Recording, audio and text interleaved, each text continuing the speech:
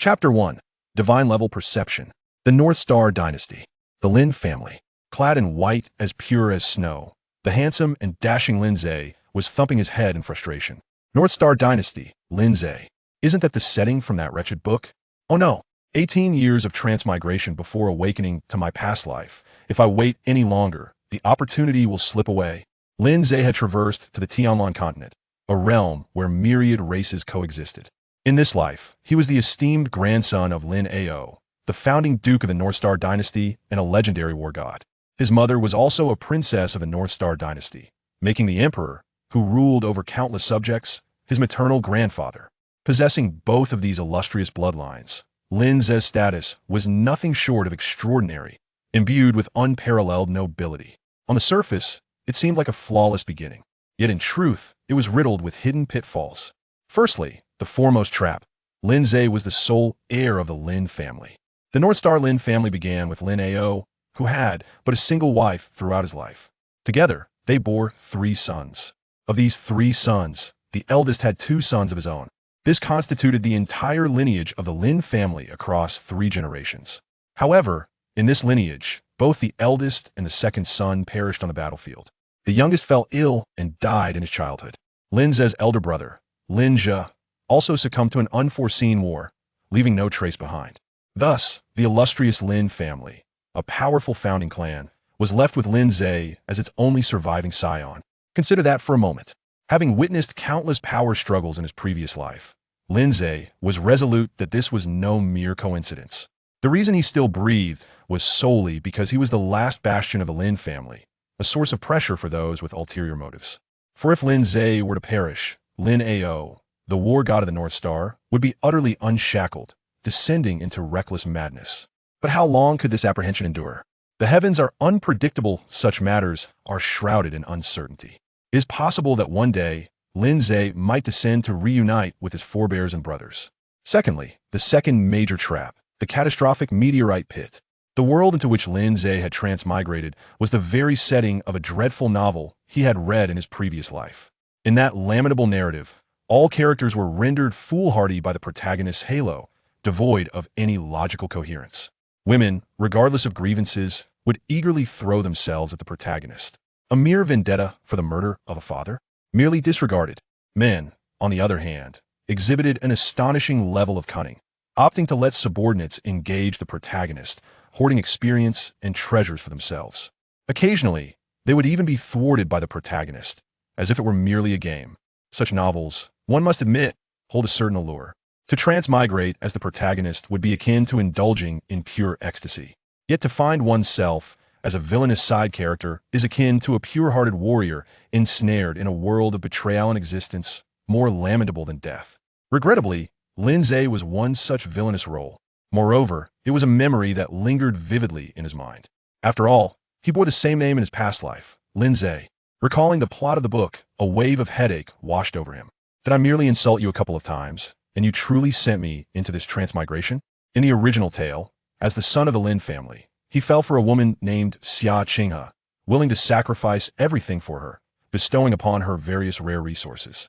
Yet Xia Qinghe set her sights on the protagonist and secretly gifted all the resources bestowed by Lin Ze to him, enabling the protagonist to flourish and rise against him. Upon discovering this betrayal, Lin Ze merely chastised Xia Qinghe for her immorality, urging her to repent, and then embarked on a journey to bestow treasures and experience upon the protagonist. Consequently, Xia Qinghe harbored resentment towards Lin Ze, believing him to be the cause of her humiliation before the protagonist. Thus, she accepted Lin Ze's gifts with even greater caution, continuing her previous schemes.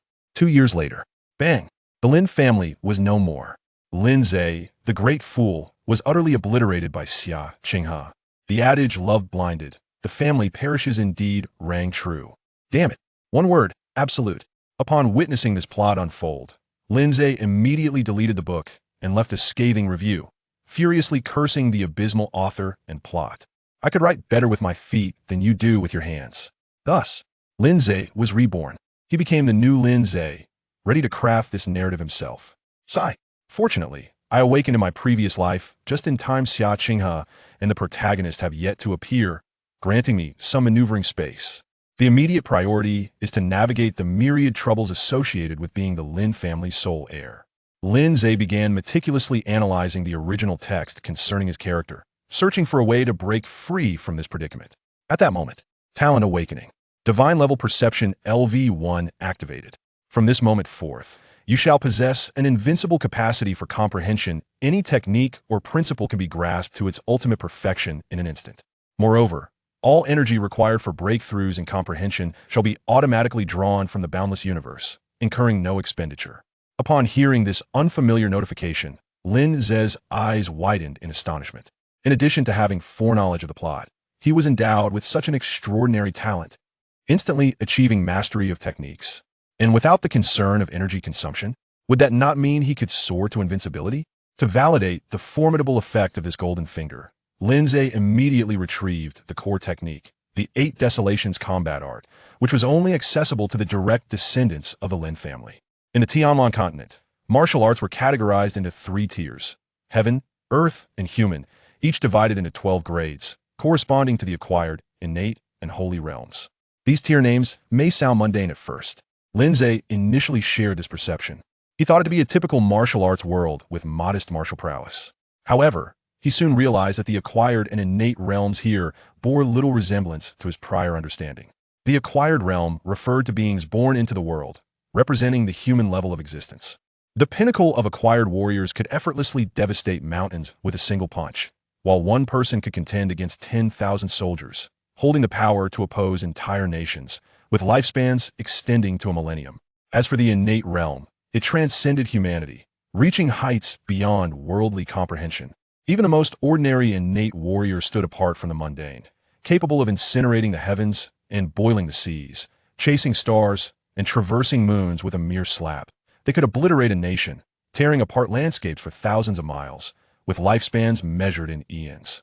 And the holy realm, they were beings of a level beyond the innate, existing far beyond the grasp of humanity. In essence, the acquired realm's perspective on the innate realm is akin to the innate realm's view of the holy realm. The 3 tiers of heaven, earth, and humanity vividly illustrate the disparities among them. The core technique of the Lin family, the Eight Desolations combat art, is a premium human ear technique. Chapter 2. The Eight Desolations combat art reaches perfection. It comprises 9 layers. Lin Ao had only cultivated it to the 8th layer to attain the esteemed title of the North Star War God, commanding reverence throughout the North Star dynasty. Now, the 9th layer. Gazing at the ancient tome in his hands, Lin Ze's eyes brimmed with anticipation. Opening the Eight Desolations combat art.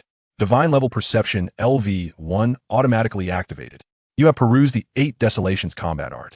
Under the influence of your near-omniscient comprehension, the Eight Desolations combat art has been fully grasped, reaching the pinnacle of perfection. Eight Desolations combat art LV9, perfection achieved. You have comprehended a premium human ear technique, deepening your understanding of the power of divine level perception. With further comprehension, perhaps you can unearth even greater power from divine level perception. Divine level perception LV1 310. As the information regarding divine level perception fully integrated into Lin Ze's consciousness, a torrent of profound knowledge surged into Lin Ze's mind, as if he had been enlightened. Key points of each layer, the intricate applications of spiritual power and physical prowess, along with various methods of utilizing the Eight Desolations combat art, all these elements crashed into Lin Ze's consciousness, etching themselves indelibly into his memory. In that moment, Lin Ze felt as though he had immersed himself in the Eight Desolations combat art for decades, experiencing countless years of arduous training as a grandmaster, mastering every nuance and detail. He even developed a relative muscle memory with a mere thought. He could instinctively execute the techniques without a hint of awkwardness. Thus, there was no longer any instability due to mismatched mental states. Simultaneously, since each layer of the Eight Desolations combat art corresponded to a significant prerequisite for the acquired realms, to master the 9th layer of the Eight Desolations combat art, one must first break through to the 9th level of the acquired realm. Consequently, as divine level perception comprehended the Eight Desolations combat art, it simultaneously shattered the key principles governing the acquired realms. Lin Ze's cultivation level soared alongside his mastery of the Eight Desolations combat art. Acquired level 3. Acquired level 5. Acquired level 9.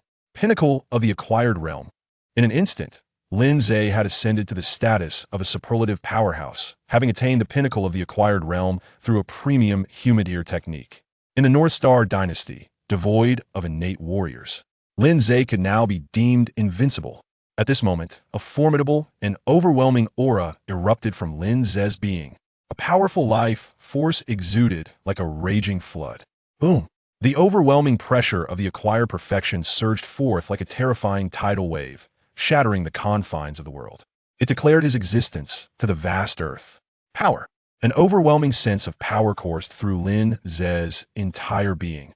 With a gentle clench of his fist, Lin Ze could perceive the air before him shimmering with a distortion of light.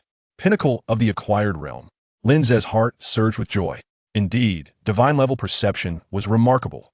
In that fleeting moment, Lin Ze disregarded all limitations and comprehended the Eight Desolations Battle Technique to its pinnacle, transforming from a mere postnatal third level into a superlative powerhouse at the zenith of postnatal cultivation.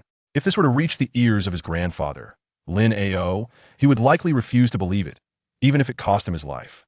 Lin Ao's journey from an ordinary man to his current status is a testament to his exceptional talent, one that ranks among the finest in the entire Bachan Empire.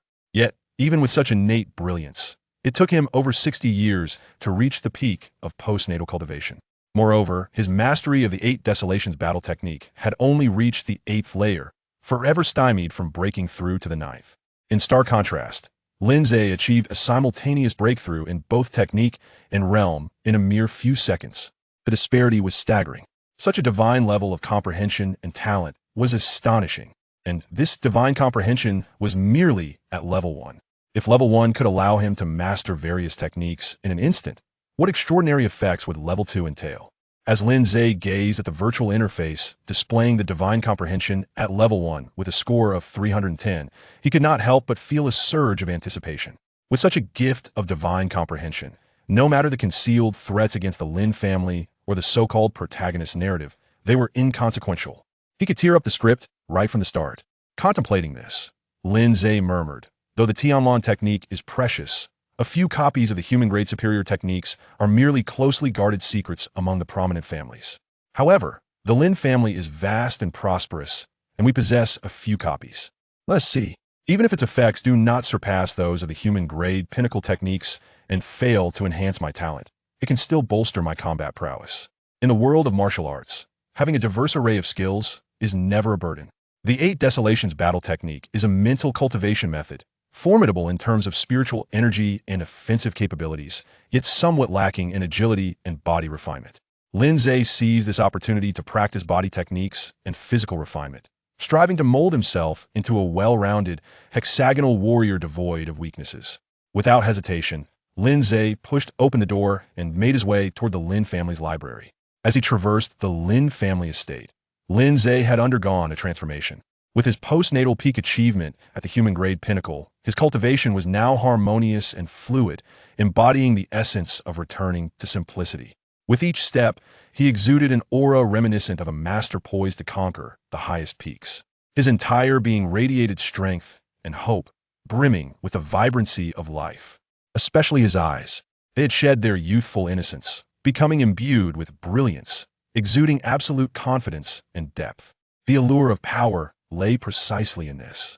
At this very moment, the world was serene. The light was gentle, the fragrance of flowers filled the air, and the breeze was refreshing. Just a few steps further, a waft of fragrant wind approached. A woman of stunning beauty, with exquisite features and a graceful figure, advanced towards him. Her demeanor was subtly unpretentious, reminiscent of a delicate orchid blooming in a secluded valley. She wore a form-fitting light blue gown that accentuated her exquisite curves, her long, slender legs elegantly revealed beneath the hem, captivating all who beheld her. This woman was named Lu Hanyan. She was Lin Ze's nominal sister-in-law. The term nominal was apt because Lu Hanyan had never met Lin Ze's elder brother. Lin Ze he had perished in a tragic war before she had even entered the family. Their relationship was merely a result of their forebears' matchmaking endeavors. With Lin Ze's death, this undefined betrothal should have come to an end, and Lu Hanyan, who had not yet entered the Lin family, ought not to have been present. However, her situation was somewhat unique. She was essentially offered by the Lu family to the Lin family.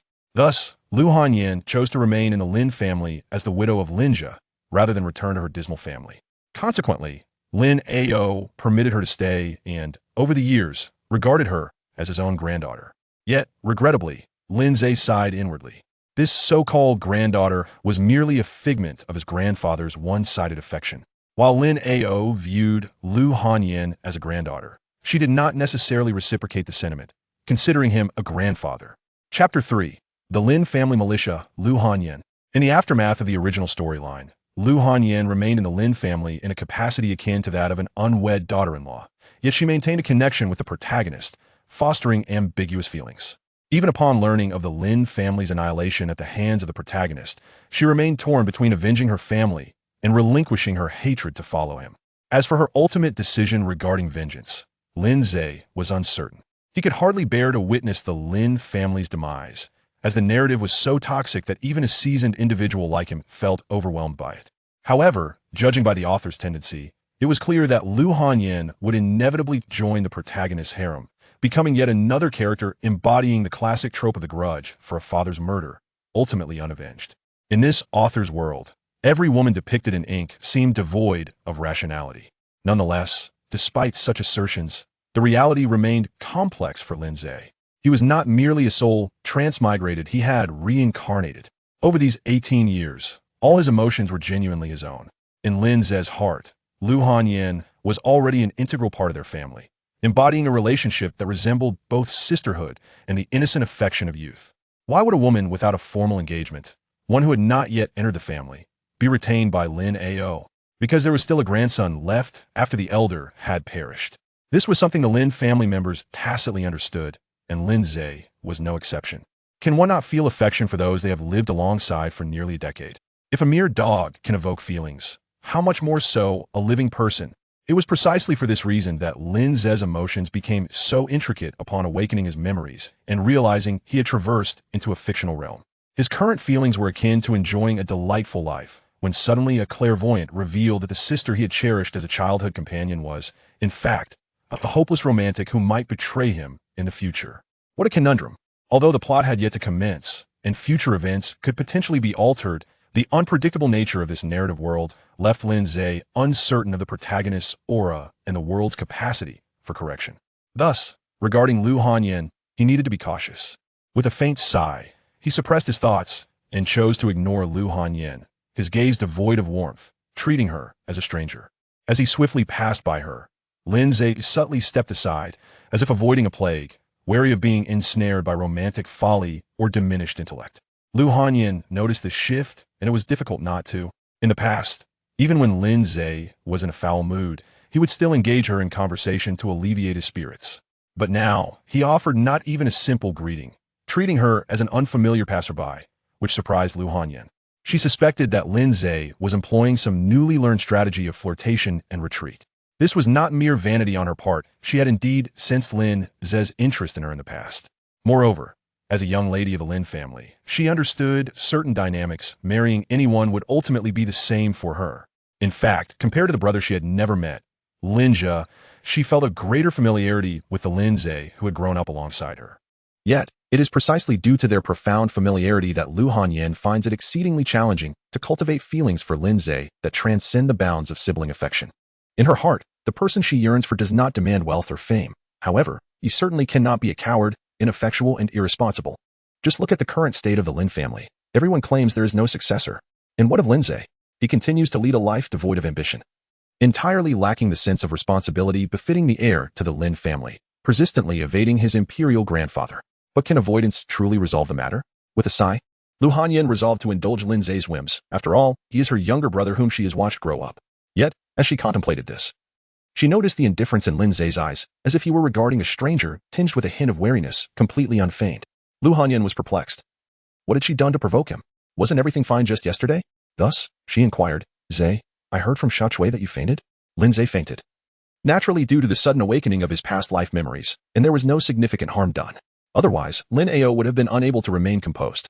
Upon hearing Lu Hanyan's inquiry, Lin Ze turned his head and replied in a calm manner, expressing gratitude for her concern and assuring her that all was well. After speaking, Lin Ze swiftly departed. Observing Lin Ze's retreating figure, which he did not glance back at, Lu Hanyan felt an inexplicable sensation in her gaze. Was it merely an illusion? Why did it seem as though he had transformed into an entirely different person after that single fainting episode? The Lin family library. Lin Ze entered the magnificent library with a heart full of anticipation. The Lin family's library comprises 3 levels. The first level contains a collection of unranked first and second-tier martial arts techniques. While these first and second-tier methods may be considered precious by ordinary martial arts schools, to the Lin family, they are merely the physical training techniques of their household servants. As such, they are readily accessible for any member of the Lin family to peruse and learn. The second level is divided into 2 sections, housing the lower grade and middle grade human-level martial arts. Access to the lower grade techniques requires only the Lin family's approval and a demonstration of loyalty to the family. This illustrates the Lin family's considerable wealth and resources. In contrast, the middle grade techniques have stricter access requirements. In addition to loyalty, one must have made significant contributions to the Lin family and become a core member to earn the right to study these techniques. The third level contains the true core secrets of the Lin family, featuring several meticulously curated upper-grade human-level martial arts. Techniques of this caliber represent the pinnacle just below the legendary grade and are regarded as closely guarded secrets among prominent families. Therefore, even the illustrious Lin family would not casually share access with outsiders. Entry to the third level is strictly reserved for individuals who are genuinely part of the Lin family. Lin Ze ascended directly to the third level of the library. The guardians of this level were 2 formidable experts at the 7th stage of the postnatal realm. At first glance, the term 7th stage of the postnatal realm may appear rather commonplace, hardly indicative of true mastery.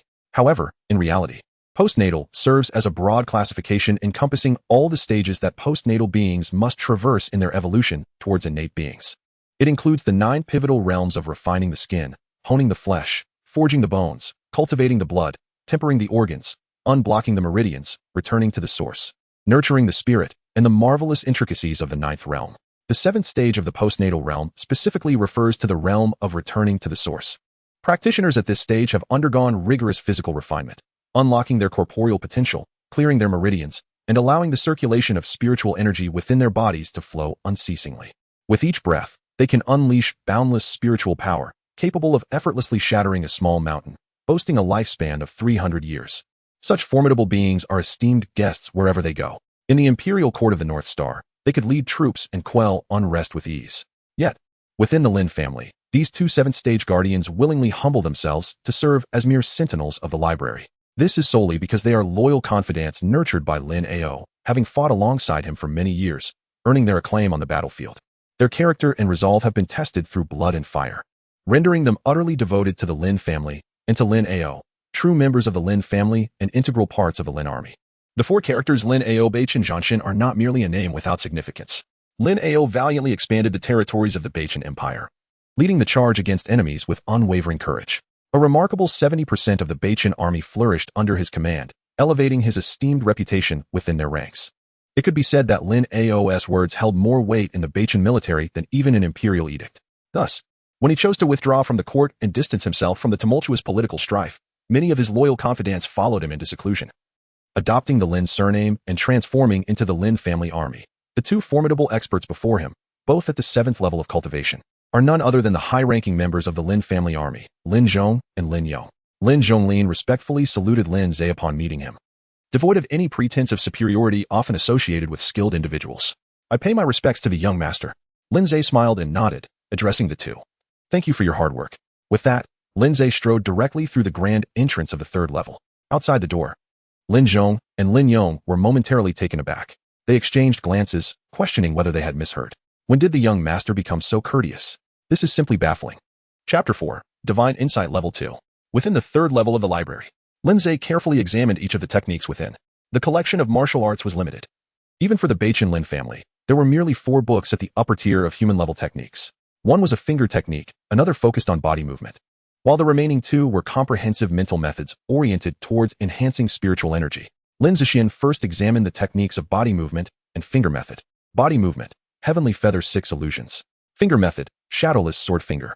As he delved into the Heavenly Feather 6 Illusions, he comprehended it completely, achieving the state of great perfection. Heavenly Feather 6 Illusions Level 6, Great Perfection. He grasped a high-quality human-level technique, with Divine Comprehension Level 1, 410. Turning his attention to the Shadowless Sword Finger, he mastered it entirely as well, reaching the state of great perfection. Shadowless Sword Finger Level 9, Divine Comprehension Level 1, 510. In the time it took to turn the pages, Lin Ze had fully acquired both the Shadowless Sword Finger and Heavenly Feather 6 Illusions. both attaining the state of great perfection. Much like the Eight Desolate Battle Technique, it felt as though he had cultivated for decades, executing them with absolute fluidity. At this moment, his martial arts had merged into a harmonious whole, achieving seamless integration. Body movement, human level high quality, great perfection. Finger method, human level high quality, great perfection. Mind technique, human level supreme quality, great perfection. With the great perfection of these three grand techniques, Lin Ze transformed from a novice into a true grandmaster of martial arts. At this juncture, within the entire North Star dynasty, there was no one who could rival Lin Ze. Suddenly, a terrifying sharpness emanated from him, infusing the air of the third floor of the library with a biting chill. The temperature plummeted dramatically. It was as if an ice-cold divine sword commanded this realm, ushering in the profound chill of winter. Outside the library's grand entrance, Lin Zhonglin involuntarily shivered, his body instantly covered in goosebumps. The two individuals immediately became alert, scanning their surroundings. Yet, they detected no signs of anomaly. It seemed merely a chilling breeze that had inexplicably swept through. How could the weather turn so suddenly? Creak. Before long, the door to the third floor of the library creaked open once more. Lin Ze's tall and slender figure emerged with urgency, as if he were pressed by some pressing matter. Before the two had the chance to exchange greetings, Lin Ze's form vanished before them like a fleeting specter, leaving behind only a faint, ephemeral silhouette that dissipated like feathers in the air. Lin Yong was taken aback. When did the young master become so swift? Lin Zhong gazed at the traces left by Lin Ze's departure, his expression fraught with uncertainty as he murmured, "It cannot be so simple." The young master's instinctive footwork upon leaving must have been the celestial feather 6 illusions. As a distinguished practitioner of this art within the Lin family military, Lin Zhong undoubtedly recognized the nuances of the celestial feather 6 illusions. Yet, it was precisely this knowledge that deepened his confusion. The ethereal phantoms, akin to scattered feathers, required at least the 4th illusion to manifest. The 4th illusion, as a treasured top-tier human-level technique within the Lin family. The intricacies and profundities of the celestial feather 6 illusions were not to be underestimated. Only a handful within the Lin family had managed to master the technique to the 4th illusion, all of whom were formidable warriors boasting over a decade of dedication to the celestial feather 6 illusions, firmly entrenched in the realm of the innate 6th level or higher. Yet, here was his young master Lin Ze, a mere 18 years of age, and at only the 3rd level of innate cultivation. How could an 18-year-old at the 3rd level possibly cultivate the celestial feather 6 illusions to such an advanced degree? Lin Zhong was lost in thought in the 2nd floor of the library. Lin Ze directly arrived at the area designated for the placement of intermediate human-level techniques. After sweeping through the 3rd level of superior human-level techniques, Lin Ze's extraordinary talent and divine comprehension have reached an impressive score of 710. With merely 3 points remaining to attain the pinnacle, Lin Ze contemplated rating the 2nd level. Although the mid-tier techniques there were not as refined as the superior ones, their abundance could compensate for the lack of quality. The Lin family's collection of mid-tier cultivation techniques is not insignificant, even if each book contributes merely 0 to progress. Lin Ze can elevate his talent level through sheer quantity. Thus, without even pausing to examine the specifics of each technique, he swiftly flips through any mid-tier human-level method, eager to elevate his talent to the 2nd level and unlock the abilities associated with it. He opens a book titled Mighty Bull Body Refinement Technique, a mid-tier, human-level method. Upon reviewing the Mighty Bull Body Refinement Technique, he discovers that his divine comprehension at level 1, 710, has shown no signs of progress whatsoever. Lin Ze once again picked up a volume of the Fire Suppression Spell, a mid-tier tome. You peruse the details of the divine level comprehension, level 1, 710. Lin Ze remained undaunted and continued to turn the pages. After perusing the text's Divine Insight level 1, 710, and Divine Insight level 1, 810. He diligently examined 4 volumes in succession. At last, the progress of his Divine Insight upgrade had incrementally increased. 4 volumes contributed a modest advancement. Lin Ze cast a joyful glance over the entire area dedicated to mid-grade cultivation techniques. There were no fewer than 40 volumes here, more than sufficient for his talent to ascend to the 2nd tier. Lin Ze once again immersed himself in the cultivation techniques. With a divine comprehension level of LV1, 910, and LV1, 1010, he perused a myriad of texts and ultimately gained profound insights. Deepening his understanding of his innate talent for divine comprehension, he unlocked a new ability within this realm, elevating his divine comprehension to LV2, 0100. From this moment forward, any cultivation technique he practiced would yield groundbreaking insights, enhancing his understanding to a new pinnacle, thus increasing his comprehension level by 1. In the next instant, an enigmatic sensation enveloped Lin Ze's mind, transporting him into a realm of ethereal wonder. For a fleeting moment, he felt as though he had traversed the cosmos. Witnessing the mysteries of the universe since its inception, enlightenment struck him. He grasped the intricacies of the Eight Desolation Battle art and contemplated the realms beyond the 9th level. He endeavored to deduce the 10th level of the Eight Desolation Battle Art and succeeded, achieving LV10. Moreover, he perceived the essence of the Heavenly Feather 6 Phantoms. Formulating thoughts on realms exceeding the 7th level, he attempted the Heavenly Feather 6 Phantoms, attaining LV7. The Shadowless Sword Finger reached LV10. Chapter 5. The foolish plot commences after this profound enlightenment. All the cultivation techniques Lin Ze had learned transcended their previous boundaries, gaining an additional layer and bestowing upon him tremendous enhancements. Among these, the greatest advancement was undoubtedly within the Eight Desolation Battle Art. As a technique that neared the earthly level, approaching the innate life form tier, the foundational level of the Eight Desolation Battle Art was significant. Thus, its elevation in realm was far more substantial than that of other grades. This advancement to the 10th level subtly brought Lin Ze closer to the enigmatic shackles of innate life forms. He had already set one foot into that realm, marking his progression as half a step into the innate. Lin Ze felt a surge of inspiration. If the Eight Desolations Battle Technique could be extrapolated to the 11th tier, it would undoubtedly allow one to shatter the constraints of the acquired realm and fully step into the innate domain, thus becoming a magnificent innate being. His eyes sparkled with excitement as he immersed himself once more in the sea of books. Given that the Level 2 Divine Comprehension could transcend the limitations of techniques and elevate one tier, might Level 3 offer an additional tier? Or perhaps it would unveil other extraordinary effects, enabling him to directly ascend to the innate realm? Having witnessed the formidable capabilities of Levels 1 and 2, Lin Ze's anticipation for Level 3 grew exponentially. After perusing all the middle-grade human techniques preserved by the Lin family, his Level 2 Divine Comprehension, 1100, and Level 3 Divine Comprehension, 8100, ultimately reached a standstill at 8 points. Yet he was still a full 92 points away from the next upgrade. To accumulate 92 points, he would need 92 upper-grade human techniques or an astounding 368 middle-grade human techniques. Lin Ze couldn't help but feel a wave of headache. The cultivation techniques on the Tianlan continent were immensely precious. Even the prestigious Lin family of the Beichen dynasty, the most powerful family in the entire realm, possessed only 4 top-grade techniques and a mere 40 middle-grade ones. With such a significant demand for upgrades, where could he possibly acquire them? Lost in thought, Lin Ze shifted his gaze towards the lower-grade human techniques. While their quality was lacking, perhaps their quantity could compensate, although they were of a lower tier. Accumulating such a number might still yield an increase of 5 points, wouldn't it? As Lin Ze pondered, he continued to immerse himself in the realm of low-grade human-level techniques. After thoroughly sifting through all the materials, he found that his divine comprehension level had only increased by a meager 5 points. Despite having perused over 100 low-grade human-level texts, this slight enhancement felt almost negligible. However, although the progress of his divine comprehension remained stagnant, the accumulation of such diverse martial arts and techniques had yielded significant advancements in his abilities. He had combed through the entire Lin family's library, absorbing various mental cultivation methods, body refinement techniques, movement arts, fist forms, and palm techniques. Lin Ze has thoroughly mastered and integrated all techniques, particularly those pertaining to body refinement, whose effects are most immediate, although there exists a certain degree of redundancy among various body refining methods. The sheer volume of accumulation has rendered Lin Ze's physique a result of exhaustive and comprehensive tempering. At this very moment, his vitality and blood essence are extraordinarily vibrant and resplendent. When exerted to its fullest, the vitality of his physical form can be aptly described as a fierce blaze of energy. With just the sheer power of his corporeal form, Lin Ze is capable of repelling all malevolent forces and breaking through any constraints with sheer strength, not to mention the enhancements he has achieved in other domains. The vast collection of martial arts within the Lin family's library has transformed Lin Ze into an unparalleled hexagonal warrior. At this moment, with merely a slight exertion, he stands at a pinnacle unattainable by the Northern Star dynasty. Thus, every crisis surrounding the Lin family has been effortlessly resolved. Whether it be those who wish for the Lin family's extinction or the unfolding narrative of the main protagonist, should they dare to approach, Lin Ze possesses the power to ensure their return is but a fleeting memory. Yet, amidst this triumph, Lin Ze was once again troubled. Upgrading his talents required an abundance of martial arts techniques. Where could he possibly acquire them?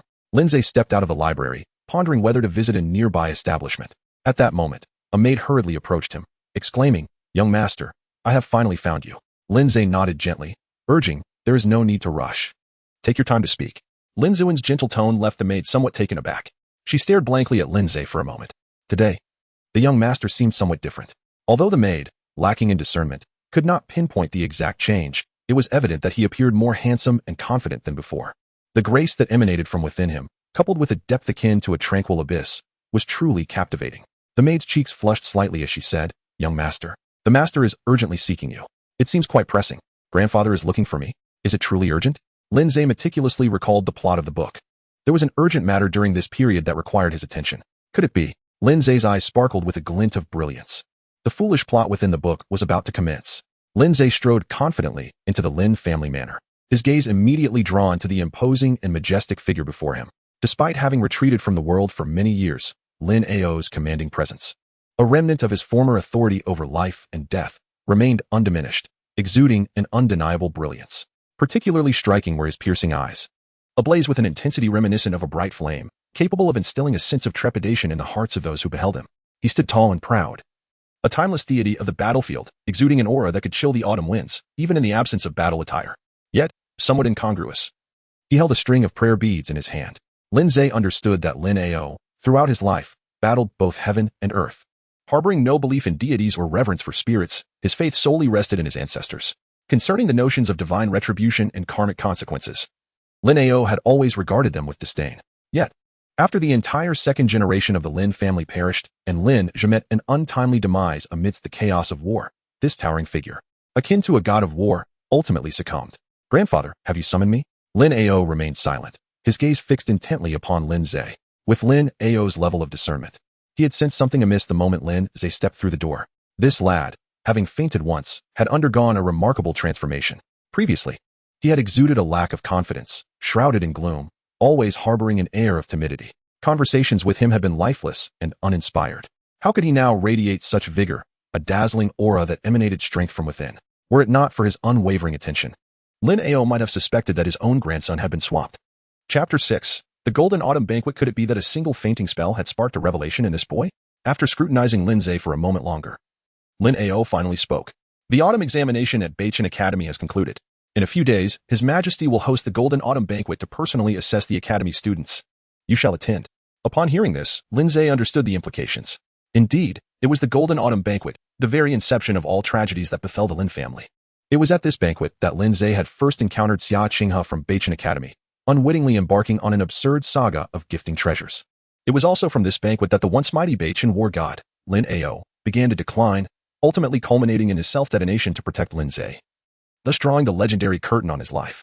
Although Lin Ao, a formidable warrior of the ninth heavenly layer, possessed a lifespan of a millennium, his life had been a relentless campaign, expanding the territories of Beichen through battles aimed at quelling further conflicts. His body bore the heavy toll of countless injuries, a tapestry of scars layered upon one another, each more grievous than the last. This accumulation of wounds had severely depleted his vitality, leading to an accelerated aging process. At just over a century old, an age that would typically signify youth for a peak warrior, he was already teetering on the brink of old age. This signified that Lin Ao's prime was drawing to a close. The latent injuries sustained in his youth, which he had managed to suppress, were now threatening to emerge uncontrollably. Should these hidden afflictions erupt, his vital essence would collapse like a house of cards, plunging him into the abyss of demise in a matter of moments. It was precisely this concern that prompted Lin Ao to send Lin Ze to the Golden Autumn Banquet, urging him to embark on a political career. By leveraging the Lin family's esteemed reputation in the court, Lin Ze could ascend the ranks.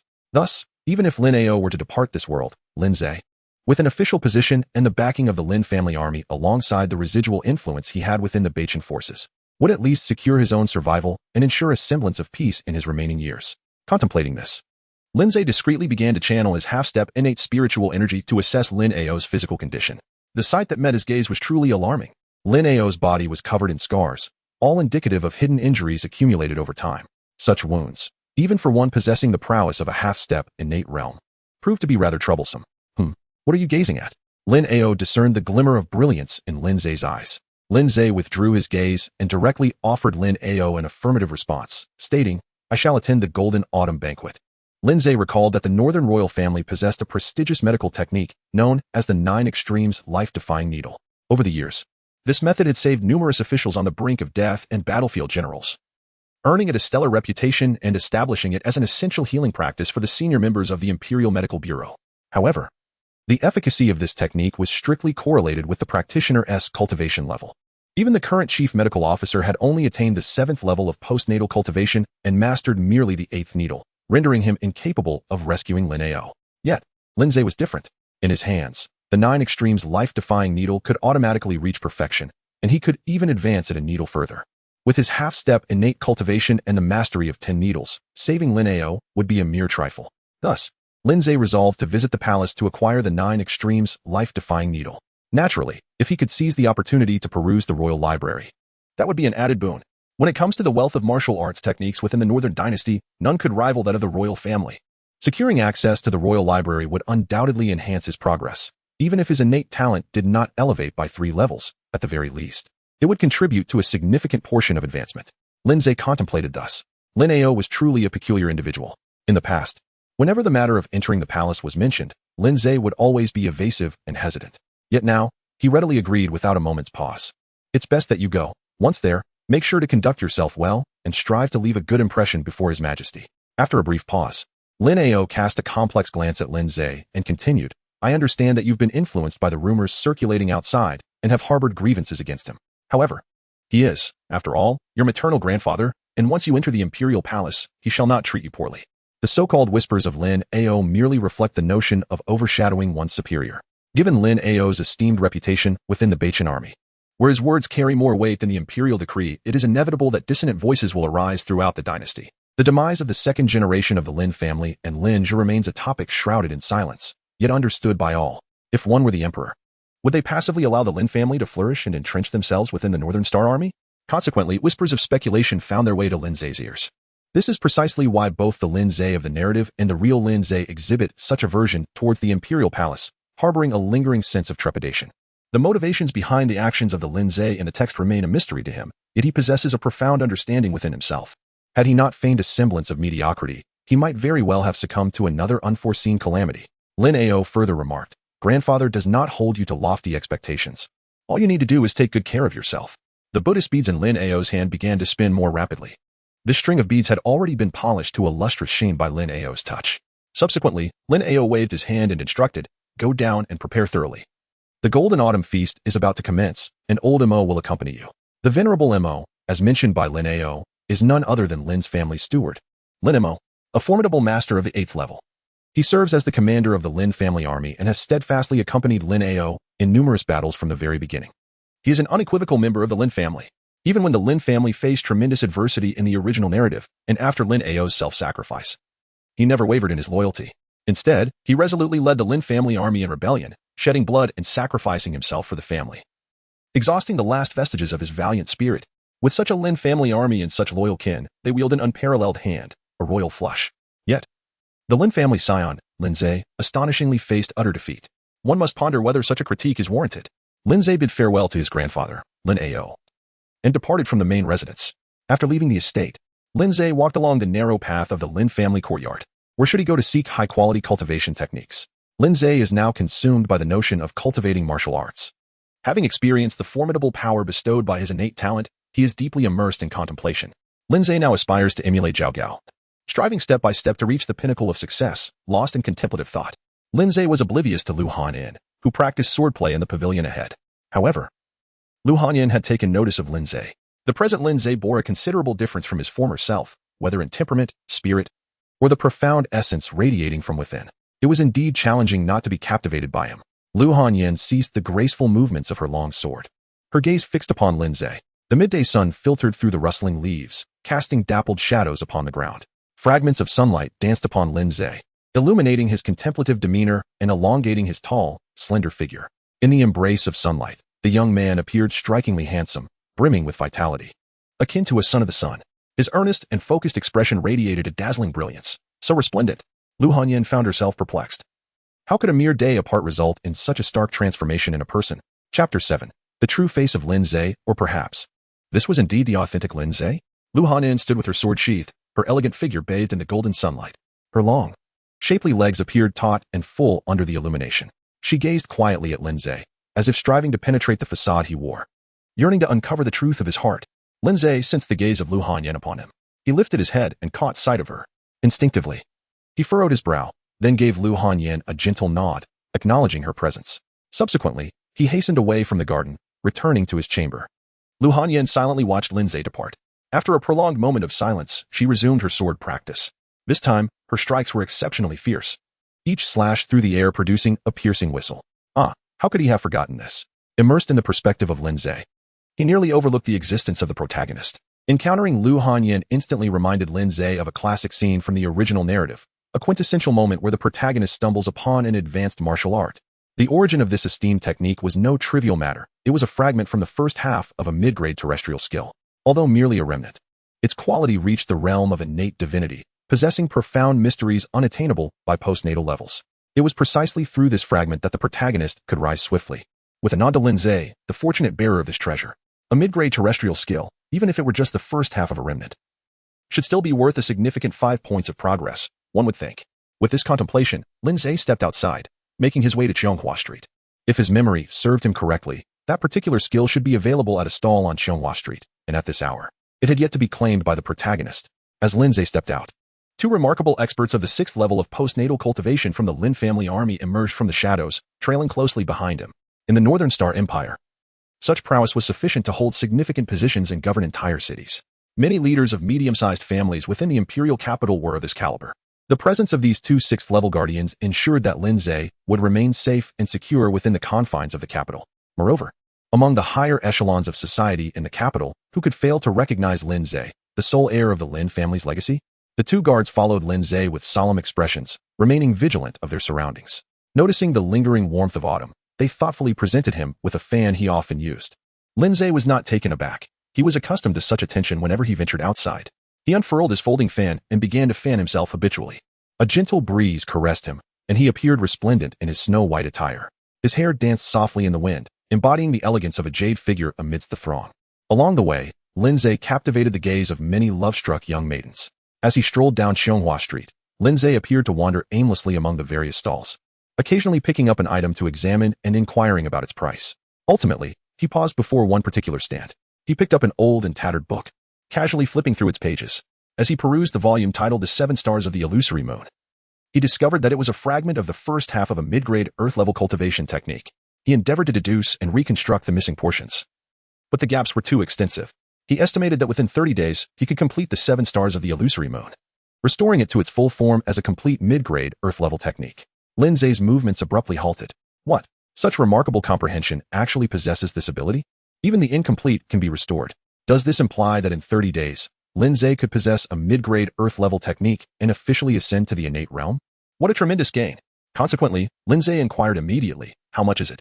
The vendor, observing Lin Ze's demeanor reminiscent of a scion from a prestigious family, presumed he was not lacking in funds. After careful consideration, he boldly quoted a high price. A flat rate of 1 spirit crystal. Spirit crystals are commonly exchanged among cultivators of the 6th rank and above, serving as a form of advanced currency. In the Bachan Empire, the exchange rate of 1 spirit crystal to gold coins often hovers around 1,000. Thus, 1 spirit crystal equates to 1,000 gold coins. In light of the seemingly impressive yet shabby items before him, 1,000 gold coins indeed constitutes a lofty price. However, such is the nature of commerce. You set a price, and I counter. The vendor did not anticipate that he would actually sell at the price of 1 spirit crystal. He thought, if I demand a lion's share, perhaps you could negotiate down to 10 gold coins, and I would still find it acceptable. However, as the vendor indulged in his musings, a crisp and decisive response rendered him speechless. Deal. Pay up. With that, Lin Ze promptly took possession of the tattered book containing the Illusory Moon's 7 Stars record. For Lin Ze, an heir from a top-tier family, the distinction between 1 spirit crystal and 1 gold coin was merely a trifle. He could not be bothered to haggle over such a paltry sum. The vendor, at a loss for words, tugged at the corners of his mouth. Damn it, how reckless. This young master is likely the heir of a top aristocratic family in the imperial capital, one who treats spirit crystals as mere sustenance. Had I known, I would have asked for 100 spirit crystals. What a loss, a significant loss. While the vendor silently lamented his folly, a girl in a pink dress hurriedly appeared before him. Glancing at the stall, she quickly noticed the absence of the ancient, tattered book she had previously set her sights on. She promptly asked, "Esteemed vendor, where's the book you had here?" The vendor shrugged. "You arrived a moment too late. Just now, a young master purchased it for 1 spirit crystal." What? The girl in pink paused momentarily before urgently inquiring, "Which direction did he go?" "That way." The vendor pointed. The girl dashed off without delay. Observing the commotion, the vendor scratched his head, perplexed. Had he misjudged the situation? Was that item truly of such value? Meanwhile, Lin Ze, having acquired his prize, was already on his way home. The girl in pink followed him for a distance, but saw no wealthy young master with the tattered book in hand. She could not help but stop, frustration evident as she stamped her foot. I was clearly here first. Had I known, I would have brought more money with me. How infuriating. That tattered book was undoubtedly an exquisite treasure of human-level quality, perhaps even a rare Earth-level fragment. If only I could retrieve it. Disappointment clouded the exquisite features of the girl as she murmured to herself on her way back to the Beichen Academy. Chapter 8. The Beichen Emperor. Time flew swiftly. And soon, the Golden Autumn Feast was upon them. The venerable steward of the Lin family, Lin Mo, assumed the role of coachman, escorting Lin Ze into the imperial palace. Upon sighting Lin Mo at the front of the carriage, the palace guards offered him a profound salute, not solely due to his association with the North Star War God.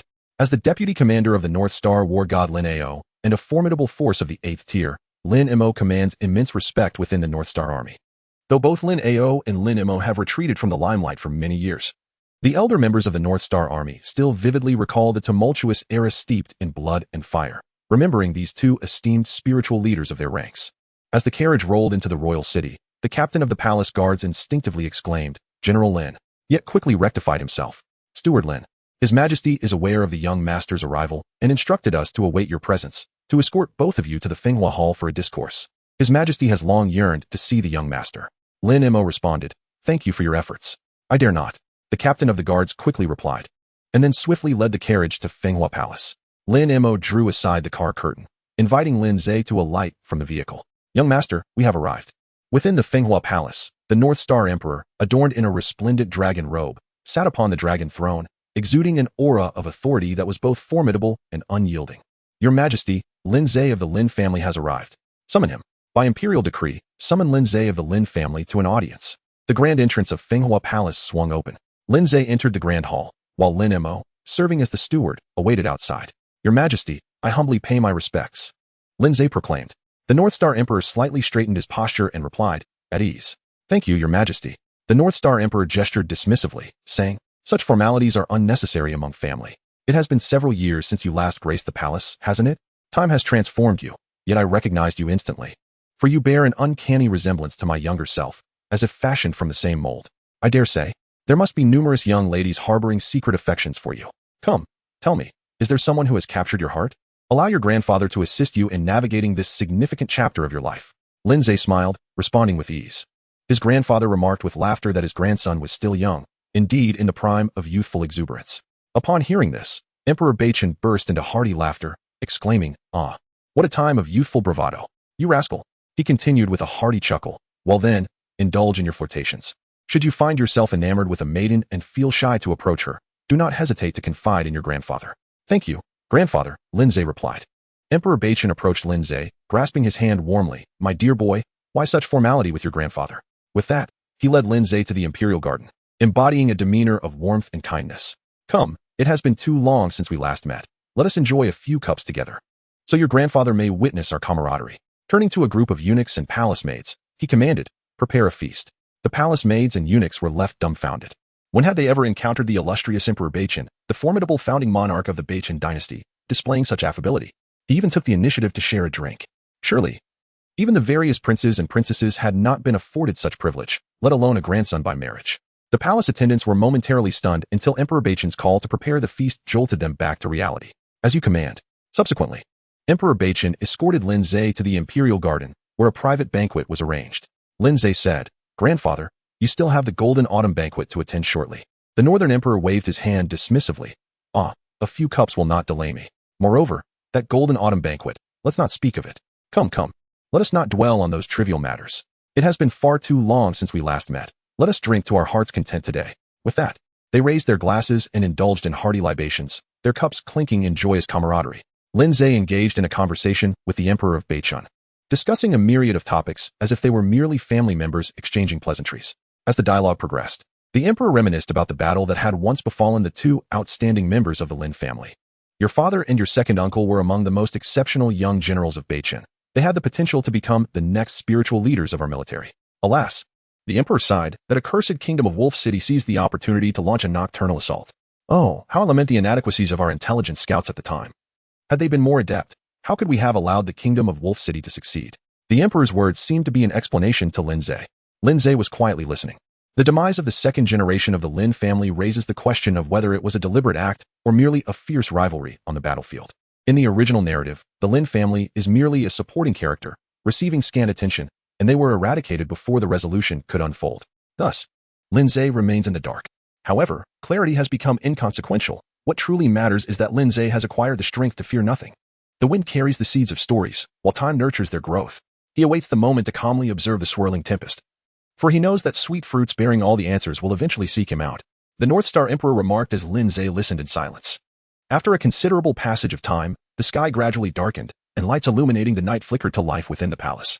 Your Majesty, the esteemed scholars who excelled in the autumn examination of the North Star Academy have arrived for the banquet.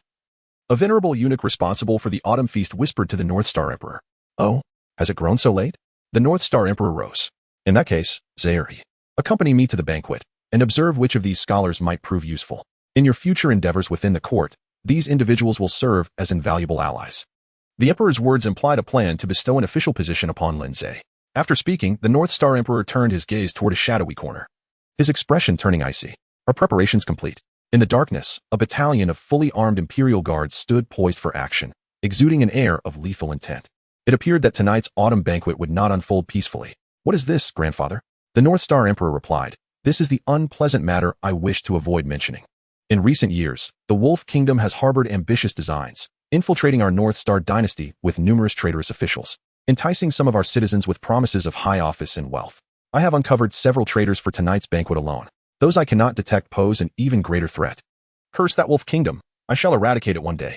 Chapter 9. The special individual with that. The North Star Emperor signaled to the guards, who melted into the shadows, becoming invisible. Come, Zaire, let us ascertain just how much this premier institution, which supplies talent to our North Star dynasty, has succumbed to corruption. Lin Ze followed Emperor Baichen with a non-committal demeanor. In the realm of emperors, one need only heed half of their words. Had Baichen never dispatched traitors from the kingdom of Longdu? With Baichen's national strength, the vermin from Longdu would only multiply. The golden autumn banquet was set in the Wenyuan pool, which was ablaze with lights. Tables were scattered in the expansive area, laden with sumptuous dinners to reward the scholars who excelled in the autumn examinations.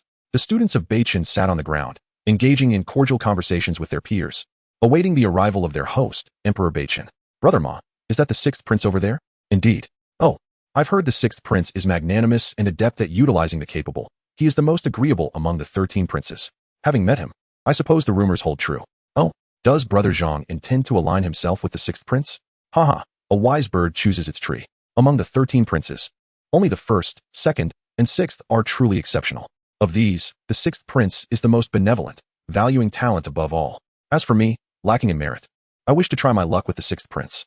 In that case, I wish Brother Zhang success in his endeavor, and may he achieve great ambitions.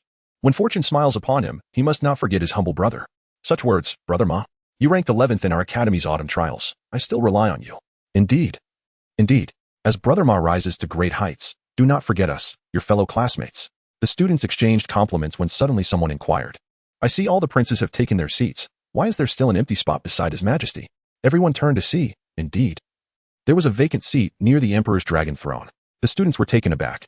It is known that the seating arrangement at the Golden Autumn Banquet is of great significance.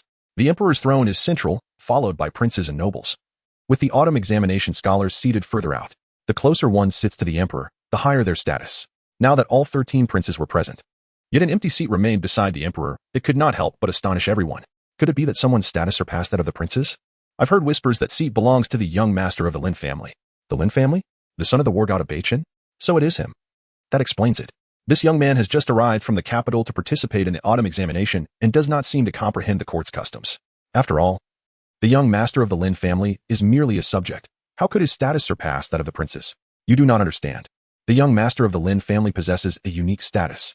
He is not only the emperor's grandson, but also the sole heir of the war god of Baichen. The war god? You must know that 70% of our Baichen army's elite were personally trained by him. And half of the high-ranking officials in critical positions are his former students. To speak frankly, when the war god issues a command on the battlefield, it holds more weight than an imperial edict. Thus, rumors circulated that our emperor... Hush. Are you courting death? Cough. In any case, the young master of the Lin family is of no ordinary lineage. No one in the capital dares to offend him. And all 13 princes aspire to win his favor to gain the support of the Lin family. Therefore, his presence in that seat goes unchallenged. Especially since the seating arrangement at Wenyuan Pool was approved by the emperor himself. I see, but what of the young master of the Lin family himself? As the discussion turned to Lin Ze, the crowd hesitated. Hard to say. Hard to say? Well, I can only describe him as quite ordinary. Ordinary? The sole heir of the war god is merely ordinary. Isn't that the truth? But it is a fact. The young master of the Lin family often appears sullen, lacking the inherent confidence of a scion from a prominent family, devoid of the arrogance typically exhibited. He simply lacks distinctiveness, an unremarkable presence. As for talent, he has inherited the bloodline of the war god and the emperor, and while not lacking, he is said to have only reached the third layer of postnatal cultivation, which is hardly remarkable. In any case, he gives the impression of being serviceable but not particularly outstanding. Is that so? What a pity. A pity? I wouldn't say so. Oh, what leads you to this conclusion? Don't you think that only someone like the young master of the Lin family can inspire confidence? Otherwise, why is it that all the other talented members of the Lin family have perished, while this ordinary one remains? Shoo, speak cautiously. Caution is paramount. The students lowered their voices, fearful that their blasphemous remarks might be overheard. In the forefront of the gathering, a stunning maiden clad in white, possessing a beauty that could rival the most ethereal of beings, overheard their conversation. A hint of regret crossed her flawless features. What a pity. The legacy of the war god goes unfulfilled. How lamentable that the Lin family, having toiled and sacrificed so much, ends up in such a plight. At that moment, she pondered deeply whether she should venture into the intricate and treacherous world of court politics. It was still not too late for her to withdraw. The emperor has arrived. A sharp announcement pierced the air at Wenyuan Pool. All present immediately ceased their activities, rising to their feet to behold the esteemed emperor as he entered the golden autumn banquet. They gazed upon him, a figure radiating nobility, embodying the imperial might. Strode forward with grace. Beside him walked a handsome young man donned in white, exuding an air of calm elegance. The two took their seats at Wenyuan Pool. Your son, subject, pays respects to your majesty. No need for excessive formalities. Rise. This evening is the annual Golden Autumn Banquet. There are no distinctions of sovereign and subjects here, so feel at ease.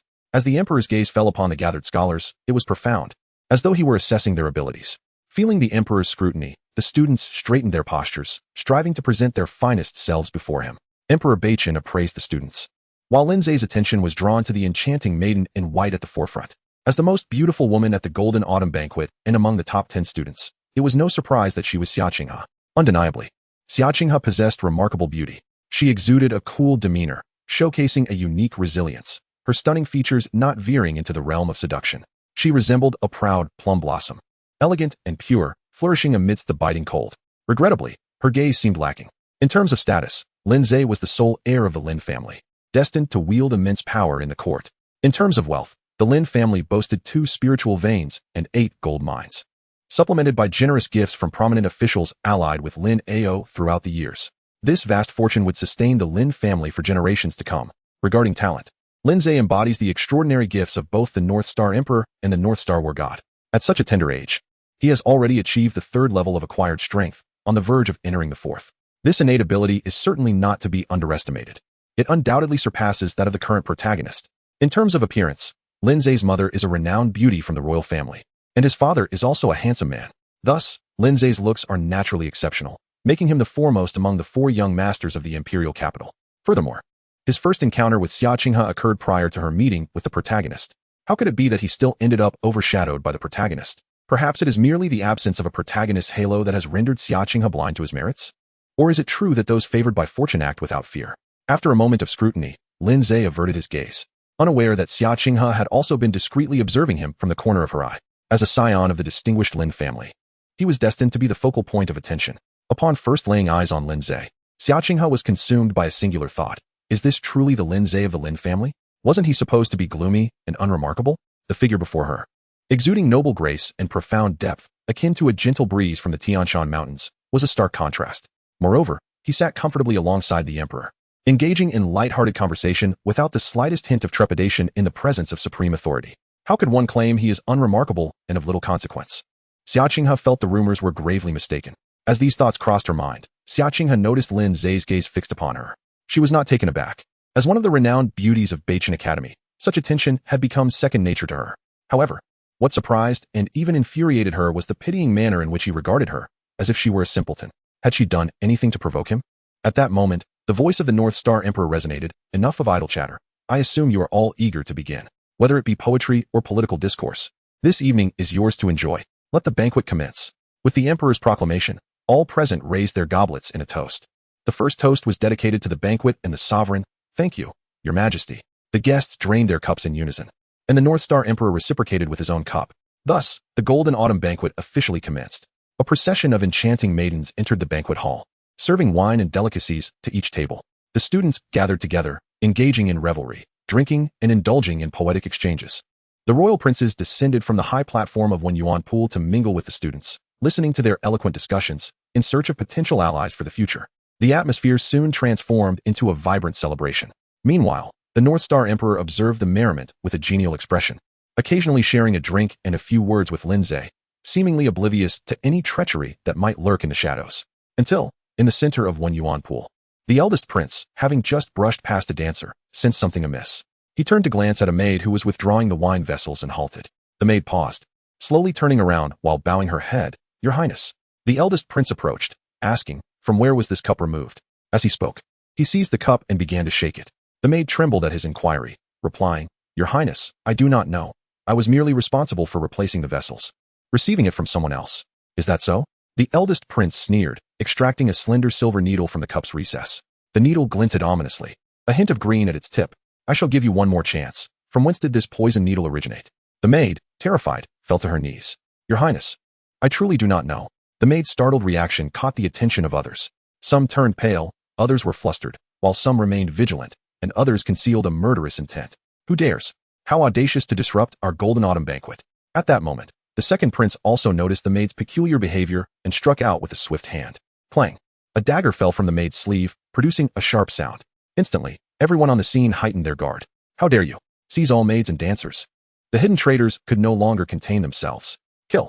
The dancers and those concealed among the students revealed their true identities, drawing hidden weapons with fervor.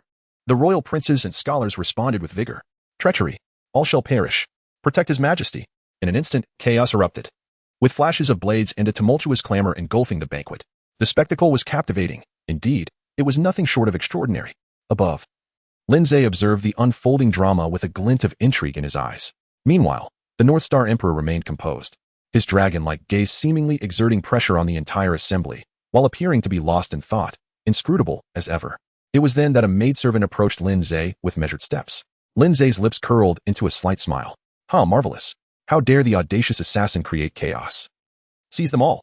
Just then, a well-trained squad of Imperial guards emerged from the shadows and stormed into the yuan pool. With their commanding presence, they captivated everyone's attention and quelled the assassin's uprising. A collective sigh of relief swept through the crowd, as they believed this farce would conclude without further incident.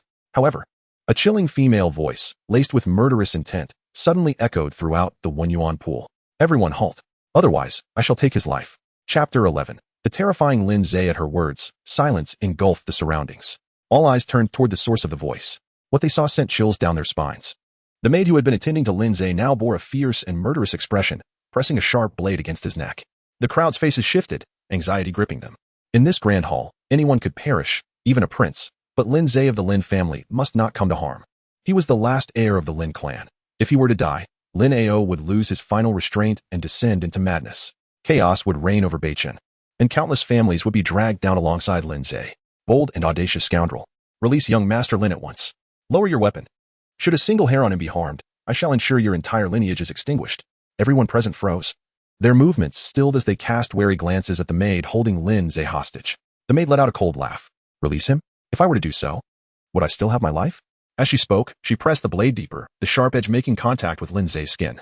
"If you wish to spare young Master Lin, it would be wise to remain obedient. Especially you, Dog Emperor. I am aware of your formidable prowess, capable of taking my life while leaving Lin Ze unharmed. But my blade rests against his neck, and should you dare to make a move, I shall exchange one life for another. I, for one, do not mind. My life is worthless, but young Master Lin." The Emperor of Beichen gazed deeply at the maid. "Release Zayer. I can show mercy. Do not play tricks. Step back. And you all, retreat." Everyone was intensely focused, like startled birds, fearing that the maid's blade could sever the future of the entire Beichen dynasty. Yet, amidst this tension, Lin Ze, the very person at the center of the turmoil, remained remarkably composed, lifting a wine cup and taking a sip as if he were merely an observer of this life and death crisis. His demeanor was calm and unruffled, creating an aura of tranquility that sharply contrasted with the anxiety surrounding him. The crowd was left in stunned silence. Observing this, the maid smiled, realizing that Lin Ze was not quite as ordinary as the rumors suggested. At the very least, his unflappable composure in the face of adversity was worthy of admiration. Lin Ze set down his wine glass and finally spoke. "You could still catch me without descending. I am uncertain whether to deem you fortunate or unfortunate." The plot of Lin Ze being taken hostage also appeared in the original narrative. However, that instance occurred because he approached Xia Qinghe for a flirtation, thus allowing the assassin to seize an opportunity. Yet, in this current scenario, he remains unapproached and yet still finds himself captured, right beside the Emperor. "Oh." Lin Ze remains consistent in his reputation. How thrilling. As the conversation unfolded, the maid keenly discerned a faint, elusive glow emanating from Lin Ze. Subsequently, his entire being began to take on an ethereal quality.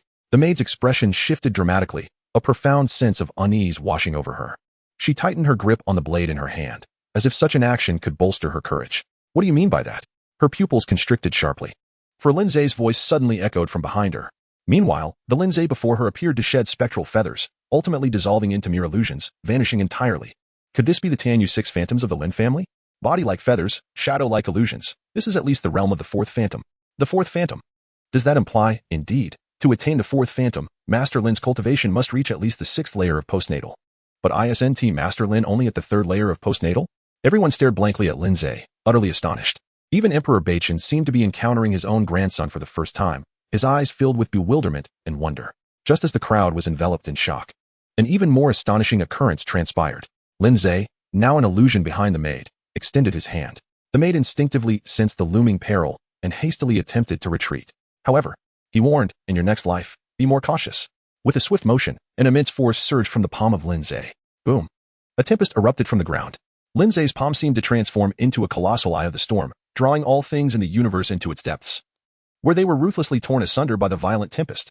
A fierce gale suddenly swept across the Winyuan pool, akin to crashing waves, one cresting upon another. Overwhelming in its ferocity, the storm's ripples stirred the entire Winyuan pool into utter chaos. Amidst this tempest, Lin Ze emerged as a deity of the storm, commanding the fury that surrounded him. His otherworldly and formidable presence unleashed havoc within Winyuan pool, instilling an immense weight upon the hearts of all present, rendering them breathless and heavy with despair. They felt utterly powerless, as if confronted by an apocalyptic disaster. The maidens, facing the storm directly, were swept uncontrollably towards the eye of the tempest, their forms contorting and shrinking within the chaos. Until, with a resounding thud, Lin Ze clenched his palm tightly. A torrent of blood cascaded from his hand. As he opened his hand, tiny particles of powder drifted down from the air, mingling with the pool of blood.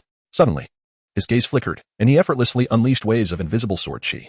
The sword chi split into myriad forms, 1 into 2, 2 into 4, and 4 into countless manifestations.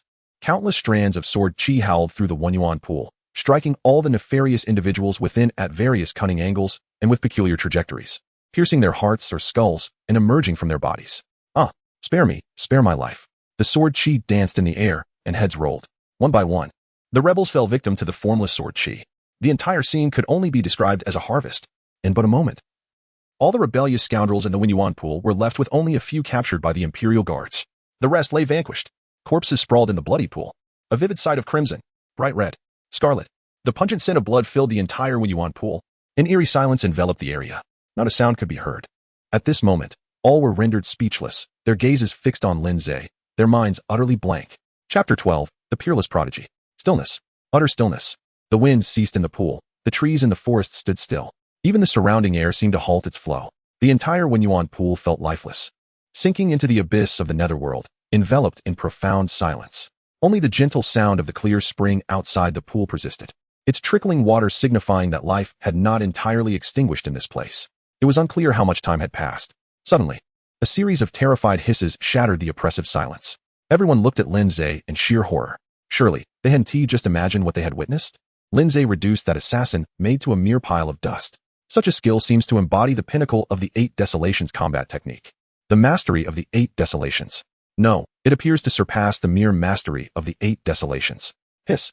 If the mastery of the Eight Desolations represents the 8th tier of the Eight Desolations combat technique, then this must indicate the 9th tier, the ultimate perfection, the pinnacle of the acquired realm. Realizing this, the crowd trembled with excitement within. They opened their mouths, eager to articulate their thoughts. Yet their minds swirled with a myriad of complex emotions, leaving them at a loss for words. Countless sentiments ultimately manifested as gasps of astonishment and hisses of disbelief. They gazed at the tall figure before them, calmly wiping his hands, appearing as if he had merely accomplished a trivial task. How radiant, how resplendent. How commanding this figure is. Is this truly the Lin Ze they once knew, a mere trifling being of the acquired third realm? Is this still the timid Lin Ze, who trembled at the thought of the imperial palace? Is this still the Lin Ze deemed unworthy, leaving the Lin family without a successor? Everyone exchanged glances, their hearts racing with tumult, their minds clouded in confusion, rendered speechless. At that moment, having finished wiping his hands, Lin Ze leisurely turned to bow before Emperor Baichen and spoke. Lin Ze, unaware, had acted too late, leaving his grandfather startled. Lin Ze's demeanor remained calm and unassuming, still embodying that charming and whimsical young aristocrat. However, having witnessed Lin Ze's true nature, no one could regard him as an ordinary scion of a prestigious family any longer. The Emperor of Beichen, though expressionless and silent in the face of this startling transformation, revealed a fleeting, inscrutable glimmer in his eyes that betrayed the turbulence within. He gazed fixedly at Lin Ze for an extended period, unable to discern any trace of the once timid grandson he had known. Thus, Lin Ze smiled while the Emperor remained silent. An eerie and oppressive atmosphere swiftly enveloped the Winyuan pool, sensing the arrival of the stifling aura. The expressions of everyone present changed dramatically, their bodies trembling. Those invited to the Winyuan pool today were certainly no fools.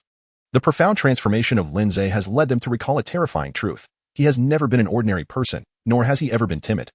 He's a genius. No, at the age of 18, he stands at the pinnacle of his potential. He's an unparalleled prodigy, a preeminent seed destined for extraordinary greatness. This remarkable individual has always been acutely aware of his actions and the circumstances surrounding the Lin family. Timidity, weakness, and mediocrity have all been mere facades he has crafted for the outside world. All of them, perhaps including the old war god Lin Ao, have been deceived by Lin Ze. Yet, why would such an extraordinarily gifted individual resort to disguise and deception? The answer is self-evident. The crowd cast a furtive glance at the silent Emperor of Beichen. At this moment, the supreme sovereign of Beichen bore a stoic expression, his eyes flickering with an inscrutable light. No one could discern his thoughts. The will of heaven is unfathomable, and the mind of a monarch is forever beyond speculation. One cannot accurately guess it. A heavy and oppressive atmosphere gradually enveloped the gathering. Everyone instinctively recoiled, sensing that the impending changes in Beichen would not be tranquil. However, just as the ominous premonitions of upheaval permeated the air, the Emperor of Beichen erupted into hearty laughter. Haha, excellent.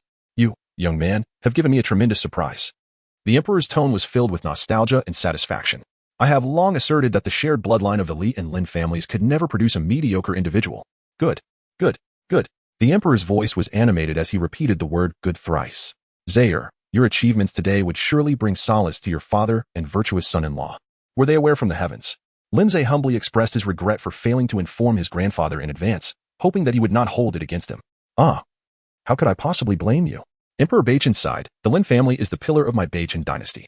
Countless ambitious traitors who wish for our downfall have their sights set on your family. The Lin descendants face such tribulations, alas. It is the incompetence of our Beichen court that has let you down. Zaire, I understand your predicament, and it is wise for you to remain vigilant. Your understanding is all that matters, Lin Ze replied. The Emperor nodded with a smile, about to speak again when suddenly, a subdued thief spat defiantly. Bah, dog Emperor. The words had scarcely left his lips when the Emperor's gaze turned icy. His expression hardened, and his eyes pierced through the atmosphere like a chilling blade of ice. Slap.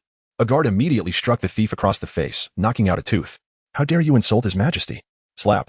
Another blow followed, leaving the thief's face a bloody mess, rendering him unconscious. The guards prepared to continue their assault when the Emperor's authoritative voice cut through the tension. Take them all away and ensure they are closely monitored. Yes, Your Majesty. Several guards promptly dragged the surviving assailants to the dungeons, while others removed the lifeless bodies of the attackers from Winyuan pool. Once the guards had departed, the Emperor's cold gaze swept over all present. How could such an incident occur at Winyuan pool tonight? What are the palace guards, the mirror department, and the inner court doing? Have you all gone blind or deaf to allow so many assassins to infiltrate? His voice, sharp and frigid, sent chills through those named. The individuals addressed turned pale, collapsing to their knees.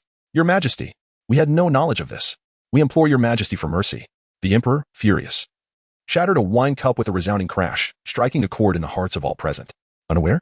With so many assassins infiltrating the Golden Autumn Banquet, my Beichen is almost like a sieve, and you dare claim ignorance? Is it possible that the entire Beichen court is filled with inept fools? The Emperor slammed his palm on the table, splitting the sturdy golden iron dragon desk in two. Your Majesty, forgive us. We will conduct a thorough investigation. Humph. Listen well. I care not whether you were aware or not. You have one day. If you fail to uncover the truth within a day, I expect all your heads before me. Yes, Your Majesty. Chapter 13. Lin Ze and the eyes of others. The officials from the three factions broke into a cold sweat, glancing nervously at each other, already plotting to shift the blame onto one another. After addressing the court officials, the Emperor's gaze fell upon the students of Beichen Academy. The students trembled in fear, anxious about being implicated. They had witnessed that many of the thieves had emerged from their ranks during the autumn examinations. If pursued, none of them could wash their hands clean. Beichen Academy was in a state of dread when the Emperor spoke again. The esteemed Beichen Academy, our center for nurturing talent, has become a den of filth. It truly pains me. Master Lu, he called. Present. Master Lu responded, startled. I have no desire to speak further. Given your academy's years of labor and contribution to the dynasty, I shall grant you an opportunity. Conduct a thorough investigation of Beichen Academy. Cleanse it inside and out. Such an incident must not occur again. Master Lu breathed a sigh of relief. We shall ensure a complete investigation of the academy and will not disappoint your majesty. The emperor acknowledged him with a nod. Finally, his gaze fell upon the illustrious Lin Ze. Zaire, you have performed a great deed in eliminating traitors today. I have always been generous to those who contribute. Speak, what is it that you desire? Whether it be high office or the hand of a princess. I can grant it. Upon hearing this, Lin Ze felt a surge of inspiration. Fortune had smiled upon him at just the right moment. He had been contemplating how to gain access to the royal library. Those treasonous rebels deserve to be punished. I have merely done what is expected of me. If your majesty truly wishes to reward me, might I request merely half a day's access to the royal library? The emperor raised an eyebrow. Lin Ze's request did not come as a surprise to him. From the actions Lin Ze had just displayed, it was evident that the North Star Emperor had discerned the essence of at least 5 martial arts techniques. The 8 Desolate Combat Technique, the Heavenly Feather 6 Illusions, the Shadowless Sword Finger, the Myriad Forms Dragon Seizing Skill, and the Swift Wind True Chi. Moreover, each of these techniques had reached an exceptionally profound level. At such a tender age, Lin Ze has cultivated these 5 martial arts to such a remarkable level, seamlessly integrating them. Beyond being an unparalleled talent, he is undoubtedly a fervent devotee of martial arts. The reason he raised an eyebrow is not because he perceives Lin Ze's request as excessively challenging, but rather finds it rather simplistic. The royal library for half a day? Even with extraordinary innate talent, how much of the martial arts text could one truly memorize in half a day? The intricacies of advanced martial arts, with their specific meridian pathways, are precise to the degree that a slight deviation could lead to catastrophic consequences, meridian chaos at best, or demonic deviation at worst. In half a day, one could at most commit to memory a complete intermediate-level martial art. Thus, Emperor Beichen shook his head. If I were to acquiesce to this demand, it would only reflect poorly on the generosity of the royal family. However, the emperor could not fathom the existence of a divine comprehension that defies reason. Half a day? That is an overestimation. With but half an hour, the entire royal library would be thoroughly scoured by Lin Ze. The emperor then remarked, My dear Ze, with your exceptional talent and passion for martial arts, as your grandfather, I am naturally inclined to support you. I even hope that among the descendants of my family, there emerges an extraordinary innate being. However, half a day is too brief. The path of cultivation requires moderation and cannot be rushed, lest one befall inner demons. Let us say 3 days. Is that sufficient? Indeed. The emperor removed the token from his waist and handed it to Lin Ze, saying, with this token, you may roam freely within the 3 levels of the library. Upon receiving the token, Lin Ze felt as though he could see 50 points of talent progression beckoning to him. He quickly accepted it, expressing his gratitude. Thank you, grandfather. If there are no other matters, I shall take my leave. The emperor waved his hand and, given the circumstances, felt no inclination to continue the autumn banquet. Go on. Go on. Lin Ze took his leave. As he spoke, his figure gradually faded, transforming into ethereal feathers that dispersed at the spot. The emperor watched Lin Ze depart with a cheerful demeanor. No one could discern the emotions concealed beneath his imperial mask at that moment. After Lin Ze's exit, the emperor's expression slowly returned to tranquility. He cast a glance at the gathering in the Winyuan pool and, with a flick of his sleeve, departed. We bid you farewell, your majesty. The emperor also left. With their departure, the atmosphere in the Winyuan pool instantly shifted from somber to bright. Many individuals exhaled in relief. Who would have thought that our Beichen dynasty harbored such a true dragon in hiding? His concealment was indeed profound. We were all deceived. In an age where youthful exuberance typically reigns, he remarkably managed to maintain a facade of restraint for a decade. Such character is beyond imagination. And he is but 18 years old. Based on past events, does this not imply that he was merely 8, still a child? When he realized the Lin family's impending downfall, thus choosing to conceal his talents and nurture his potential. Goodness, does such an exceptionally gifted prodigy truly exist in this world? Compared to his character, his innate talent is even more astounding. At merely 18, he has already surpassed numerous heroes who have toiled for decades, achieving the pinnacle of acquired mastery. Such innate qualifications, not only within our Beichen, but even throughout the previous era of Wuan, one would struggle to find a comparable prodigy. Not only in cultivation, but his mastery of martial arts is equally remarkable. The 9th layer of the 8 Desolate Battle Technique, alongside the profound Shadowless Sword Finger, goodness. Even one who began cultivating in the womb could scarcely reach such heights, were it not for witnessing it firsthand. I could scarcely believe that a being like Lin Ze exists in this world. Everyone spoke of Lin Ze, centering their discussions around him. As for the emperor's anger and the 3 factions, no one seemed to care. From the moment Lin Ze made his move, the focal point and nature of this banquet had already transformed. The crowd continued to discuss Lin Ze. Standing by the Winyuan pool, the elegant Xia Qingha, dressed in white like a proud winter plum blossom, leaned against the railing, listening to the wind and watching the playful reflections in the water, creating a picturesque scene. She listened to the conversations surrounding Lin Ze, her gaze following his departing figure, and her beautiful eyes shimmered with ripples of intrigue and brilliance. The scion of the Lin family, Lin Ze, possessed a terrifying disposition and unparalleled talent. Indeed, he was the most resplendent prodigy she had ever encountered in her lifetime. Yet, she remained perplexed. What does Lin Ze's gaze truly signify? Chapter 14. halfway through talent progression. At this moment, Lin Ze, the subject of everyone's discussions, boldly entered the royal library, the largest repository of martial arts techniques in the Bachan Empire. Upon entering the library, Lin Ze immediately began to scour its contents. Regardless of the quality or type of martial arts, he seized a book and began to peruse it. You have examined the book on Divine Level Perception LV2 13. 100, and after 2 pages, the talent has been assimilated. Lin Ze set this book aside and picked up another. This cycle continued. And soon Lin Ze had thoroughly explored the entire first floor of the library. One must commend the royal family. Even the low-tier human martial arts here number over 300. While low-tier human techniques are rather commonplace and many overlap with the Lin family's collection, Lin Ze's talent progression still increased by a substantial 13 points.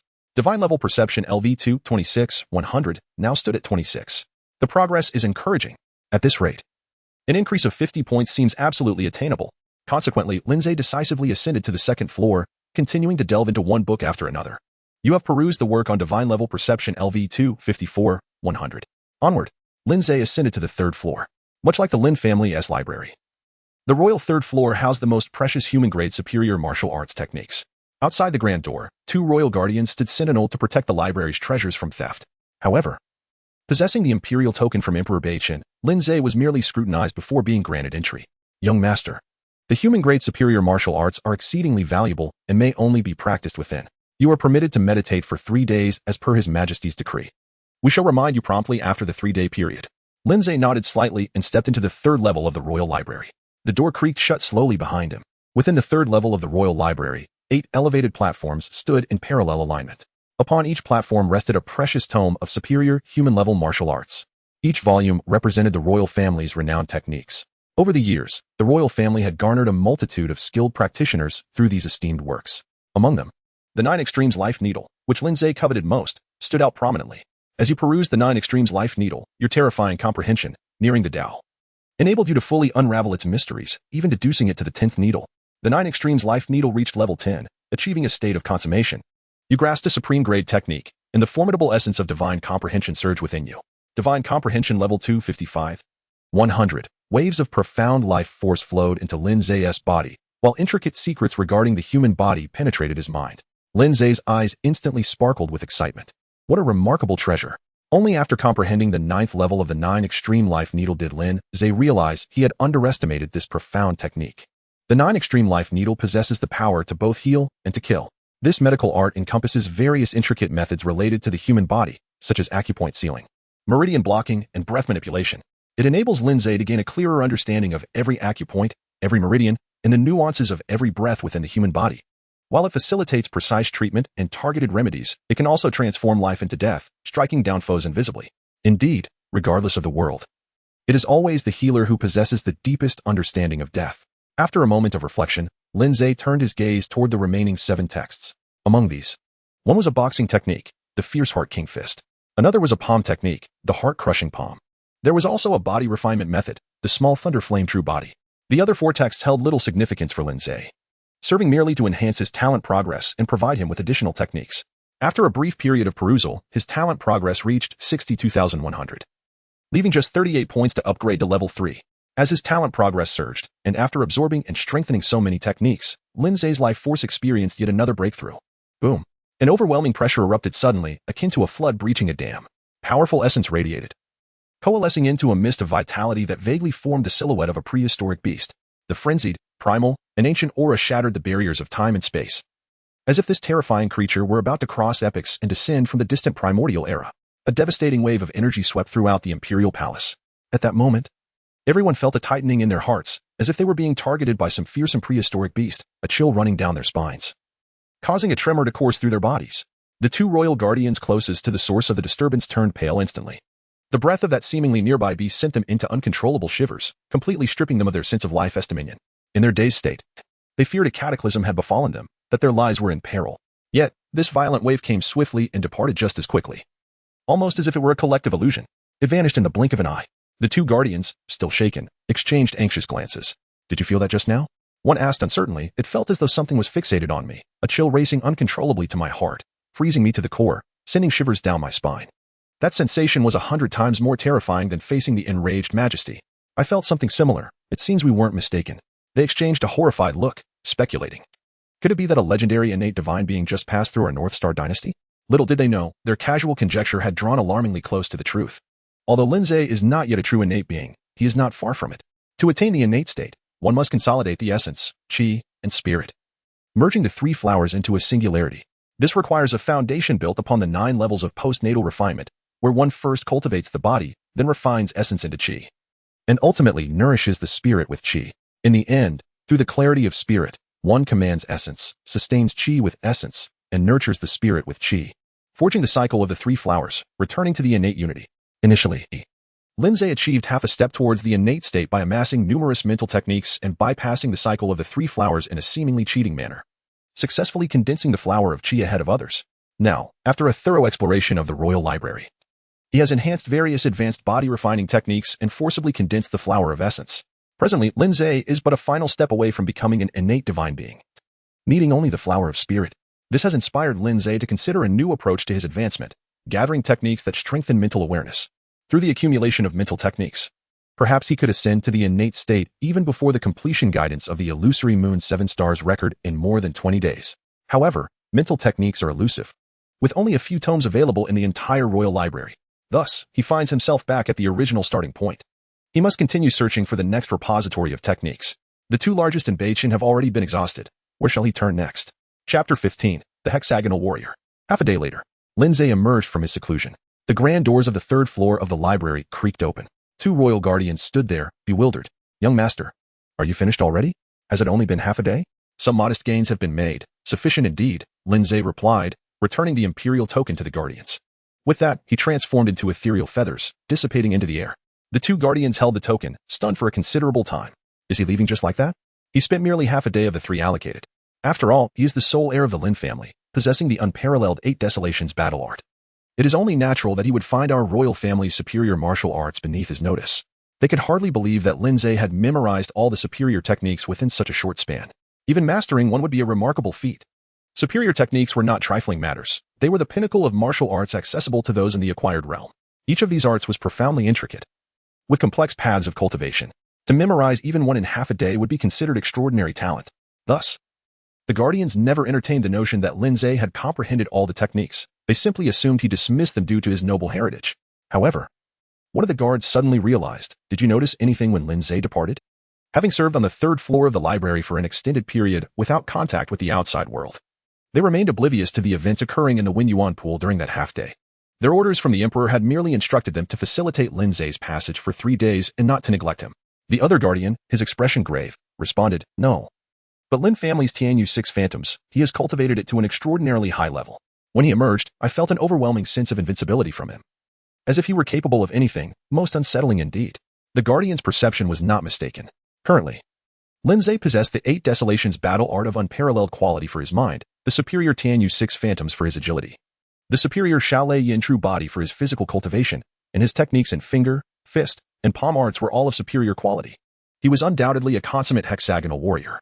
The only shortcoming was that the royal family also possessed a superior sword technique. If Lin Ze could learn it, it would become an absolute killing move. Alas, it was unattainable. That sword technique, like the 8 Desolations battle art of the Lin family, was a closely guarded secret, accessible only to the direct descendants of the Li family, never to be divulged. Lin Ze, an outsider, is not worth considering. If that is the case, it seems that Lin Ze should not be entertained. His ability to enter the library without concealing his cultivation suggests that the world outside has undergone tremendous changes, of which we are blissfully unaware. So why should we, as mere guardians of the library, concern ourselves with such matters? The affairs of the Lin family have been ongoing for quite some time. Perhaps it is wiser to observe the situation unfold. Indeed, the Lin family. Lin Aozhen closed his eyes, cultivating his energy and calming his mind, soothing the restless echoes of old wounds. At that moment, hurried footsteps echoed. Lin Aoming abruptly opened his eyes, concluding his meditation. He sat composedly in the grand armchair, his fingers deftly entwined around the jade Buddhist beads, embodying the same indomitable and timeless deity of war. Before long, the maid Xiaoziye rushed in, breathless and flustered. "Master, there has been an incident in the palace." No sooner had she spoken than a resounding crash echoed through the air. In Lin Ao's hand, one of the prayer beads bore a deep crack. His gaze immediately fixated on Xiao Chui, a subtle yet palpable aura of malice simmering in his eyes. "What has transpired? Is not old Mo also present in the palace?" Lin Ao asked as calmly as possible, yet Xiao Chui could still discern the underlying murderous intent lurking within his words. A shiver ran down Xiao Chui's spine. and in a bid to prevent any misunderstanding, she hurriedly provided a succinct explanation. There had been an assassin at the Golden Autumn Banquet, which caused quite the disturbance. However, the young master took action and eliminated all the assassins. Moreover, His Majesty the Emperor rewarded the young master with 3 days of study in the library for his valor. Upon hearing this, Lin Ze's murderous aura dissipated in an instant, replaced by profound bewilderment. The young master managed to slay all the assassins? One's own family understands their own matters. His grandson, Lin Ze, possessed a certain degree of talent. Yet he was leagues away from being on par with those capable of infiltrating the Golden Autumn Banquet. Are you certain it was the young master who took action? Lin Ze's words were laden with profound bewilderment. Who could argue otherwise? When Xiao Cui first received this news, she too was utterly confounded. How could it be that the young master, merely a practitioner of the 3rd level of the acquired realm, could possibly vanquish an assassin at the Autumn Banquet? And how had he, seemingly overnight, transformed into a paragon of virtue, praised by all as a remarkably astute and patient prodigy who had concealed his brilliance for so long? Was this truly the same young master Lin Ze that Xiao Cui had known? Yet, the messenger had confirmed the truth repeatedly. The astonishing transformation of young master Lin Ze had been witnessed firsthand by everyone present at the Autumn Banquet, leaving no room for doubt. Consequently, recognizing the gravity of the situation, Xiao Cui hastened to inform Lin Ze. She promptly exclaimed, "Indeed, everyone who returned from the Autumn Banquet saw it. It was the young master who took action. Our people have also verified the authenticity of this news." Lin Ze fell into a moment of silence. Please recount the events from beginning to end, ensuring every detail is conveyed without omission. Yes. Xiao Cui carefully organized her words and elucidated the information that had been relayed. The sequence of events unfolded as follows. Initially, the young master entered the Golden Autumn Banquet alongside His Majesty. It was only when an assassin, disguised as a maid, suddenly attacked and took the young master hostage that he finally retaliated. According to their accounts, the young master employed the formidable Eight Wilderness Battle Technique, drawing the assassin towards him. At this point, Xiao Cui mimicked Lin Ze's movements, her right hand clenched tightly. Just like this, she demonstrated, he grasped the assailant, resulting in a pool of blood. Lin Ze squinted his eyes. What Xiao Cui mentioned was precisely a method of the Lin family's secret martial art, the Eight Desolations Battle Technique, known as the art of conquering the 8 desolations, and it is unique to their lineage in the entire Northern Star region. Presently, only 2 individuals in the Northern Star can wield the 8 Desolations Battle Technique. He, Lin Ze, and naturally, the sole heir of the Lin family, Lin Ze. However, mastering the art of conquering the 8 desolations necessitates reaching at least the 8th level of postnatal cultivation, and one must also attain the 8th layer of the martial arts realm to execute it. Yet, his little grandson has barely reached the 2nd layer. Xiao Cui continued. By the way, they also mentioned that the young master has employed the Celestial Feather 6 illusions, which equally reaches a remarkably profound level. Lin Ze found it utterly absurd. Suddenly, it seemed as though the world had transformed. He remained silent for a moment. Where is the young master now? His Majesty the Emperor has granted him 3 days to contemplate in the library, and he is currently within its confines. Go, summon Lin Wei back. I must inquire personally about what transpired during the Golden Autumn Feast. Yes. Chapter 16, Grandfather and Grandson. At dawn, the delicate morning light shattered the night's tranquility. The soft rays of luminescence spilled over the palace gates, illuminating the figure that approached slowly from the darkness. Lin Ze turned his head slightly. His gaze filled with intricate emotions as he observed Lin Ze approaching him slowly. Throughout the course of the day, Lin Ze had remained stationed at the palace gates, fully aware of the events that transpired during the Golden Autumn Banquet. At this moment, as he beheld the familiar figure he had watched grow up, a sense of estrangement washed over him. His heart was a tumult of astonishment, confusion, admiration, and respect. He stepped forward eagerly, for he had countless words pent up within him that he longed to share with Lin Ze. Young master, Lin Ze smiled at him gently and said, Moe, you should return and inform him. Having not returned for an entire night, I am certain that grandfather is quite anxious. Lin Ze glanced around, observing the royal guards casting inquisitive glances at the 2 individuals, in the shadows untouched by the morning light. Squads of spies from various factions remained fixated on the palace gates. He forced himself to suppress the doubt stirring within his heart and guided Lin Ze onto the carriage. Subsequently, a splendid carriage emerged, basking in the gentle dawn light, adorned with the dewdrops that had settled overnight, returning laden under the watchful gaze of numerous eyes. In the Lin residence. Ah, young master, you have returned? The maid, Xiao Cui, expressed her surprise. What? Do you not wish for my return? Xiao Cui shook her head repeatedly. No? What I mean is, young master, were you not at the royal library? It has only been half a day. I finished reading and came back, she pouted. Oh, Xiao Cui may not possess great cultivation or extensive knowledge, but I am certainly not a fool. To believe that one could finish the royal library in just half a day is quite absurd. Mischievous young master, you have deceived me. If you do not wish to speak, then do not. By the way, where is grandfather? Ah, yes, the master is waiting for you at the main residence. Lin Ze nodded and proceeded towards the main residence alongside Lin Ze. Just as they were about to leave, Lin Ze suddenly turned back and instructed, "Go fetch a set of silver needles. Deliver them to the main residence shortly." Understood. The Lin family manor. Lin Ao had been waiting for quite some time. After learning about the events that transpired at the Golden Autumn Banquet from Lin Wei, he spent the entire night sleepless, neglecting his own recovery. He eagerly awaited the return of Lin Ze to inquire thoroughly. His grandson, Lin Ze, was to pay his respects to his grandfather. Lin Ao lifted his gaze, meticulously scrutinizing Lin Ze. In an instant, the formidable pressure of a postnatal pinnacle was unleashed. Boom. Within the main estate, the winds surged and tempests arose. Waves of overwhelming spiritual pressure swept across the ground, bending the ancient trees in the courtyard low. Amidst this storm, the clashing of weapons echoed, swords sang, and spears rang. The chilling autumn winds howled. A terrifying aura of military might engulf the entire Lin family. Above, the sky roiled with tumultuous winds. Dark clouds amassed, casting a shadow over the entire realm of the Lin family. Thunder rumbled ominously. A sense of oppressive dread surged in the hearts of all present. It felt as if an apocalyptic calamity were imminent, ready to sweep away the world.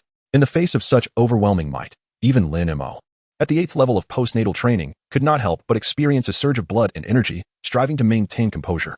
Yet Lin Ze remained unfazed. His demeanor calm and collected, a folding fan in hand, as a gentle breeze wafted by. Lin Ao let out a long sigh, retracting the overwhelming spiritual pressure. His grandson, even under his utmost exertion, remained an enigma. "Oh, you rascal." Lin Ao let out a sigh, on the verge of articulating his thoughts. Suddenly, Lin Ao erupted with fury. In a flash, his figure transformed into a flurry of feathers, vanishing from sight. In his place surged a torrent of blood-red malevolence, commanding the chaos of the world. Rushing towards Lin Ze. Kill. In that moment, it was as if 1,000 troops were charging forth with a deafening roar.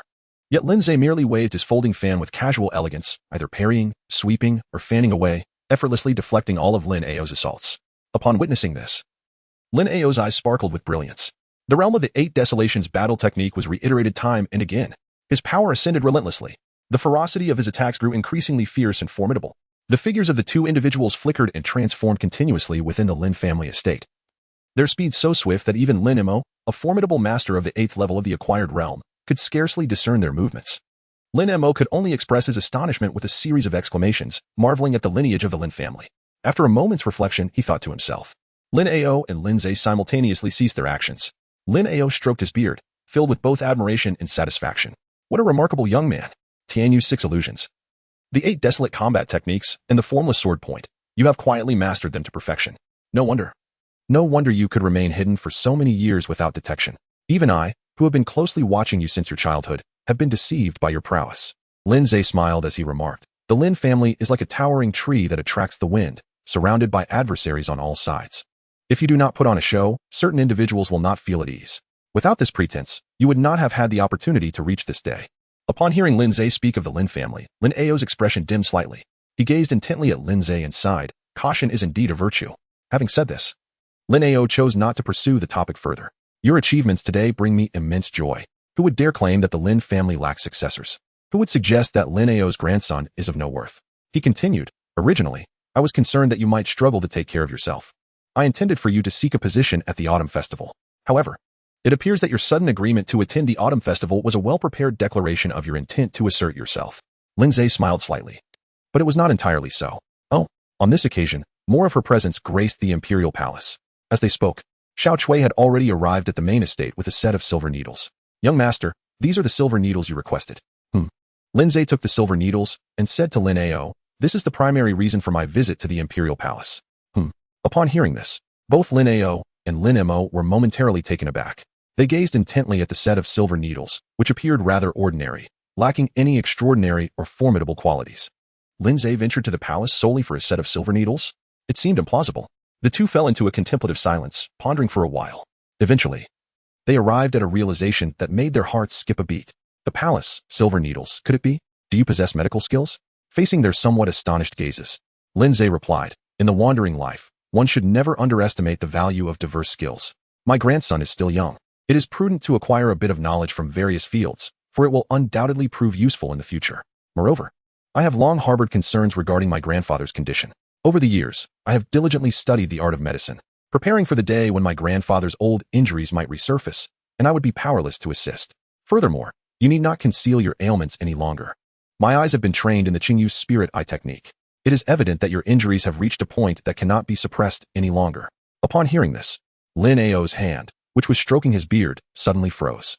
The Qingyu Spirit Eye is a treasured technique of the Lin family, classified as a mid-grade technique of human rank. This skill demands exceptional talent and poses a significant risk to one's eyesight, making its cultivation exceedingly arduous. However, once mastered, it grants the practitioner an unparalleled ability to observe with clarity, discerning the flow of an opponent's energy and pathways, thereby enabling them to anticipate and counter threats with remarkable precision. If Lin Ze truly practiced the Azure Jade Spirit Eyes, he would have likely been aware of his injuries from the very beginning.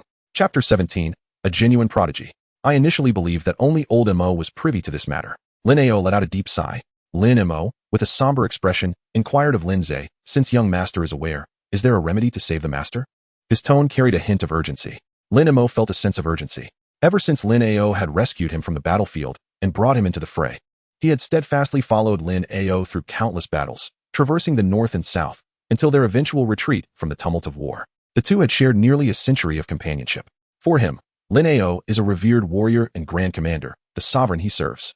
A mentor who has guided him into adulthood, a stern elder brother, and his dearest family member. Lin Ao's concealed wounds have always been a source of deep-seated anguish for him. Indeed, Lin Ze provided a positive answer. After years of studying medicine and considering his grandfather's injuries, I have gained some insight. What I currently lack is merely a profound technique for acupuncture. My visit to the Imperial Palace is precisely to acquire the esteemed 9 Extremes life-transcending needle. With the techniques contained within the 9 Extremes life-transcending needle, combined with my own cultivation, I will be able to remedy the internal injuries and stagnation within my grandfather's body. Upon hearing this, both Lin Ao and Lin Mo were momentarily taken aback. Meanwhile, Xiao Chui began to understand why her young master had returned in such a short span of time. He had not gone to learn the royal techniques. He had simply sought the methods of acupuncture contained within the 9 Extremes life-transcending needle. Suddenly, Xiao Chui felt a pang of sorrow. Clearly, her young master was an unparalleled genius, and it was evident that he had always held the well-being of the Lin family close to his heart. He was acutely aware of the elders' condition and the precarious situation of their family. Yet, he was compelled to suppress his true self, adopting an unremarkable facade, tirelessly striving in the shadows. It was utterly unjust for a young prodigy at such a tender age. Lin Ao and Lin Mo were momentarily taken aback, their hearts stirred. In their minds, the image of a young genius, who bore humiliation and persevered for the sake of his family and loved ones, became increasingly vivid, leaping off the page. Alas, you have endured much over the years. Observing the expressions of his companions, Lin Ze felt a sense of helplessness. He could hardly reveal that he had merely learned the 9 Extremes life needle technique. Could he? Mastering the 9 Extremes life needle within half a day and attaining a proficiency sufficient to heal Lin Ao transcended the mere definition of genius. The extraordinary power of divine comprehension had surpassed the limits of human understanding, belonging to a realm that defied humanity and its conventions. Lin Ze could only express that as long as his grandfather remained safe and sound, that was sufficient. Subsequently, Lin Ze chose not to speak further and directly took out the silver needles to commence his treatment. Continuing to speak would likely lead to an awkward situation. Now, I shall begin the treatment. Throughout this entire process, please refrain from resisting and clear your mind. Otherwise, unforeseen complications may arise. With that, Lin Ze grasped the silver needle and entered a focused state. His aura became profound and unfathomable, while his eyes transformed into a translucent jade green. The shimmering azure light seemed capable of penetrating all FAAs to reveal the essence beneath. The jade spirit eyes have been activated. Lin Ao felt a profound sense of contentment. Witnessing your current state, the old man harbored no regrets. You may boldly proceed with your endeavors. Having spoken, Lin Ao closed his eyes, completely emptying his mind. Observing this, Lin Ze activated the 9 Extremities mystical needles. One by one, the silver needles appeared to come alive, deftly swirling around Lin Ao, emanating wisps of vibrant white energy. This white essence permeated every crevice, continuously nourishing Lin Ao's waning vitality, mending the internal injuries and damaged meridians within him. Under Lin Ze's formidable prowess, nearing the innate realm, the flush on Lin Ao's face visibly deepened. Subsequently, the silver needles pierced specific acupoints. Drops of dark brown blood instantly oozed from the tips of the needles. Hiss. The dark brown liquid seemed to harbor a potent corrosive toxin. Upon contact with the ground, it immediately produced a sizzling sound. Drip, drip, drip. Hiss, hiss. As the dark brown blood flowed out, Lin Ao's complexion gradually turned pale. Lin Ze consecutively unleashed several streams of spiritual energy, infusing them into Lin Ao's meridians, expertly guiding the circulation of energy within Lin Ao's body through the unique technique of the 9 Extremities Life Profound Needle. After several cycles of this process, Lin Ao's pallid complexion gradually transformed into a vibrant hue. The internal injuries that had long been stagnant were slowly being expelled and mended. His vitality regained its former robustness. Whoosh. Lin Ze concluded the stitching. It is done. Lin Ao's hidden injuries are indeed quite severe. However, with Lin Ze's current cultivation level, which is exceedingly close to the innate realm, and his mastery of the 10th needle of the 9 extremes life profound needle, he handles the situation with remarkable ease. In less than a quarter of an hour, Lin Ze has managed to treat Lin Ao's injuries to a considerable extent. From here on, all that is required is for Lin Ao to take some time to recuperate and restore his inner peace, and he will soon be in good health once more. Lin Ao opened his eyes, taking a moment to keenly perceive the current state of his body. The flow of spiritual energy was unimpeded, and his meridians were relaxed. He felt as though he had cast off a heavy burden, leaving him invigorated and revitalized. Lin Ao was taken aback. He incredulously asked, "Is that all there is to it?" It is worth noting that these hidden injuries had accumulated over many years on the battlefield, burdening him for far too long. Even with his cultivation at the 9th level of the acquired realm, he often felt fatigued and anxious, frequently spending sleepless nights in restless recuperation. He had once visited the royal palace to covertly consult the imperial physician, testing the waters, yet even the esteemed physician was powerless against such afflictions. Over the years, Lin Ao had long abandoned any hope of healing these internal injuries and had never anticipated that Lin Ze could fully restore him. After all, Lin Ze was merely 18 years old. At such a tender age, achieving mastery in martial arts like the 8 Desolations technique was already a remarkable feat. How could he possibly possess the energy to delve into the medical arts to a level that surpassed even that of the current imperial physician? Lin Ao suggested that Lin Ze should give it a try, truly just allowing him to experiment. However, he could never have anticipated that Lin Ze, with such ease, would indeed manage to heal him. This revelation implied that Lin Ze, in addition to his profound cultivation and remarkable martial arts prowess, had also surpassed even the venerable old physician who had dedicated over a century to the study of medicine. Contemplating this, even with Lin Ao's years of honing his internal energy, he could not help but feel a tumultuous wave within his heart. The world often spoke of Lin Ao's extraordinary talent, unparalleled in the realm, with prospects of reaching the transcendent state of a celestial being within 2 centuries. Yet, in comparison to his own grandson, this so-called genius seemed like an utter mediocrity.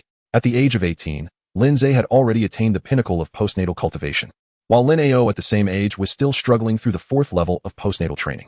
Lin Ze, at 18, had mastered both martial arts and medicine, achieving a state of perfect harmony. In contrast, Lin Ao could barely claim to have progressed to the 3rd layer of the 8 Desolations technique, with little else worth mentioning.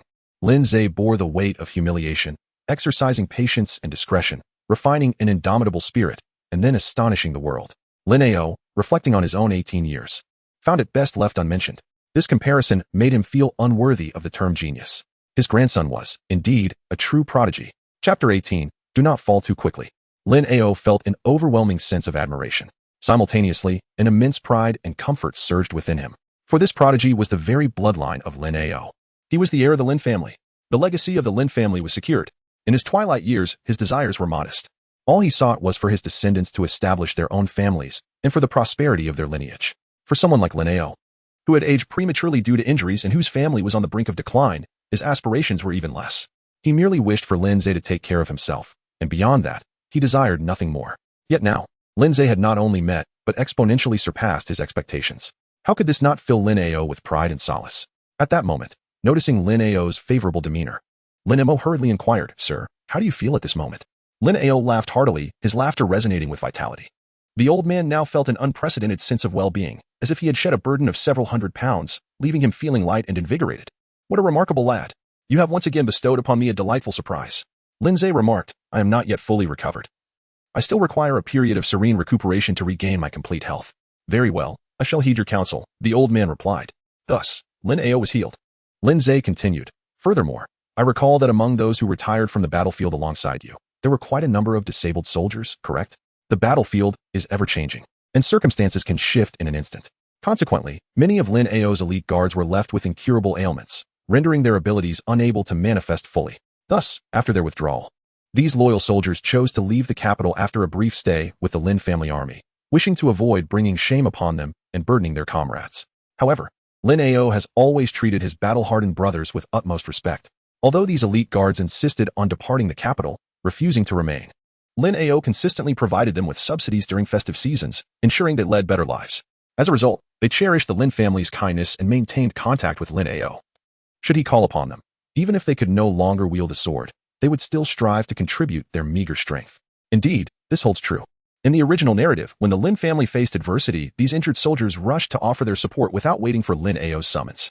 Once a member of the Lin family army, always a member of the Lin family army. They are the steadfast pillars of the Lin family. Therefore, now that Lin Ze possesses the capability, it is imperative to activate this hidden reserve of strength.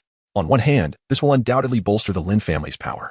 On the other hand, with the extraordinary talent for comprehension bestowed upon him, Lin Ze is destined to embark on a quest to gather and acquire martial arts techniques, thus addressing the substantial gap in his knowledge. Hence, he requires more loyal allies to aid him in this endeavor. Upon hearing Lin Ze unexpectedly mention the wounded soldiers, Lin Ao's first thought was of Lin Ze's exceptional medical skills. Perhaps he could heal those injured men. The loyal soldiers who had suffered ailments as a consequence of their battles had always been a source of regret for Lin Ao.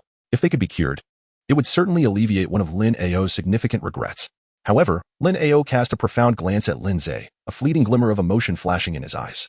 However, after a brief moment, he resumed his inquiry with an air of nonchalance. Most of their injuries were long-standing afflictions that had missed the opportunity for timely treatment. Are you certain you possess the means to heal them? Lin Ze conservatively remarked, unable to assert with absolute certainty, yet confident that there was at least an 80% chance. With his current cultivation level combined with the mastery of the 9 Extremes Life Needle, he believed that within a day, provided it was not an exceptionally rare and insurmountable ailment, he could restore the patient to health. Upon hearing this, Lin Ao, typically stern and unsmiling, could hardly contain his joy. Today was indeed a remarkable day. Ever since Lin Ze's return, a smile had rarely left Lin Ao's face. Excellent, excellent, excellent. Lin Alian repeatedly exclaimed 3 words of praise, revealing the exuberance within his heart. Old Mo swiftly summoned them back. Yes, my lord. Regarding the injured and disabled soldiers, Lin Mo was exceedingly proactive. Before the words had fully left his lips, he had already transformed into a gust of wind, departing the manor. Lin Ao then spoke. Xiao Chui, please make arrangements and instruct the household to prepare meals for an additional 2,000 people. Understood, Xiao Chui replied, before departing. Thus, within the main residence, only Lin Ze and his grandfather, Lin Ao, remained. The smile on Lin Ao's face instantly vanished. After dismissing Lin Mo and Xiao Chui, he gazed at Lin Ze with a serious expression. Gather the wounded veterans and ensure their full recovery. You must comprehend the implications of this. The personal guards of Lin Ao, seasoned veterans of countless battles, are all exceptionally skilled elites. Moreover, after so many years, not a single one of them possesses a cultivation level lower than the 5th stage of the acquired realm. If such a formidable cohort is restored to health, it would mean that the Lin family would gain at least 2,000 powerful private soldiers. This, without a doubt, would incite turmoil throughout the entire northern Qin court. Lin Ao, known as the god of war of Beiqin, possesses not only formidable military prowess but also a remarkably keen political acumen. Otherwise, he would not have chosen to gracefully step back shortly after the establishment of the nation, allowing opportunities to be seized by others, thereby diffusing the weight of the Lin family. Long before Lin Ze suggested treating the wounded soldiers, Lin Ao had sensed something amiss. His young grandson, who had been concealing his talents for many years, suddenly decided to reveal his hand through the tactic of an assassin, actively proposing the treatment of the injured. His intentions undoubtedly extend far beyond the mere act of healing the wounded. Lin Ao's reaction did not come as a surprise to Lin Ze. Lin Ao lived a life of integrity, exhibiting unwavering loyalty to his sovereign and a profound love for his country. Faithfully adhering to the principles of the ruler and his subjects, he possessed a keen sensitivity towards matters of military and governance. Lin Ze responded decisively. Of that I am certain. Lin Ao fell into silence for a moment. The old man was uncertain of your intentions. However, I am aged, and you have already demonstrated your capabilities and character to me. Sooner or later, the Lin family will be entrusted to your care. Lin Ao restrung the jade Buddha beads, which had begun to show cracks. Pursue your desires boldly. Your grandfather will always support you. However, there is one thing you must remember. As a member of the Lin family, we must conduct ourselves with integrity and poise.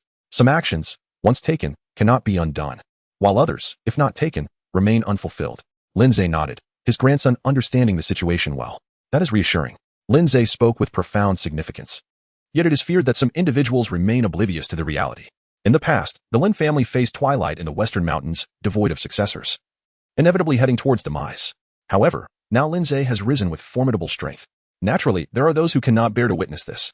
Lin Ze was certain that the days to come would be exceedingly lively. If they chose to remain indifferent, that would indeed be quite abnormal. Upon hearing Lin Ze's words, Lin Ao halted the jade Buddha beads in his hand, a subtle chill emanating from him. The Lin family, being a prominent force, attracted both respect and enmity. Internally, they were feared by Beiqin, while externally, wolves longed to eradicate the Lin family. Following the recovery from his concealed injuries, the martial aura in Lin Ao's eyes intensified. A fleeting glimmer of crimson passed through his gaze, reflecting a vision of a mountain of corpses and a sea of blood. Take care of yourself. Lin Ze gently waved the folding fan in his hand. He merely hoped that they would not fall too quickly. Having honed his unparalleled hexagonal skills, he longed to test his mettle in a moment of stillness before action. If they were too easily defeated, the excitement would be lost.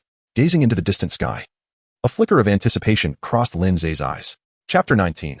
A city in turmoil after the Golden Autumn Banquet. Autumn had already graced the land for several days. The weather in the Northern Star Imperial capital had grown increasingly pleasant and cool. It seemed that this year's winter would arrive earlier than in previous years. Within the capital, merchants and travelers hastened their steps, eager to sell their goods and stockpile provisions for the impending winter during this fruitful season. The bustling capital thrived with activity, while outside, a swordsman bearing a heavy sword journeyed from 1,000 miles away. Upon reaching the capital, he sought refuge in an inn, ascended to the second floor, and ordered an array of sumptuous dishes, yet he did not touch his chopsticks, as if awaiting someone else's arrival. Within the inn, patrons fervently debated recent significant events. The swordsman listened intently, noting that their discussions revolved around occurrences at the Golden Autumn Banquet, with the focal point being the Lin family's hidden dragon, Lin Ze, who had astonished all after years of patience. He had become the talk of the capital, a figure of immense repute. He had ascended the prestigious divine martial rankings, a testament to the mightiest warriors of the Northern Star dynasty, gathering the most formidable fighters under its banner. Each individual who graced this list was no less than a formidable practitioner of the 8th layer of the postnatal realm, renowned masters in their own right. For instance, the first rank of the divine martial rankings was held by the founding monarch of Northern Star, the Northern Star Emperor. The second rank belonged to the immortal war god, Lin Ze. However, there has been ongoing debate among the populace about the rightful holders of these top two positions. Some argue that Lin Ze, being unparalleled in battle, should be deemed the true first, with potential to challenge the innate divine beings. Others contend that the Northern Star Emperor, with his unmatched swordsmanship, deserves the first rank.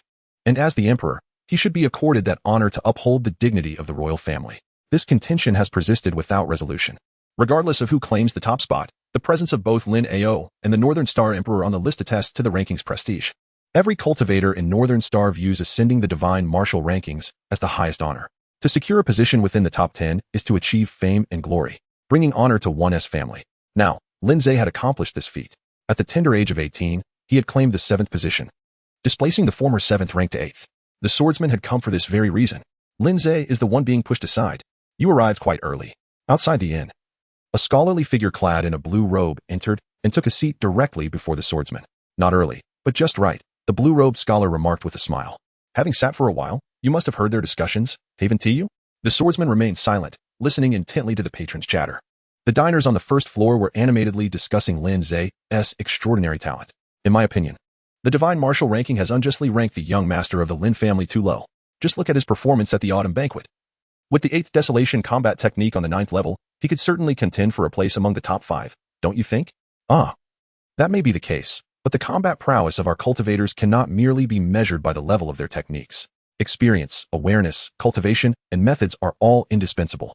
Although Lin Ze is exceptionally gifted and possesses remarkable character, he is still too young. At the tender age of 18, how many battles has he truly experienced? How many techniques has he had the chance to cultivate?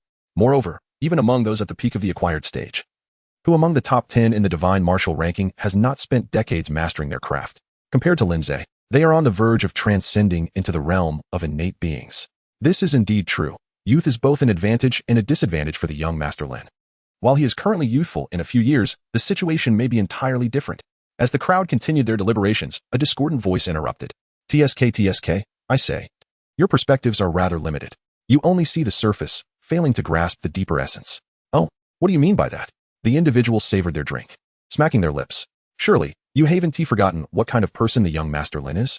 Having endured the loss of family in his youth and faced countless schemes and crises, he has concealed his true self, presenting a facade of weakness to reach this point. With a temperament that has remained steadfast for a decade, do you truly believe that a mere assassination attempt at the autumn banquet could compel him to expose himself? Impossible. Think carefully, how many experts reside within the palace? The Master of Mirrors, the Chief of the Inner Court, the Commander of the Imperial Guards, and His Majesty. The number 1 on the divine martial ranking. Given the young Master Lin's unique status, who would dare to let him come to harm? The assassin's ability to strike was merely a consequence of the sudden circumstances. Once they realized the opportunity, they would swiftly seize control. What then? Even I can foresee this. With Lin Ze's cunning and depth of character, how could he be unaware? If that is so, why would Lin Ze choose to reveal himself? Upon hearing this, all present pondered deeply. It seems indeed plausible. With so many experts in the palace, surely one possesses the ability to act from a distance? There must be someone swift enough to ensure that assassin's blood would spill on the spot. How could a mere assassin hope to hold a hostage in front of such formidable figures? That is nothing but a delusion. If that's the case, the attendees quickly arrived at a terrifying possibility. Could it be in the next moment? The speaker articulated the unspoken thoughts of all. Clearly, this was a confrontation between the young Master Lin and that esteemed figure. TSK, a person who has feigned weakness for years suddenly appearing in the palace. If I were that esteemed figure, I would undoubtedly harbor some curiosity about the true nature of the young Master Lin, especially considering he is the founder of the nation. Upon reflection, how could the young Master Lin, seated beside His Majesty, be so easily captured by a mere assassin? Pray tell. What kind of expert could render even the foremost being on the divine martial ranking incapable of reacting, allowing the assassin to place a blade at Lin Ze's throat? And Lin Ze himself is also a formidable expert at the peak of the acquired stage. How could he possibly fail to sense the assassin's approach? Consider these two individuals. My heavens, the Emperor is testing him. Lin Ze is declaring a counterattack. The thoughts of these two are indeed formidable. Formidable? The speaker continued. We are still far from the real terror that lies ahead. What do you mean by that? Have you not heard that the Lin family recently issued a summons for their former soldiers, urgently calling all Lin family troops back? Chapter 20. Is the Lin family planning a rebellion?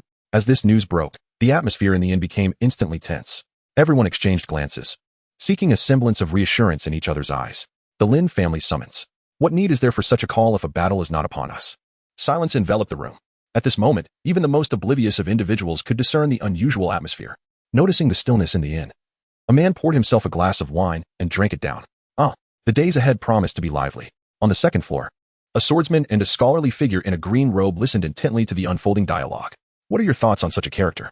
The swordsman cast a glance at the scholarly figure, remarking, My mastery of the heavy sword has progressed. I initially came to the capital to challenge you, the 6th ranked. However, given the unexpected events on our journey, let us postpone our duel for now. I will first pay a visit to this young Master Lin and ascertain whether he is truly as formidable as they say. With that, the swordsman turned to leave. I shall reclaim my position as 7th on the divine martial list before seeking you out again. The scholarly figure smiled. If you can indeed surpass him, then there will be no need for you to find me. The swordsman halted and turned back. Have you faced him?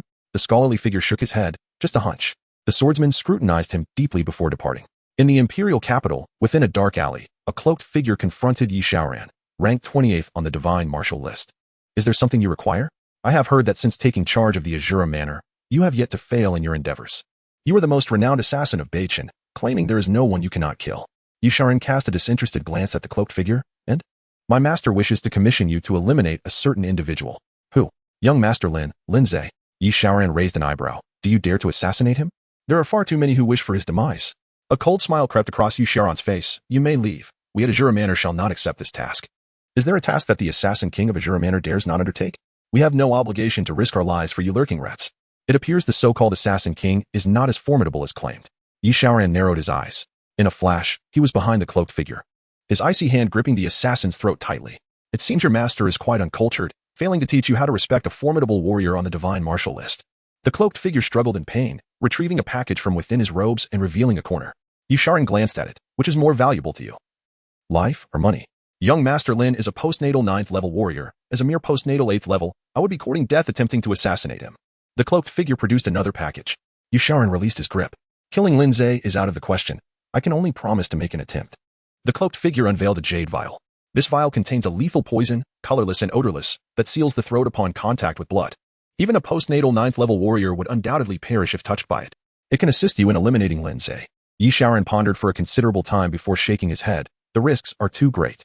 Lin Ze is a postnatal 9th level master, a superlative warrior who has reached the 9th layer of the 8 Desolations Battle Technique. The cloaked figure sighed. If that is the case, we must seek another expert. More money is required. Deal. In the imperial palace, within the hall of governance, civil and military officials assembled. An agitated middle-aged man spoke passionately. Your Majesty, I have a matter to address. I wish to implicate the Duke of State Lin Ao and his grandson Lin Ze. The speaker was Wei Pingyuan, the current influential figure within the Beichin military. The Wei family had rapidly risen to prominence after withdrawing from the Lin family, earning the emperor's favor and controlling key military centers, wielding significant influence. Over the years, their power had grown to rival that of the Lin family, and there was a palpable tension between the two families. The reason was well understood by all. Wei Pingyuan knew precisely why he was thrust into the emperor's spotlight. The emperor sought balance, and the Wei family sought opportunity. From the moment the Wei family was elevated, they were irrevocably tied to the emperor's interests. Henceforth, Retreat was not an option. They could only advance. The Bachan Emperor regarded Wei Pingyuan. You wish to implicate the Duke and his grandson? Have you two families encountered some discord? Wei Pingyuan shook his head vigorously. It is not that my Wei family bears animosity against the Lin family. Rather, the Lin family seeks to undermine our entire Bachan Empire. They plot to overthrow the entire regime. Your Majesty must remain vigilant. The Emperor raised his brow slightly. Sitting up straighter, what do you mean by this, Wei Aiqing? The Duke of State has always been loyal and dutiful, a fact known throughout Bachan. Wei Pingyuan scoffed. Loyalty and patriotism. If Lin Ao truly held such virtues, would he engage in deceitful acts? Consider Lin Ze, so young yet so cunning, silently achieving the pinnacle of postnatal cultivation while you remained oblivious. The reason Lin Ze refrained from visiting the palace in previous years was precisely to avoid your discovery. What does this signify? It is treachery against the crown. A minister acting in such a manner must surely harbor ulterior motives. The recent summons from the Lin family only confirms my suspicions. At present, there is neither war nor calamity, yet the Lin family has issued a summons without your approval, recalling their personal troops and gathering private forces. Is this not a clear indication of treason? They have disregarded your authority. Your Majesty, you cannot tolerate the Lin family any longer. I implore you to seal their estate and eradicate this treasonous family. Upon hearing this, the court remained composed, their expressions unruffled. While the Lin family summons raised some concerns, the personal military forces were indeed within the rights of Duke Lin Ao, sanctioned by imperial authority. With the emperor's backing, Wei Pingyuan's previous attempts to use the private army issue against the Lin family were not uncommon. The court had grown accustomed to it. Should there come a day when Wei Pingyuan ceased his bark at the Lin family, they would suspect a storm was brewing. Thus, the gathered crowd remained silent, observing and listening intently, their gaze fixed with serene composure. Chapter 21. The Return of the Imperial Guards. Ultimately, this matter bore no consequence for them. Whether concerning the emperor or the Lin family, both were formidable entities, beyond reproach. However, the ministers loyal to the Lin family were less inclined to indulge Wei Pingyuan. They could not tolerate his words. As soon as Wei Pingyuan finished speaking, a voice immediately scoffed, rebutting, "Your words, Sima Wei, are indeed absurdly laughable. You claim the Lin family deceives both above and below. Very well, you are lofty and esteemed. Might I inquire, Sima Wei, how many dogs does your family possess? How often do they bark each day? Is it more in the morning or the evening? Do they prefer to bark at feces or at you? Furthermore, how many times do you and your esteemed wife engage in intimacy each day? Is it during daylight or nighttime, or do you wait until the world is asleep? Do you favor standing or sitting? Have you reported these matters to His Majesty? If not, are you perhaps wary of His Majesty? Your Majesty, I too must report Sima Wei. He harbors treachery and dares to deceive the Emperor. I beseech your Majesty to seal the Wei family's estate. Boldly, in your Majesty's presence.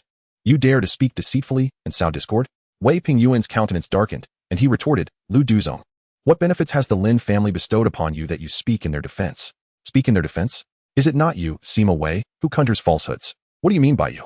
Our Northern Star dynasty has always governed with loyalty and filial piety. You, Sima Wei, distort the truth and mislead the Emperor's discerning ear.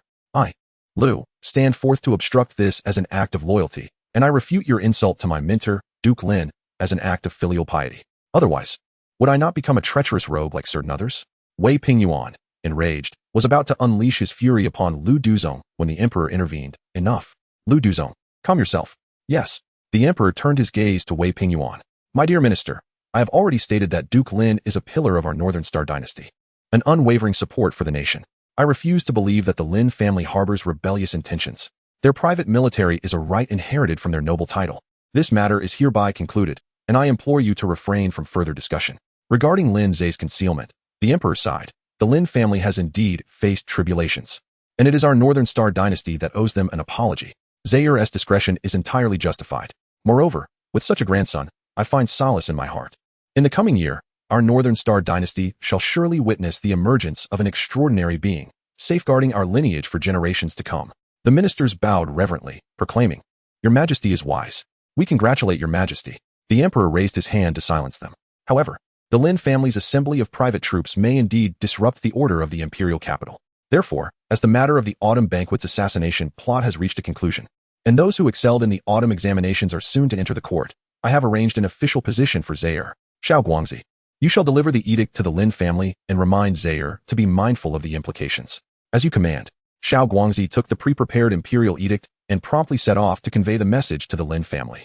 The Lin family summoned their loyal guards one after another, who arrived at the Lin residence with tales of their young master Lin Ze's remarkable exploits echoing in their ears. Naturally, They shared the sentiments of those outside, believing that their young master, having endured in silence for many years, was finally poised to retaliate. This ignited a fervor within each guard. It is crucial to note that their allegiance has never been to the Northern Star dynasty, but to the Lin family itself, to the bloodline of Lin Ao. When the two illustrious figures of the Lin family and their fellow soldiers were ambushed by the Wolf capital, the Lin army burned with righteous fury. They longed to unleash chaos and upheaval upon the Northern Star, seeking to unearth the mastermind behind the treachery and exact vengeance by toppling the Wolf capital. Now, with the young master finally harboring such intentions and possessing the capability to act, they felt an unwavering resolve to return to the Lin family and avenge their fallen brothers and the two paragons of the Lin family. Thus, the guards marched back to the Lin residence with great pride, eager to meet their third-generation lord. However, upon their arrival, they discovered that the young master had not summoned them for a confrontation, but rather to offer them healing. It was said that not only did the young master possess profound cultivation, but his medical skills were equally exceptional, his miraculous healing abilities surpassing even those of the current imperial physician. This revelation left the guards momentarily speechless. Yet, after a brief period of astonishment, an overwhelming surge of excitement welled up within them. Their afflictions had long been a thorn in their sides. Over the years, they had endured the torment of their ailments, yearning to eradicate them and return to a normal life alongside their comrades in the Lin army. Now that they finally had the opportunity to alleviate their suffering, how could they contain their exhilaration? The guards harbored no doubts regarding Lin Ze's capabilities. They understood that their lord, Lin Ao, was a man of utmost rigor. Had there not been genuine hope for healing, he would never have summoned them back in such haste, ensuring their journey was not in vain. Thus, they stood ready. In the Grand Lin residence, a vibrant line of soldiers stretched from the courtyard into the distance. The eager guards gazed with anticipation at the dazzling young master, who, like a resplendent jade, wielded his miraculous healing abilities to cure the long-standing ailments of the wounded. With each soldier restored to health, the fervor of the queue intensified. All that remains are minor recuperative matters. You may proceed over there. Thank you, young master. After bowing deeply in gratitude, the healed soldiers hastened towards Lu Hanyan, eager not to delay the treatment of their comrades. Coming from a family of physicians, Lu Hanyan, as the daughter of the Lu household, was naturally well-versed in the healing arts. Upon learning of the soldiers' return for treatment, she volunteered to assist. Although her skills paled in comparison to those of the chief imperial physician, rendering her unable to handle the more severe cases. Thus, Lin Ze managed the major healings while she addressed the lesser issues and subsequent care. Seated beside a pavilion, Lu Hanyan observed Lin Ze, who was wholly engrossed in his work with the wounded. She believed she understood him well, yet over the years, she had failed to truly see him. Beneath his seemingly ordinary facade lay a soul of extraordinary brilliance. Lu Hanyan could hardly fathom the strength that had sustained Lin Ze's decade-long charade.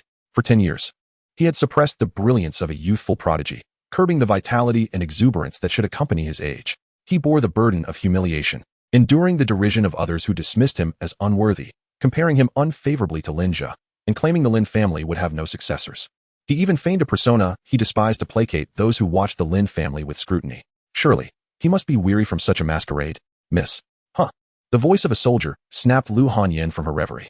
Slightly embarrassed, she redirected her gaze, assessed the soldier's condition, and prescribed a series of restorative herbs. There is nothing to worry about. Just rest well, and you shall recover fully within 2 days. The soldier nodded fervently. Thank you, miss. You have worked hard. Lu Hanyan shook her head, glancing once more at Lin Ze, who remained absorbed in his healing work. In comparison to his efforts, I have merely contributed a trifling bit. Lu Hanyan yearned to comprehend the workings of Lin Ze's mind. How could one individual possess such prodigious knowledge? As a daughter of a medical family, she had spent her youth immersed in medical texts, absorbing the wisdom of the ancients. Her family had often praised her innate talent, predicting her future as a renowned physician.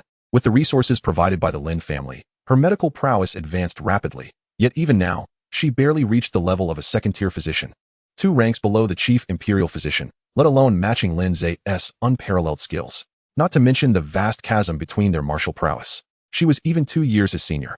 Indeed, the young master is like a celestial being descended to earth, remarked Xiao Chui, who stood nearby, echoing sentiments of admiration for Lin Ze. After a moment, she turned to Lu Hanyan. However, miss, you should not undervalue yourself. Achieving such accomplishments at your age is a rare gift. The soldier chimed in, yes. Both the young master and the miss are the true dragons and phoenixes of the Lin family. Lu Hanyan found herself both amused and exasperated. Competing with Lin Ze had never crossed her mind. She merely felt a pang of wistfulness regarding her own medical journey. Having finished with the soldier, Lu Hanyan found herself with little to occupy her time.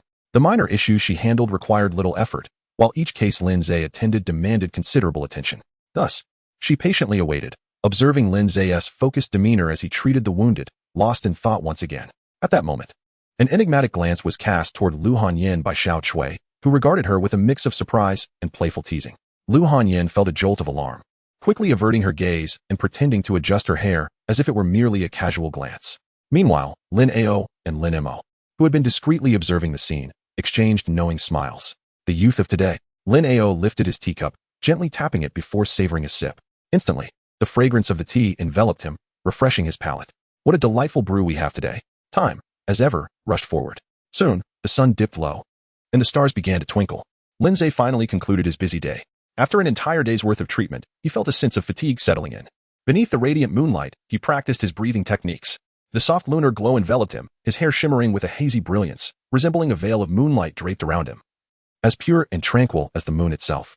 Lu Hanyin gently caressed her hair and cast a glance at Lin Ze, who was in the midst of his meditation. She approached him slowly, intending to wipe away the sweat from his forehead with a piece of silk. At that moment, Lin Ze suddenly opened his eyes. Within his gaze, which sparkled like a galaxy, yet remained as still as a deep pool, there was a hint of vigilance.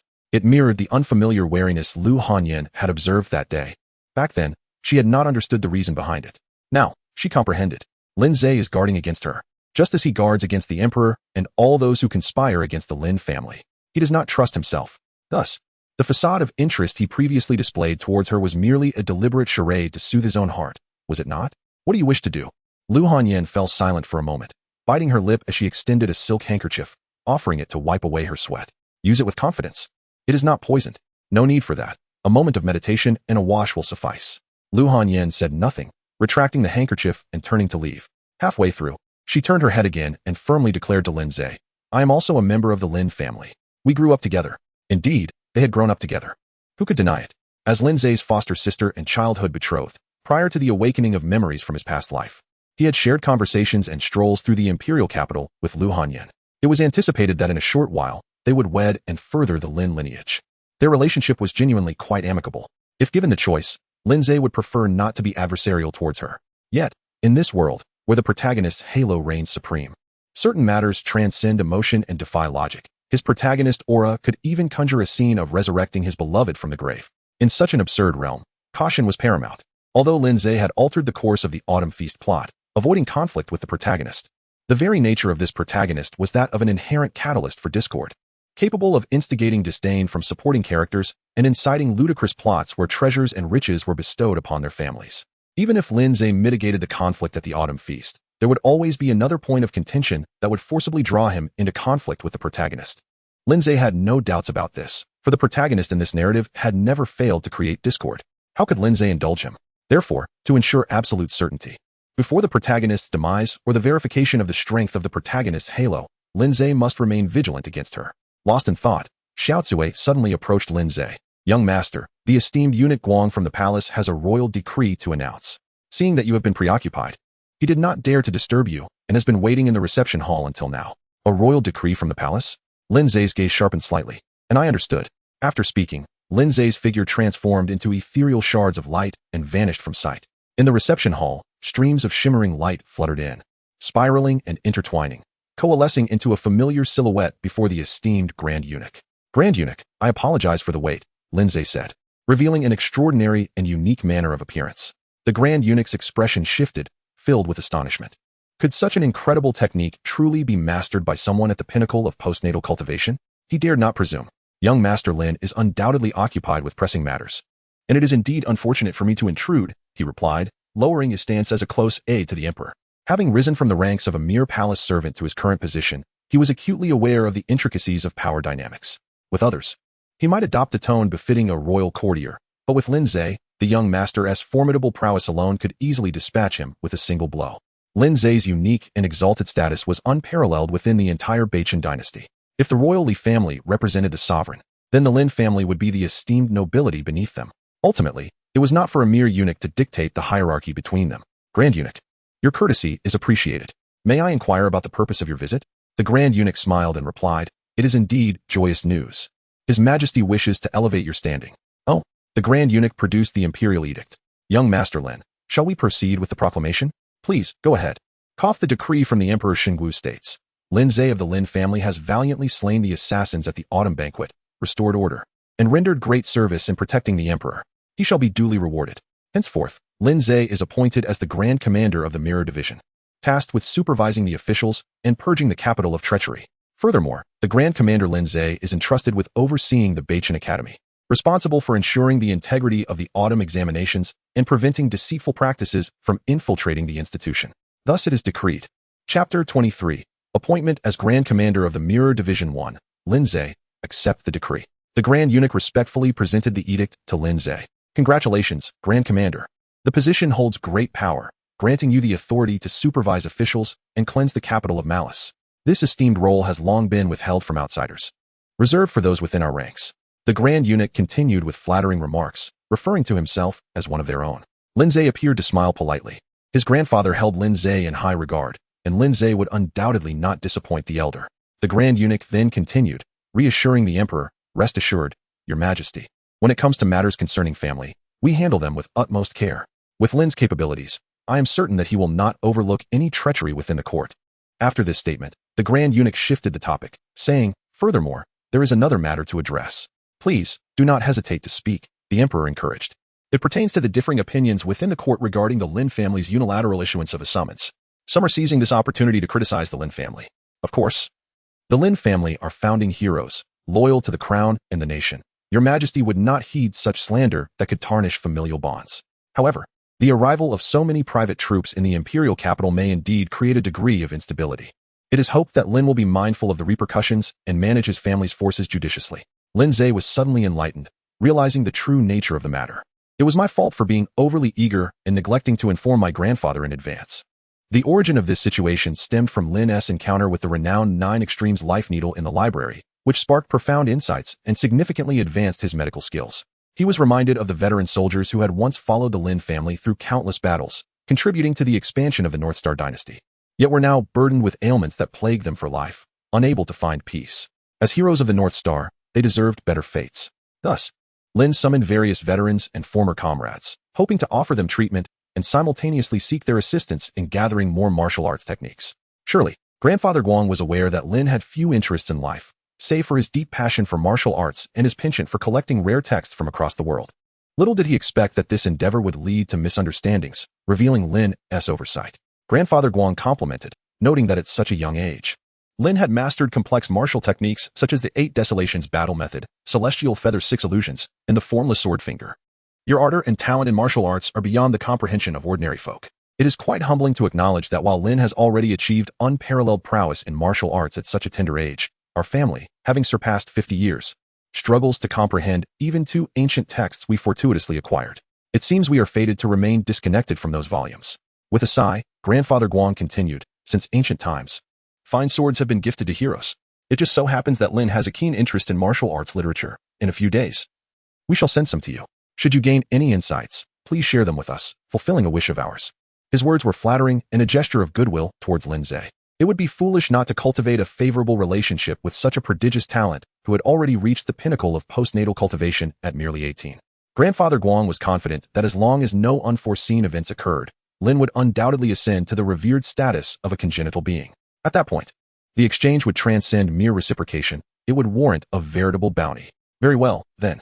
We shall not disturb Lin any further. The day has grown late, and I must return to report. Take care, Grandfather Guang. After a few polite exchanges, Grandfather Guang departed for the palace. Lin Ze fixed his gaze upon the retreating figure of the Grand Duke, then shifted his attention to a shrouded corner of darkness. After listening intently for some time, he questioned whether he needed to invite someone out. Following a moment of silence, a figure emerged from the shadows, Yi Xiaoran. Exuding an icy demeanor reminiscent of a solitary wolf lurking in the night, gradually stepped into the gentle embrace of the moonlight. Beneath the moon's glow, Yi Xiaoran appeared as a lethal weapon, every inch of him imbued with latent sharpness, an aura of lethal intent enveloping him. Even the delicate moonlight seemed to transform, turning into piercing icicles that filled the air with a chilling, bone-deep coldness. He was at the 8th layer of the acquired realm, the most formidable force beneath the pinnacle of the acquired realm. Those who achieved the 8th layer were invariably renowned powerhouses in their respective domains. In the prestigious Lin family, only the steward Lin Mo could be counted among such elite ranks. A formidable presence at the 8th layer had personally taken action. Lin Ze raised an eyebrow and offered a somewhat gratified assessment. "Not bad. You haven't brought any low-grade trash to fool me," which shows a commendable sincerity. In this day and age, there are few villains who understand the importance of making a grand entrance. If everyone were like you, how could the protagonist of the original story have survived until now? If there were an assassin rating system in this world, I would undoubtedly award you a prize. Proceed. For your sincerity, I grant you 3 opportunities to strike. With that, Lin Ze stood with his hands clasped behind his back, motionless, awaiting Yi Xiaoran's move. At this moment, his demeanor appeared casual, his posture relaxed, presenting what seemed to Yi Xiaoran as numerous fatal openings. Based on past experience, if he were to strike now, his chances of victory would increase by at least 50%. Yi Xiaoran's gaze flickered, uncertain and fluctuating. He slowly approached, hands positioned before him, as if poised to unleash a thunderous blow at any moment. However, Yi Xiaoran of the Shura Manor had no intention of confronting the young Master Lin. He had come with urgent matters to report to him. With both hands clasped in a salute, Yi Xiaoran bowed respectfully to Lin Ze. Young Master Lin, someone has hired me to kill you. Lin Ze was rendered speechless. After a moment of silence, he complexly remarked, so you sold him? Yi Xiaoran chuckled softly. To oppose you is akin to a mandish trying to stop a chariot, an exercise in futility, a path to self-destruction. Lin Ze from the Lin family is an 18-year-old prodigy, possessing an extraordinary mastery of martial arts and an unparalleled level of talent, akin to the reincarnation of a martial sage. His future is undoubtedly destined for greatness, soaring to become an extraordinary innate divine being. Yet, astonishingly, there are still fools who dare to provoke him. Were you dropped as a child?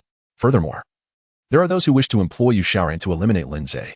TSK, Yi Xiaoran, am an assassin, not a simpleton like you. The moment the cloaked figure approached me, I candidly stated my professional integrity and declined the task from the Shura Manor. Yet, that unfortunate soul insisted, even mocking me. With no alternative, I could only accept a hefty reward without guilt and seize the opportunity to gain favor with Lin Ze. I presented the vial of rare poison given to me by the cloaked figure. It is said that this poison can seal the throat upon contact with blood, ensuring death even for those at the 9th layer of postnatal cultivation. Lin Ze suddenly felt a sense of disinterest. To be honest, after honing his skills, he actually had a desire to engage in combat. Unfortunately, who was the buyer? Chapter 24. Rise Up. Lin Ze took the deadly poison from Yi Xiaoran's hands and examined it for a moment before casually inquiring. Yi Xiaoran replied that the buyer wished to conceal their identity, and she was unaware of who it was. However, she pointed towards the northwest direction of Beichen Imperial City, which was the location of Beichen Academy.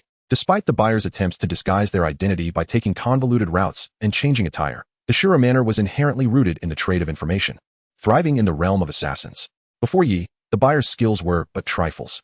Yi stealthily followed the buyer, ultimately discovering that they had entered Beichen Academy. Beichen Academy? Lin Ze squinted his eyes. The mention of Beichen Academy inevitably brought to mind a particular segment of the original narrative. In the original tale, the protagonist began to make a name for himself at Beichen Academy, showcasing astonishing talent, only to face attacks from within the institution, and not merely once. Subsequently, through the protagonist's investigations, it was confirmed that there were spies from the Kingdom of Wolf Capital among the higher-ups of Beichen Academy. These spies lurked within the academy, covertly observing all the students, and should any student emerge as a potential grave threat to the Kingdom of Wolf Capital, they would immediately relay the information back, executing an assassination. Reflecting on this, it seems that his formidable rise may have prematurely attracted the attention of Wolf Capital. In Lin Ze's narrowed eyes, a fleeting glimmer of chilling murderous intent flickered. Well, you wolf, I haven't sought trouble with you, yet you have come knocking at my door uninvited. The demise of the Lin family's 2 prodigies and Lin Ze, whether orchestrated by unseen hands or not, leaves the direct adversary, Lang Du, with no escape. From the very onset, Lang Du has been marked for death on Lin Ze's list. However, Lin Ze had been preoccupied with fortifying himself and establishing the Lin family, leaving little room to attend to other matters. But now, Lin Ze has the opportunity to extricate himself. The Beichen Academy, how fortuitous. For he is concurrently serving as an inspector for the autumn examination, tasked with purging the academy of any malfeasance. Tomorrow, he shall seize this opportunity to turn the Beichen Academy upside down, rooting out the Lang Du spy. Additionally, he intends to assess the protagonist of this world. Should the chance arise, he will eliminate this significant source of instability as well. Contemplating this, Lin Ze cast another glance at Yi Xiaoran. Yi Xiaoran, is it? Indeed. Speak. What is it that you desire? Yi Xiaoran replied that the remuneration had already been provided.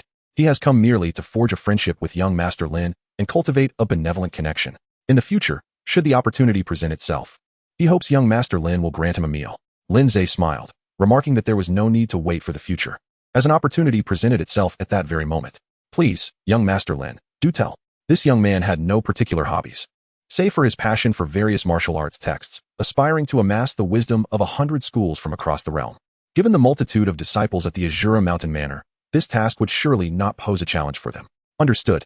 The Azura Mountain Manor shall undertake this mission.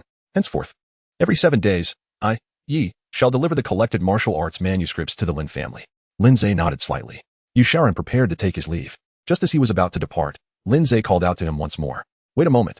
Do you have further instructions, Lin Xiao? You mentioned that your sure manner is rooted in the intelligence business? Indeed. Are you aware of the night raid by the Wolf capital on the Bachan army over a decade ago? Yi Shaoran shook his head, understanding Lin Ze's implication. However, sure manner has never engaged in intelligence related to the military. Such matters can easily attract peril, whether from the Bachan army or the Wolf capital, both of which could effortlessly annihilate sure manner. I regret to disappoint you, Lin Xiao. Not at all. I was merely inquiring. Lin Ze did not expect Yu Shaoran to possess much knowledge. If it were truly so easy to uncover, Lin Ao would have resolved the matter long ago after more than a decade of inquiry. Go ahead, he said. Yu Shaoran turned and vanished into the shadows. The following day, wounded soldiers continued to arrive one after another. They hailed from distant lands, and even with their relentless haste, they only began to reach their destination the next day. Lin Ze instructed Xiao Cui to first ensure that everyone was settled, planning to conduct a collective treatment once all had arrived by evening. Lin Ze had already taken his seat in the carriage, embarking on his journey to Bachan Academy. As Lin Ze stepped out, he was, as customary, accompanied by 2 of his Lin family guards, both of whom were at the 6th level of cultivation. Although everyone was now aware of Lin Ze's true prowess, the years of habitual outings had ingrained this practice in them. Moreover, even if Lin Ze required no protection, as the young master of the Lin family, how could he venture forth without a few devoted attendants? The North Star Academy awaited. Lin Ze's carriage came to a steady halt before the grand entrance of the prestigious academy. A group of senior officials from the institution, having received the news early on, had been patiently awaiting his arrival for quite some time. Lin Ze's arrival this time transcended his mere identity as the young master of the Lin family. He now held the esteemed position of the newly appointed chief envoy of the Mirror Division, representing the royal Li family during the autumn examinations. Moreover, he was a prodigious talent at the pinnacle of postnatal cultivation. Consequently, the upper echelons of the academy gathered early at the entrance, eagerly awaiting Lin Ze's inspection and oversight.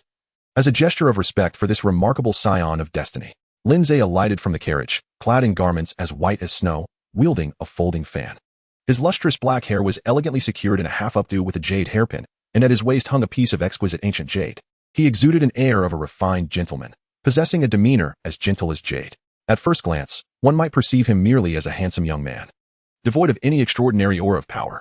However, at the center of the crowd, a scholar in a blue robe felt his heart tighten upon catching sight of Lin Ze. As the esteemed head of the Bachan Academy, a cultivator of the 9th level of the acquired realm, ranked 6th on the divine martial list, he was astonished to find that he could detect not even a hint of Lin Ze's presence. Clearly, Lin Ze's cultivation was not merely at the pinnacle of the 9th level. He had traversed this path for some time and had attained the realm of returning to simplicity, far more formidable than he had initially perceived. Suppressing the tumult of emotions within, the scholar led the Academy's members in salutation. Zhang Tong of Bachan Academy pays his respects to Lord Lin. We have all come to pay our respects. Upon recognizing Zhang Tong, Lin Ze's eyes brightened. If memory served him correctly, Zhang Tong was indeed the 6th on the divine martial list, was he not? No need for such formalities. With that, Lin Ze lightly waved his fan. Suddenly, the air shimmered with an unseen force. A gentle yet irresistible power surged forth, compelling every individual to stand upright, rendering them immobile. Even Zhang Tong, a peak expert of the acquired realm, found himself involuntarily straightened. Moreover, this force did not wane, it coalesced, gathering strength as if deliberately granting Zhang Tong a moment to react. Was this a show of power? Faced with such a blatant provocation, Zhang Tong, as a formidable figure on the divine martial list, instinctively considered countering this force, attempting to uphold his dignity. However, upon reflection, he recalled that Lin Ze was representing the royal authority in his inspection of Bachan Academy. This display of might was warranted. Thus, Zhang Tong refrained from resistance, allowing the gentle force to take effect, and remarked, "It is said that Lord Lin is a prodigy of extraordinary talent with profound cultivation. Indeed, upon witnessing you today, I find you to be exceptional." Lin Ze chuckled, his smile devoid of genuine warmth. 6th on the divine martial rankings. Indeed, 6th. Why don't you muster some spirit? Chapter 25. Now, do you comprehend? I am deliberately seeking to provoke you. Are you not sensing it? Where is the dignity befitting a formidable powerhouse of the postnatal pinnacle? Lin Ze felt a sense of helplessness. How is it that the protagonist of the original story could trigger battle sequences wherever he went? You flatter me, Master Zhang. He replied nonchalantly before stepping into the North Star Academy. Master Lin, you are well aware of the purpose of my visit today. The events that transpired during the recent Golden Autumn Feast have greatly displeased my esteemed grandfather. Zhang Tong quickly interjected. Our North Star Academy has always been loyal to the nation, comprised of individuals of impeccable character. We have never engaged in such treasonous acts against the sovereign. It is utterly shocking that a traitor managed to infiltrate our ranks and tarnish the reputation of our esteemed institution. That scoundrel is truly despicable. Master Zhang, I did not come here to hear your grievances, Lin retorted. Zhang Tong continued, I understand. Please rest assured. I have thoroughly investigated both the academy and its surroundings in the past few days. I have meticulously reviewed and verified the records of all students. Any student with even a hint of suspicion has been documented and temporarily dispatched to a branch outside the Imperial City for observation and further examination. The students remaining within the Imperial City are undoubtedly of unblemished backgrounds and clear origins, true North Star citizens. Such absurdities as occurred during the Golden Autumn Feast shall never happen again. Upon finishing, the various scholars surrounding Zhang Tong promptly produced the prepared student records for Lin Ze to peruse. However, the fabrication of such documents has always been a skillful endeavor. Lin Ze remained indifferent, casually flipping through the pages with an air of nonchalance. After all, he had no genuine intention of investigating for the royal family. What did the affairs of the imperial household matter to him? The tangled matters of the Lin family and his own were still unresolved. His purpose here was merely to expose the traitors lurking within Wolf Capital and seize the opportunity to eliminate the protagonist of the original story, an unpredictable variable. With a dismissive glance, Lin Ze remarked, the students may be innocent, but what of the instructors? His words struck like a sudden gust of icy wind, leaving everyone present momentarily stunned. Lin Ze continued, his tone laced with quiet derision. These spies from Wolf Capital are truly formidable to infiltrate Beichen's foremost academy without raising a single suspicion among the instructors. A cold smile curled at the edge of his lips. If I recall correctly, the instructors of Beichen Academy must possess cultivation levels of at least the 6th tier of the postnatal realm, no? His gaze sharpened.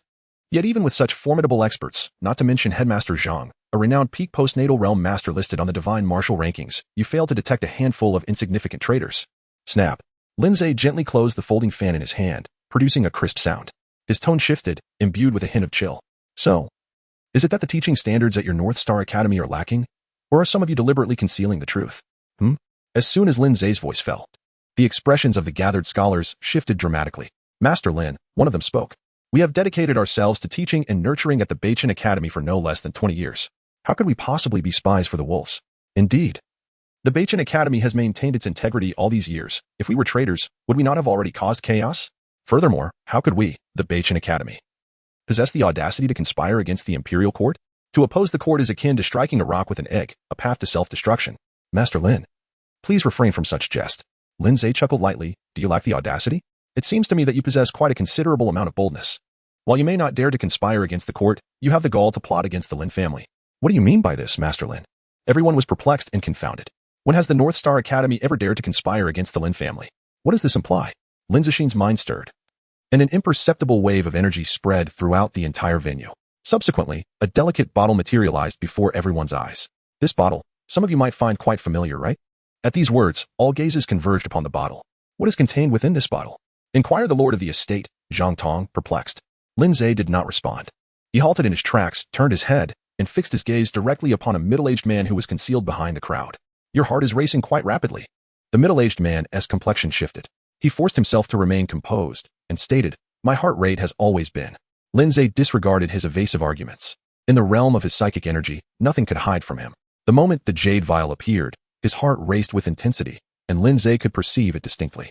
Even if the person who employed Yi Xiaoran was not him, there was undoubtedly an undeniable connection. Thus, Lin Zeo extended his right palm, and a terrifying gravitational force immediately summoned a cataclysmic storm. The air buzzed ominously.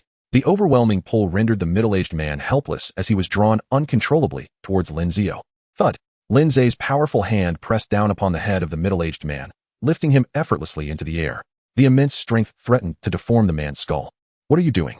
This is the North Star Academy. Ah, Master of the Academy, save me. The middle-aged man, sensing Lin Ze's terrifying murderous intent, hastily called for help. Invoking the name of the North Star Academy, the sudden upheaval caused a palpable tension among the onlookers, their expressions darkening. After all, the North Star Academy was one of the most formidable forces in the region, under the guardianship of the peak postnatal master, Zhang Tong. The prowess of such a figure is not to be dismissed lightly. Can one truly believe that a being capable of single-handedly facing 100,000 troops and staving off an entire nation is merely ornamental? Recall the incident at the autumn banquet. The 3 divisions of the court were chastised mercilessly, while the North Star Academy was treated with leniency, allowed to handle matters internally and provide an explanation. Within the walls of the North Star Academy, even the royal family, a colossal entity, would not dare to act without due respect. Such actions would signify a disregard for the dignity and prestige of the pinnacle postnatal masters, the most potent tier beneath the innate divine beings. Young Master Lin, what is the meaning of this? To act without discernment is utterly reckless. Zhang Tong's countenance darkened. Lin, for the past decade, Master Zeng has been a diligent member of the North Star Academy, unwavering in his loyalty. He would never dream of plotting against the Academy, nor would he dare to harm the Lin family. I implore you to investigate thoroughly before passing judgment. Lin Ze calmly stated, all right. I shall adopt the approach of courtesy before combat, lest you label me an unreasonable barbarian. Last night, I was ambushed by assassins. And the mastermind behind this attack is none other than those affiliated with the North Star Academy. This vial of peculiar poison was entrusted to the assassins by that very mastermind. As for your so-called Master Zeng, it was he who exhibited a sudden increase in heart rate upon glimpsing this vial. Lin Ze cast a glance at everyone present. Now, do you understand? Upon hearing this, the expressions of all present shifted dramatically. An assassination attempt on Lin Ze? To target a pinnacle warrior of the acquired realm? Have you lost your senses? Very well. It seems reason is no longer necessary. As he spoke, Lin Ze tightened his grip, causing Zeng Fuzi to cry out in pain. Speak. Who sent you to assassinate me? Chapter 26. The Death of Zeng Fuzi. Zeng Fuzi's face contorted in anguish, yet his defiance remained. I do not comprehend what you are referring to. You are clearly provoking me, intending to assert dominance over my academy. Lin Ze's strength intensified. Master Zeng's head had slightly deformed, with 5 deep fingerprints indented upon it. Ah, Master, please save me. Zhang Tong and others from the academy looked on with pity. After all, they were longtime friends, and they could not bear to witness Master Zeng in such a wretched state. Yet, Master Zeng found himself entangled in the turmoil of Lin Ze's assassination plot. Even if they felt compassion, they were powerless to intervene. The Beichin Academy valued its reputation. Could a paragon of postnatal pinnacle like Lin Ze, a prodigy of unparalleled talent and a scion of the Lin family, afford to lose face? The dignity of one at the pinnacle of postnatal mastery must not be tarnished. In such circumstances, should Lin Ze choose to execute him on the spot, they would have no grounds to voice their objections. The fact that they had previously attempted to dissuade Lin Ze was already a concession made out of years of camaraderie. Zhang Tong and the others remained silent.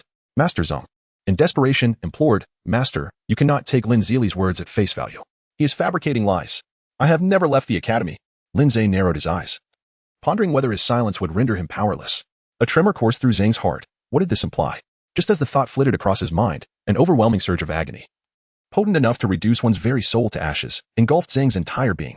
The excruciating pain seized him, thrusting him into convulsions. As if 1,000 arrows had pierced through his heart, it felt akin to red-hot iron rods being thrust into his flesh, wrenching at his bones, or as if countless venomous serpents were simultaneously sinking their fangs into him. The wound seared, a piercing torment. Ah, you. Ah. Zeng was encased in fiery orange flames that blazed around him. Yet, these flames were not lethal. They incessantly prodded and scorched him, pushing him to the brink of despair. Lin Ze raided the royal families in the Lin clan's library, acquiring knowledge of hundreds of martial arts. Among them were various methods that could torment a person to the brink of despair. Lin Ze merely needed to add a touch of each element to conjure tortures so excruciating that they rendered life unbearable. Speak, for whom do you serve? I can grant you a swift end. Ack.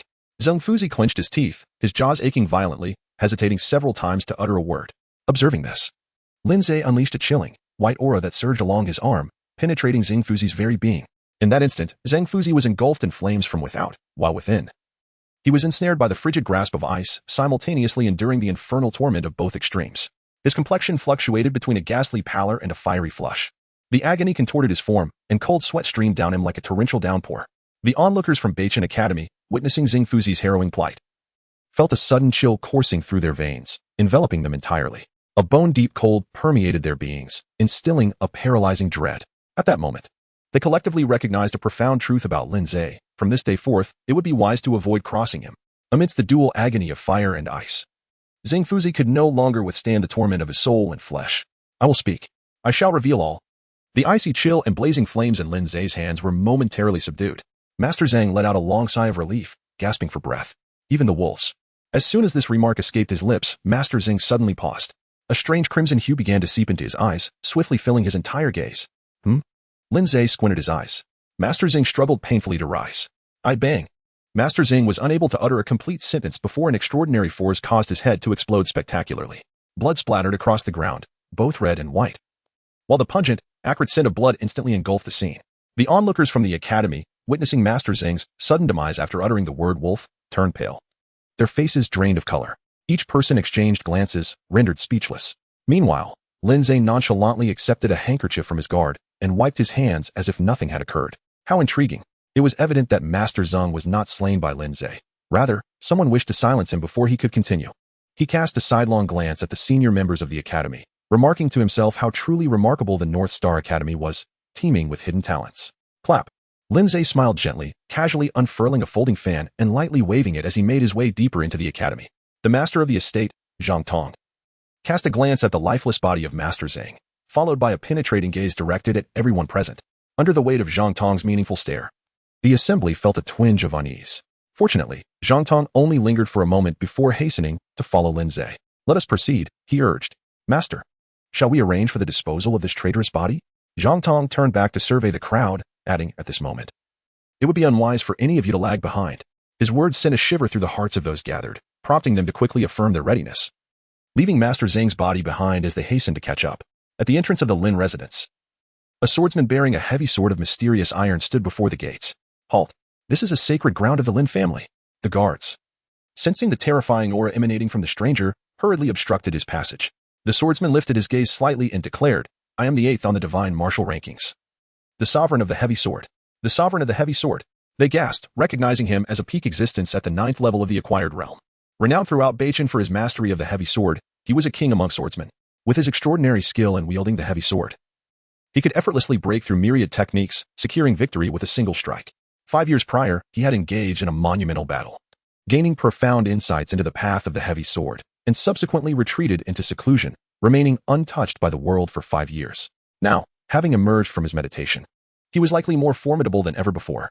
The members of the Lin family army exchanged glances, for the formidable Xianzhang Sword King had arrived. What brings the Sword King to my Lin residence? They pondered. With a powerful tremor in his back, the mighty Sword King lifted his colossal sword into the air, letting it crash heavily before the gates of the Lin estate. Thud! The ground quaked as if a celestial body had fallen from the heavens. The Sword King had come to seek the skills of Lin Ze, the young master of the Lin family, to reclaim the 7th position on the divine martial rankings. After stating his intention, the Sword King cast a sidelong glance at the anxious soldiers of the Lin family. Do not fret. This is merely a customary exchange among martial artists, to be conducted with restraint. Quickly, informed the second young master. The guard of the Lin family replied. The young master is not currently within the estate. He has been appointed as the chief of the Mirror Division and departed early this morning to purge the North Star Academy of any internal and external issues. The Sword King furrowed his brow. Are you implying that you fear for the safety of the second young master? Is this a deliberate deception to conceal his whereabouts? The soldiers shook their heads. The young master's inspection of the North Star Academy is of utmost importance. The Sword King need only inquire with a few passers-by to confirm. We would never dare to deceive you. With a resounding clap, the Sword King struck his heavy sword. The sword trembled, lifting from the ground, before he secured it upon his back once more. The North Star Academy? Excellent. Both adversaries are present there. In that case, I shall make my way to the North Star Academy. With the heavy sword on his back, the Sword King's speed was unimpeded. In a single stride, he vanished from sight, heading towards the North Star Academy. Chapter 27. The Young Lady in Pink at the North Star Academy. A young scholar clad in white rushed into the Changqing Hall. A group of students who had excelled in the autumn examination had been waiting there for some time. Having witnessed the upheaval at the Golden Autumn Banquet and the true nature of Lin Ze, many harbored profound admiration for this peerless talent. Upon learning that Lin Ze, now the chief of the Mirror Division, would personally assess them, excitement surged through the group as they eagerly prepared for his arrival. As soon as they saw the white-clad scholar burst in, they inquired eagerly, "What news? Has the second young master arrived?" Gasping for breath, the scholar replied, "Do not ask. Prepare yourselves quickly. Something grave has occurred. Master Zheng was just slain by the second young master himself at the academy gates." "What? How did this happen?" The white-clad scholar surveyed the assembled students, his tone grave and foreboding. "Our academy is not clean. Beyond us students, even the higher-ups have been corrupted. Master Zheng was the one the second young master personally exposed." "What do you mean?" "It's hardly surprising that the upper echelons are compromised. It has long been suspected.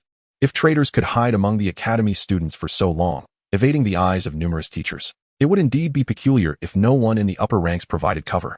The rot of a tree often begins at its roots. But how did the second young master discover this?" The scholar explained. "I overheard from a distance that someone within our academy had hired assassins to eliminate the second young master. This enraged him, prompting him to employ a special method to sense Master Zhang's irregular heartbeat, leading him to expose Master Zheng. I see, the second young master's methods are truly inscrutable." As discussions unfolded, Xia Qinghe, seated at the front, calmly flipped through several treatises, seemingly engrossed in the wisdom of the ancients. Yet, her mind was elsewhere. She repeatedly turned the same few pages. "Stop flipping. You'll wear the book out," remarked a young lady in pink, her expression a blend of amusement and curiosity. "I wonder what charm this second young master possesses to leave you so entranced." Returning to her senses, Xia Qinghe shot a glare at the young lady in pink. "What nonsense are you spouting? The young lady pouted. I wonder who has been rambling nonsensically. Since returning from the Golden Autumn Banquet, you've been utterly distracted. I'm curious to see what magic this Lin family's second young master has you so spellbound. As she spoke, a glimmer of something mysterious flashed in the young lady's eyes. Xia Qinghe, flustered and annoyed, playfully pinched the young lady's waist. I'll have you stop your nonsense. Ouch. Tap, tap, tap. The VE arrived. Quickly, prepare yourselves. Everyone immediately sat up straight, ceasing their previous activities, and assumed a dignified posture, the sound of light, graceful footsteps approaching. Lin Ze and Zhang Tong, along with others, entered the Evergreen Hall. Greetings, General Lin. Greetings, Lord of the Manor and Master. There is no need for excessive formalities. Lin Ze stepped into the Evergreen Hall, his gaze sweeping across the assembled students. When his eyes fell upon Xia Qinghe, he paused momentarily. For beside her stood a maiden clad in delicate pink. This rosy-clad girl was enchantingly lovely, exuding a vibrant, spring-like vitality that radiated youthful exuberance. She resembled a lively and endearing girl next door, her beauty rivaling that of Xia Qinghe, both possessing looks capable of toppling cities. Her large, dewy eyes were framed by elegantly arched brows, while her porcelain-like complexion was adorned with cherry lips and a delicately upturned nose, each feature exquisitely balanced. Her raven black hair, subtly tinged with an elusive hint of crimson, shimmered with an unusual warmth. Standing side by side, it was impossible to declare one more beautiful than the other. Each possessed her own unique charm, appealing to different tastes. This unexpected sight left Lin Ze momentarily bewildered, for in the original novel, the renowned beauty of Beichen Academy was Xia Qinghe alone. Had there been another, the protagonist's innate magnetism would surely have compelled him to sweep her into his harem with dramatic flourish. And most perplexing of all, the two appeared to be on rather friendly terms. How strange. In the original text, had Xia Qinghe ever had a female companion with such strikingly distinctive features? Lin Ze furrowed his brows. The sudden frown startled the scholars present, causing them to wonder if yet another traitor among the students had been exposed by Lin Ze. Xia Qinghe, on the other hand, wore a perplexed expression. Last time at the Golden Autumn Banquet, he had looked at her with a hint of pity, and now he was frowning outright. Was her appearance truly so unappealing or grotesque? Xia Qinghe could not fathom it, completely at a loss. Meanwhile, a girl in a pink dress gazed at Lin Ze with a glimmer of intrigue, occasionally glancing at the higher-ups of the academy, her eyes darting back and forth as if assessing something. The atmosphere grew somewhat tense. Fortunately, Lin Ze merely cast a fleeting glance before diverting his gaze. He casually remarked, I recall that the Northern Star Academy typically admits only 50 individuals each autumn examination, subtracting those traitors who perished during the Golden Autumn Banquet. It appears that the remaining count has exceeded expectations. A scholar promptly clarified, esteemed Lin, due to the significant repercussions of the assassin incident at this year's Golden Autumn Banquet, numerous high-ranking officials have fallen from grace, leaving many positions vacant within the imperial court. Consequently, His Majesty has specifically instructed us to increase the quota for students entering the court and to urgently adjust the positions of various key roles. We conducted a comprehensive re-examination, selecting 38 candidates from the 6-year students, 17 from the 5-year students, and 8 from the 4-year students. In total, we have 63 individuals. The scholar presented the roster of the 63 students. Lin Ze casually nodded, flipped through the roster as a mere formality, and then ceased his actions. The number of individuals the court required was of no concern to him, nor did he care about the examination methods of the North Star Academy. His current ambitions were solely twofold. Lin Ze glanced at the crowd below. There were 2 matters at hand. The first, Master Zhang. I trust you are all familiar with him? The audience nodded in agreement. Lin Ze inquired whether anyone among them had seen Master Zhang return last night. The students were taken aback. Had Master Zhang ventured out last night? His abilities were modest, and he was not a prominent figure within the academy. Thus few took notice of him. For a moment, no one responded. Is there truly no one? Lin Ze pressed on. Then allow me to pose another question. With whom does Master Zhang maintain the closest relations? At this juncture, a maiden clad in pink beside Xia Qinghe suddenly rose to her feet, exclaiming, I saw Master Zhang. Upon realizing it was the pink-clad maiden speaking, Lin Ze's interest was piqued. Excellent, do elaborate. Yet, the maiden broke into an inexplicable smile. Master Lin, not only am I acquainted with Master Zhang, but I also possess knowledge of a matter that could shake the very foundations of Beichen Academy. I wonder if you dare to hear it? With a sharp clap, the scene was set for revelation. Lin Ze closed his folding fan, and in that instant, his aura transformed into one as profound as an abyss, exuding an air of inscrutable depth. His voice, imbued with strength and unwavering confidence, resonated in the ears of the young maiden, while his enigmatic figure appeared to magnify infinitely in her gaze. She yearned to learn more. Chapter 28. The Lord of the Manor is a traitor. Lin Ze's calm and composed voice seemed to instill a profound sense of confidence in the girl clad in pink. Very well, since Mr. Lin is willing to listen, I shall speak boldly. The pink-clad maiden cast a glance at the esteemed figures of the academy, her gaze fixated on a particular individual. The next words that escaped her lips were nothing short of earth-shattering. captivating the attention of all present. The headmaster, Zhang Tong, is a traitor to the wolf capital. Upon uttering this declaration, a wave of shock rippled through the scholars and instructors in attendance. They erupted like a pot of boiling water, voices raised in disbelief. What did you say? Absurd. Utterly absurd. How dare you malign the headmaster? To show such disrespect towards your superiors. Where have the manners taught at this academy gone? The headmaster has diligently dedicated himself to teaching and nurturing students since the founding of Beichin, contributing countless pillars of strength to the court and leaving an indelible mark on the development of our realm. To label such a heroic figure as a traitor is an affront. If he is indeed a traitor, then what does that make us? Someone, seize this audacious scoundrel and throw her out. The crowd was a tempest of indignation and fury. Who was Headmaster Zhang Tong? The foremost authority of Beichin Academy and one of its founding fathers. His contributions and stature within the realm of literature in Beichin are akin to Lin Ze's role in the military. He is a venerable elder of the literary world, a beacon of inspiration for scholars. Today, at least 1/3 of the civil officials in the court owe their positions to his establishment of Beichin Academy. Nearly half of the court's literati were personally ushered into service by him. To accuse such an extraordinary individual of treachery is nothing short of preposterous. The outrage among the crowd was palpable. Yet, the girl in pink remained unperturbed, her gaze unwaveringly fixed on Lin Ze. Lin Ze cast a sweeping glance at the assembly. Enveloped in silence. The despicable traitors, those who betray their masters and ancestors, must be captured. They dare to slander the lord of the manor. I deem her to be the true wolf in sheep's clothing, intent on instigating turmoil within our northern star. The crowd seethed with rage, vociferously denouncing the girl in the pink attire. I declare, a tremendous wave of oppressive energy emanated from Lin Ze, unfurling like a tempest. The potent, frigid spiritual pressure surged forth, akin to the biting chill of midwinter, saturating the entire evergreen hall. Silence. The word hung in the air. The autumn sunlight outside seemed to freeze in place, its vibrant hues dissipating, replaced by an ominous darkness. Frosted blossoms crystallized upon the floor of Evergreen Hall, while frost spread across the walls like a delicate tapestry. Cold, an icy chill, penetrating to the very marrow. Despite it being a season of clear skies and refreshing breezes, it had abruptly transitioned into the depths of a frigid winter. A gentle exhalation revealed a plume of frosty vapor. Gasp! The assembly collectively inhaled sharply, silenced by terror, rendered mute like cicadas in winter. At this moment, Lin Ze stood surrounded by an atmosphere of chilling low pressure, akin to an exalted monarch of ice, reigning over an entire frozen realm. In his gaze resided the essence of millennia-old glacial ice, radiating a cold so profound it could encase any soul in frost. They had every reason to believe that should anyone dare to utter another word, they would be transformed into mere ice sculptures. An eerie hush enveloped the room, no one daring to speak a syllable. Even Zhang Tong, the lord of the manor and ranked 6th on the divine martial list, found himself engulfed in uncertainty. This aura, could he have transcended to that level? No, it seemed not quite so. Zhang Tong's eyes flickered with indecision. Lin Ze then remarked, if one is to listen to others, one should do so attentively. A person of integrity need not fear the shadows that may fall upon them, whether right or wrong. I shall arrive at my own conclusions after listening.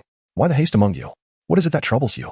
Lin Ze's icy gaze swept across each of the esteemed instructors. Is it her words that have instilled a sense of peril within you, prompting you to silence her? No. Such audacity would be unthinkable, and it is best that it remains so.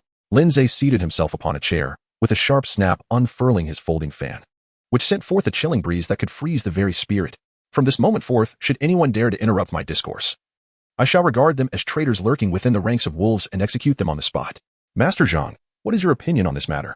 Zhang Tong cast a sidelong glance at the young lady in pink, his expression unruffled, as if he were convinced that this was merely a misunderstanding or a farce. What you say, Master Lin, holds great merit.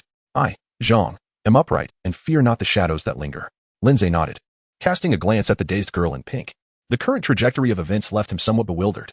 The existence of a traitor within the upper echelons of the academy was a matter that would only be confirmed after the protagonist began to emerge and gradually investigate. Nearly a year later. Yet now, they had skipped the verification process entirely and arrived at a final conclusion. Who exactly was this girl in pink? After giving her a strange look, Lin Ze spoke. Please, continue. The girl in pink stared blankly at Lin Ze for a second or two, parted her delicate lips as if to speak, yet hesitated. Xiaqing had nudged her gently. After a moment, she swallowed her thoughts and began anew. Well, the origin of this matter is as follows. Not long ago, I was practicing on the back mountain of the academy and inadvertently overheard a conspiracy among several traders during the autumn festival. They mentioned multiple times that there was a high-ranking insider among the academy's upper management, wielding considerable power. Their words suggested that this insider would undoubtedly escape suspicion. Moreover, the North Star Academy was not an especially powerful institution. Its hierarchy was not overly complex, as the scholars were generally of equal standing, with only a few exceptions who could not be deemed overwhelmingly powerful. The supervisors of various grades, above the scholars, had changed repeatedly over the years. Only the heads of the martial and literary colleges, along with the academy's head, Zhang Tong, had remained since its inception, never replaced. Upon hearing this, Zhang Tong remained nonchalant. But the heads of the martial and literary colleges exchanged glances, their expressions shifting as they instinctively wanted to reprimand her. However, upon noticing Lin Ze's frosty demeanor, they forcibly restrained themselves and listened on. The girl in pink continued. Thus, from that moment, I began to suspect these three individuals. Covertly observing the interactions between the traders at the autumn festival and these three, this scrutiny indeed revealed numerous anomalies. Although these discrepancies may appear normal to some of you, when approached from the perspective of presumption, they become highly suspect. For instance, if I were to assume Zhang Tong is the traitor, then any detail of his actions could be magnified infinitely. He often goes out, leading me to wonder if he secretly meets with the traders from Wolf City. He frequently holds night meetings with students, answering their queries, which raises my suspicions that they might be exchanging plans in the shadows.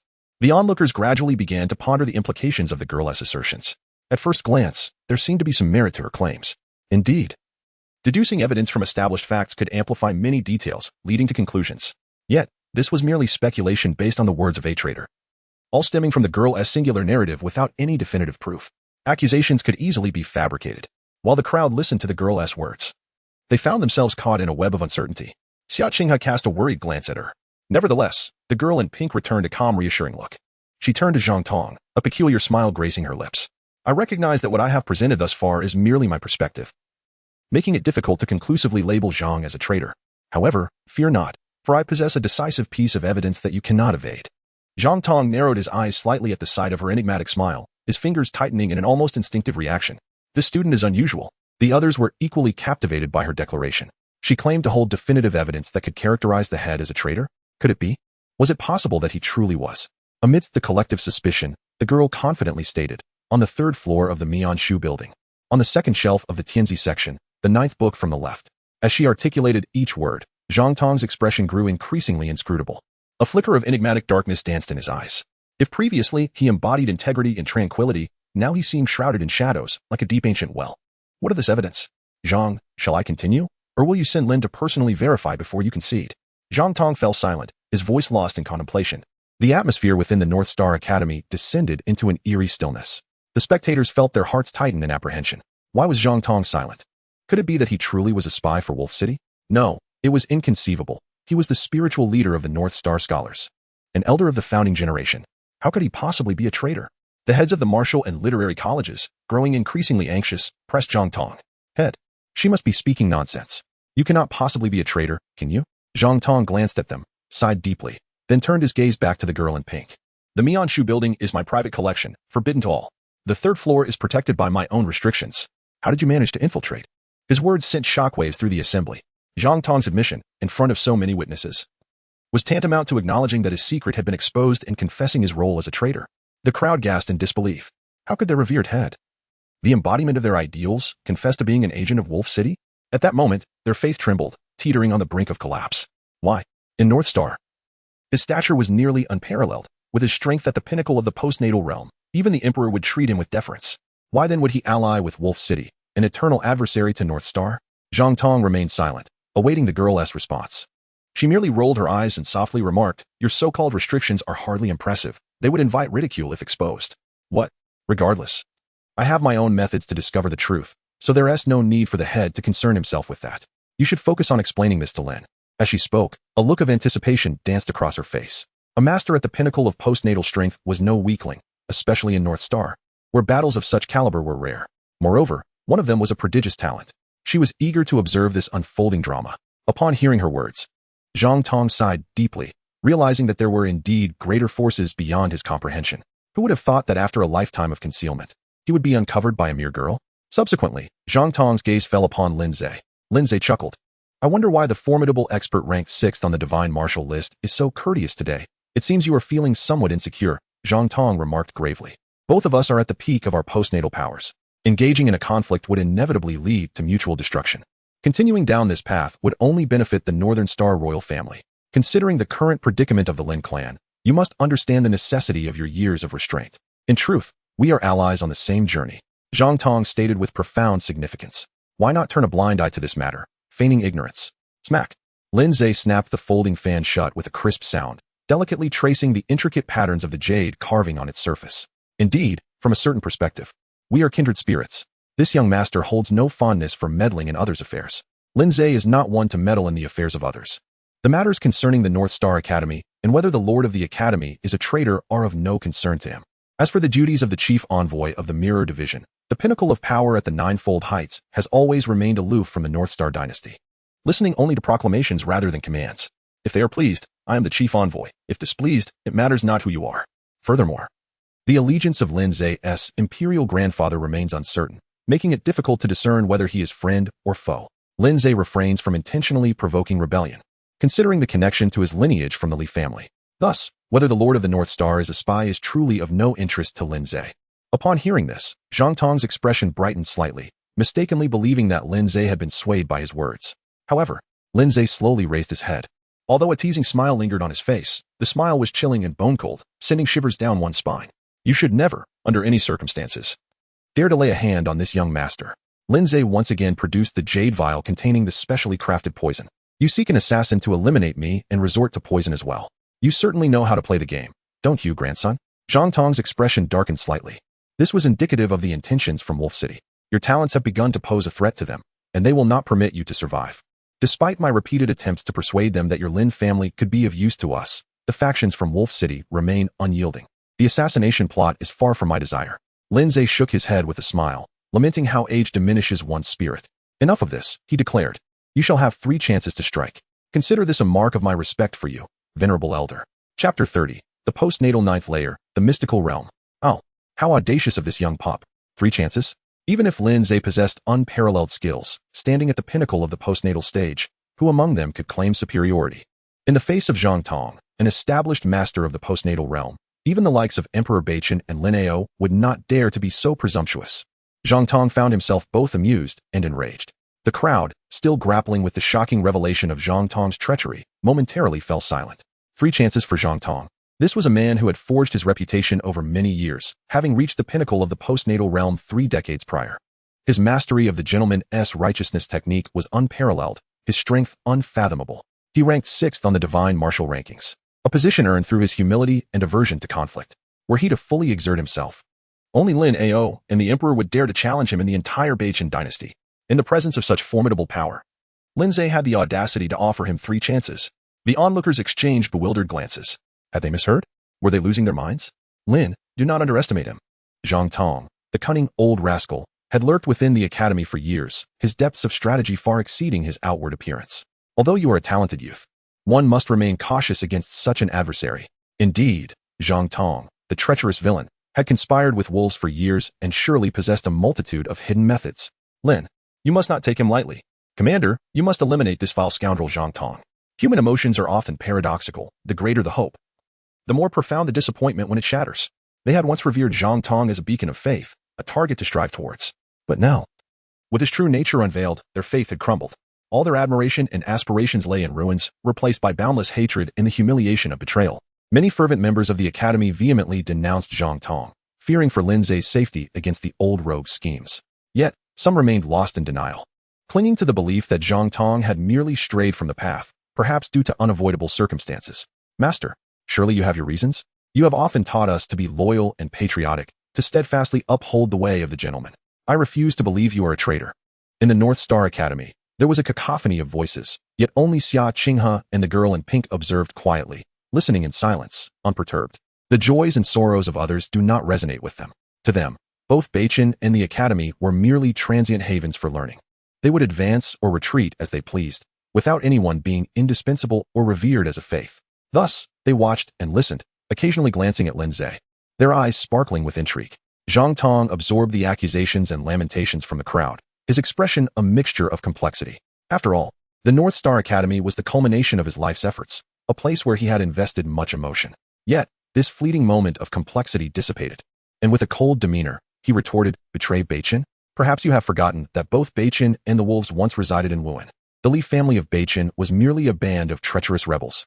With that, Zhang Tong ceased further discourse with the academy and turned to Lin Ze. "Words are futile. Let us commence." With that proclamation, Zhang Tong's aura surged. An overwhelming righteousness emanated from him, filling the heavens and earth. Boom. In an instant, An unparalleled force of righteousness enveloped the entire expanse.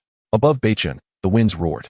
Waves of pure, sanctified energy surged throughout the imperial capital, rising and falling like tumultuous tides, stirring up mountains of snow. The endless stream of purity engulfed the city, plunging it into a tempest of righteousness. In that moment, the malevolence and darkness within every heart were suppressed by the overwhelming aura of righteousness.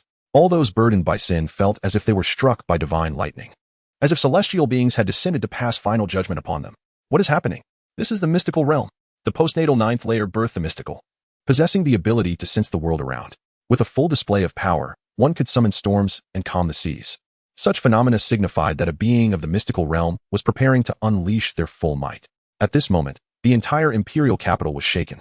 The number of beings at the postnatal ninth layer, the mystical realm, was scarce, with most engaged in seclusion to break through to the innate divine being stage. For ordinary people to witness such an entity was a rarity, let alone observe them in full force.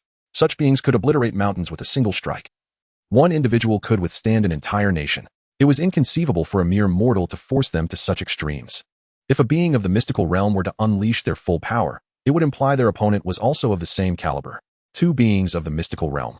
This would indeed be a clash of deities, with mortals caught in the crossfire. One misstep, and the very ground beneath them would cease to exist. Thus, anxiety gripped every heart. At the entrance of the North Star Academy, the Sword King Xianzhong gazed at the celestial phenomenon above, murmuring, "What a masterful Zhang Tong, truly hidden deep." The sixth on the divine martial rankings does not do you justice. However, as he spoke, the Sword King halted his steps, to compel you to exert your full strength. It seems that the newly minted seventh on the divine martial rankings, young Master Lin, is no ordinary foe. He set down his heavy sword and took a seat upon it. He was uninterested in how these two were embroiled in conflict. His focus lay solely on how far they had progressed along the path of the mystical realm. With arms crossed and a composed demeanor, the Sword King awaited the arrival of a battle that would shake the world. Within the North Star Academy, the air was thick with righteousness. Zhang Tong's energy was primed to explode, embodying the might of the postnatal pinnacle of the mystical realm. Yet, Lin Ze remained unfazed, toying with his folding fan, adopting an attitude of nonchalance. He stood there, akin to a resilient ancient pine, awaiting Zhang Tong's attack. Clearly, Lin Ze intended to grant him the first 3 opportunities to strike. Zhang Tong, furious and astonished, thought, "This impudent youth. Today, I shall discipline Lin Ao on your behalf." With that, Zhang Tong concentrated all his energy. Whoosh! A colossal figure of the sage manifested, as if his very essence had taken flight. In midair, it transformed, now a ferocious tiger, now a mighty dragon, at times a legion of countless warriors. Attack! The myriad forms surged forth, charging towards Lin Ze with ferocity, as if they sought to tear him asunder. Lin Ze, however, remained calm and unperturbed, neither avoiding nor yielding, amidst the terrified gazes of all those around him. Lin Ze waved his fan gently, and a soft breeze swept through the air, causing Zhang Tong's formidable strike, imbued with righteous energy, to dissipate in an instant. Chapter 31. Do you have any last words? The endless waves returned to tranquility. Lin Ze stood in the gentle breeze, exuding an air of nonchalance. Such trivial tactics were beneath him. His patience was waning, and he warned Zhang Tong that he had 2 chances left. Upon hearing this, Zhang Tong's expression darkened ominously. "Very well. If you seek death, I shall grant it today." With that, Zhang Tong unleashed his formidable powers. The nobleman's righteousness technique. With a single word, he could command mountains and rivers. "Subdue." Zhang Tong uttered the word, and with a sweeping gesture, a drop of black ink descended from the void. The ink spread, swiftly engulfing the entire space. Within the North Star Academy, the air trembled, rippling with profound waves. The drop of black ink birthed wonders, transforming into magnificent landscapes, conjuring the image of undulating mountains akin to a giant dragon coiling in the sky. Its presence resembled an ancient divine mountain transcending the barriers of time and space, subduing the entire world. The overwhelming force emanating from these mountains pressed heavily upon everyone present. They felt as though every hair, every pore, every inch of their skin was subjected to immense pressure, as if a colossal weight was compelling them to bow down and submit. Simultaneously, the mountains released streams of literary essence, evolving into boundless righteous energy, as if a sage was painting the world, establishing order with his words. He embodied the purest form of justice, representing the righteous path of the world, shattering the darkness within their hearts and instilling a sense of shame. Under the influence of this noble righteousness, the spirits of the onlookers were crushed under tremendous pressure. All their previous anger and betrayal were subdued. Unable to rise even a fraction, they began to perceive Zhang Tong's actions as just, while the North Star dynasty appeared as the true villains. This notion, once birthed, made every gesture of the sage seem imbued with the principles of ultimate righteousness, rendering them increasingly cowardly, and they felt guilt for assisting the rebels. such as the power of a nobleman's righteousness, capable of subduing mountains and rivers. Thunder rumbled ominously. The vast righteous energy, accompanied by booming thunder, descended upon the world, bringing forth an overwhelming judgment. The continuous mountains seemed to come alive, revealing the shadow of a colossal dragon crossing the North Star. They harmonized with one another, creating an extraordinary judgment that aligned with the heavens. Lin Ze, for your arrogance, you shall pay the price. Zhang Tong, embodying the vastness of mountains and rivers, launched a full-scale assault against Lin Ze. The magnificent landscape surged towards him like an ancient divine mountain, constantly compressing and suppressing the very fabric of space. Yet, Lin Ze exhibited no sign of fear. On the contrary, he appeared eager for the challenge. At last, it seems you possess the essence of a postnatal ninth layer, he remarked. As he spoke, deep purple flames ignited around him, roaring fiercely. Amidst the flames, threads of lightning leaped forth, intertwining with the fire, enveloping Lin Ze in a unique fusion of thunder and flame. Little Thunder Flame True Body, Level 10. Break. With a resounding explosion, a blazing purple lightning bolt tore through the sky, shattering Zhang Tong's magnificent landscapes. It then breached the boundaries of the mountains and, at an imperceptible speed, hurtled toward Zhang Tong. In an instant, the deep purple lightning surged forth like a galloping dragon, striking Zhang Tong with tremendous force, sending him crashing into the ground, raising a cloud of dust. Thud. Zhang Tong slammed into the stone pavement of the North Star Academy, creating a deep fissure, leaving a chaotic scene riddled with spiderweb-like cracks. He only came to a stop upon colliding with the solid southern wall of the academy. Cough. Zhang Tong gazed at Lin Ze in disbelief, words caught in his throat, as blood surged forth, spilling from his lips. Inside the North Star Academy, there was an eerie silence. Everyone stood in shock, alternating their gazes between Lin Ze and Zhang Tong. Zhang Tong, now drenched in blood and utterly disheveled, no longer resembled the refined scholar he once was. In stark contrast, Lin Ze, ablaze with deep purple flames and wielding the power of thunder and fire, appeared almost divine. The disparity between the two was strikingly clear. Gulp. The onlookers could hardly believe their eyes, struggling to swallow. Zhang Tong had been defeated. The esteemed Zhang Tong, a seasoned postnatal ninth-layer expert, had fallen so easily, especially considering Lin Ze had allowed him to strike first and granted him ample time. The faculty and students of the North Star Academy were bewildered, grappling with disbelief. Could this be a dream? How could an experienced Zhang Tong be so utterly vanquished? In a single move. Just one move. Even if the North Star Emperor and Lin Ao had collaborated, Zhang Tong wouldn't have been defeated so decisively, without even a hint of resistance, would he? The crowd exchanged glances, momentarily at a loss for words, stunned into silence. Even the usually composed Xia Qinghe and the mysterious girl in pink were rendered speechless. Lin Ze himself was taken aback. He had merely unleashed a casual burst of his little thunder flame true body. Was Zhang Tong truly so weak? Lin Ze fell into a moment of silence before shaking his head in resignation. Was Zhang Tong weak? As a seasoned practitioner ranked 6th on the North Star Divine Martial list, a peak postnatal powerhouse, Zhang Tong was certainly not weak. His inability to withstand Lin Ze's strikes was not due to any deficiency in strength, but rather because Lin Ze was simply too formidable.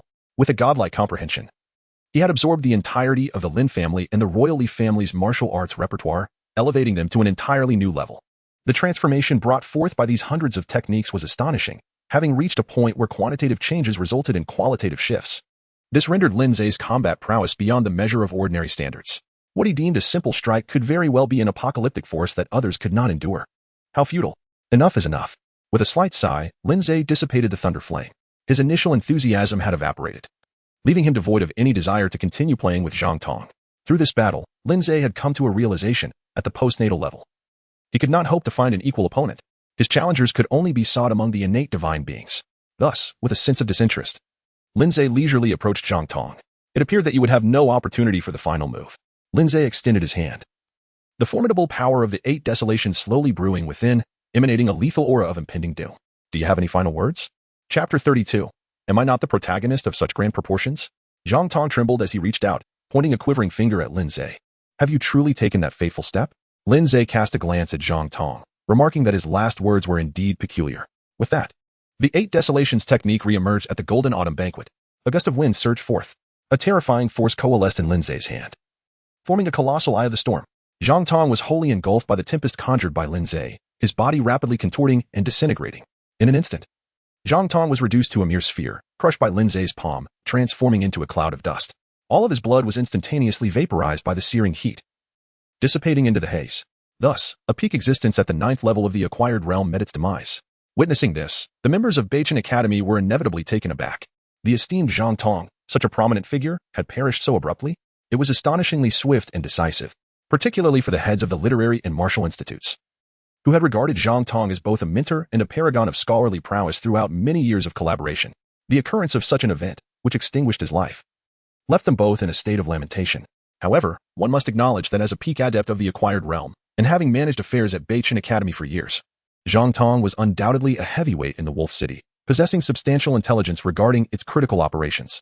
If only these clandestine insights could have been extracted, Beichen would assuredly have dealt a devastating blow to Wolf City. Alas, these secrets remained undisclosed at the time of his untimely demise. Such a loss. With this thought, the two promptly straightened their attire and exchanged glances with those around them. The crowd, regaining their composure, hastened to congratulate Lin Ze, extolling him for vanquishing the bandit and safeguarding the tranquility of Beichen. They expressed their gratitude to Lin Ze for eliminating such a grave threat to their academy, for they had no idea how much longer they would have been deceived by the old bandit. Lin Ze had achieved a remarkable feat, and they were determined to convey this to the higher authorities. Lin Ze took the handkerchief handed to him by the guard behind, wiping his hands. He merely happened to collide with the muzzle of my gun. If gratitude is to be expressed, let it be directed towards that. Lin Ze cast a glance at the girl in the pink attire. His previously waning enthusiasm, diminished by Zhang Tong's inattentiveness, was rekindled. By the way, what is your name? The girl in pink represented an unforeseen deviation from the original narrative. Her sudden appearance had torn asunder the storyline of Beichen Academy, scattering the script into disarray. Where on earth did she emerge from? The girl in pink snapped back to reality, her gaze towards Lin Ze imbued with a peculiar complexity. I am called Wudong. Lin Ze nodded. You are Wu Tong, correct? Lin Ze scrutinized Wu Tong carefully. However, with the cultivation level of the third stage of the acquired realm, he could discern the presence of Zhang Tong, who resided in the profound ninth stage of the acquired realm. Your abilities are indeed commendable. Very well, I shall remember you. Wu Tong's expression momentarily faltered, pleading, please do not remember me. I merely wish to protect this serene place of Beichen from destruction, so I did not have to expend effort relocating once again. Thus, she hastily added, it was merely a stroke of luck, nothing more. May your fortune continue to flourish. Came the response. Lin Ze chuckled lightly before diverting the conversation. He had not forgotten that he had two matters to attend to during his visit to Beichen. The traitor Zhang Tong, who had conspired against him, was dealt with. However, a more pressing issue loomed ahead. Thus, Lin Ze brought up the second matter, stating that he had mentioned two concerns upon his arrival, the first of which had been resolved. As for the second, he had heard that there was a certain individual at your esteemed academy. Lin Ze suddenly realized something. Wu Tong. He incredulously turned his head, fixating his gaze on the girl in the pink dress. Wu Tong. A woman? Note, this is not a gender reversal of the original protagonist. It is a significant foreshadowing. Oh no, this is a serious issue. The girl in pink, Wu Tong, felt utterly baffled. What does this mean? She quickly glanced at herself, finding no disarray in her attire and no dirt upon her. What did you say your name was? Wu Tong. Wudong confirmed once more. Yes, Wudong. To ensure Lin Ze heard correctly and did not mistake her identity, Wudong elaborated. It is the Wudong from Finchi Wudong. Is there something wrong, Mr. Lin? Lin Ze fell silent for a moment. He waved his hand, summoning the heads of the literary and martial institutes. The two hurriedly approached Lin Ze, awaiting his instructions. Lin Ze gently inquired, does your academy have anyone by the name of Wudong or something similar? After some contemplation, the two confirmed, no. This is the only one named Wudong. Lin Ze squinted and inquired, is this Wudong one of your fifth-year students? I did not see him at the autumn feast. Indeed. Came the reply. Goodness. This is a significant issue. Something is amiss in this world. Where is my protagonist? Where is the grand figure I am supposed to embody? What has happened to my male lead, whose presence triggers absurd plot lines? How have you transformed into Wudong? Lin Ze felt a throbbing headache. There was no doubt about it. The only one named Wudong was indeed a 5-year student. This was unmistakably the original protagonist, Wu Tong. I wondered where this mysteriously enigmatic girl in the powder-colored attire had emerged from, only to discover that she was, in fact, the original protagonist. What a revelation. Observing Lin Ze's fluctuating expressions, the students from the Martial and Literary Academy speculated that there might be an issue with Wudong's identity. They exchanged glances at Wudong and leaned closer to Lin Ze, whispering, is there something amiss with Wudong's identity? Lin Ze shook his head, dismissing the matter. It was merely that he had a former acquaintance who shared the same name, and in a moment of whimsy, he felt compelled to inquire further. Lin Ze's words were met with disbelief from the two individuals. However, they understood that compelling him to speak was out of the question. After all, this esteemed scion of the Lin family had recently demonstrated his overwhelming power by decisively vanquishing Zhang Tong before their very eyes, leaving no trace behind. At this juncture, provoking Lin Ze was far from their intentions. They would sooner engage in a game of Tai Chi with the Emperor of Beichen. Meanwhile, outside the Beichen Academy, the Sword King Xianzhong, who had witnessed the pinnacle clash between the two, cast a glance towards the academy's gates and sighed softly. The machinations of man are often eclipsed by the designs of fate. Zhang Tong, oh Zhang Tong, having witnessed the entire sequence of events, Xianzhong understood why Zhang Tong had chosen a tavern as their meeting place and had proclaimed that should he triumph over Lin Ze, there would be no need to seek him out. That scoundrel Zhang Tong had deemed him, the Sword King Xianzhong, merely a pawn to test Lin Ze's mettle. Should Xianzhong emerge victorious in his duel with Lin Ze, it would render Lin Ze's prowess merely ordinary. If Lin Ze emerged victorious, the fierce battle would inevitably diminish Lin Ze's strength, allowing for thorough preparations. Zhang Tong's intentions were commendable. However, fate did not align with his desires. Lin Ze sought him out in advance. A violent resolution. The heavy Sword King, Xianzhong, shouldered his sword once more, cursing under his breath for a swift demise. Taking one last glance at the North Star Academy, he turned away. As for challenging Lin Ze, what folly. He wished to live a few more years. With the chilling autumn breeze at his back, the heavy Sword King retraced his steps. From the mountains he came, to the mountains he would return. Chapter 33, The Mysterious Wudong. Meanwhile, within the North Star Academy, the treacherous Zhang Tong met his end. All the scholars and students expressed a range of emotions. Some mourned the autumn, while others applauded the demise, engaging in fervent discussions. Their sentiments oscillated between righteous indignation and profound sorrow, creating a lively atmosphere. The heads of the martial and literary departments exchanged contemplative glances. Before the head of the literary department leaned closer to Lin Ze and remarked, "Lin, Zhang Tong has concealed himself within the North Star Academy for so many years. He must have nurtured numerous hidden agents in the shadows. It's likely that the former scholar was not the only one. Among these individuals, there may well be spies from the Wolf clan. This issue, it seems, must be addressed by the Wudong, who unveiled Zhang Tong's true nature." Lin Ze is now intensely curious about this phoenix tree. The once formidable Wu Tong has transformed into a phoenix tree, effectively addressing the protagonist's dilemma at its very roots. This sudden change leaves Lin Ze with a profound sense of emptiness. After all, the original protagonist, Wu Tong, is indeed the favored child of destiny in this world, with the entire realm showing him preferential treatment. Should Lin Ze attempt to eliminate him, it would likely prove exceedingly difficult. Even if he were to succeed in killing him, there is a possibility that some inexplicable twist of fate would resurrect Wu Tong, enabling him to rise again and achieve even greater glory. Lin Ze harbors no doubts about this. After all, what kind of protagonist would he be without a touch of the extraordinary, especially one so recklessly audacious? Thus, Lin Ze had prepared himself for a prolonged struggle against Wu Tong. Yet now, Wu Tong is no more. Lin Ze felt a profound emptiness within, realizing that all his previous precautions had been in vain. Simultaneously, he sensed a peculiar estrangement from this world. The plotline involving Wu Tong had also undergone a transformation. It seemed that the realm into which he had traversed was far removed from the novel world he once knew. With a subtle sigh, Lin Ze swiftly approached Wu Tong. Wu Tong's body tensed instantaneously, her gaze wary as she regarded Lin Ze. Since arriving in the Beiqin dynasty, this was the first time she found a person so inscrutable. It was also the first instance someone had instilled such a terrifying pressure upon her. Prior to this, even the so-called top figure of the divine martial ranking, Emperor Beiqin, seemed trivial in her eyes, easily decipherable. Yet, the young master Lin Ze before her resembled a dragon concealed in the abyss, shrouded in mist, unfathomable, and sending shivers down her spine. Wu Tong pondered in disbelief. How could such a formidable being exist in the mundane world?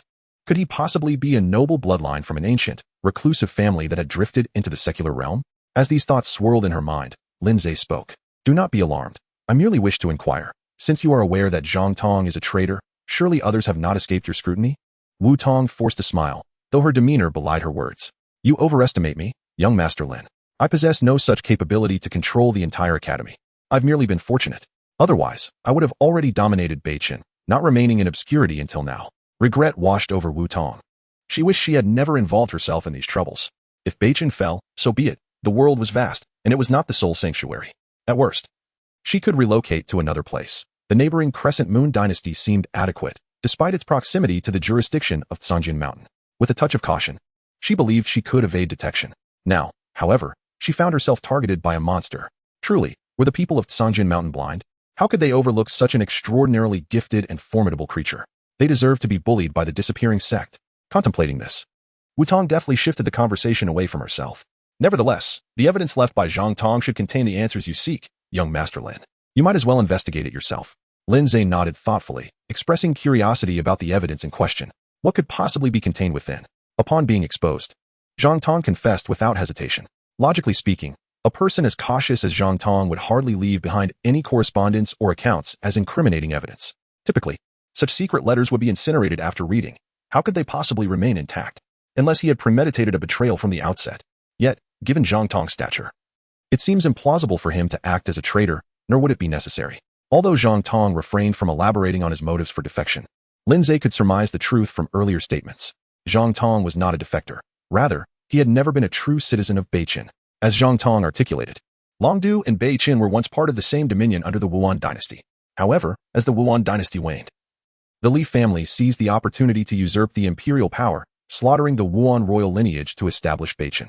The remnants of the Wuan royal bloodline, having narrowly escaped, fled to Longdu under the protection of loyal ministers and valiant heroes, thereby founding a regime to resist Beichen and safeguard the royal family. Thus, Zhang Tong, a steadfast loyalist to his country, had, since that time, aligned himself with the principles of Longdu. How could one label his actions as treachery? Naturally, the notion of retaining secret letters would be an act of sheer folly.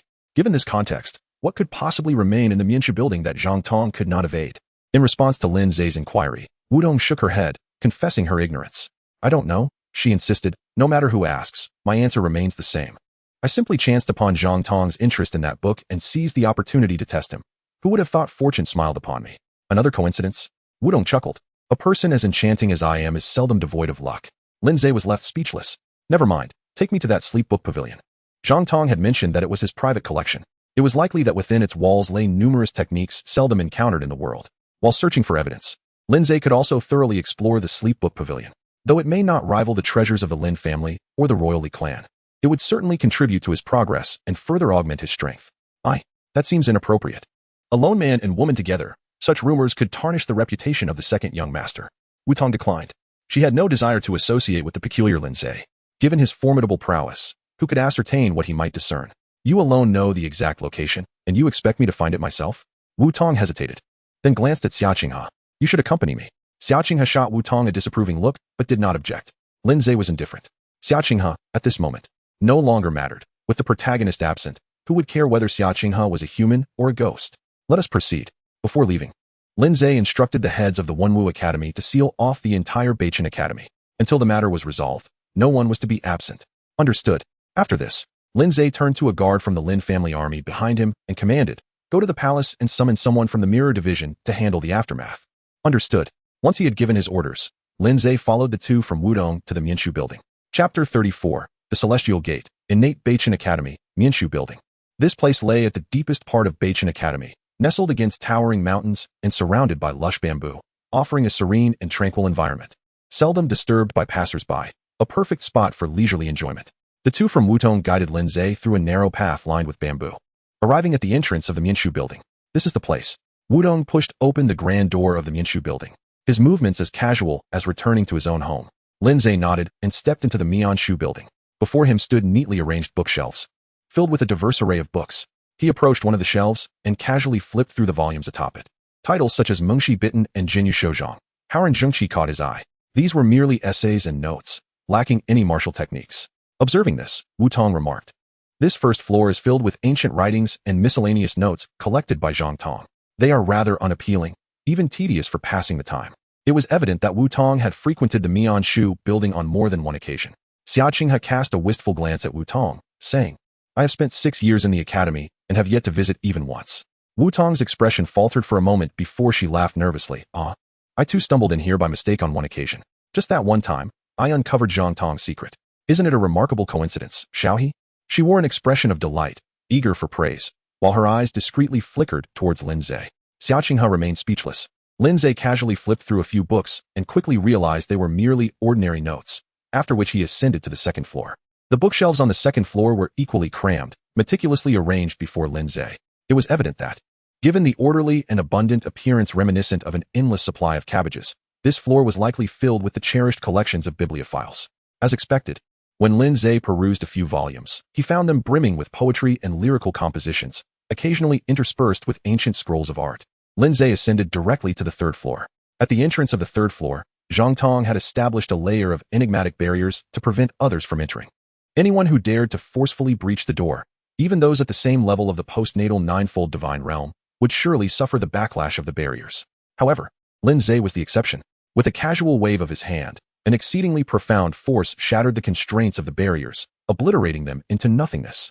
This spectacle caused Wu Tong, who had been observing Lin Ze with keen interest to see how he would unravel the barriers, to twitch her lips in disbelief. Although she had previously mocked Zhang Tong's barriers as mere trifles, they were nonetheless extraordinary techniques that had emanated from the celestial gates.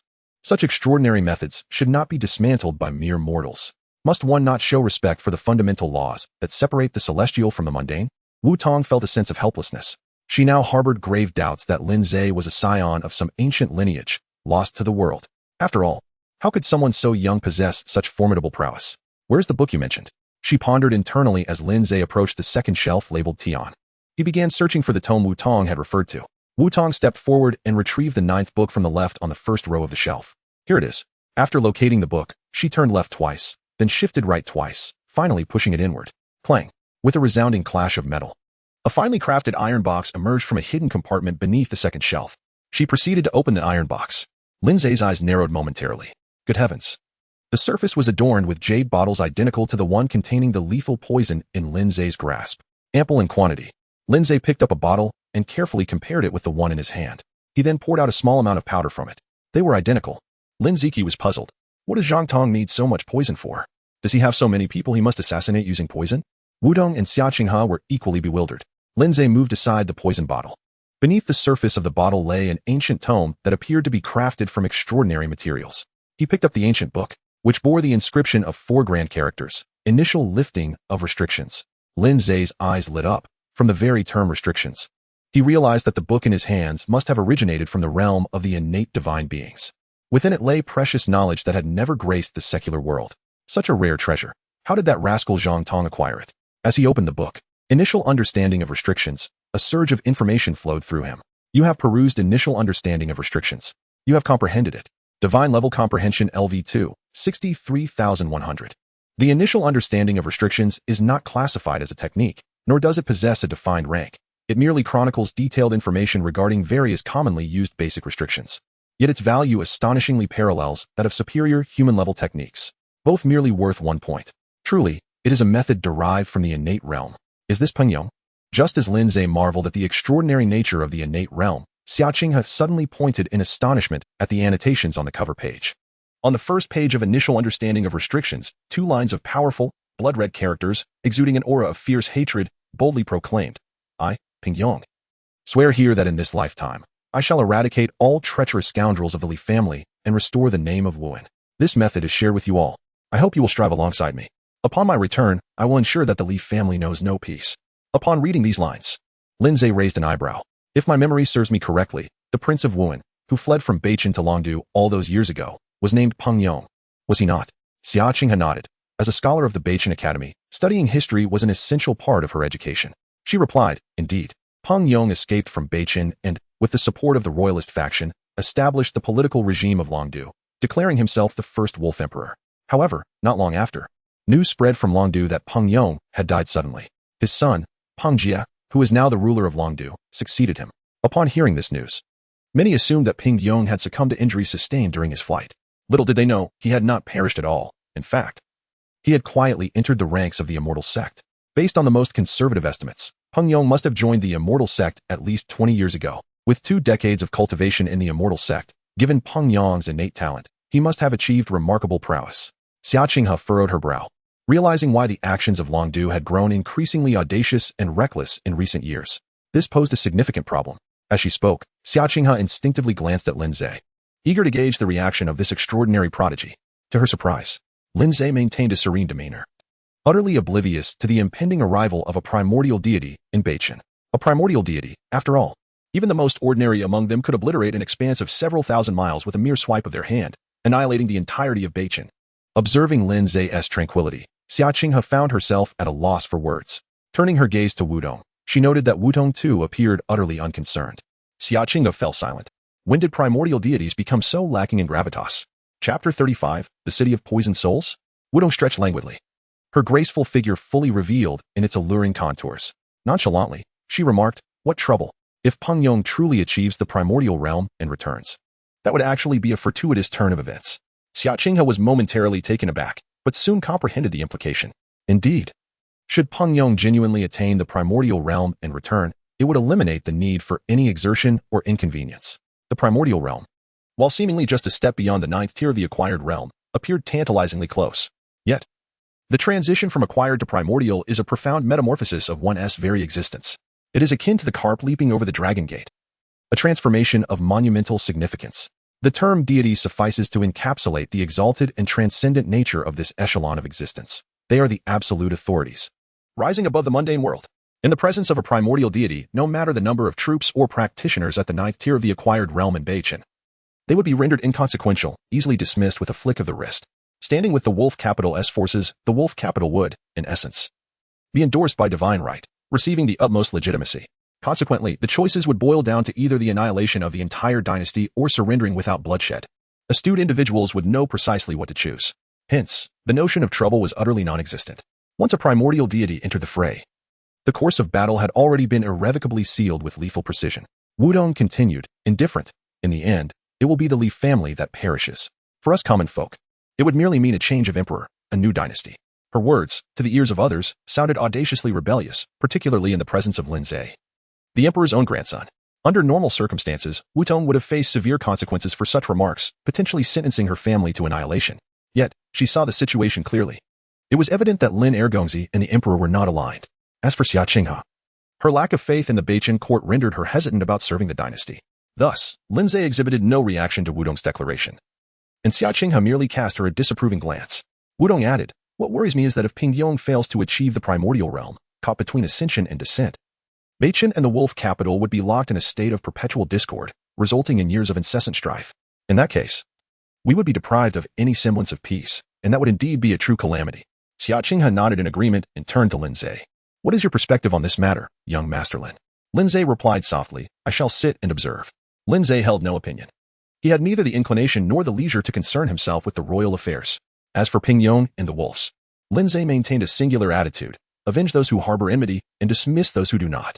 Having declared this, he paid no heed to the reactions of the two women and directly turned to a specific page in the Tome of Prohibitions. Through the dissection and comprehension afforded by his extraordinary intellect, Lin Ze had fully assimilated the knowledge inscribed within. Among these revelations, he stumbled upon a particularly peculiar restriction, the demon heart restriction, a unique prohibition capable of manipulating the human heart in conjunction with specially crafted poisons. This revelation instinctively brought to mind the myriad vials of poison meticulously arranged within the iron box. Perhaps, the true intent behind Zhang Tong's procurement of such a plethora of poisons was indeed this demon heart restriction. He swiftly turned to the page detailing the demon heart restriction. Lin Ze's eyes narrowed slightly. Indeed, this page of the demon heart seal bore several lines of enigmatic wolfish script. Lin Ze presented the book before Xia Qinghe and Wudong, inquiring if it could be deciphered. Xia Qinghe glanced at it and requested a moment. Upon receiving the initial, she meticulously pondered, rearranging the cryptic text for interpretation.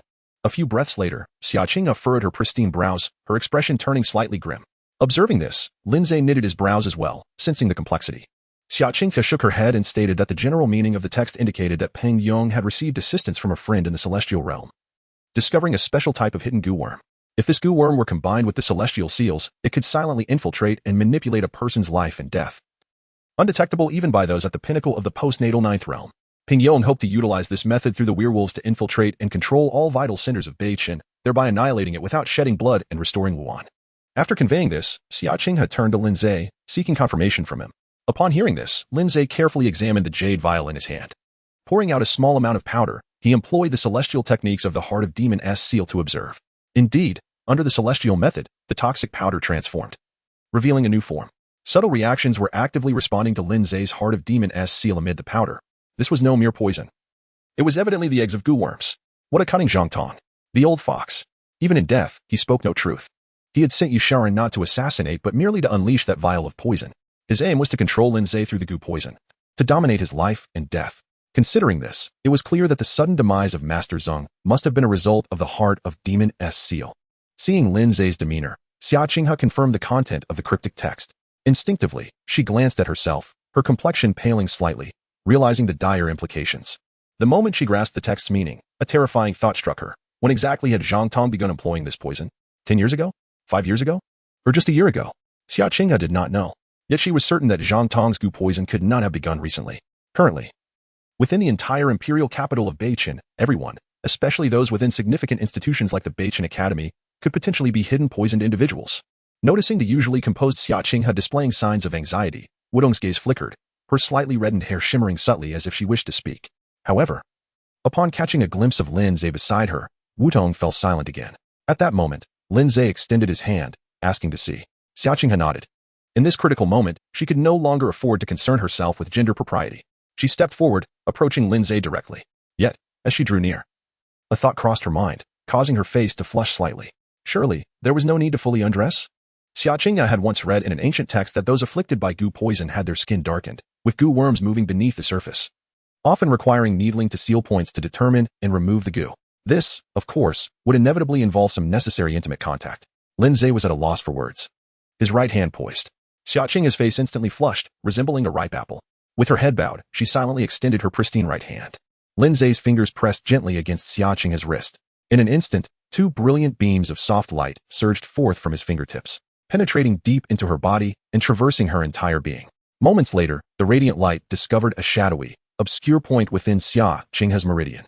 Chapter 36. Strengthened once again, this shadowy essence remained motionless, shrouded in darkness, unresponsive to Lin Ze's spiritual energy, regardless of how he provoked it. Observing this, Lin Ze glanced at Xiaoqing, urging her to remain calm. With that, two streams of crimson light surged from his fingertips, piercing directly towards the shadowy point. Demon Heart Seal. Upon the activation of the Demon Heart Seal, the dark essence stirred as if summoned, fully revealing its twisted form at the dormant acupoint. It began to writhe, siphoning Xiaoqing's vitality while unleashing a peculiar force that coursed through her body. Seeing Lin Ze's solemn demeanor, Xiaoqing felt a surge of alarm, just about to inquire whether the situation was dire. Suddenly, an excruciating pain enveloped her, draining the color from her face. Beads of cold sweat began to form on her smooth forehead as she endured immense suffering. However, this torment was fleeting, arriving swiftly yet departing just as quickly. After activating the cursed insect, Lin Ze harnessed the power of his magical heart to control it, bringing it to his wrist. With a flick of his fingers, a twisted, diminutive black worm materialized between them.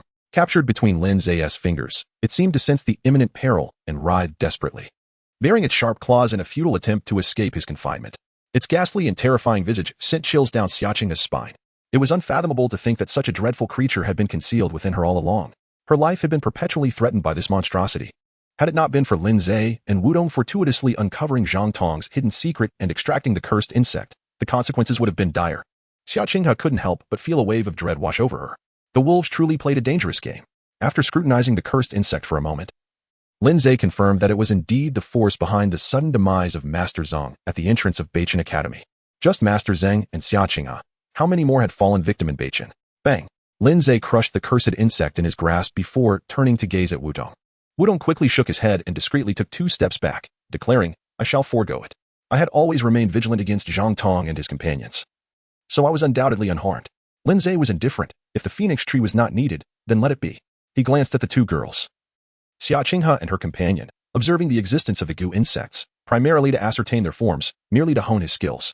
Zhang Tong had concealed himself within Beichen for so many years, secretly preparing numerous goo insects. It was entirely possible that someone from the Lin family had also been ensnared. Lin Ze needed to make early preparations and take precautions. In light of this, Lin Ze cast a glance at the various precious items stored on the 3rd floor of Zhang Tong's collection. The situation was pressing. "You two should return and inform the guard of the Lin family about the circumstances here. He will know how to proceed. I still wish to examine whether there are other clues in this place." With that, Lin Ze hastily began to peruse the martial arts techniques possessed by Zhang Tong, a pinnacle practitioner of the postnatal stage. Seeing this, Wutong and Xiaoqing, without a trace of doubt, departed from the Mianshu building to seek out Lin Ze's guard and relay the situation of the 3rd floor. Once they left, Lin Ze entered a state of enlightenment.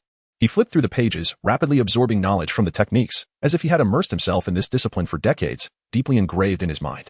After a brief moment, Lin Ze's comprehension level rose significantly. Zhang Tong, indeed, was a seasoned master of the postnatal stage, a prominent figure in the academic realm. His collection consisted of meticulously selected techniques, among which were 2 top-tier human-grade techniques. One, a sound wave technique titled Autumn Wind Breaking the Formation, and the other, his signature technique, Virtuous Spirit Formula. As Lin Ze absorbed these exquisite techniques, his aura became increasingly ethereal and unpredictable. He resembled a gentle breeze drifting through the mortal realm, appearing to exist, yet remaining elusive, as if he could transcend the mundane at any moment. After a quarter of an hour, Lin Ze closed all the tomes.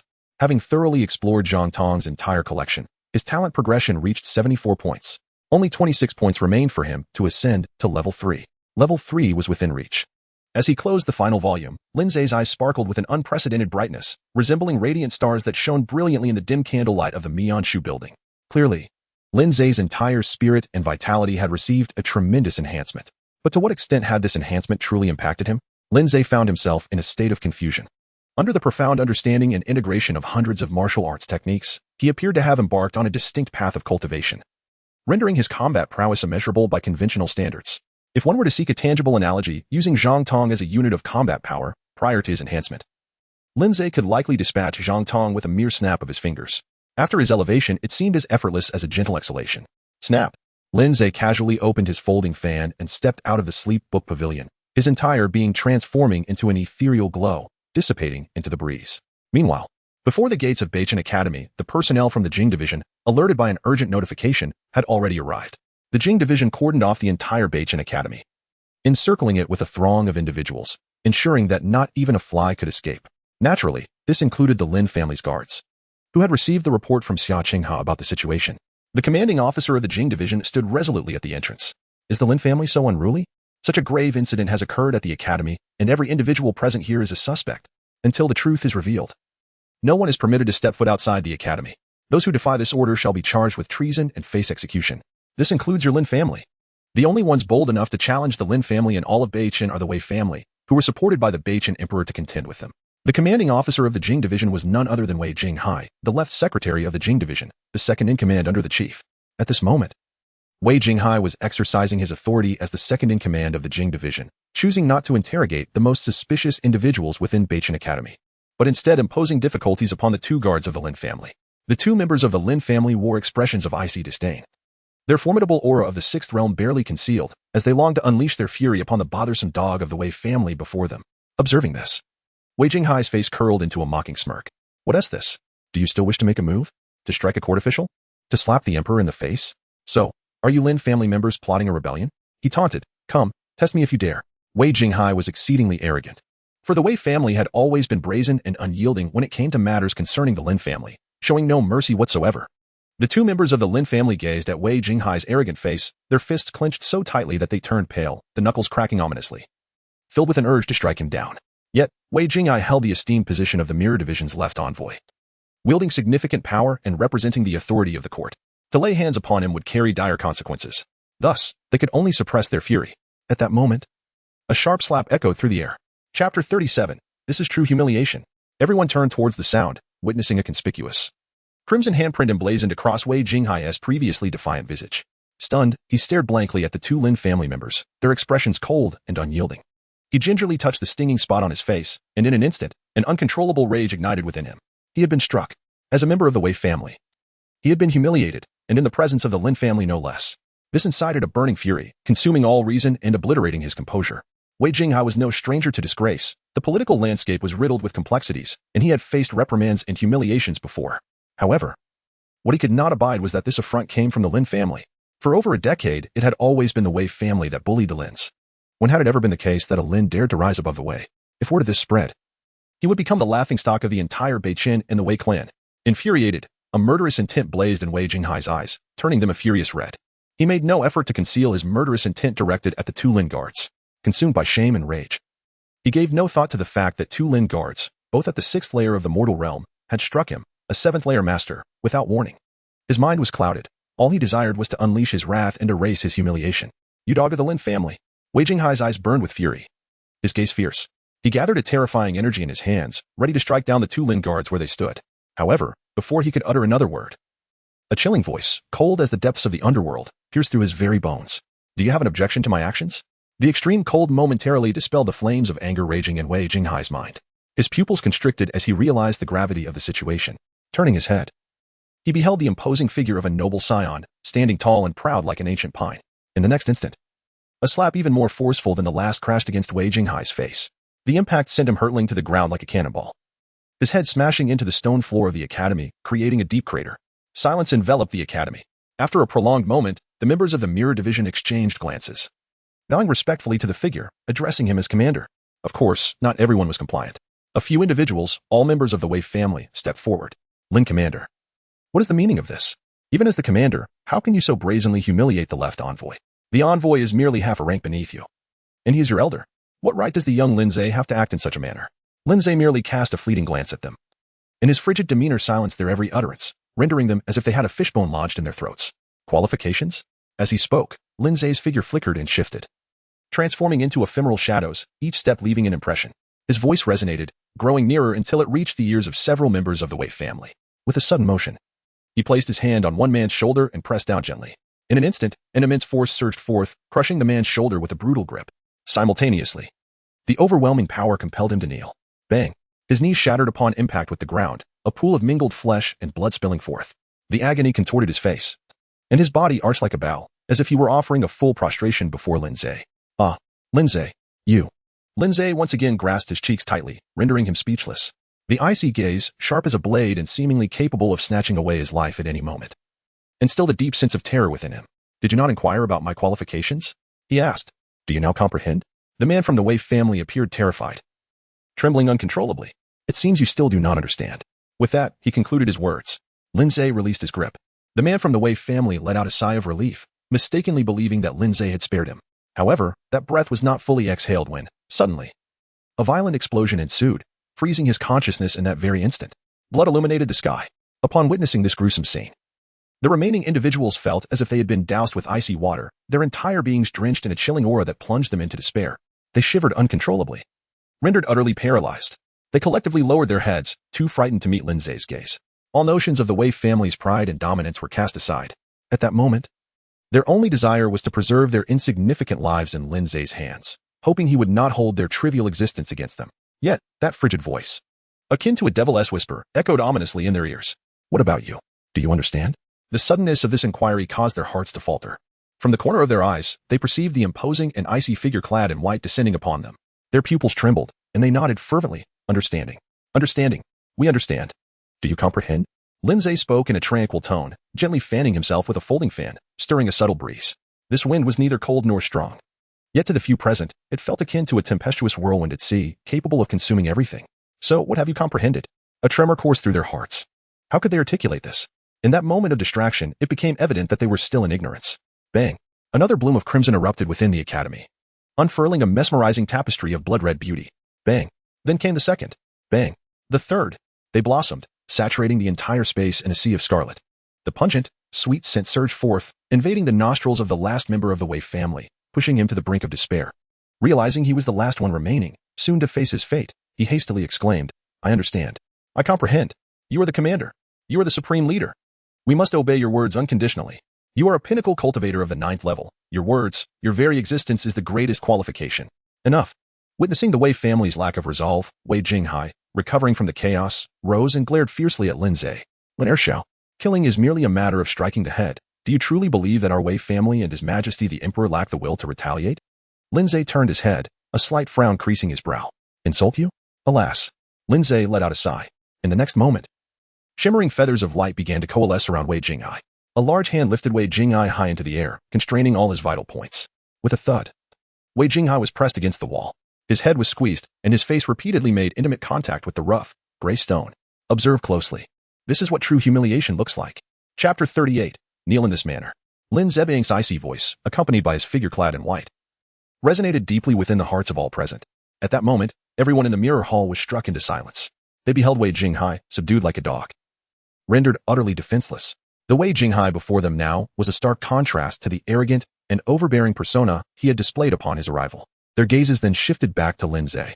Lin Ze's expression remained indifferent, his gaze icy, as if he were merely engaged in a trivial task. He displayed no concern for Wei Jinghai's identity, nor did he regard the significance that such an identity carried. He was utterly unrestrained. The members of the Mirror Division swallowed hard, a sense of foreboding washing over them. It seemed that changes were indeed afoot in Beichen. Consequently, they grew increasingly cautious, rendered mute by their apprehension. As for the Beichen Academy, they were neither surprised nor curious. They were merely spectators relishing the unfolding drama. It was preposterous. Zhang Tong, a seasoned powerhouse, had been defeated by Lin Ze in a single exchange. How dare a mere Wei Jinghai act so arrogantly before Lin Ze and trouble the Lin family? Did he truly believe that the Lin family of today resembled the Lin family of yesteryears? Moreover, even if Wei Pingyuan, the head of the Wei family, were to arrive, he too would have to tread carefully. It was a futile endeavor to counsel the obstinate fool. I had warned Wei Jinghai to conduct affairs with propriety, to thoroughly investigate our academy first, yet he refused to heed my advice. The Wei family, under the delusion that they had the imperial backing of Beichen, had acted with unbridled arrogance, often targeting the Lin family over the years. Now, it would be intriguing to witness how the Wei family would fare in this unfolding saga. Amidst the whispers, Wei Jinghai was consumed by rage. Lin Ze, do you truly believe you can act with such impunity, unafraid of retribution from His Majesty or the head of my family? Lin Ze cast a glance at the last standing member of the Wei family and calmly remarked, It appears that you, as the left book order, are not as clever as a mere foot soldier. He then turned to the last foot soldier of the Wei family and inquired, according to the edicts of the court, what punishment awaits a subordinate who defies their superior and disrespects orders? The Wei family's foot soldier trembled slightly and replied, by the law, they should be subjected to 50 lashes in cases of severe dereliction that impede official duties and delay military operations. The superior officer is entitled to impose penalties according to the law. The foot soldier hesitated to continue. And for the offending officer? The soldier gritted his teeth and stated, execute first, report later. Was it not you who summoned us to address official matters? Indeed. Lin Ze nodded slightly, casting another glance at Wei Jinghai. Did you hear that? I could execute you. Wei Jinghai's expression darkened. However, I am a magnanimous individual, one who abhors the sight of blood. Thus, Wei Jinghai narrowed his eyes, pondering the implication. Lin Ze won't kill him? What is he up to? A sense of unease stirred within Wei Jinghai. He then heard Lin Ze command, kneel there. With that, Lin Ze sealed off all of Wei Jinghai's spiritual power and shattered his kneecap with a single strike. He forced Wei Jinghai to kneel heavily against the ground. Facing the wall, a large character for Lin emerged upon the stone wall before Wei Jinghai. The sight of this character pierced his eyes with excruciating clarity. The pain was unbearable. Wei Jinghai's eyes bulged with rage. To kneel thus, before the Lin character of the Lin family. This was more tormenting than death itself. It was a fate worse than death. Lin Ze, if you have the courage, then kill me. Go ahead and kill me. Lin Ze turned and departed. He instructed the members of Jingxi to promptly tidy up the matters that had transpired here, urging them not to delay. Yes, all members of Jingxi responded with remarkable decisiveness and respect. Lin Ze nodded in satisfaction and departed from Beichen Academy accompanied by 2 Lin family guards. Before leaving, he cast a glance at the infuriated Wei Jinghai. That fellow shall remain on his knees for 10 days. Within this span, no one is permitted to allow him to rise without my permission. Naturally, Lin Ze chuckled. You may as well summon the Wei family to rescue you. You would do well to pray that they come. This way, I shall require no justification. With that, Lin Ze turned and departed, leaving Wei Jinghai to unleash a series of heart-wrenching roars of fury. Thus, he exited the North Star Academy. The smile on Lin Ze's face gradually faded. Observing this, the 2 guards of the Lin family hurriedly inquired, young master, what troubles you? Surely, Miss Xia Qinghe and her companions have informed you about the matter of the goo poison? Indeed, we are inadequate and have failed to meet your expectations, young master. Lin Ze shook his head and said, I do not hold any blame against you. You should return swiftly. This Northern Star imperial capital, including my Lin family, is likely already infested with venomous individuals. The 2 were taken aback, realizing the gravity of the situation. Lin Ze remarked that not only the Beichen Academy, but also the Wei family had fallen victim to the scheme. Indeed, Lin Ze had just eliminated several members of the Wei family using the sinister technique of the Demon Heart Ban. This indicated that those Wei family members had unknowingly been infested with parasites within their bodies. Given that even a family like the Wei, deeply rooted in the military and seldom interacting with Beichen Academy, had been ensnared, one could only imagine the precarious situation unfolding in the entire Beichen region. Consequently, the 3 of them hastened back to the Lin residence. The Lin family, the wounded veterans have all arrived. They are eagerly awaiting the return of young Master Lin Ze. The young master has returned. He has returned. Young master, I await your presence. Lin Ze nodded to everyone, leaving 2 guards to elucidate the events of the academy to the crowd, and then made his way towards the Lin family mansion. What has happened to the young master? Is there trouble? Exclaimed one of the brothers. Everyone, listen to me. A grave incident has occurred at the academy today. The Lin family manor. Lin Ze approached swiftly. He located Lin Ao. Upon witnessing Lin Zefeng rushing over in a flurry, Lin Ao raised an eyebrow and inquired, what is going on? Has something happened? Lin Ze nodded and briefly recounted the events that transpired at the academy today to Lin Ao. Upon hearing this, Lin Ao's expression shifted dramatically, his brows furrowing in deep concern. How could such a thing occur? A mere tiny worm had wreaked havoc upon our entire Beichen, leaving us all utterly oblivious. Lin Ze remarked, it is only natural that the methods of the celestial sect are beyond the capabilities of the mundane world. Let us not dwell on this any longer. Please extend your hand so that I may take a look. Lin Ao extended his hand. Lin Zieling's vital energy penetrated. As the formidable life force coursed through Lin Ao's body, circulating first to the left, then to the right, Lin Ze raised his eyebrows. He searched thoroughly within Lin Ao, employing the Celestial Gate's restrictions, yet he could not find the presence of the goo worm. How could this be? Lin Ze shook his head and released his grip, stating that there were no goo worms within you. Does this imply that such goo worms cannot infiltrate the bodies of those with profound cultivation? Lin Ze shook his head. Still uncertain. Let me observe MOU for a while longer. Chapter 39, The Lin Family's Inherited Unique Constitution. Beside him, Lin Mo also extended his hand. Lin Ze conducted a thorough investigation. Moments later, he discovered the concealed shadow within a meridian acupoint of Lin Mo. Lin Ze furrowed his brow.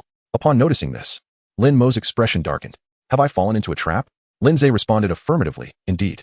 Upon hearing Lin Ze's words, Lin Mo's expression darkened considerably. How could it be that even he, a seasoned warrior of the eighth heaven, had fallen victim? This cursed insect. Lin Ao and Lin Mo exchanged a glance, each perceiving the profound gravity reflected in the other's eyes. It was likely that a significant portion of the northern capital had already succumbed. Upon this realization, the two hastily inquired, is it possible that dealing with this parasitic insect is quite a daunting task? Lin Ze shook his head. His brow furrowed, not due to the difficulty of dealing with the goo insects, but because he was contemplating a particular matter. Specifically, Lin Mo had fallen victim, while Lin Ao had not. It is noteworthy that Lin Mo and Lin Ao spent the majority of their time together, almost inseparable. Wherever Lin Ao was present, Lin Mo's shadow was seldom absent. The opportunities for both to encounter the source of the goo insects were nearly identical. According to the cryptic text of the wolf, these goo insects, originating from the celestial realm, could evade even the keen senses of a pinnacle practitioner at the 9th level of the acquired realm, making escape nearly impossible. This assertion seems credible. After all, Lin Mo, being a formidable warrior on the brink of the 9th level of the acquired realm, seasoned by countless battles, had fallen prey to this unseen threat.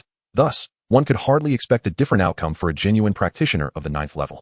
Furthermore, given Lin Ao's declining vitality over the years, compounded by the accumulation of old injuries, his condition deteriorating day by day, it indeed appeared perplexing that he had remained unscathed. However, this was not the moment for deep contemplation. It was best to remain vigilant for now.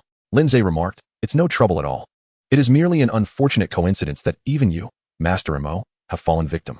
Lin Mo's expression grew solemn, realizing his grave oversight had allowed the scoundrels an opportunity. He would promptly issue orders for the entire Lin family to be placed on high alert. Lin Ze waved his hand, indicating that there was no need to rush. He produced the vial of poison and placed it before Lin Mo. This is the poison containing the cursed insects. Master Mo, do take a look and see if it appears familiar to you. Lin Mo took the poison bottle and examined it carefully. Subsequently, he poured out a small amount of powder, rubbed it between his fingertips, and took a whiff. After a moment, it seemed that Lin Mo recalled something. His expression shifted dramatically. This substance, could it possibly be? Lin Mo found it hard to believe and squeezed out some more powder, preparing to place it in his mouth for further confirmation. Old Mo, what are you doing? Lin Ao rebuked him. Lin Mo remarked, my lord, I wish to further ascertain whether it is indeed that object. Lin Ze nodded in acknowledgement, assuring that it was acceptable as long as Master Mo confirmed it. He would have his own means to extract the goo insect. With Lin Ze's affirmation, Lin Ao finally felt reassured and nodded in agreement. Lin Mo swallowed the poison powder and savored it carefully in his mouth. There was no flavor, yet the texture was striking. Lin Mo confirmed with certainty. Indeed, this substance is the Yangshin powder and Jinyuan pill that were delivered from the palace 7 days ago. Upon hearing this, Lin Ao's figure trembled, and he immediately turned his gaze towards Lin Ze. The Jinyuan pill. Lin Ze appeared bewildered, pondering the situation regarding the Jinyuan pill. Why are you looking at me? At that moment, Lin Mo anxiously explained, young master, you are unaware of the circumstances. A few days ago, you suddenly fell into a deep unconsciousness, and master was so distressed that he couldn't sleep all night.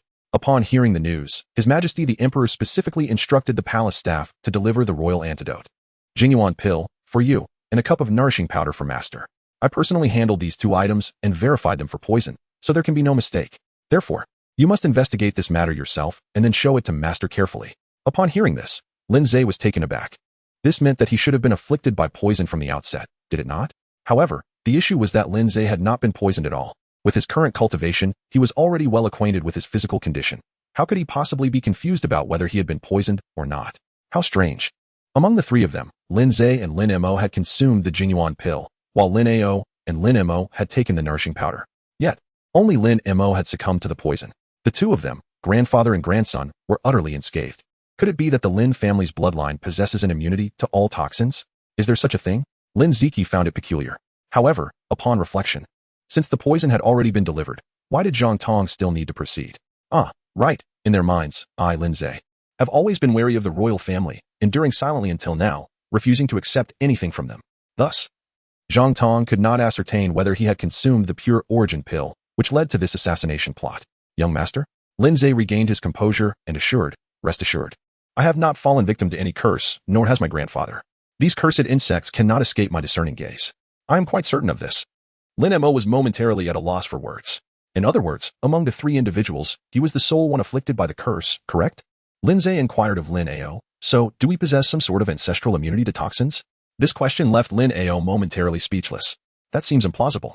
Your great-grandfather was merely an ordinary cultivator of the 6th rank, and your great-grandmother was just a daughter of a modest family. It should be impossible. Moreover, If such a constitution truly existed, how could I have been struck by poisoned arrows on the battlefield? Well, perhaps Lin Ze is overthinking this. It may just be a coincidence. Master Mo, allow me to expel the poison from your body. Please bear with me. Lin Mo nodded silently, her expression composed. Lin Ze activated the Heart of Magic band, employing the same method with precision.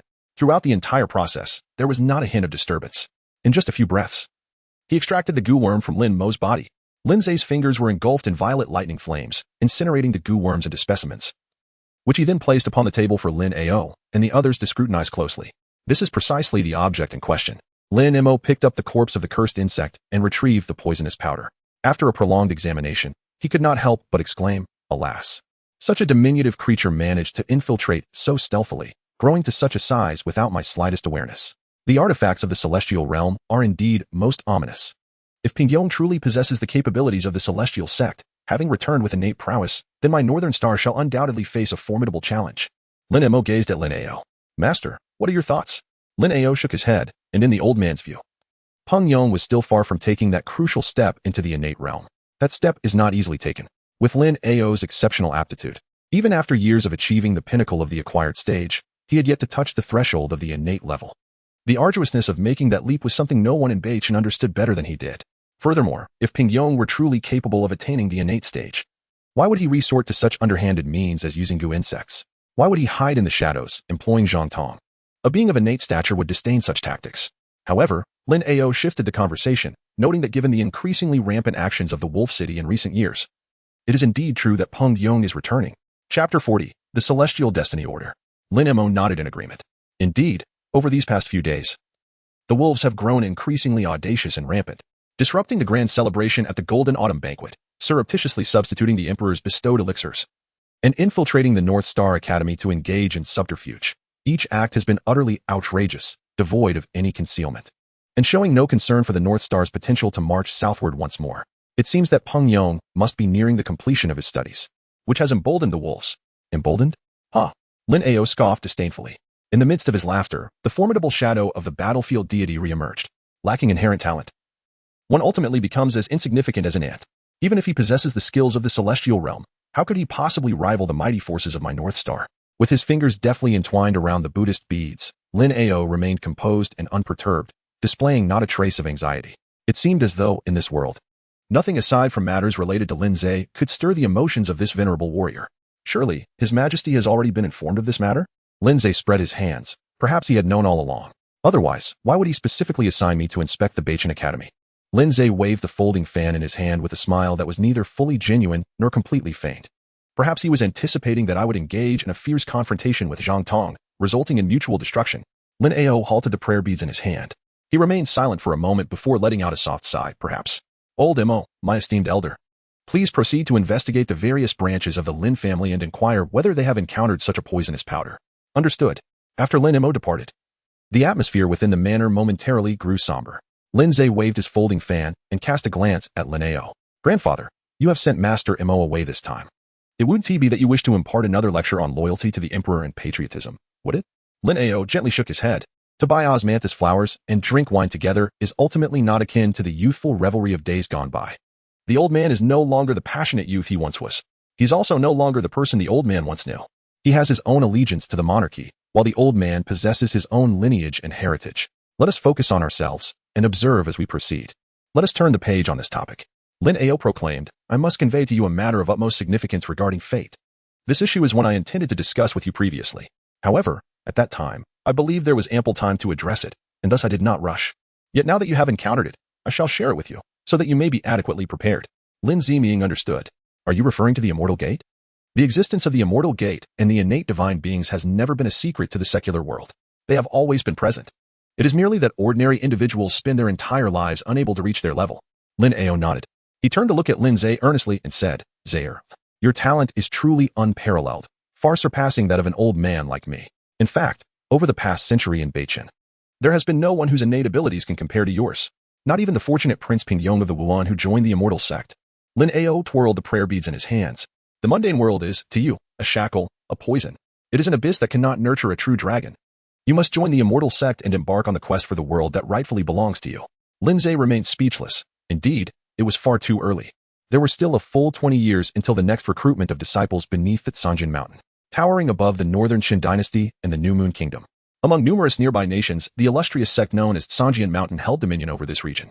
Every 50 years, it would convene a Grand Ascension Conference to recruit new disciples, the last of which occurred 30 years ago. Thus, the next opportunity was still 2 decades away. Discussing this matter now felt premature. However, apart from the regular recruitment every 50 years, there existed a clandestine pathway. This secret route could only be traversed by those of high status within the Lin family. Akin to the second emperor of Northern Qin, it was referred to as tribute. As the name implies, a secular dynasty could directly enter the sect and practice cultivation by offering tribute to the immortal gate, provided they met certain stringent requirements.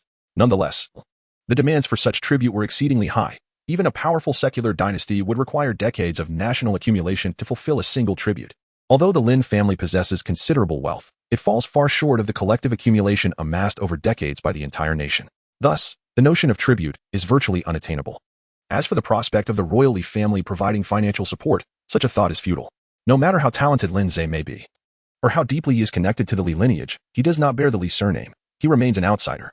The royal family would prefer to send forth a less gifted member of the Li clan than to allow Lin Ze to undertake such a task. Moreover, the Li family has only just quelled a rebellion and stabilized their power. They lack the resources for tribute. Upon hearing Lin Ze's remarks, Lin Ao responded with a mysterious smile. It is indeed somewhat premature for Sangjian Mountain. However, if not for Sangjian Mountain, what then? Are you referring to that which questions the Daoist sect? Lin Ze pondered for a moment. Beyond Sangjian Mountain, the nearest sect seemed to be either the Wintiandeo sect or the Wangxindo sect.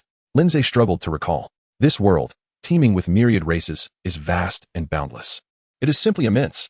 The average person cannot even venture beyond the North Star and the Wolf. So how could they concern themselves with such grand concepts beyond the sword-concealing mountain? Naturally, Lin Ze paid little heed to it and remained oblivious to the timing of the Dao sect's recruitment of disciples beyond the sword-concealing mountain. Lin Ao shook his head, indicating that it was not the Dao of the heart. Then you might as well not keep me in suspense. Lin Ao rose and made his way to the inner hall of the Lord's mansion, where he rested day and night. Beneath the bed, he activated a mechanism and retrieved a box entirely crafted from dark gold. It was entwined with a chain of the same precious metal, its worth unmistakably evident. Lin Ze had never witnessed his esteemed elder cherishing an object to such an extent. The level of protection afforded to it rendered the Lin family's ancestral Eight Desolations Battle Technique seemingly trivial in comparison. You shall understand once you take a look, he remarked. After removing the restraints, Lin Ao placed the mysterious golden box before Lin Ze. Lin Ze lifted the lid of the box. Within the obsidian container lay a small and exquisite jade tablet, quietly resting at the center, emanating a mysterious and ethereal glow.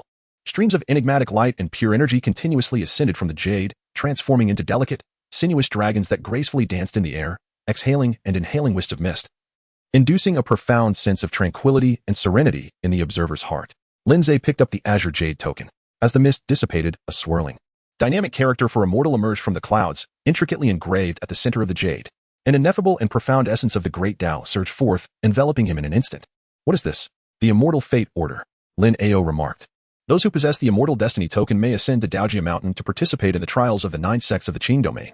Regardless of the outcome of the trials, the bearer may freely choose to join any one of the 9 sects, all of which must accept them. Is that truly the case? Such a powerful token? Why did you not utilize it back then? As for me, by the time I acquired this Immortal Destiny token, I had long since passed the fervent years of my youth. Moreover, at that time, your grandmother's health was failing. How could I possibly abandon her? Especially after your grandmother departed. Speaking of Lin Ze's grandmother, a rare look of nostalgia graced Lin Ao's face, his tone softening with wistfulness. Her departure left me devoid of any aspiration to seek immortality or enlightenment. Whether it be innate or not, I shall leave it to fate. Thus, I chose to seal this Immortal Destiny token away, reserving it for a talented descendant of the Lin family to pursue their own path to transcendence. Lin Ao held the prayer beads in his hands, and the first candidate was none other than your father. Your father, possessing extraordinary talent, displayed remarkable intelligence from a young age, mastering various esoteric military texts and excelling in martial arts, standing out among the youthful elite of Beiqin. He was indeed the most suitable choice to inherit the Celestial Destiny token. Alas, Lin Ao let out a long sigh, his ancient, tranquil eyes filled with deep remorse.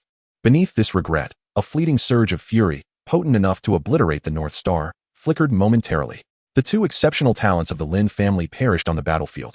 While Lin Ze met his demise amidst the chaos of unexpected warfare, the once mighty Lin clan is now left with but a solitary scion, Lin Ze. How could this not ignite a fire within Lin Ao's heart, were it not for the presence of this sole bloodline to uphold Lin Ao's dwindling sanity over the years? He would have long since taken up arms in a frenzied campaign to obliterate both the wolves and the Northern Star. Lin Ze sensed the emotional turmoil within Lin Ao. He declared, "Grandfather, rest assured, I shall not spare a single one of those who have conspired against the Lin family. I will ensure that they all bear the consequences." Lin Ao composed himself, suppressing the fury within. He cast a reassuring glance at Lin Ze, stating, "Since the day you returned from the Golden Autumn Banquet, I have never doubted this. However, more pressing than revenge is your future." As he spoke, Lin Ao gestured towards the immortal fate token, saying, "Infuse it with your spiritual energy and then place it upon your forehead. You shall then uncover the mysteries of the immortal fate token." Lin Ze obeyed. The moment the celestial fate token adhered to Lin Ze's forehead, a resonant hum echoed. Mysterious vibrations swept Lin Ze into the torrent of time and space. Countless images, steeped in the weight of ancient history, surged into Lin Ze's mind. Ultimately, a colossal ancient peak pierced the clouds, gazing down upon the myriad of beings. Boom. The torrent of time and space dissipated. Lin Ze's consciousness returned, and he comprehended all the mysteries of the celestial fate token. It turned out that this token could be traced back to the ancient era of the Azure Domain. It was born in accordance with the tides of fortune, striving to seize a connection with the universe. The 9 sects of the Azure Domain during ancient times believed in the power of fate. For those with destiny, all endeavors come to fruition. For those with destiny, the path to greatness is open. This fate is ineffable. In simpler terms, it is akin to fortune and serendipity.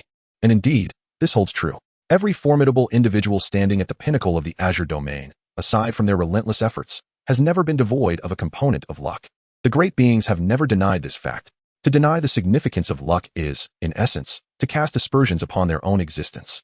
Thus, in pursuit of this concept of fate, to seek out those endowed with sufficient fortune amidst the vastness of the Azure Domain.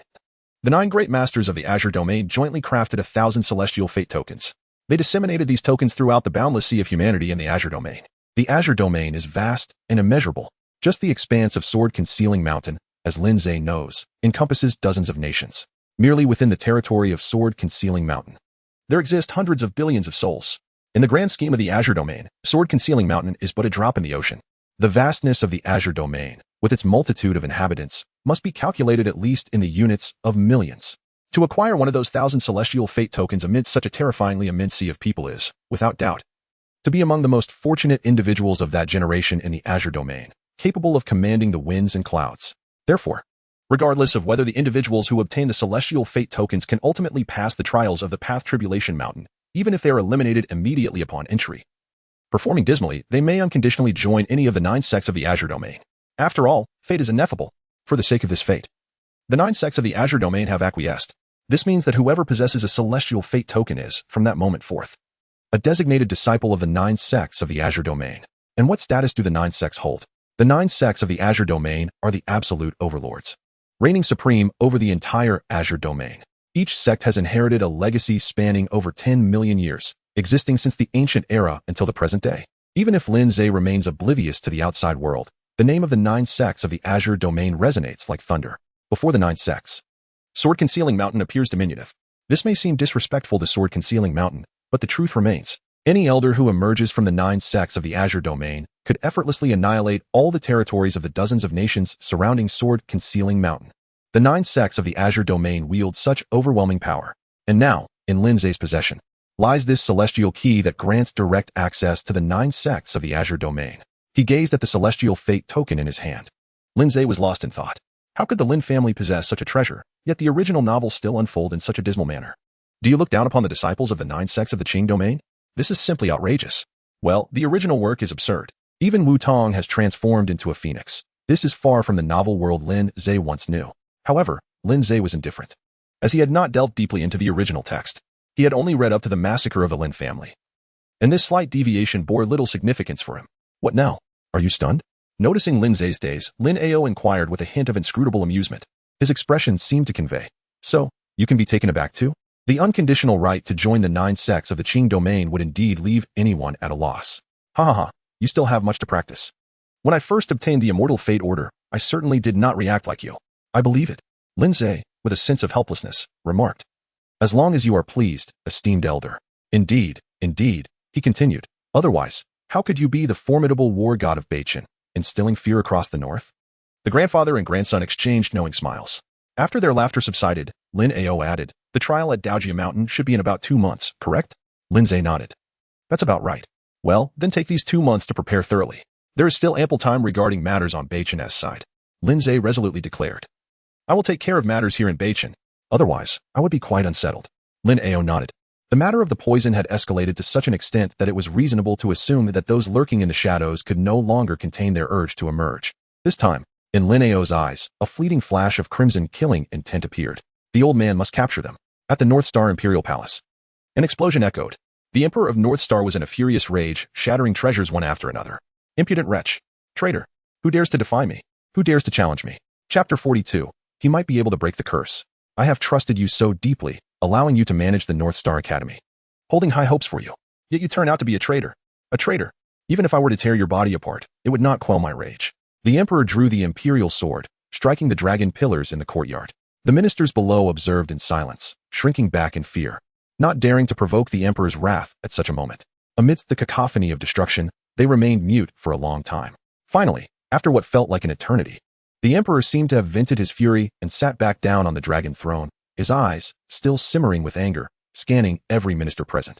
His gaze was sharp, as if capable of piercing through their flesh to uncover the secrets hidden within their hearts. Only then did the ministers collectively exclaim, Your Majesty, please calm your anger. Your Majesty, please. Calm down? The Emperor smashed another goblet. Tell me how I can calm down. Zhang Tong has been lurking for so many years, embedding so many spies within my North Star dynasty, and even resorting to poison. And you, the so-called elite, the pillars of North Star, were completely oblivious. Is my North Star dynasty so weak, so easily infiltrated? Useless fools. All of you are useless. The ministers began to plead their case. Your Majesty, the traitor Zhang Tong is one of the few postnatal peak experts in our dynasty, and he is backed by Ping Yong from the Immortal sect. If he truly wishes to hide, we are utterly powerless. Your Majesty, I believe the most urgent task is to thoroughly investigate all officials emerging from the North Star Academy, as well as those in close contact with Zhang Tong, to root out all the spies embedded among us. Otherwise, our North Star dynasty will be completely exposed before the enemy, with no secrets left to protect us. If any upheaval occurs in the future indeed, we implore Your Majesty to conduct a thorough investigation of the North Star Academy, to unearth all internal traitors and clear our court's central authority, or chaos will inevitably ensue. Upon hearing this, the complexion of all officials from the North Star Academy drastically changed as they began to panic. Your Majesty, since I entered the court, I have always been diligent, daring not to be the slightest bit negligent, nor harbor any ulterior motives. Please see my loyalty, Your Majesty. My relationship with Zhang Tong is merely that of a master and student. Regarding this case, I had no knowledge and played no part in it. The officials from the North Star faction desperately sought to prove their innocence, hoping to divert the Emperor's wrath from themselves. However, the enraged Emperor would not heed their rationalizations. He was incensed at the mere sight of officials from the North Star faction. He bellowed, Come. Arrest all officials from the North Star faction and confine them in the dungeons for interrogation. Until the truth is revealed, no one is permitted to make contact. Understood. The armored guards rushed into the hall, detaining all officials from the North Star faction and taking them away. In an instant, a quarter of the hall was rendered vacant. The remaining ministers grew increasingly anxious. Being implicated in matters of internal spies left no one feeling secure. Today it was the North Star faction. Tomorrow, it could be their turn. Upon seeing the chaotic court somewhat cleared, the Emperor's fury finally subsided slightly. Finally, some peace. Now, my lords, speak your opinions. Spare me your useless blabber. I seek solutions. As soon as the Emperor finished speaking, a military official stepped forward, saying, Your Majesty, I have a suggestion. Speak, Your Majesty. Given the dire circumstances we face, rather than waiting passively, we should take the initiative and launch an assault on the Wolf City, catching them off guard. Our enmity with Wolf City is one of life and death. Now that we are at this juncture, regardless of whether Ping Yong can achieve the innate realm, we must eradicate Wolf City. Even if we perish, we must take a piece of flesh from them. Indeed, in the past few years, we tolerated Wolf City merely to avoid exhausting our people and resources, aiming to strengthen our North Star's power. Now that North Star has grown robust, it is time to strike Wolf City and eliminate future threats. Your Majesty, I volunteer for battle. I am willing to lead the charge and present you with Ping Ja's head. The military officials clamored to enlist for the campaign. However, several civil officials raised their brows, repeatedly exclaiming, No, no, Your Majesty. At this moment, our North Star is still plagued by the curse, and the internal traitor issue remains unresolved. How can we rashly deploy our troops? Generals, think about it. With the current state of confusion regarding friend and foe, we cannot determine which officials are loyal to North Star and which are spies from Wolf City. If we deploy recklessly and place military power in the hands of traitors, they may turn against us immediately, worsening our plight. Even if we do identify the right individuals, I ask you, can you guarantee that none of you have been afflicted by the curse? Can you assure me that none of your subordinate officers are under its influence? On that unpredictable battlefield, if Wolf City suddenly activates the curse, our North Star army would be left leaderless, leading to our ruin. Upon hearing this, the military officials began to sober up. Lord Wang's point is valid. We certainly cannot rashly deploy our troops. We must resolve the issues of the curse and the internal traitors first. Otherwise, Wolf City has likely already prepared for our assault. The Emperor rubbed his temples. Enough. Silence. Summon the Imperial Physician. Understood. Before long, the Imperial Physician entered the hall. I pay my respects to your Majesty. Rise, my dear Minister. The Emperor straightened slightly, hastily inquiring. How goes the research on the curse insect? Replying to your Majesty, the existence of this curse insect is truly unfathomable. It is a rarity in the world. I have never encountered such a peculiar ailment, and there is no mention of it in any medical texts. I have attempted various remedies but have been unable to locate the curse insect or draw it out. This curse insect from the immortal sect seems beyond the means of our worldly realm to resolve. For now, the only way is to decipher the demon heart restriction left by Zhang Tong, which may hold the key to resolving the curse. Upon hearing this, the Emperor's expression darkened. The demon heart restriction, a technique of the immortal sect, would require time even for postnatal peak experts to comprehend. Time was of the essence, and by the time they deciphered it, it might be too late. Continue searching for me. You must find a way to break the curse. Yes. Now leave. The Imperial Physician hesitated. Your Majesty, I fear I am unable to break this curse. In front of all, you dare to tell me you cannot break it? The expression on Emperor Beichen's face darkened, and he was on the verge of losing his temper. However, the Imperial Physician interjected. I have a recommendation. He may possess the ability to dispel the poison of the goo. Chapter 43. The Divine Martial Marquis, Lin Ze. Who? Your grandson, the second son of the Lin family. Lin Ze, the Imperial Physician elucidated. According to the accounts of Beichen's scholars, he was the first to uncover the case of the goo insects. Moreover, I have heard that he summoned back those soldiers who, due to the missed opportunity for timely treatment, were left with incurable ailments, and he successfully healed them. Undoubtedly, his knowledge and skills in the medical arts far surpass mine. If there is anyone in all of Beichen capable of unraveling the goo poison, it must be him. I humbly beseech your Majesty to summon Lin Ze to the palace. Upon hearing the name Lin Ze mentioned by the Imperial Physician, the countenance of everyone present shifted noticeably. Lin Ze, another pivotal figure in the Zhang Tong incident, has become a household name, renowned far and wide. However, in the current political arena, the mere mention of Lin Ze's name has become exceedingly sensitive. According to the intelligence from Jing Si and the scholars of Beichun, the notorious rebel Zhang Tong, a formidable master ranked 6th on the divine martial list, was utterly unable to execute even a single move against Lin Ze. Just one move. Even the Emperor of Beichen himself could not subdue Zhang Tong in a single strike. What does this imply? The answer is evident. The assembled ministers collectively held their breath, cautiously scrutinizing the Emperor's countenance. Yet, contrary to everyone's expectations, upon hearing Lin Ze's name, the Emperor displayed no sign of agitation. Instead, he expressed his admiration, proclaiming, My dear Zaire, Beichun is fortunate to have such a prodigious child, sparing us from calamity. Even if you do not summon him, I shall call for him myself. However, Zaire has only just vanquished the rebel and patrolled the Beichen Academy. He must be weary and in need of rest. If I were to urgently summon him to the palace, it would reflect poorly on me as a grandfather. The Emperor pondered for a moment before continuing. Very well, Xiao Guangzi, draft an edict. At your command, replied the attendant promptly, readying his brush. The Emperor declared, this time. Zaire has unveiled Zhang Tong's true nature, vanquished the rebel, and has thus averted catastrophe for Beichen, which constitutes an unparalleled achievement. Regardless of whether he can unravel the mysteries of the celestial gate and the venomous insects, his merits in both literary and martial realms are monumental. I shall not hesitate to bestow rewards commensurate with his accomplishments. After a brief pause, the Emperor made a proclamation that left all present in astonishment. I have decided to confer the title of Marquis upon Lin Ze. His title shall be Divine Marshal. He shall be the Divine Marshal Marquis of Beichen. The announcement of this title sent ripples of surprise through the assembly. As the ministers exchanged glances, their expressions flickering with uncertainty. The Emperor is indeed bestowing a marquisate. It is important to note that the Beichen dynasty itself was founded by nobles in rebellion, to prevent any imitation of such insurrection. The Emperor places immense weight on titles of nobility.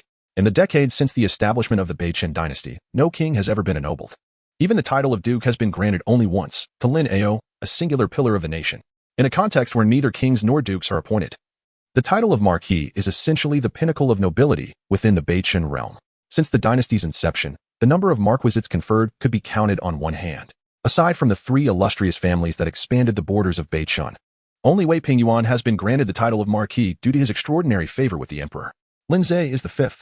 Of course, Lin Ze, being the heir of the Duke of Dingguo, regarded the conferral of a marquisate as a mere token of appreciation, merely affording the Lin family's descendants an additional title. The ministers paid little heed to the actual significance of Lin Ze's ennoblement. Their focus lay instead on the implications of the emperor's gesture. The emperor's disposition is evident from the title he bestowed upon Lin Ze, Divine Marshal. The Divine Marshal rankings of Beichun are named in his honor. Thus, the emperor's designation of Lin Ze as the Marquis of Divine Marshal carries profound meaning. The court officials exchanged glances, each silently contemplating the unspoken understanding that enveloped the room. However, amidst the ranks of the Wei family, a robust and imposing man with a fierce beard expressed his dissent. Lin Ze, a mere child with no military achievements. What merit does he possess to be conferred a title? How can he stand alongside the head of the Wei family?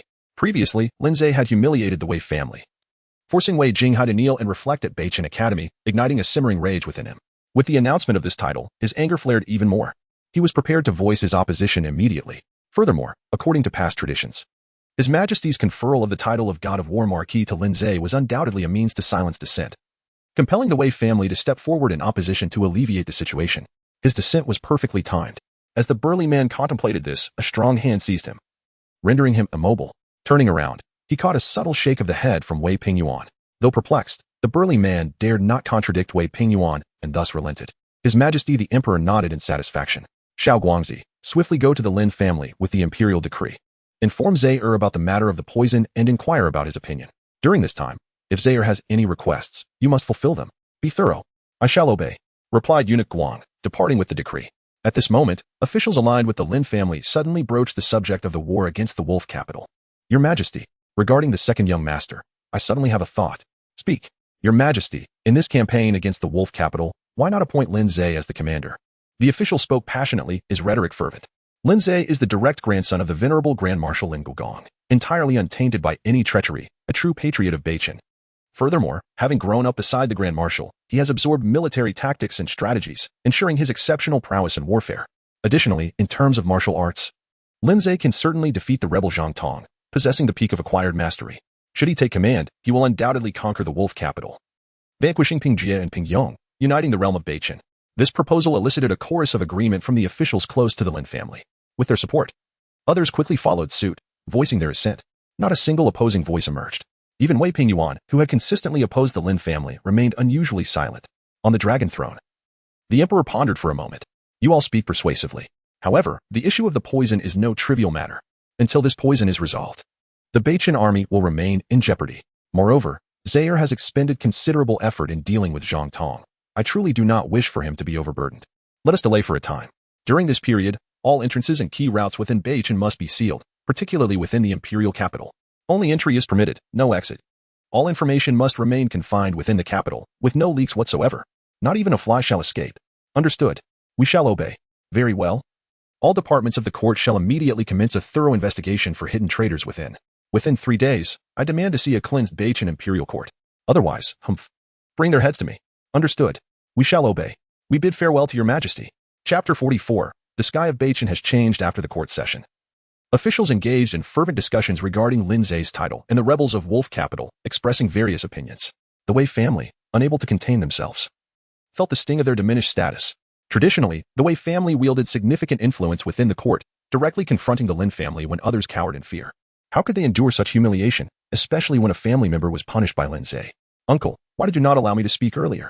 Lin Ze is far too arrogant. Jinghai is still kneeling. Since when has our Wei family endured such indignity since receiving the emperor's favor? Wei Pingyuan shot a disapproving glance at the Wei family members. What do you mean we? Silence. You foolish lot. You think Lin Ze is the one being overbearing? Who truly is overstepping their bounds, you all know in your hearts. Do you genuinely believe that after a few years of power, you can challenge a behemoth like the Lin family? What kind of character is that? I have been too lenient with you, fostering a plethora of bad habits. Wei Pingyuan berated the Wei family, leaving them bewildered and cowed. This was the first time they had witnessed such fury from him. Sir Wei, what is this? An official inquired upon hearing Wei Pingyuan's outburst. Wei Pingyuan quickly donned a smile. No worries. The younger generation is simply inexperienced. I was merely admonishing them. Please forgive my outburst. With that, he shot another glare at the Wei family. You disgraceful lot, return home. With a stern expression, Wei Pingyuan strode ahead. The others hastily followed. It was only upon exiting the palace that he paused. Father, earlier you, Wei Pingyuan sighed deeply. You lot. After a moment of silence, he spoke earnestly. Do you truly think that after bullying the Lin family for a few years, you can match wits with such a colossal entity? Or do you believe that the legendary Beichun war god, who once stained the skies with blood and left the remnants of Wuan in turmoil, has no temper? The last time Lin Ze fainted, how many were restless, constantly monitoring the military's movements, fearing that Lin Ao would unleash chaos upon the various clans of Beichen, including our Wei family. Do you truly believe that the Lin family is the second emperor of Beichen? Is that a jest? The Wei family member's expression shifted. But do we not have the emperor's support? The emperor? He has already conferred a title upon Lin Ze. Do you still not understand? With a long sigh, Wei Pingyuan gazed into the distant sky, lost in thought. Father? Uncle? Snapping back to reality, Wei Pingyuan surveyed everyone. Return home. From this day forth, no member of the Wei family shall provoke anyone from the Lin family. Keep a low profile. Anyone who dares defy this will be cast out, lest they jeopardize the hard-won foundation of our clan. The Wei family members exchanged glances. What about Jing-ai? Let him kneel. When the god of war Marquis is in a good mood, he may allow him to return. Additionally, the third son, prepare a congratulatory gift. Tomorrow, I shall personally visit the Lin family to express my congratulations. With these words, the Wei family members finally grasped the gravity of the situation. The sky of Beichen had irrevocably changed. The era of the Wei family had come to an end. The Lin family residence. Grandmaster Guang has already issued the imperial decree. I am most grateful to Grandmaster Guang. No. It is my honor as a servant to witness this moment as I proclaim the decree on behalf of the Lord. As he spoke, Grandmaster Guang retrieved 2 ancient tomes from his bosom. Ah, yes, these are the ancient texts I had promised to present to the Lord. I had intended to send them through a messenger, but alas, plans often fall victim to unforeseen changes. Lin Ze received 2 ancient books, expressing his gratitude to the esteemed gentleman. I am delighted that you enjoy them. The nobleman replied with a beaming smile. Following this, a flurry of flattery ensued, accompanied by a discussion regarding the matter of poison. Furthermore, concerning this poison, should you require any assistance, my lord, do not hesitate to inform me directly. Lin Ze nodded, grateful for his grandfather's trust in him. However, he felt uncertain about the poison, knowing he could only endeavor to give it his best effort. Lin Ze's words were not meant to dismiss anyone. Although he possesses the ability to cure poison from insect bites, it is limited to one-on-one situations. As for the entirety of the imperial capital, it would be an exaggeration to say he could manage it. He would be fortunate to maintain order within the Lin family itself. The Lin family comprises numerous members, the Lin army, the Lin servants, and various enterprises of the Lin family. Lin Ze, without conducting an investigation, remained oblivious to those who had been poisoned. The task of investigating and curing them would be an immense undertaking. Just a few days prior, he had yet to complete the treatment of the wounded soldiers from his old unit. Upon hearing Lin Ze's words, Grand Eunuch Guang immediately remarked, in the face of the calamity besieging the celestial sect, my lord, do your utmost. Time was of the essence, and thus he refrained from further disturbing Lin Ze. With a bow, he took his leave. Once Grand Eunuch Guang departed from the Lin residence, the household erupted in excitement. Little Chui, overwhelmed with joy, danced about in delirium. Young master. No, lord. You have been bestowed the title of Marquis by His Majesty. A Marquis. This is the highest honor and power that can be conferred by the North Star dynasty, including Lin Ze. There are only 5 individuals in the entire North Star who have been granted the title of Marquis. Moreover, Lin Ze's title is none other than the godly Martial Marquis. Just look at that. How magnificent. How imposing. At this moment, the members of the Lin family could hardly contain the tumultuous emotions within their hearts. As members of the Lin clan, they felt an immense pride in their lord, Lin Ze, who had been bestowed the title of Divine Martial Marquis. One by one, they bowed deeply in reverence, proclaiming, "We pay our respects to the Divine Martial Marquis." Lin Ze waved his hand, helping everyone to rise. Enough.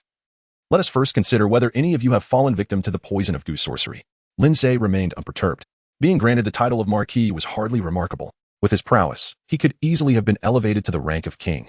However, it must be said that the title of Marquis does possess a certain charm that surpasses that of young master. Marquis, we rejoice for you. Xiao Chui tugged at the sleeve of Lu Hanyan beside her. Miss, do you not agree? Lu Hanyan was still lost in the astonishment of Lin Ze's elevation to Marquis. A Marquis. There was a time when she envisioned her future husband achieving great feats, earning military titles on the battlefield, and gaining renown throughout Beichen. He would return triumphantly at sunset, riding a steed of fiery blood, approaching her with the blood of foes staining his garments. The heart of a young girl is often filled with romantic fantasies. Xiao Chui nudged Lu Hanyan again. Only then did Lu Hanyan come back to her senses. Huh? Xiao Chui was left speechless. Lin Ze waved his hand, signaling everyone to descend first. Please go ahead. I will summon you once there is news. Understood. Chapter 45. The Lu family, the healers. He dispersed the members of the Lin family. Lin Ze summoned 2 high-ranking members of the Lin family army, Lin Ying and Lin Wu, both of whom had reached the 7th layer of the postnatal realm. Young master, Lin Ze instructed, with Zhang Tong's exposure, the court will inevitably descend into chaos, revealing some deeply concealed traitors. In the coming days, you must closely monitor all major checkpoints in the northern capital. Should there be the slightest hint of disturbance, report immediately. Understood. You may go. As Lin Ying and Lin Wu departed, another senior member of the Lin family army hurriedly brushed past them, his demeanor rife with urgency. Young master, he began. The investigation into the goo poison situation across the various branches of the Lin family has been completed, and the findings are far from optimistic. Although only 10% of the Lin family members are certain that they have encountered the goo poison powder, a staggering 40% remain uncertain. In fact, among the entire Lin family, merely 50% can confidently assert that they have never been in contact with the goo poison powder. Moreover, those who are certain they have been afflicted are primarily senior core personnel from our various branches. The newcomer appeared quite anxious. This assessment is based solely on the poison powder as a lead, excluding other unknown methods. The actual extent of the poisoning may be even more severe. Upon hearing this, Lin Ze furrowed his brow. Is it possible that half of the Lin family is afflicted with poisoning? Such a high proportion suggests that treating each individual would be a formidable task. At this moment, Lu Hanyan suddenly inquired whether, aside from the poisonous powder, this type of parasitic insect exhibited any other distinctive symptoms of infestation, such as high fever, aversion to cold, diarrhea, or headaches. Lin Ze shook his head, indicating that this particular venomous insect exhibited no signs of parasitism. In fact, without employing special methods to activate it, one could hardly detect its presence. Upon hearing Lin Ze's words, Lu Hanyan appeared contemplative. The absence of symptoms was indeed a significant clue. I vaguely recalled that in the medical manuscripts of my great-grandfather, several types of venomous insects were mentioned that displayed no symptoms after infestation. If only I could procure a live specimen of such an insect, I might be able to cross-reference it with my ancestral records and uncover the origins of this venomous creature. Oh, Lin Ze cast a glance at Lu Hanyan. He had almost forgotten that the Lu family was a prestigious lineage of physicians. Their family had practiced medicine for generations, their influence permeating the 7 nations of the eastern region of Tsangjin Mountain, with a medical history that predates the existence of the Yuan dynasty. The volumes of medical texts and treatises in their possession were innumerable. Lu Hanyan, having been immersed in this environment since childhood, though her skills were still developing, had amassed considerable knowledge in the field of medicine. While others in Beichin might not recognize the celestial sect's venomous insects, Lu Hanyan might very well be familiar with them. With this thought, Lin Ze's demeanor became more serious. In that case, please extend your hand. Lu Hanyan was taken aback. Why the sudden? The venomous insects. Even Lin Ze and Lin Ao had become targets for the rodent schemes, and as a daughter of the Lin family, Lu Hanyan was no exception to their nefarious plans. Realizing this, she blushed slightly and shot Lin Ze a playful glare before extending her delicate, ivory-like right hand. Lin Ze's fingers rested gently upon Lu Hanyan's wrist. After a moment of exploration, Lin Ze raised an eyebrow and withdrew his finger. No, Lu Hanyan nodded, not surprised. Having grown up in the Lu household, immersed in various medicinal baths and well-versed in numerous medical texts, my body possesses a potency for medicine that surpasses that of ordinary individuals. Lin Ze's eyes sparkled with interest. So, it follows that at least one of the medicinal baths you offer contains an ingredient capable of resisting this parasitic insect, correct? However, it remains uncertain until one has observed the live insect firsthand. Lin Ze uttered a soft sound of acknowledgement before turning his attention to Xiao Chui. Understanding his intent, Xiao Chui nodded brightly. Young master, please be gentle, for I am afraid of pain. Rest assured, it will be over swiftly, he replied. In that moment, Xiao Chui experienced a fleeting pang of intense pain, barely having the time to utter a cry. Lin Ze deftly retrieved the goo worm with practiced ease. Lin Ze placed the black goo worm before Lu Hanyan, observing her reaction. Lu Hanyan followed his hand with her gaze. At first glance, her brow relaxed. But with a second look, her delicate brows furrowed again. By the third glance, she fell into deep contemplation. What is this goo worm? After a moment of careful recollection, Lu Hanyan finally remarked, I believe I have encountered something similar in the medical records of our esteemed ancestor. However, it has been so long that some details elude my memory. I will need to revisit the ancient texts left by our forebears to ascertain its nature. As she mentioned returning, her expression visibly darkened, her countenance shrouded in melancholy. Her family, the Lu clan, had sold her, offering her up to the Lin family as if she were a mere commodity. After so many years within the Lin household, she could hardly recall their visage. Yet, she would never forget the cold, merciless treatment that regarded her as nothing more than a tradable object. If given the choice, Lu Hanyan would wish never to return for the rest of her life. Lin Ze cast a glance at Lu Hanyan. He recalled that when Lu Hanyan was sold to the Lin family, she had just turned 12, didn't she? TSK, such a feudal 12. Xiaoxie, prepare the carriage. Lin Ze remarked that the residence of the Lu family was not far from the imperial capital, situated at Wushuang Slope, and if one hurried, a round trip could be accomplished in just an hour. It would be best to depart early and return promptly. Upon hearing this, a shadow of unspoken sorrow and uncertainty crossed Lu Hanyan's face, as if the flame in her heart had dimmed at that moment, leaving her spirit cold and desolate. The familiar words, the well-known tone, so familiar that it bore no warmth whatsoever. You all have the audacity to arbitrarily decide a person's fate, treating me like an inanimate object, directing me to the Lin family today and to the Lu family tomorrow. No one has ever bothered to inquire about my own wishes. Why must I go? Lu Hanyan's sorrowful words were left unspoken, but Lin Ze's next utterance reignited the warmth in her darkened heart. The capital has been quite tumultuous of late, without my leadership. You would likely find it difficult to leave the city. However, the primary motivation was to visit the Lu family's library. As a clan renowned in the medical arts, they had encountered numerous practitioners and patients, and undoubtedly their collection would not disappoint Lin Ze. Lu Hanyan gazed at Lin Ze steadily, remaining silent for an extended period. Finally, she broke into a smile that radiated myriad charms, surpassing countless beauties in the world. Are you not afraid I might bring you harm? Such words were uttered lightly. Indeed, Lin Ze had previously harbored reservations about Lu Hanyan, always on guard against her. Yet, that was based on the protagonist's perspective from the original storyline. Now, however, the narrative had shifted dramatically. The protagonist was gone, and Wu Tong had transformed into Wu Tong, altering the entire plot. Given the current circumstances, Lin Ze found it hard to believe that Lu Hanyan could still be linked to Wu Tong, let alone conspiring with her. Setting aside his previous caution, Lu Hanyan remained the same woman he had known for nearly a decade. Having grown up together, their relationship was far beyond the simplistic label of good. With Wu Tong out of the picture, it felt liberating. Thus, Lin Ze responded with a smile. If you can truly bring harm to me, that would be quite an accomplishment. Lu Hanyan shot him a sidelong glance. What ability does a mere girl possess to harm the illustrious North Star God Warrior Duke? With that, Lu Hanyan stood to leave. The door is over there, she called back without glancing behind her, fully aware. Xiao Chui stifled a giggle. My lord, this is the young lady's first visit home. Of course, she must dress to impress. In their playful exchange, it felt as though they had returned to the harmonious times they once shared. Lin Ze rose to his feet and casually opened a folding fan, creating a gentle breeze. You go assist her. I shall wait for you both outside. Understood. Chapter 46. Guess. Outside the Lin family's grand entrance, the carriage for departure has been prepared. Lin Ze sat before the carriage, patiently awaiting. Before long, Xiao Chui finally emerged with Lu Hanyan. My lord, we are ready to depart.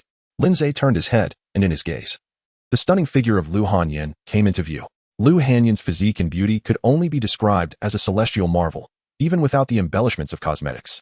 She was already captivating beyond compare. Now, after being meticulously adorned with a touch of makeup, she radiated an even more dazzling allure, exuding charm with every glance. Under the sunlight, she resembled a delicate flower, fragrant and enchanting, standing proudly among her peers. Particularly striking were her long, graceful legs, which formed a breathtaking scene beneath the light blue skirt, captivating all who beheld her as she walked. Lin Ze cast a glance before withdrawing his gaze. Indeed, beautiful things invariably uplift one's spirits and provide a sense of tranquility. However, excessive admiration can be deemed impolite. Let us board the vehicle. Certainly. Xiao Chui assisted Lu Hanyan into the car. The once spacious interior now appeared cramped due to the arrival of Lu Hanyan and Xiao Chui. The air soon filled with an enchanting fragrance emanating from Lu Hanyan, a scent that was either floral or something else entirely, captivating to the senses. Just inches away from Lin Ze's knees, the delicate fringe of her skirt subtly revealed a pair of elegantly long and toned legs. Lin Ze turned his head slightly to gaze out at the scenery of the imperial city, feeling somewhat unnatural. Lu Hanyan, serving as Lin Ze's sister or perhaps sister-in-law, always found topics to discuss with him. However, at this moment, she kept her head down, remaining silent, her complexion tinged with a faint blush. In the past, Lin Ze had made it difficult for her to feel anything beyond sibling affection. Yet, after enduring so much and uncovering Lin Ze's resilience and true nature, her inner feelings began to subtly shift. It seemed as if an unspoken awkwardness enveloped the atmosphere. Observing this, Xiao Chui couldn't help but smile to herself. She suddenly exclaimed, "Oh dear, it feels a bit stuffy. I shall step outside for some fresh air." With that, Xiao Chui moved to the front of the carriage, leaving the space within entirely to Lin Ze and Lu Hanyan. Consequently, the awkward ambience intensified. Lin Ze remained silent. Lu Hanyan kept her head lowered, equally wordless. A prolonged silence stretched between them, neither knowing what to say. After the previous estrangement and this sudden reconnection, certain once pure emotions seemed to have soured. Silence persisted, unbroken. After what felt like an eternity, Lu Hanyan could no longer endure this inexplicable awkwardness and was the first to break the quiet. You. These years. Have they been difficult for you? Lin Ze withdrew his gaze, feeling that despite the struggles, as long as the outcome was favorable, everything would be worthwhile. Oh. Lu Hanyan responded softly. After that, silence enveloped them once more. In the front of the carriage, the ever-eager Xiao Chui listened intently, her heart racing with anxiety. Oh dear. These two were truly. As Xiao Chui pondered how to find a common topic to bridge their connection, Lu Hanyan suddenly broke the silence within the carriage. So, does that mean when I used to lecture you, you were secretly laughing at me? Lin Ze chuckled softly. How could I dare? Perhaps you fear that I may prove inadequate. You must be laughing at me, he continued.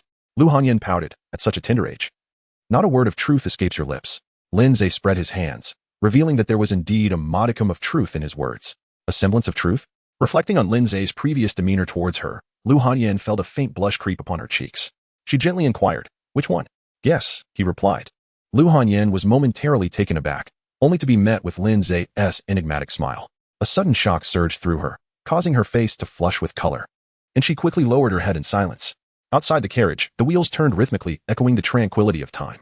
The carriage made its way toward the Lu residence. Although they encountered guards at the city gates who initially barred their passage, upon learning that it was the second son of the Lin family, the esteemed General Baichen, who was on a quest to investigate the poison, the sentinels hastily relented and allowed them to proceed. Before long, the carriage entered the Lu family's territory at Wushuang Slope. Over the years, since aligning with the Lin family, the Lu clan had soared to unprecedented heights, basking in prosperity. Wushuang Slope had evidently become the stronghold of the Lu family. Upon entering, one could easily spot the prominent character Lu emblazoned everywhere, surrounded by the family's enterprises. As Lu Hanyan gazed through the carriage window at the glaring signs bearing her family name, she found herself momentarily lost in thought. At that moment, she was uncertain whether it was a sentiment of nostalgia, resentment, or a poignant reminiscence after a long absence that stirred within her. Her emotions were profoundly complex, leaving her at a loss for words. Lu family. Alas. The carriage arrived at the Lu residence. "My lord, young miss, we have arrived," exclaimed Xiao Chui with a cheerful voice. Lin Ze and Lu Hanyan exited the carriage. At a glance, they beheld the opulent and stylish Lu family mansion, which resembled the residence of royal kin. It was indeed quite impressive. Lu Hanyan remained silent, while Xiao Chui pouted slightly, remarking that it could not compare to the Lin family. After saying this, Xiao Chui, whether intentionally or forgetfully, neglected to observe the customary etiquette of assisting Lu Hanyan from the carriage. Instead, she approached the gatekeeper of the Lu residence, instructing him to hasten with the announcement. This left Lu Hanyan's outstretched hand awkwardly suspended in the air. Lin Ze remained silent. "Come here," he said, extending his hand with a gentlemanly demeanor to assist Lu Hanyan. With a face flushed like wine, Lu Hanyan leaned against Lin Ze, resembling a newlywed couple returning to the bride's family for the first time. This sight caused a smirk to appear on the lips of Xiao Chui, who had been secretly observing the two. "Hee, it's all thanks to me, Xiao Chui." Yet, how could Xiao Chui's little annex escape Lin Ze's keen eyes? He cast a sharp glance at her. Xiao Chui pouted in silence, obediently retreating behind Lu Hanyan. However, a delicate white hand reached out and gently pinched Xiao Chui. "Humph, you two just enjoy bullying me. Miss, the young master has returned with the young lady." Where? "Oh, Hanyan, my daughter." A beautiful woman rushed out, but an elegantly dressed middle-aged man swiftly grabbed her. "Have some decorum, do you not see the young master?" The middle-aged man adjusted his attire and announced, "Lucian pays respects to the young master." Chapter 47. No one understands the library better than I do. Upon meeting Lin Ze, Lucian wore a broad smile and began to shower him with compliments. "This morning, I was just telling my wife that with the magpies alighting on the branches today, good fortune is surely on the horizon. I never imagined it would be the young master himself gracing our humble abode. I am truly honored. Truly honored. Please, do come in." Lucian bowed, gesturing with an air of false modesty. "Young master, please enter for a conversation." With that, Lucian hurriedly summoned the household staff. "Quickly, prepare a banquet. Ensure that everything is of the finest quality for our esteemed guest. And do not forget the 300-year-old snow ginseng that the former city lord gifted us a few years ago." Lin Ze halted Lucian, asserting that there was no need for such a commotion. He had come to investigate a significant matter and would depart shortly. They need not concern themselves, and should continue with their duties. What significant matter could possibly involve the Lu family? Lucian's heart sank, fearing that perhaps a reckless scion of the Lu family had caused trouble. His expression shifted slightly as he anxiously implored, "Second young master, our Lu family has always been steadfastly loyal to the Lin family and to Baichen. We would never dare stray from our path. Please, second young master, see the truth." After speaking, Lucian cast a glance at Lu Hanyan beside Lin Ze. "Yin, you know your father well. I would never engage in treacherous actions." Lu Hanyan remained silent, refusing to meet Lucian's gaze. For all this time, Lucian had not acknowledged his long-lost daughter, his eyes solely fixated on power and ambition. "Time is of the essence. Let us proceed." Lu Hanyan disregarded Lucian and took Lin Ze directly to the Lu family's library. She had grown utterly disillusioned with this cold environment. Hand in hand with Lin Ze, she departed, leaving Lucian and the other Lu family members awkwardly behind. It was only when they were out of sight that Lucian remarked with a scowl, "This unfilial daughter, after spending years in the Lin household, has truly grown wings." Lady Lu patted Lucian's back. "Enough. Speak less. Our daughter has returned after so many years." She understood Lu Hanyan's sentiments all too well. Yet some matters were beyond her control. Watching her daughter depart, Lady Lu let out a deep sigh. At that moment, a younger member of the Lu family spoke up. "Father, mother, isn't Hanyan the fiancée of the eldest son, Linja? Why is she so close with the second young master, even holding hands?" Lucian suddenly recalled that Lu Hanyan had indeed taken Lin Ze away without hesitation. This realization filled him with unexpected delight. After all, the eldest son Lin Ze was deceased, and there had been neither a formal engagement nor any binding contract. Strictly speaking, Lu Hanyan was no longer considered a member of the Lin family. Who could say when the Lin family might decide to return her? If that happened, could the Lu family still aspire to ascend the Lin family's ranks? Lu Xun had worried about this for years. Yet now Lu Hanyan appeared to have rekindled something with Lin Ze. Goodness. The second young master Lin Ze was an unparalleled genius, even more outstanding than the late Lin Ze. If Lu Hanyan were to align herself with Lin Ze, who could possibly threaten the Lu family's future status? Lu Xun's eyes gleamed with ambition as he envisioned the Lu family commanding respect and influence in the future. Is that appropriate? If word of this reaches others, it could tarnish the reputations of both our families. The younger members of the Lu family expressed their concerns. Lu Xun's temper flared at their words, and he glared at them fiercely. What nonsense are you speaking? Hanyan has neither wed the eldest son nor entered the Lin household formally, and without a proper engagement. How can she be regarded as a sister-in-law? Lu Xun insisted. Let me make this clear. From now on, no one is to mention Lin Ze outside. If anyone dares to bring it up, and the second young master hears it. Lu Xun narrowed his eyes, a cold light flashing within. Then do not blame me for consequences. Understood, father. Very well. Lu Xun nodded in satisfaction. After a moment's thought, he summoned several members of the Lu family. You all, instruct everyone in the Lu household to keep a close watch on Han In and the second young master. Find a way. I trust you understand my meaning? Understood. Rest assured, master. Now go. Act swiftly. Time is of the essence. Yes, we shall. Lin Ze and his companions walked through the Lu residence. Lu Hanyan led the way, her pace swift and determined. Only after they had distanced themselves from the main gate, completely out of sight and earshot of Lu Xun and the others, did she gradually slow her steps. You must find this quite amusing, she murmured, her voice laced with a quiet, self-deprecating humor. Indeed, it is rather laughable. Slowly, she turned her head to face them. Lin Ze shrugged, gesturing towards Xiao Chui with his left hand. Xiao Chui was curiously observing the point where their hands met. Miss, you are holding on quite tightly, aren't you? The melancholy on Lu Hanyan's face instantly transformed into a blush. Startled, she swiftly released Lin Ze's hand, turning away to increase the distance between them, her strides hastening as she took the lead. Xiao Chui chuckled and quickly caught up with Lu Hanyan.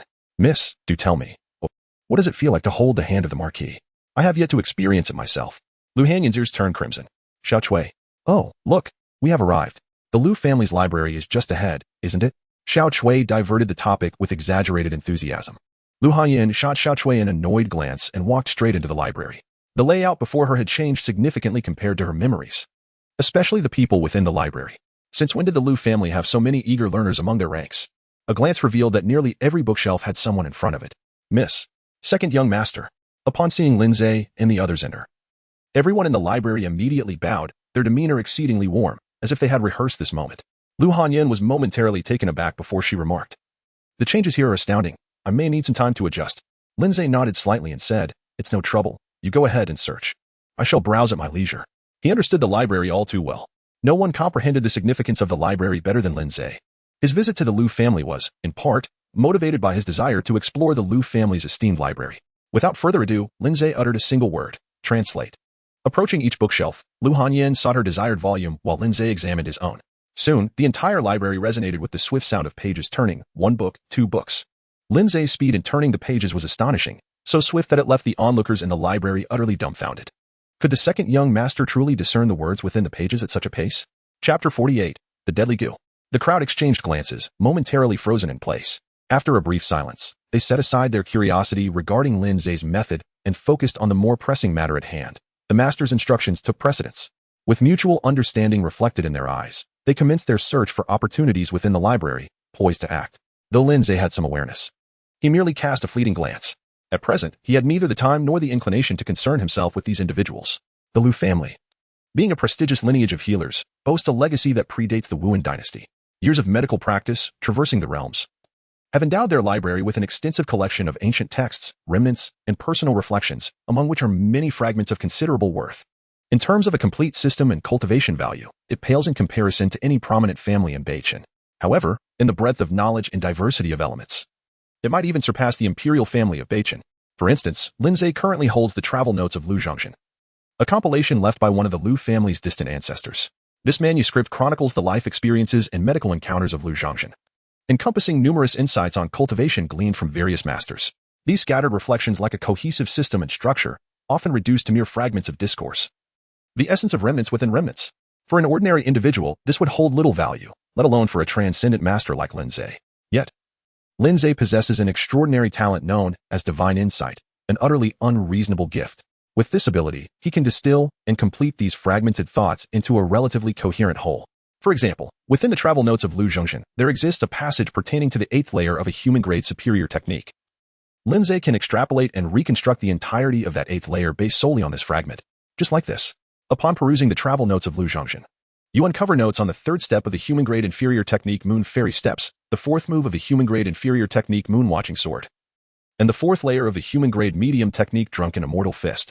You comprehend the remnants of the Moon Fairy Steps, the Moon Watching Sword, and the Drunken Immortal Fist. Divine Insight LV2 74,100.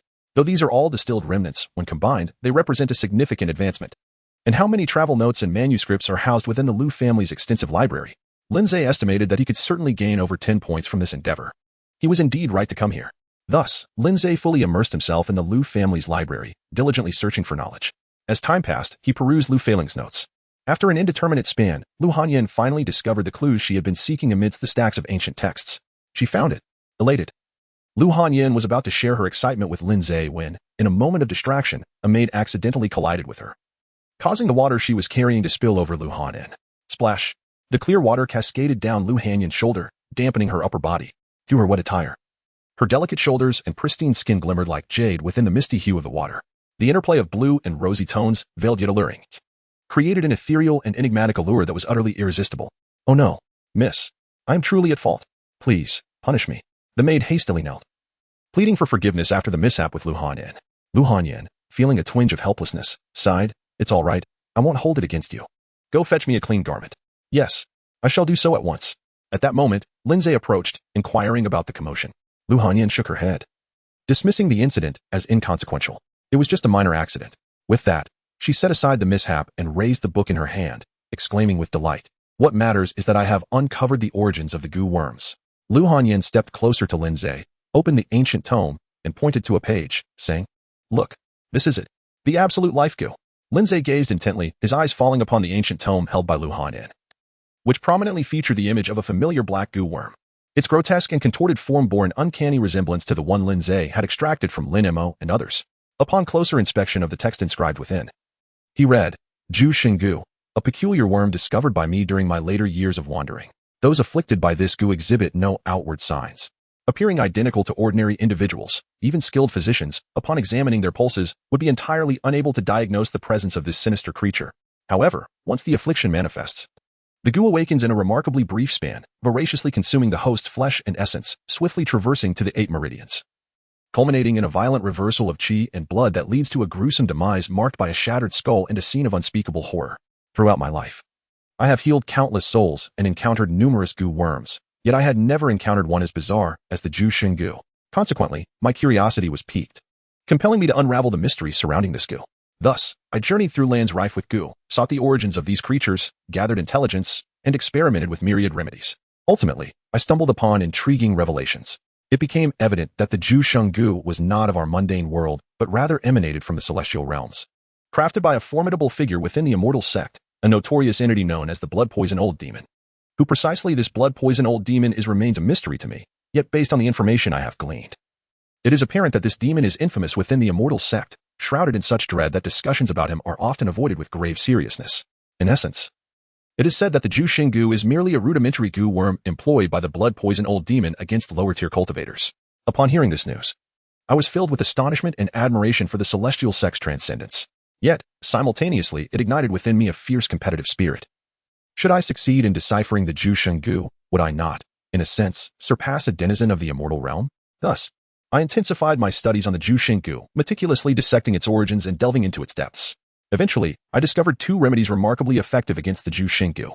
The first entails grinding stone powder from the Shijiang and consuming it, which, within 2 days, can expel the goo as purulent blood.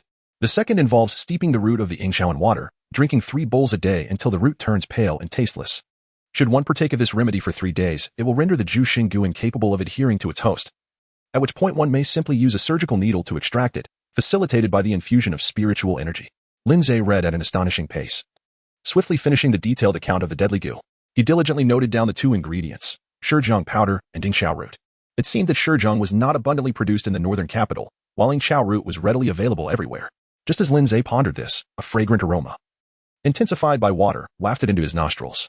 Lin Ze instinctively searched for the source of the delicate fragrance, casting a glance. The water's hue was hazy, appearing both elusive and ethereal. He swiftly averted his gaze. It must be the absolute life goo, Lu Hanyan exclaimed joyfully. Upon raising her head, she noticed Lin Ze's eyes wandering elsewhere. Chapter 49. Do not disturb Shizhong. His demeanor was peculiar, marked by a certain bashfulness akin to a sense of impropriety. Lu Hanyan became aware of something, glancing instinctively at her damp, form-fitting garments. In an instant, her entire face, along with her ears, flushed a deep crimson.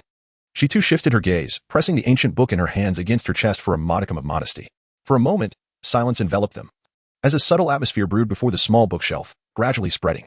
After a considerable time, the maid finally arrived with new attire, alleviating the awkwardness. Miss, I'm here to assist you with your change, the maid announced. I shall explore elsewhere, Lin Ze remarked, perceptively stepping aside to continue perusing his own book. Having yet to finish exploring the Lu family's collection, his innate progress had only increased by 3 points thus far, leaving him 23 points short of upgrading to level 3. Onward he dealt. You have browsed through Divine Insight level 2, 77, 100. A cascade of information flowed past. Lin Ze remained immersed in the vast ocean of books, greedily absorbing the knowledge of martial arts like a sponge. However, before long, the indignant voice of Lu Hanyan echoed in his ears. What is she wearing? Is this how the daughters of the Lu family dress? That wretched maid. It was the maid who made the mistake. Lin Ze instinctively cast a glance. There. He beheld Lu Hanyan curled up, clad in a rather audacious sheer-long gown. The delicate fabric was translucent, revealing all. Coupled with the peculiar behavior of the individuals from the library pavilion, it was quite a sight to behold. Lin Ze understood. TSK. Lu family. You truly comprehend the ambience. Yet alas, in the library, no strategy proves effective. No one adores the library more than Lin Ze. In the presence of the library, women merely serve to hinder his reading pace. Lin Ze removed his coat and handed it to Xiao Chui, saying, please drape this over the young lady first. With that, he resumed flipping through his book. At that moment, the sound of hurried footsteps echoed. Thud, thud, thud. Lu Hanyan, clad in Lin Ze's white robe, approached swiftly. Her face etched with urgency. She thrust the ancient tome she had been holding into Lin Ze's hands. Quick, take a look, she urged. Lin Ze turned his head for a glance. What met his eyes was a scene drenched in blood red. Perhaps it was due to the fact that Lu Hanyan had previously covered it with a book, causing it to become stained with moisture. After the page containing the record of the lethal curse was soaked, hidden blood characters astonishingly emerged. For vivid crimson characters were deeply etched onto the page, do not summon Shizhong. Lin Ze was momentarily taken aback, then narrowed his eyes. To his astonishment, the page containing the antidote for the lethal goo was concealing such blood-written information. Do not let Shizhong. What an intriguing do not let Shizhong. Xiao Chui, please fetch a basin of water. Certainly. Soon, Xiao Chui returned with a basin of clear water. Lin Ze cautiously immersed the ancient book page by page into the water. In the next moment, the entire volume transformed, its pages taking on a bizarre crimson hue. Countless minuscule blood-red characters emerged on the surface of the book. Their form strange and serpentine, belonging to none of the scripts known to Lu Hanyan. Yet, these sanguine inscriptions exuded an ominous and bewitching aura, leaving Lu Hanyan with an unsettling sense of foreboding. Startled by this revelation, she wondered how such an enigmatic phenomenon could exist within the medical manuscripts of her ancestral lineage. Lin Ze paid her no heed, for he too was momentarily stunned. At the instant those blood-red characters materialized, his extraordinary talent for comprehension was once again ignited. You have stumbled upon an enigmatic and unknown martial art. The text of this technique exudes an inexplicable malevolence, yet its foundational principles resonate with a sense of familiarity. To your astonishment, you discover that this martial art bears an uncanny resemblance to the fragmented Moonlit Seven Stars manuscript you acquired a few days prior from a stall on Chonghua Street. A sudden realization dawns upon you. The incompleteness of the Moonlit Seven Stars was deliberately orchestrated, concealing another mysterious technique within its pages. If you were to reinterpret the Moonlit Seven Stars according to the guidance of these cryptic blood-red characters and merge the two techniques, perhaps the true nature of the Moonlit Seven Stars and the enigmatic martial art could be unveiled. Staring at the revelation of his extraordinary comprehension, Lin Ze was taken aback. Could it be that the fragmented Moonlit Seven Stars manuscript is intricately linked to the ancestral writings of the Lu family? Thus, the protagonist's ambiguous relationship with Lu Hanyan is predicated upon this very narrative, is it not? Lin Ze was momentarily stunned as Lu Hanyan waved her hand before his eyes. What are you thinking about?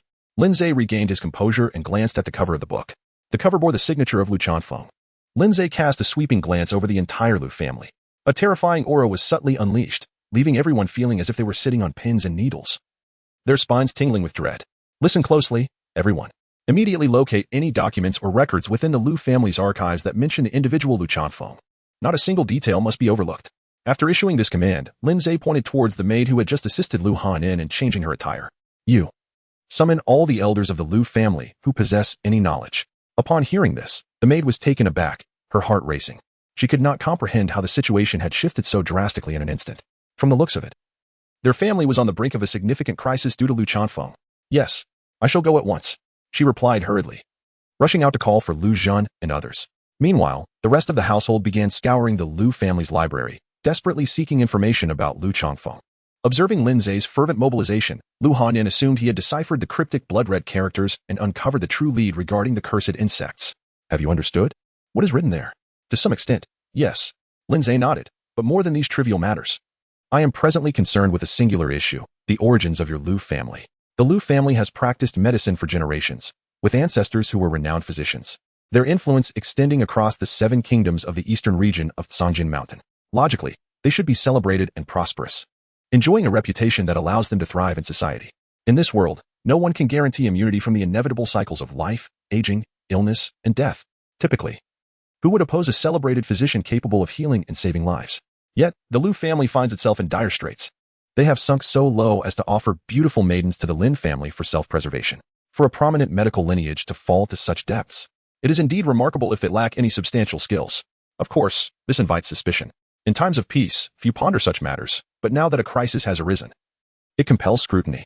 Lin Ze had ample reason to suspect that the origins of the Lu family were anything but ordinary, particularly since the time of Lu Changfeng, who undoubtedly exhibited abnormal traits. It seems that your ancestor, Lu Changfeng, was not merely a physician. Lu Hanyan, upon hearing this, appeared contemplative.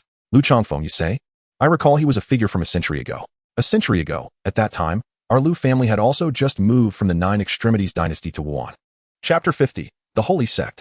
The Nine Extremities dynasty, located to the west of the New Moon dynasty, was a core regulatory area of the Hidden Sword Mountain. In terms of material wealth and national strength, the Nine Extremities dynasty, situated in the heart of the Hidden Sword Mountain region, was somewhat more prosperous than its neighboring nations. It is highly probable that the Lu family moved to Wuan to escape calamities after encountering troubles in the Nine Extremities dynasty. Furthermore, I recall the mention of a significant figure from Lu Changfeng's notes, the blood-poison old demon. Lin Ze pondered whether it was the case that Lu Changfeng sought to unravel the secrets of the deadly goo, thus provoking the wrath of the blood-poison old demon. Alternatively, perhaps Lu Changfeng had become entangled in some celestial sect conflict, dragging his entire family into turmoil. As these thoughts swirled in his mind, outside the library, Lu Zhan and other key figures of the Lu family hurriedly rushed in. Their expressions bore the weight of impending doom. Each face etched with concern as if the sky were about to fall. Upon receiving news from a maid that the second young master was furious and demanded the assembly of all the esteemed elders of the Lu family, Lu Zhan and the others felt a chill of foreboding wash over them. As investigations progressed, it appeared that a significant issue had indeed surfaced. Lu Zhan swiftly approached, bending slightly as he drew near to Lin Ze, his demeanor cautious and apprehensive. Second young master, what calamity has befallen us? Did our ancestor Lu Changfeng partake in any treasonous schemes? Lin Ze spoke calmly, reassuring the head of the Lu family that it was nothing of great consequence. I summoned you here due to an unforeseen incident. With that, Lin Ze produced an ancient tome, its pages marred by moisture, revealing blood-red inscriptions. My intention in coming was to investigate the origins and remedies of the lethal goo. I planned to complete my inquiries and depart. However, unexpectedly, after the book came into contact with water, the ominous words "Do not approach" Shizhong emerged in vivid crimson. Lin Ze extended the book before Lu Zhan, inquiring, might you elucidate this matter for me, esteemed head of the Lu family? Upon hearing this, Lu Zhan cast a glance at Lu Hanyan, who was draped in Lin Ze's long coat, and then shifted his gaze to the ancient tome, now marred by water stains. After years of experience, Lu Zhan was acutely aware of the nature of this misunderstanding. At this moment, he could hardly suppress the urge to slap himself twice in frustration. What was I thinking? Why did I involve myself in this? Lu Zhan lamented internally. He hastily accepted the ancient book and commenced a discussion with the elder members of the Lu clan surrounding him. After perusing the information left by Lu Changfeng, Lu Zhan felt a pang of regret. Do not mention Shizhong. Lu Zhan, you truly deserve this predicament. Regarding the contents of this book, we are utterly unaware. Esteemed second young master, we earnestly implore your discerning judgment. Lin Ze remained silent. If this young master were not perceptive, you would have no opportunity to speak at this moment. Now, enlighten me about this Lu Changfeng. Lu Changfeng and Lu Zhan exchanged glances, contemplating deeply. However, despite their efforts to recall, their knowledge of Lu Changfeng was rather limited, yielding no substantial information. Although Lu Changfeng was a figure from merely a century ago, and some of the more accomplished members of the Lu family hailed from his era, his penchant for wandering the world rendered him frequently absent from the Lu household. Consequently, their understanding of him was confined to a few scant remarks.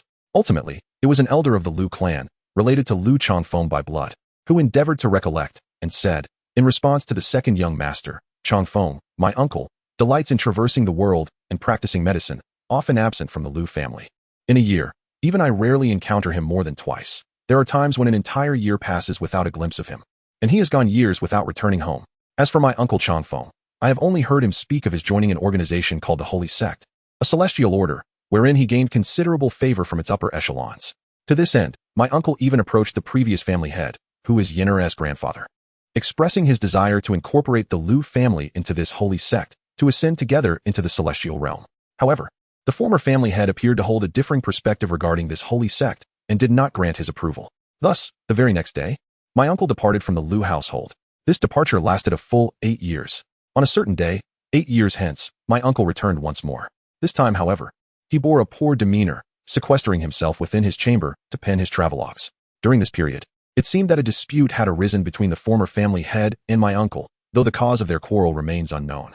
In any case, following that incident, my uncle left the Lu family and has not returned since, leaving his fate a mystery to this day. This, then, is all I know regarding Lu Changfeng.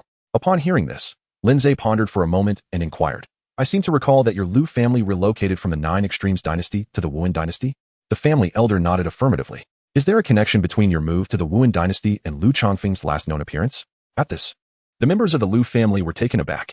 They contemplated deeply and realized that this coincided with the period following the departure of their second uncle. It appeared that their family had unwittingly drawn the ire of some malevolent star, leading to a swift decline in their various enterprises and the untimely misfortunes befalling family members, who inexplicably vanished. Consequently, the previous head of the family made a decisive choice to liquidate the ancestral estate accumulated over many years in the Nine Extremes dynasty and quietly migrated, crossing through the Crescent Moon dynasty to arrive in the Wuan dynasty. After listening to the elder's account, Lin Ze began to grasp the situation.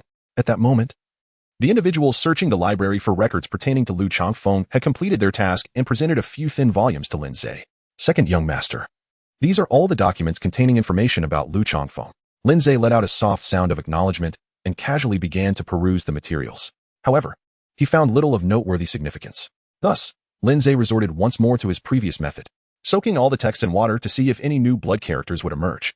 After a considerable amount of time had passed, it became evident that no fresh inscriptions appeared on the documents. It seemed the only clue left by Lu Changfeng was contained within his travelogue. Lin Ze took a handkerchief from Xiaochui to wipe his hands. Enough of this. Everyone, please withdraw. Yes, Lu Xun and the others understood, casting a knowing glance at all the servants and maids, and dismissed everyone from the library. In a moment, the spacious library was left with only the Lin family and their entourage. Lin Ze returned to the bookshelf and began to peruse his own collection of books. Even the smallest mosquito is still a morsel. Let nothing go to waste. Lu Hanyin was unaware of Lin Ze's thoughts at that moment. She chose not to inquire, believing he would speak when he was ready. Instead, she began to ponder over the ancient tome left behind by Lu Changfeng, meticulously examining his travelogue word by word. Within the confines of the library, the only sound that remained was that of pages turning. Time slipped away, though its passage remained indeterminate. Lin Ze finally completed the inventory of the Lu family. The progress he made was quite gratifying, as his talent level rose to 85. Only 15 points remain until he ascends to level 3. Chapter 51. Earth Grade Medium Quality, True Fire's Sacred Magic Art. And those remaining 15 points. Lin Ze cast a glance at Lu Hanyin, who was immersed in the contemplation of the travelogue of Lu Changfeng. The fact that Lu Changfeng could conceal that enigmatic technique within the fragmented first half of the Earth-level middle grade manual, the illusory Moon 7-star record, suggests that the caliber of that mysterious technique is undoubtedly impressive. At the very least, completing the remaining 15 points of progress should be entirely sufficient. If that is indeed the case, then with the power of an Earth-level technique, Lin Ze could ascend to the realm of the innate divine being, achieving innate status directly. The Lu family's expedition would be a resounding success. He closed the book. The starlight in Lin Ze's eyes grew ever more resplendent, reflecting a magnificent galaxy. It is time to return. Turning his head, Lin Ze spoke. Let us go. We have already delayed for quite some time. Remember to bring that travelogue. Lu Hanyin took up Lu Changfeng's travel notes and followed Lin Ze out of the library. Outside the library, Lu Xun and the others awaited with a mix of uncertainty. Upon seeing Lin Ze emerge, they rushed forward. Second young master. They immediately gathered around him, exclaiming, Second young master. Surely, our Lu family is safe, is it not? Lin Ze said, Rest assured, Master Lu, it is nothing of great concern. That is excellent news, truly excellent. Lu Xun sighed with relief and quickly continued. You have worked hard during this busy time, second young master. Please, allow me to escort you to the main hall, where I have instructed my servants to prepare a feast of fine food and wine. Lin Ze waved his hand and strode directly towards the entrance. Still dining? Returning to enhance his talents and promote his innate abilities is far more appealing than lingering here for a meal. At this moment, Lin Ze's heart raced with urgency.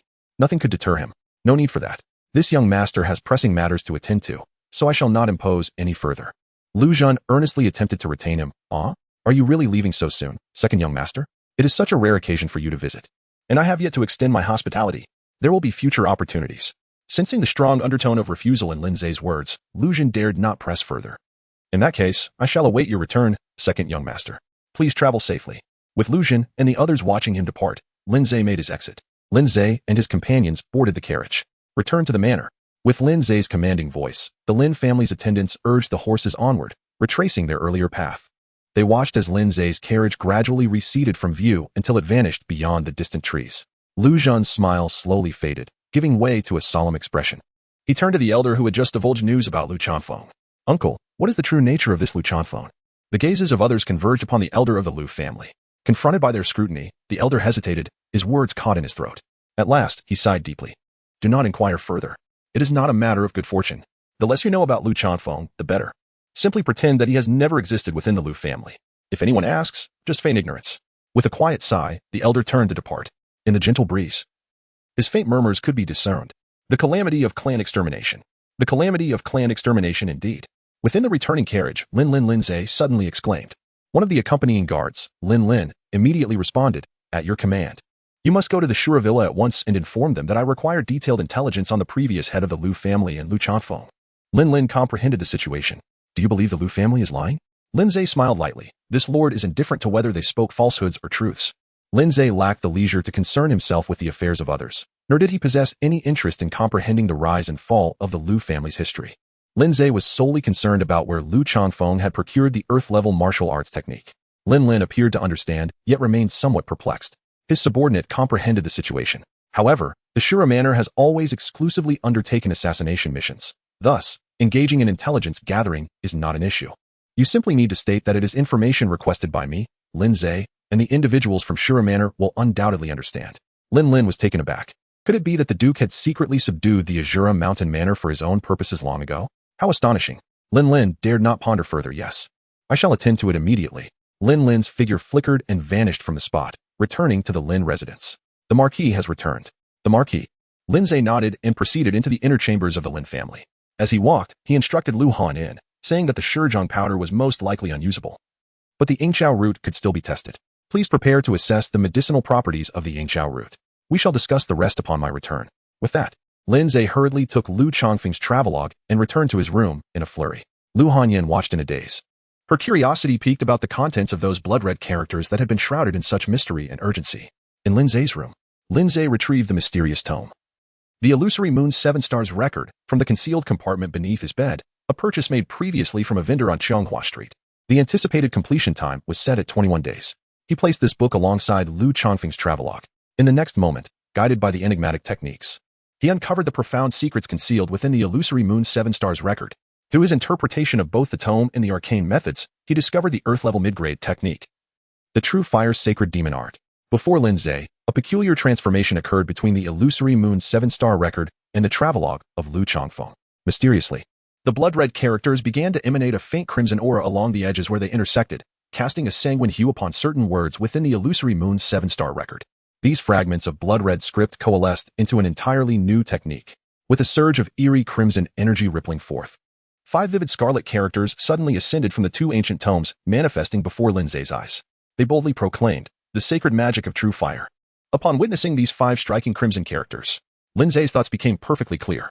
At this moment, he no longer needed to wait 21 days for the completion of the Phantom Moon 7 Stars record, nor did he need to seek alternative paths to condense the divine blossom.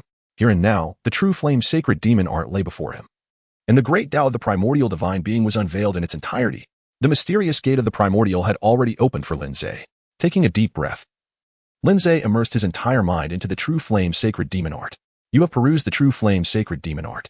With your near-Tao level terrifying comprehension, you have fully deciphered the true flame sacred demon art and deduced it to the 10th layer. True flame sacred demon art LV. 10. Perfection.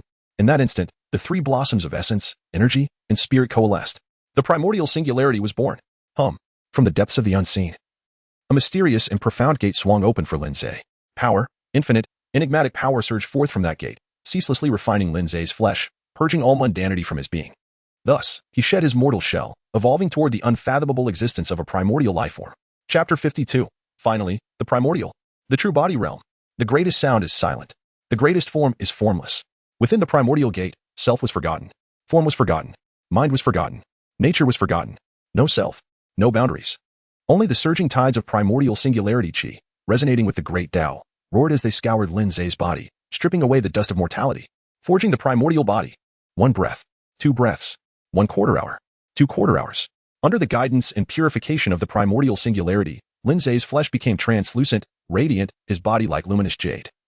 His meridians like crystal, his blood like divine nectar. A brilliant primordial true core shimmered within his primordial true body. Primordial first layer, singularity realm, achieved. Boom. The overwhelming majesty of the primordial instantly rippled through the void, enveloping the entire Northern Star Imperial dynasty across thousands of miles. At this moment, every soul within the Northern Star Imperial dynasty shuddered violently. In the unseen, they felt as though some immense terror had fixed its gaze upon them, unease prickling their skin, dread creeping into their bones. A primal tremor arose from the depths of their souls. This fear was etched into their very essence, carved into the laws of mortal flesh. It was the oppression of a being at the apex of the food chain. The fundamental truth humanity had obeyed since ancient times. It was the disparity of life's hierarchy. Northern Star Imperial Palace. Upon the dragon throne, the Northern Star Emperor's pupils constricted sharply. In disbelief, he uttered 2 words, primordial. Someone within the Northern Star dynasty had attained the primordial realm. Who? Wei family. Wei Pingyuan, deep in contemplation over his clan's future, was jolted awake by the sudden aura of a primordial divine being. This presence, a primordial divine being. Someone has actually achieved. Gazing toward the distant sky, Wei Pingyuan murmured, could it be?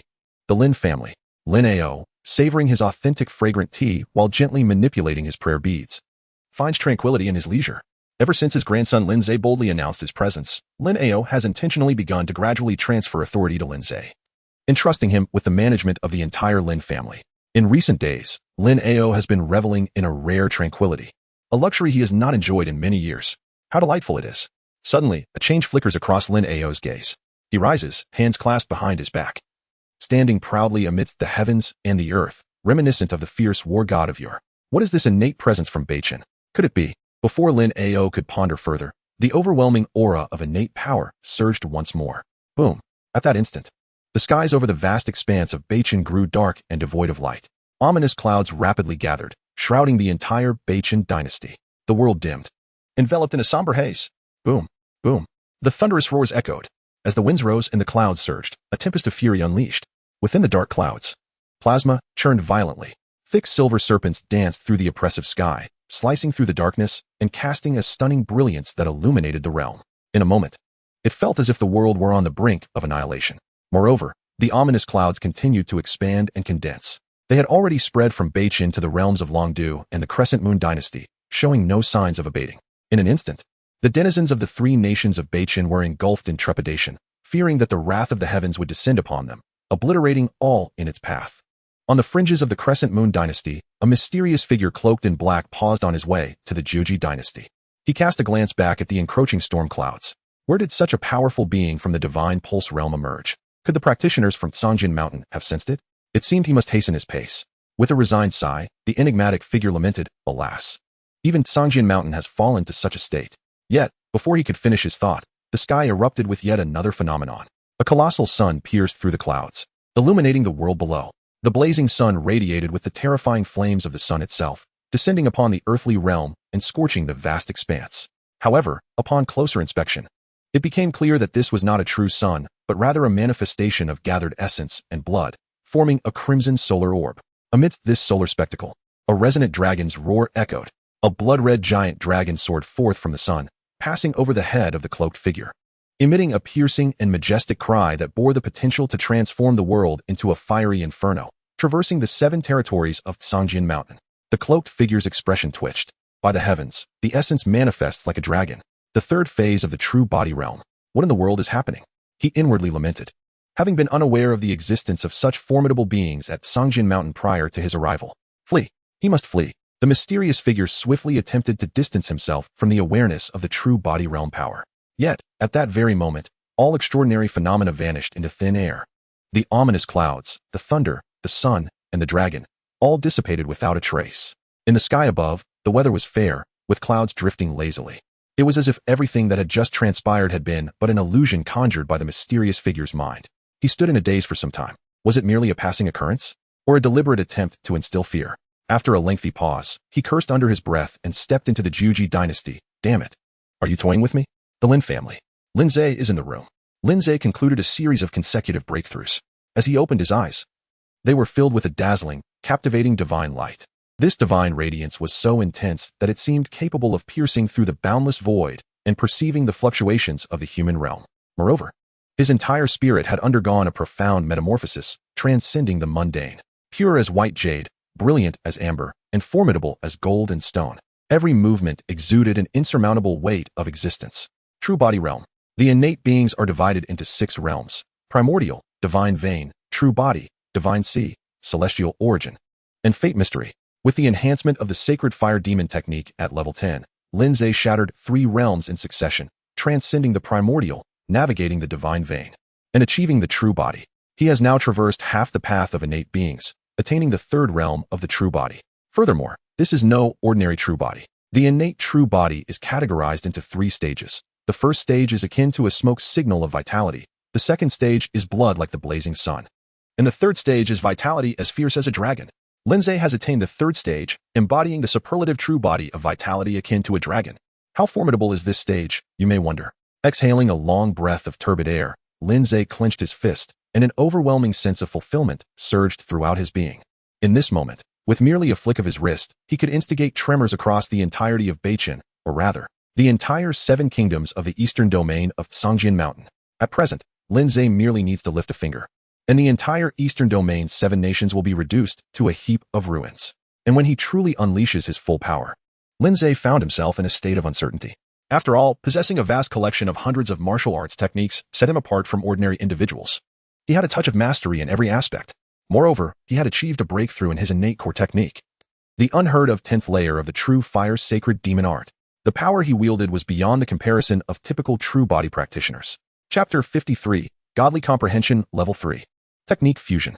Nevertheless, one thing Lin Ze could be certain of was that as a formidable true body realm powerhouse, he was invincible in the vicinity of Sword Concealment Mountain at this very moment.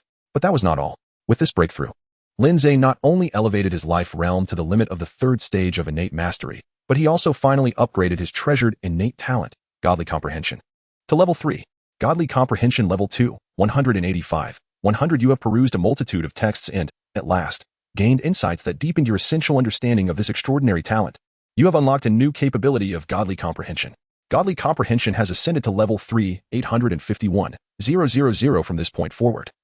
You can assimilate and fuse the techniques you have learned, extracting their strengths while discarding the weaknesses, thus forging new, powerful techniques and attaining a higher grade.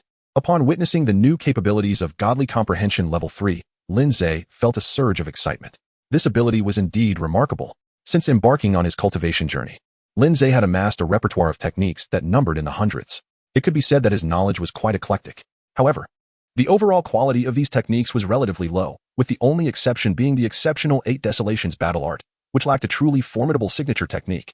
Now, with Godly Comprehension Level 3, Lin Ze had the perfect opportunity to refine and fuse all that he had learned, creating a series of signature techniques. Thus, he began the process of refinement, reworking all of his acquired knowledge. You perceive the world around you and gain new insights into the techniques you have mastered. You have fused the mental methods learned, primarily based on the 8 Desolations Battle Art, totaling 109 auxiliary texts. The 8 Desolations Battle Art has achieved a rank breakthrough. You have comprehended the Earth-grade inferior technique, the 8 Desolations Heart-slaughtering art. You observe the cosmos and gain inspiration. The body-refining method is centered on the true fire sacred demon art, supplemented by 127 auxiliary texts. You have comprehended the Earth-grade intermediate technique, the sacred flame demon skill. After a profound process of refinement and reconstruction, Lin Ze emerged transformed. Lin Ze's cultivation techniques are configured as follows: Mind Technique, Earth-grade low tier; 8 Desolations Heart-slaying secret; Body refinement, Earth-grade middle tier; Sacred flame demon art; Movement Technique, Human-grade supreme tier; Celestial feather startling swan; Eye Technique, Human-grade supreme tier; Amber Eye Technique; Finger Technique, Human-grade supreme tier; 7 Mystical sword finger; Palm Technique, Human-grade supreme tier; Heartless divine palm; Fist Technique, Among these, the body refinement method has not achieved a breakthrough in its grade. Lin Ze was not surprised. After all, the chasm between acquired and innate abilities is vast. It is indeed unrealistic to expect that merely 100 human-level techniques could shake the foundations of the innate middle-grade true fire sacred demon art. The fact that it could absorb and merge to attain some enhancements, transforming into the burning sacred demon technique, is already a concession. However, he was quite astonished by the mental techniques. With only a little over 100 fusion materials, they managed to elevate the Eight Desolations Battle Technique from human-level top grade to earth-level low grade. It is likely that the Lin family's ancestral Eight Desolations Battle Technique ranks among the best of human-level top grades, its quality already very close to the innate level. As for the other techniques, there were no surprises. After a round of fusion enhancements, they all ascended to human-level top grade. Under the refinement and transformation of these techniques, Lin Ze's presence became increasingly enigmatic, as profound as an unfathomable abyss. It was suffused with the overwhelming pressure of beings from higher realms. He resembled a colossal dragon shrouded in mist, poised to unveil his immortal and invincible form, capable of unleashing cataclysmic devastation upon the world. At this juncture, Lin Ze appeared to have transcended into an inscrutable domain, making it exceedingly difficult to encapsulate his essence with the mere word strength. A mere wisp of his aura, cascading forth, would strike the world as though a serene lake were suddenly pierced by a meteor from the heavens, stirring waves of annihilation. A fleeting glance from his divine eyes could forge a celestial pillar piercing through the void, akin to shattering a mirror, leaving no creature reflected upon it unscathed. What constitutes a primordial deity? This is what it means to be a primordial deity. Lin Ze expressed the fervor within his heart, brimming with vigor. Rising to his feet, the brilliance in his eyes had never shone as brightly as it did in this moment. With the innate true body now attained, where in this vast world could he not venture? Gazing longingly out the window, Lin Ze stood in contemplation for an extended period. At last, he redirected his focus to the tome of the illusory Moon's 7 Stars record. Although the blood-written interpretations left by Lu Changfeng had unveiled a new innate mid-tier cultivation method from the fragments, it did not imply the obsolescence of the old. With divine-level comprehension at his disposal, he would continue to reap the benefits without reservation. In just 21 days, yet another innate mid-tier technique would be added to his repertoire. A full 100 points of progress. If he could acquire a few more, Lin Ze would ascend from level 3 to level 4 in an instant. Life was indeed delightful. Safeguarding the illusory Moon's 7 Stars record, Lin Ze stepped out of his chamber. At that moment, the fragrance of flowers wafted through the air, the grass glistened green, and the breeze was refreshing. However, the members of the Lin family were far from comfortable. They had been utterly taken aback by the commotion of Lin Ze's breakthrough, now consumed by suspicion and unease. Upon seeing Lin Ze emerge, they hurriedly gathered around him, forming a protective circle. "Lord, there is danger." Lin Ze remained silent. This situation was indeed his fault. He had never anticipated that the aftermath of breaking through the innate realm would be so outrageous. Thus, he reassured everyone, saying that it was nothing, and that it had all passed. He glanced around and wondered, where is the lady? The lady was in the pharmacy, preparing the luminous grass root. Ah, understood. With that thought, Lin Ze's figure vanished without a trace. When he reappeared, he had silently materialized within the pharmacy. At that moment, Lu Hanyan had recovered from her shock, and was observing the reaction of the goo worm that Lin Ze had previously extracted from Xiao Chui, which she had tossed into the luminous grass soup for analysis. There was no need to study the luminous grass root any further. Lu Hanyan shivered slightly, still haunted by the innate might that Lin Ze had displayed earlier. Upon seeing him, she breathed a sigh of relief, asking, "You arrived without making a sound. What do you mean by saying there is no need to study the luminous grass root?" Lin Ze remarked that the effect of soaking the Ing grass root in water was regrettably slow. At this moment, he was uncertain when the wolves would react and trigger the curse, hence we must act swiftly. At the very least, the Lin family must expedite their efforts. After speaking, Lin Ze inquired about the quantity of Shijiang remaining in the pharmacy. Shijiang? Lu Hanyan furrowed her brow. Didn't he, the ancestor of Changfeng, leave a message stating it should not be used? This is precisely what the blood-written messages you wish to understand contain, Lin Ze replied. As he spoke, he formed his fingers into a blade and gently sliced open his palm, causing an abundance of crimson blood to coalesce in the air. Lu Hanyan was taken aback. She hurried over, alarmed, and exclaimed, "What are you doing?" Lin Ze remarked that in order to utilize the medicinal properties of Shijiang to counter the goo worms, one must employ blood as the catalyst. Specifically the blood of those who have cultivated the sacred fire demon art. Chapter 54 reveals that he himself fits this criterion. After mastering the sacred fire demon art, Lin Ze deciphered the message left by Lu Changfeng. The implication was not that Shijiang was ineffective, but rather that it must be combined with the true blood condensed through the sacred fire demon art. Otherwise, upon ingestion, Shijiang would immediately provoke the goo worms, leading to excruciating pain for the afflicted, or in severe cases, instant death. Likewise, the Yingxiao root is not a definitive antidote for the goo. It merely serves to temporarily suppress the toxicity of the goo worms and diminish their potency, without completely vanquishing them. Therefore, both Shijiang and Ingxiaorut are merely deceptive messages left by Lu Changfeng for certain individuals. The true method for dispelling the goo has always been solely the sacred fire demon art. Only those who have practiced the sacred fire demon art to the 3rd level, capable of condensing the sacred demon true blood, can use blood as a guide to eliminate this lethal goo. As for why the sacred fire demon art is effective against the goo, Lin Ze could not ascertain the reason. It is highly probable that this technique originates from the holy sect, and that the blood poison old demon is indeed a member of the holy sect. Ultimately, as long as the poison can be dispelled, that is sufficient.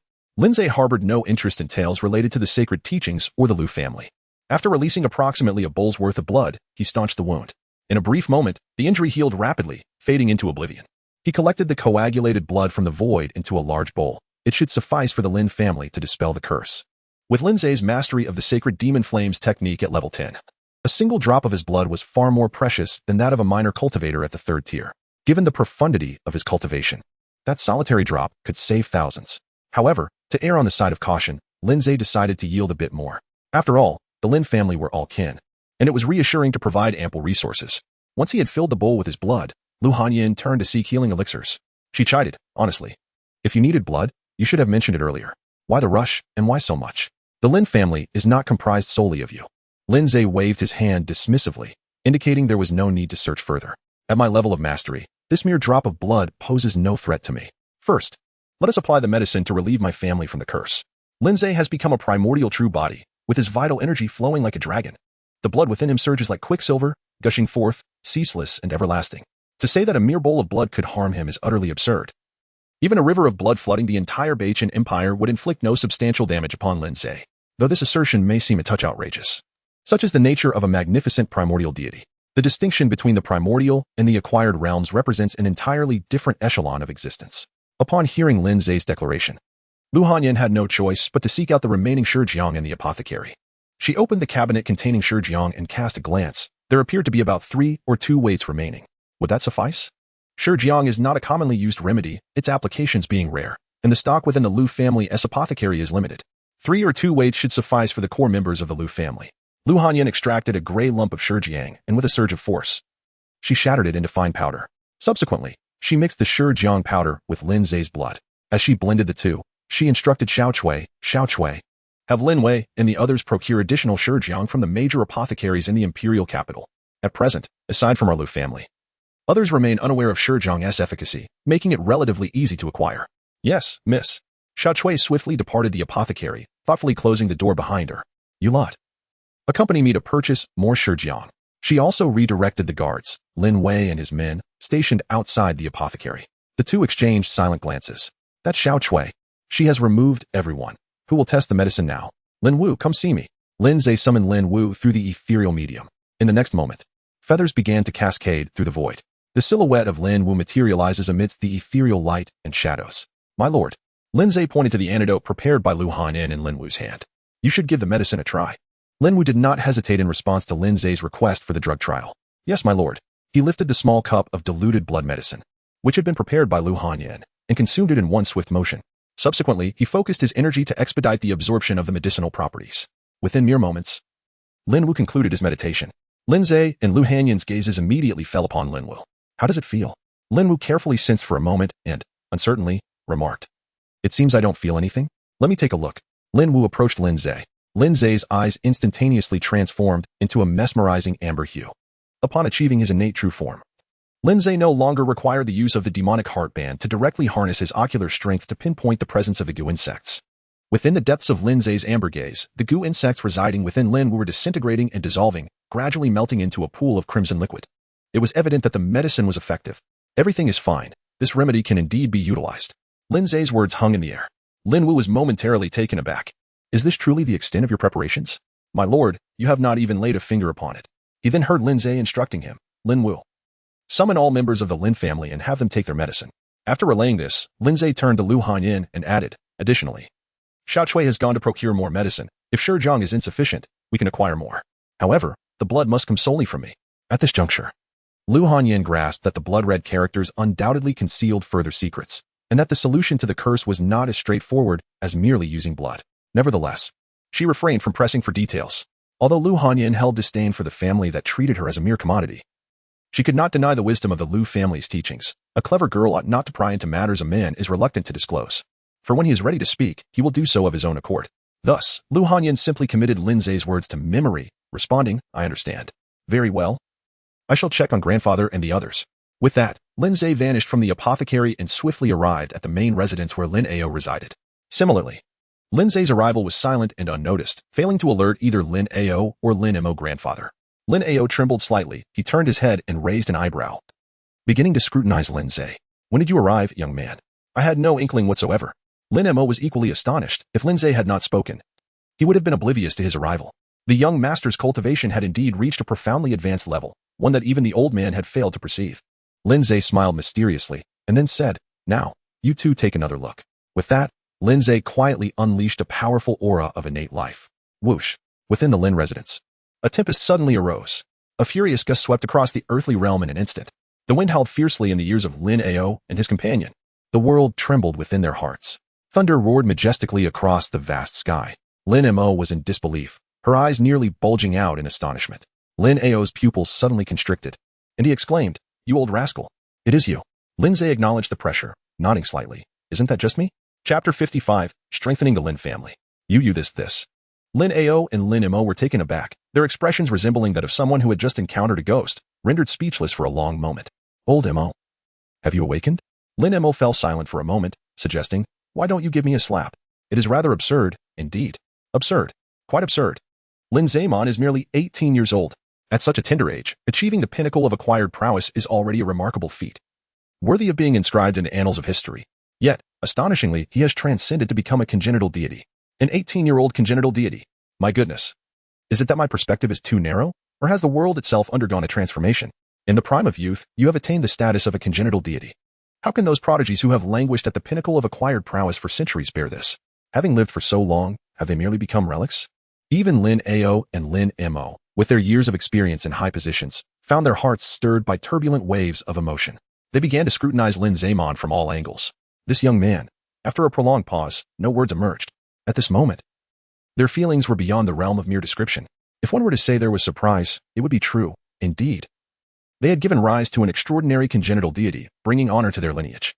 Yet, in comparison to this joy, the predominant sentiment was one of astonishment, an astonishment that felt almost surreal. Lin Ze could somewhat comprehend the emotions of the two individuals. After all, a congenital deity is exceedingly rare and extraordinary in this world. If a family were to produce a single congenital deity, it would elevate the entire household, allowing them to stand proudly in the world and ensure their legacy for millennia. He attempted to soothe them, saying, "You two should refrain from pacing. Please take a seat and rest for a moment." Yet, one of them retorted, "Rest? Nonsense. Speak quickly. What on earth is going on with you?" Lin Ze elucidated, "My realm is inherently close to the innate state. With this recent excursion, I have stumbled upon some insights. And thus, the attainment of the innate realm has become a natural progression." A natural progression? Is it truly so effortless to reach the innate realm? After years of diligent practice, why haven't I achieved such effortless mastery? Lin Ao was momentarily at a loss for words. Perhaps this is the distinction between a prodigy and an extraordinary genius. Lin Mo smiled wryly. How wonderful it would be to possess talent. If only I had such gifts. I too would play like this. The young master is truly exceptional. After a moment of reflection, Lin Mo let out a hearty laugh. Lin Ao, having quelled the turmoil within his heart, resumed his meditation with the prayer beads, bursting into a hearty laugh filled with immense joy. As he laughed, tears of overwhelming happiness cascaded down the corners of his eyes. Wonderful, truly wonderful. With a grandson like this, the heavens have not been unkind to me, Lin Ao. Before the ascendance of Lin Ze, Lin Ao was consumed by anxiety, fearing that the sins he had accumulated throughout his life would inevitably manifest as misfortune upon the descendants of the Lin family, leaving him in a desolate state without offspring or companions. Thus, after the tragic demise of the Lin family's two outstanding warriors on the battlefield and Lin Ze's untimely death amidst the chaos of war, Lin Ao, who had never placed his faith in deities, finally laid down his weapons and embraced the prayer beads. Even though he believed that his actions throughout his life were justified, that he had slain only those deserving of such fates in the name of protecting his home and country, he was willing to accept whatever fate had in store, so long as his sole grandson, Lin Ze, could live a life free from harm. Little did he expect that the heavens would play such a grand jest upon him. His last remaining grandson, Lin Ze, turned out to be the most hidden true dragon of the Lin family. What a twist of fate. Tears brimmed in Lin Mo's eyes. Over the years, the tribulations and grievances endured by the Lin family and Lin Ao were known only to him, the loyal old steward. Yet, thankfully, All of that is now behind them. At long last, it is all over. Congratulations, master. Congratulations, young master. Within the Lin family estate, a warmth envelopes the surroundings. Lingering for quite some time, Lin Ao said, "You, young man, should have informed me of such a significant matter in advance. I was just led to believe that Peng Yong had returned to seek vengeance upon us." Lin Ze chuckled. "Isn't this the reason I have come to share the good news with you at once? As for that Peng Yong, he has become inconsequential. What truly matters is..." Lin Ze casually picked up a piece of blue brick from the ground. Subsequently, with a mere thought, he inscribed a multitude of tiny characters upon it. The inscription read, "Human Grade Supreme, Celestial Feathers Surprising Swallow." After etching the Celestial Feathers Surprising Swallow, Lin Ze took another brick and inscribed a different Human Grade Supreme technique. The Seven Xian Sword Finger. He presented both of these exceptional martial arts, one a movement technique and the other a finger technique, before Lin Ao.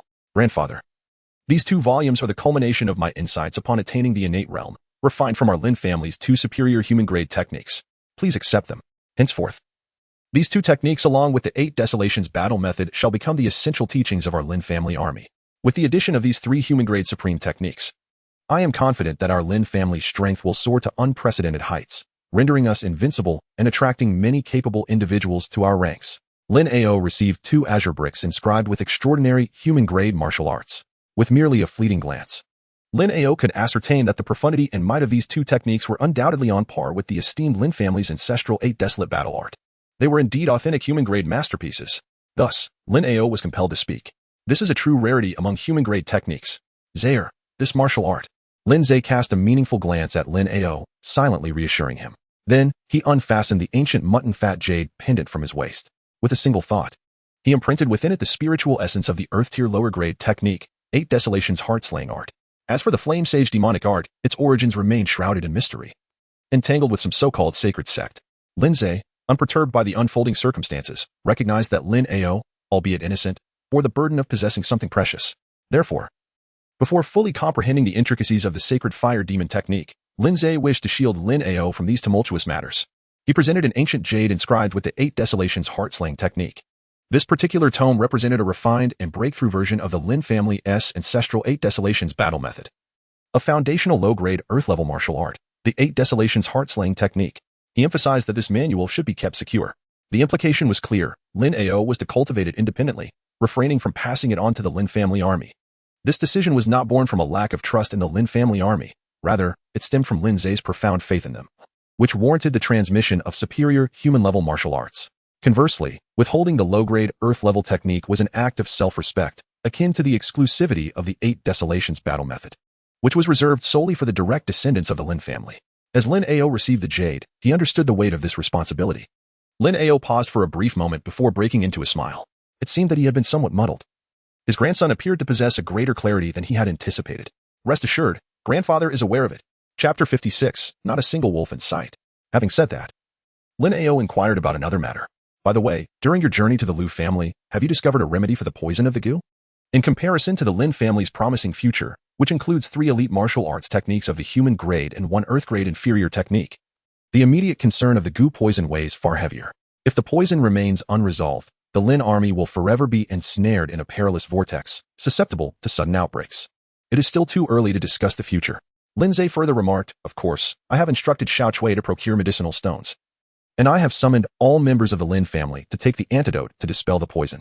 This remedy acts swiftly. Merely consuming it and channeling its potency will enable the immediate dissolution of the poisonous insects, ensuring our safety." Lin Ao's concerns were alleviated, which was a relief indeed. After expressing this sentiment, Lin Ao inquired, "However, what are your thoughts regarding Beichen?" Lin Ze gazed towards the distant sky, feeling no urgency. He decided to let them stew a while longer. There will always be someone unable to maintain their composure, revealing their true intentions. In recent days, our Lin family has closed its doors to guests under the pretense of preventing the infection of poisonous insects, while discreetly monitoring the various checkpoints in the imperial capital. Lin Ao nodded and said, "Old Mo, did you hear that?" "Understood." After Lin Mo responded, a chilling glint flickered in his eyes before he vanished from sight. In the following days, the northern Qin seemed to be infused with a catalyst, spiraling into madness. In this dire predicament, where the poison was incurable and the antidote elusive, an absurd idea was proposed, to poison the entire city. Whether one was afflicted or not, everyone was to be dusted with the toxic powder, ensuring that all were ensnared by the curse. With no antidote available, most would ultimately perish. In such a scenario, why not embrace utter madness? Let all be cursed. Whether Northern Qin citizens or the treacherous wolves, none would be spared. As the final hour approached, the leaders of Northern Qin activated the Heart Demon Ban. If I am to perish, then all shall perish. The entire Northern Qin would die together. To survive, every individual was to mobilize, monitoring those around them, until the traitorous wolves were uncovered and compelled to surrender the antidote. Consequently, widespread panic erupted in the imperial capital of Northern Qin. Each person lived under the looming shadow of death, vigilantly surveilling their neighbors in hopes of identifying the concealed traitors, which incited chaos and turmoil throughout the entire capital. Yet, it must be acknowledged that this strategy proved effective. On the night the poison was disseminated, some could no longer contain themselves, stirring the populace to breach the city's defenses. However, under the unwavering resolve of the Northern Qin military, which deemed such breaches as treason and executed them without hesitation, the repeated attempts by the populace were forcefully suppressed, leaving the instigators to seek alternative methods. They feigned transporting supplies, visiting relatives, and managing southern flood relief, exhausting every available ruse. Tracing their footprints, the Northern Qin military managed to apprehend several concealed traitors, albeit only minor ones. The true masterminds lurked behind the scenes, biding their time and waiting for the opportune moment. This standoff persisted for a day, then another. On the third day, as the situation threatened to reach a boiling point, an unexpected visitor arrived at the Northern Qin dynasty, shattering the stalemate that had lingered for days. Envoys from the New Moon dynasty had come. What did you say? Envoys from the New Moon dynasty? The emperor of Northern Qin furrowed his brow. There was no prior connection between the Northern Qin dynasty and the New Moon dynasty. Each had their own path, with no enmity or camaraderie. At such a critical juncture, what purpose did the New Moon dynasty have in sending envoys? Upon confirmation, the guards reported that the visitor was the Purple Sun Marquis from the New Moon dynasty, who claimed to bear urgent news concerning the fate of both nations, matters of utmost importance for the survival of both the New Moon and Northern Qin. Threatening the survival of Northern Qin? Is the current chaos not sufficient? The emperor's heart chilled. Summon him. Moments later, a purple flame flickered into the emperor's palace. A middle-aged scholar clad in purple appeared amidst the flames. He bowed slightly. I, the Purple Sun of New Moon, pay my respects to the emperor of Northern Qin. There is no need for excessive formalities, Purple Sun Marquis. I hear you have news that endangers both our nations? The emperor, seated upon his dragon throne, exuded the majesty of a sovereign despite the surrounding turmoil. The Purple Sun Marquis wasted no time and directly articulated the shocking news. A great war is imminent.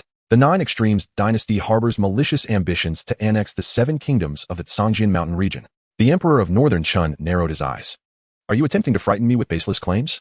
When has the Nine Extremes dynasty possessed the strength to conquer the 7 kingdoms? Or are you from the New Moon exaggerating their threats to drag me into your plight? The Purple Sun Marquis shook his head. This is not an exaggeration. The Nine Extremes dynasty has already commenced their campaign. Just yesterday, we received intelligence that the Nine Extremes dynasty has systematically defeated and conquered the neighboring kingdoms of Dongyue, Dao, and Lingshan. Now, only the New Moon and Northern Qin remain in the Zhangjian mountain region. Furthermore, as I departed, the army of the Nine Extremes dynasty was already poised at our first border fortress. At their current pace, they have likely breached the second by now. If the emperor does not ally with us to resist this enemy, then... At these words, the emperor's gaze sharpened. The Nine Extremes possessed such strength. Having conquered 3 kingdoms? How could this be? The stability among the 7 kingdoms had always been maintained through mutual checks and balances, preventing any one kingdom from unifying them all. Otherwise, they would have been unified long ago. Yet now, the Nine Extremes dynasty had silently vanquished 3 kingdoms, seeking to dominate the eastern territories. This was simply, absolutely true. If the emperor harbors doubts, he may dispatch your swiftest experts to verify this matter. Wait. The emperor suddenly interjected. You mentioned that only we, Northern Qin and New Moon, remain? What of the wolves? At the mention of the wolves, the Purple Sun Marquis' expression turned somber, tinged with a hint of horror. The palace of the wolves is closest to us in the New Moon. Upon receiving the news, I hastened to their lands, but there was not a soul in sight. I cannot assert the entirety of their nation, but at least along the route I traveled, there was not a single person. Not even a corpse could be found. It was as if their entire nation had vanished without a trace. What did you say? Chapter 57. The Zhangjian Palace. The emperor of Northern Qin abruptly rose, disbelief etched across his features. The wolves had vanished entirely. How could this be possible? He had received no intelligence from the wolves. As the sworn enemy of the wolves, he had been vigilantly monitoring their movements, having planted numerous spies within their ranks. Even amidst the chaos of the recent poison incident, the emperor had never relaxed his scrutiny over the wolves. The moment there was any disturbance, he would be promptly informed. How could an entire nation simply disappear without a sound? This is impossible. Absolutely impossible. The Purple Sun Marquis sighed. I understand how you feel, Emperor of Northern Qin. Had I not witnessed it with my own eyes, I too would find it hard to believe. But this is an undeniable fact. Such matters reveal their truth upon investigation. Why would I fabricate lies? Upon hearing the purple sun marquis's words, the emperor furrowed his brow even tighter. He paced before the dragon table, utterly perplexed. There must be a reason, a rationale. How could this happen? Shadow Guards. The Shadow Guards were a special force secretly cultivated by the Emperor of Northern Qin, dedicated solely to serving him and controlling the most critical undercurrents of the realm. Their existence has always been concealed from outsiders. However, given the urgent circumstances, Emperor Beichen could no longer afford to ponder. If the wolf capital were to vanish without a trace, while the threat from the Jiujing dynasty loomed menacingly, matters would indeed take a grave turn. Shortly after summoning the Shadow Guards, a silhouette emerged from behind the screen in the Emperor's study. Your Majesty, came a muffled, somber voice. Is there any news from the wolf capital today? None. A heaviness settled in Emperor Beichen's heart. You may withdraw. Yes. After the Shadow Guard departed, Lord Ziyang spoke again. Your Majesty, our time is running short. The impact of high-level forces on the battlefield is immense in the war between the two nations. As one of the foremost combatants of the new moon, Lord Ziyang had been urgently reassigned to seek assistance. His time in Beichen was limited. Should Beichen delay in making a decisive move, Lord Ziyang would have no choice but to abandon support for Beichen and return to aid his own nation on the battlefield. He continued, if our two nations join forces, we stand a fighting chance. However, if we are taken down one by one, it will be too late. I hope you will consider this carefully. Emperor Beichen furrowed his brow, pondering for a long while. To know oneself and one's enemy is the key to victory in every battle. Even if I must deploy troops, I ought to understand the basic situation of my adversary, right? I wish to know what capabilities the Jiujing dynasty possesses to have conquered 3 nations. Lord Ziyang provided a 2-word answer. This revelation sent a chill coursing through Emperor Beichen's heart. Gu poison. Emperor Beichen's pupils contracted in shock. Gu poison. The Jiujing dynasty has defeated 3 nations and seeks to sweep through the eastern domain with Gu poison. Considering that the wolf capital, which had previously befallen Beichen with Gu poison, has vanished entirely at this critical juncture of the Jiujing dynasty's invasion of the 6 nations. Could it be? A sense of unease gripped Emperor Beichen. He then heard Lord Ziyang continue. According to the intelligence received by our new moon, it appears the Jiujing dynasty has employed a rare and peculiar Gu insect that is seldom seen in the mundane world to infiltrate the Grand Wu and the 3 kingdoms, leaving them exhausted and unable to defend themselves. This is how they swiftly captured the capitals of the 3 nations and marched into our new moon. As Lord Ziyang spoke, he noticed the Emperor's expression growing increasingly grim, his countenance dark as a stormy sea. Your Majesty, what is wrong? Emperor Beichen cast a glance at Lord Ziyang. If the Jiujing dynasty indeed relied on Gu poison to defeat the 3 nations, then Beichen may be unable to support New Moon. Before Lord Ziyang could inquire further, Emperor Beichen declared, because we in Beichen are also embroiled in the chaos of Gu poison. At this proclamation, Lord Ziyang was taken aback. You and Beichen are separated from the Jiujing by New Moon. If New Moon has not fallen victim, how could Beichen be afflicted? It is not the Jiujing that has cast Gu poison upon us, but the wolf capital, which has inexplicably vanished at this critical juncture. They are employing Gu poison that has leaked from the Immortal Gate. Immortal Gate, Gu poison. Lord Ziyang fell silent for a long while before bitterly stating, it seems I begin to understand. Just a few days ago, a terrifying innate divine being suddenly appeared in our eastern domain's 7 nations. This matter is likely related to him. After speaking, Lord Ziyang lapsed into silence. Emperor Beichen also remained quiet for an extended period. The various signs indicated that there were incomprehensible, transcendent forces intervening behind all these events. After a lengthy pause, Lord Ziyang suddenly said, we must report to Songjian Mountain. As a transcendent force in this region, Songjian Mountain has always remained aloof from worldly affairs, never interfering in mundane matters. Naturally, they show little concern for secular conflicts. Regardless of who emerges victorious in the human empires, it merely results in a change of tribute bearers. This has been the case for countless years. However, when other innate divine beings intervene, Songjian Mountain will take notice, for it is an affront to Songjian Mountain's dignity, a provocation of its might. At this moment, reporting to Songjian Mountain is indeed the only solution. Yet Emperor Beichen shook his head. It is too late. By the time we reach Songjian Mountain, the 7 nations will have already perished. Moreover, the Jiujing approaches from the west. Whether we can penetrate their blockade remains uncertain. Shall we then simply wait for our doom? After a moment of silence, Emperor Beichen replied, let us go to the Lin family. That is our only hope. The Lin family? I have heard of Lin Ao from your Beichen, but at this time, I am not referring to Lin Ao, but to my grandson, Lin Ze. Your grandson? Lord Ziyang's expression was one of disbelief. Lin Ao could hardly bear the situation. How could your grandson manage it? Even if I were to boldly wager. Your grandson is at most merely 50 years old. What can a young person of 50 accomplish? The Emperor of Beichen cast a sidelong glance at him. Then, with a complex expression, glanced towards the Lin family's direction. When you meet him, you will understand. With that, the Emperor rose and vanished in a single stride from the palace. The Marquis of Ziyang, filled with questions, hurriedly followed suit. Amidst the endless mountains, Perpetually shrouded in ethereal clouds and mist, a solitary, towering peak stood like a divine sword piercing the heavens, gazing down upon the ebb and flow of the mortal realm. Atop this extraordinary peak lay a magnificent palace, resplendent in the clouds, bearing the inscription, Sword Concealment Palace. Each character radiated an indomitable will, unyielding and fierce. Every stroke encapsulated an ancient, unfading essence of swordsmanship. A single glance revealed countless swords seemingly rushing forth, piercing through the heart, sending chills throughout one's being. At this moment, within the grand and imposing Sword Concealment Palace, a swordsman clad in green was sheathed in his sword, nurturing it with his being, and his spirit with the sword. Though the swordsman's appearance seemed youthful, it was merely a fade. In truth, he had surpassed 78,000 years of age. He had weathered countless seasons and witnessed the rise and fall of many a mortal. Yet, he had grown accustomed to it, for regardless of the passage of time, he lived by the sword, accompanied by it. The past 70,000 years and the forthcoming hundreds of thousands would be enough to endure as long as he possessed his sword. Suddenly, the sword that had accompanied him for tens of thousands of years emitted a faint resonance. His sword trembled. The swordsman's sharp gaze, brimming with the essence of the sword's world, snapped open. An infinite surge of sword chi erupted from the Sword Concealment Palace, soaring into the sky, forming a sword pillar that swept across the vast azure expanse. The awakening of the swordsman unleashed ripples of sword energy that cascaded across the land, the mountains and rivers, spanning thousands of miles from the palace's epicenter, trembled, emitting mournful cries.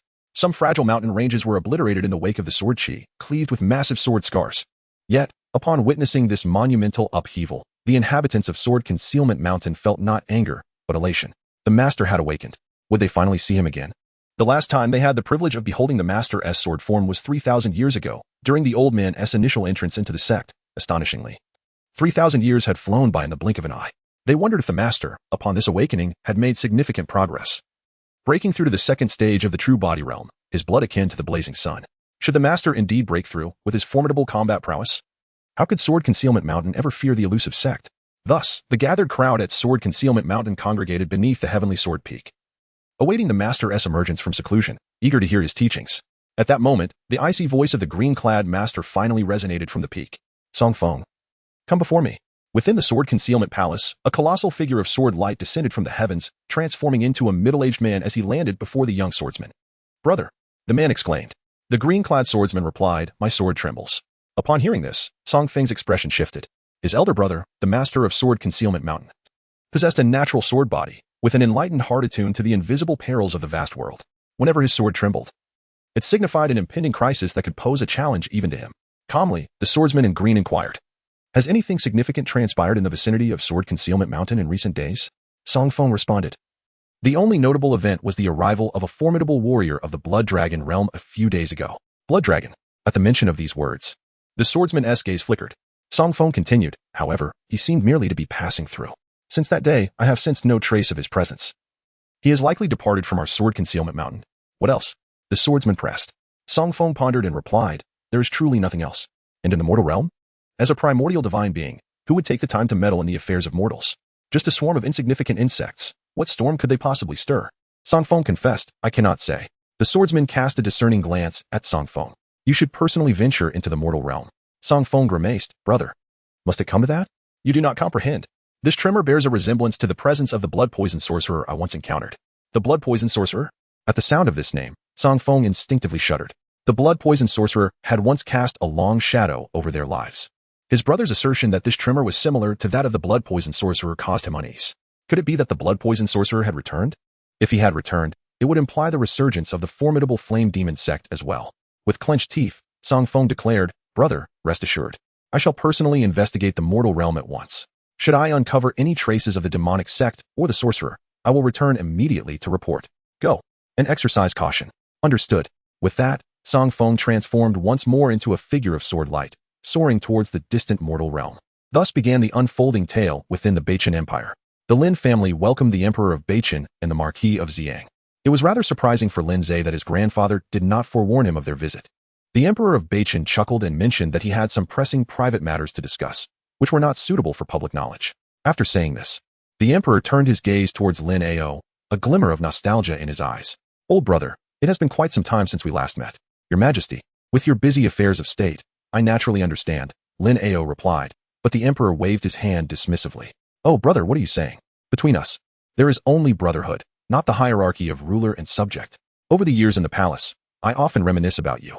I frequently recall the days we stood together against the tyranny of Wuhan, fighting side by side as comrades.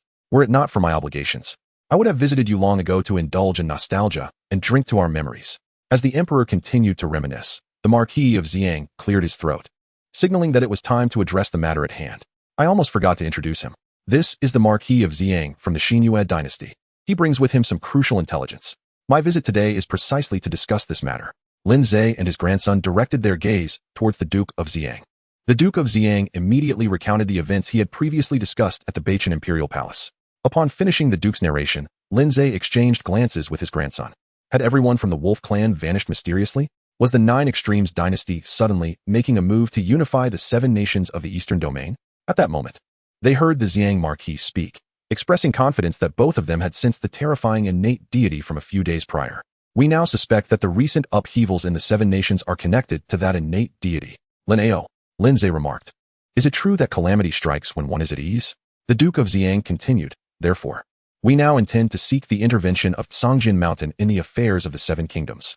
With that, his gaze shifted towards the North Star Emperor. It is your turn now. Understanding the cue, the North Star Emperor seized the opportunity to speak, however, with the Jiuji army positioned to the west. If we wish to involve Songjin Mountain, we must find a way to breach their blockade and ensure that the emissaries from Songjin Mountain arrive before the war concludes. The only person capable of achieving this, Zaire, is you. I believe you alone among the entire North Star can accomplish this. Chapter 59. Did you slay the 2 prodigies of the Lin family? The North Star Emperor further elucidated, long ago, during the Golden Autumn Feast. I discerned that you possessed extraordinary skills. Your prowess is far beyond that of an ordinary postnatal pinnacle. Later, when you vanquished the seasoned Zhang Tong, who also stood at the postnatal pinnacle, my suspicions were confirmed. If I am not mistaken, you are but a half step away from the innate realm. There was a tone of appreciation in the North Star Emperor's voice as he continued. Thus, in this predicament, the entire North Star can rely solely on. Upon hearing this, the Duke of Xiang gazed at the young Lin Ze, suddenly feeling a buzz in his head. Wait, what did you say? He is your grandson? Half step to innate. The North Star Emperor shot him a glance, ignoring his astonishment, and proceeded. I am aware that this endeavor carries great peril. But the North Star has reached a critical juncture. We have no other path to tread. With that, he awaited a response from Lin Ze and Lin Ao. However, Lin Ze and Lin Ao remained unperturbed, showing no sign of apprehension regarding the impending doom that loomed over their nation. Especially Lin Ze, who wore a calm and even amused smile. The North Star Emperor, perplexed, was about to inquire further when Lin Ze interjected. There is no need for such complications. With my current strength, a mere flick of my hand could reduce the 7 kingdoms of the Eastern Domain to ruins. The Jiuji Imperial Army is but a trifling matter. But what does this imply? Lin Ze turned his gaze towards the North Star Emperor, his starry eyes shimmering with an amber hue that flickered in and out of sight. The sun and moon dimmed, and the world lost its vibrancy. A shroud of gray light enveloped the earth, draining it of color. In midair, a gray leaf hung suspended, while the autumn trees maintained their rustling posture as if caught in a gentle breeze. The world was frozen. Time and space stood still in that moment. In this suspended reality, Lin Ze slowly approached the immobile leaf and delicately plucked it from its place. With his back turned to the North Star Emperor, he stood with his hands clasped behind him. The North Star Emperor was taken aback. After what felt like an eternity, he glanced at the transformed gray statue of the Xiang Marquis and then at the still figure of Lin Ao. Suddenly, a multitude of realizations dawned upon him. He opened his mouth, a torrent of emotions welling up within him, yearning to be expressed. Yet, when the words reached his lips, they ultimately coalesced into a singular exclamation. Remarkable. With his back still turned to the North Star Emperor, Lin Ze gently toyed with the fallen leaves in his hand. The leaves softly stirred, creating ripples in the fabric of the world. The voice of Lin Ze reverberated through the cosmos, intertwining with the ripples that spread across the heavens and the earth.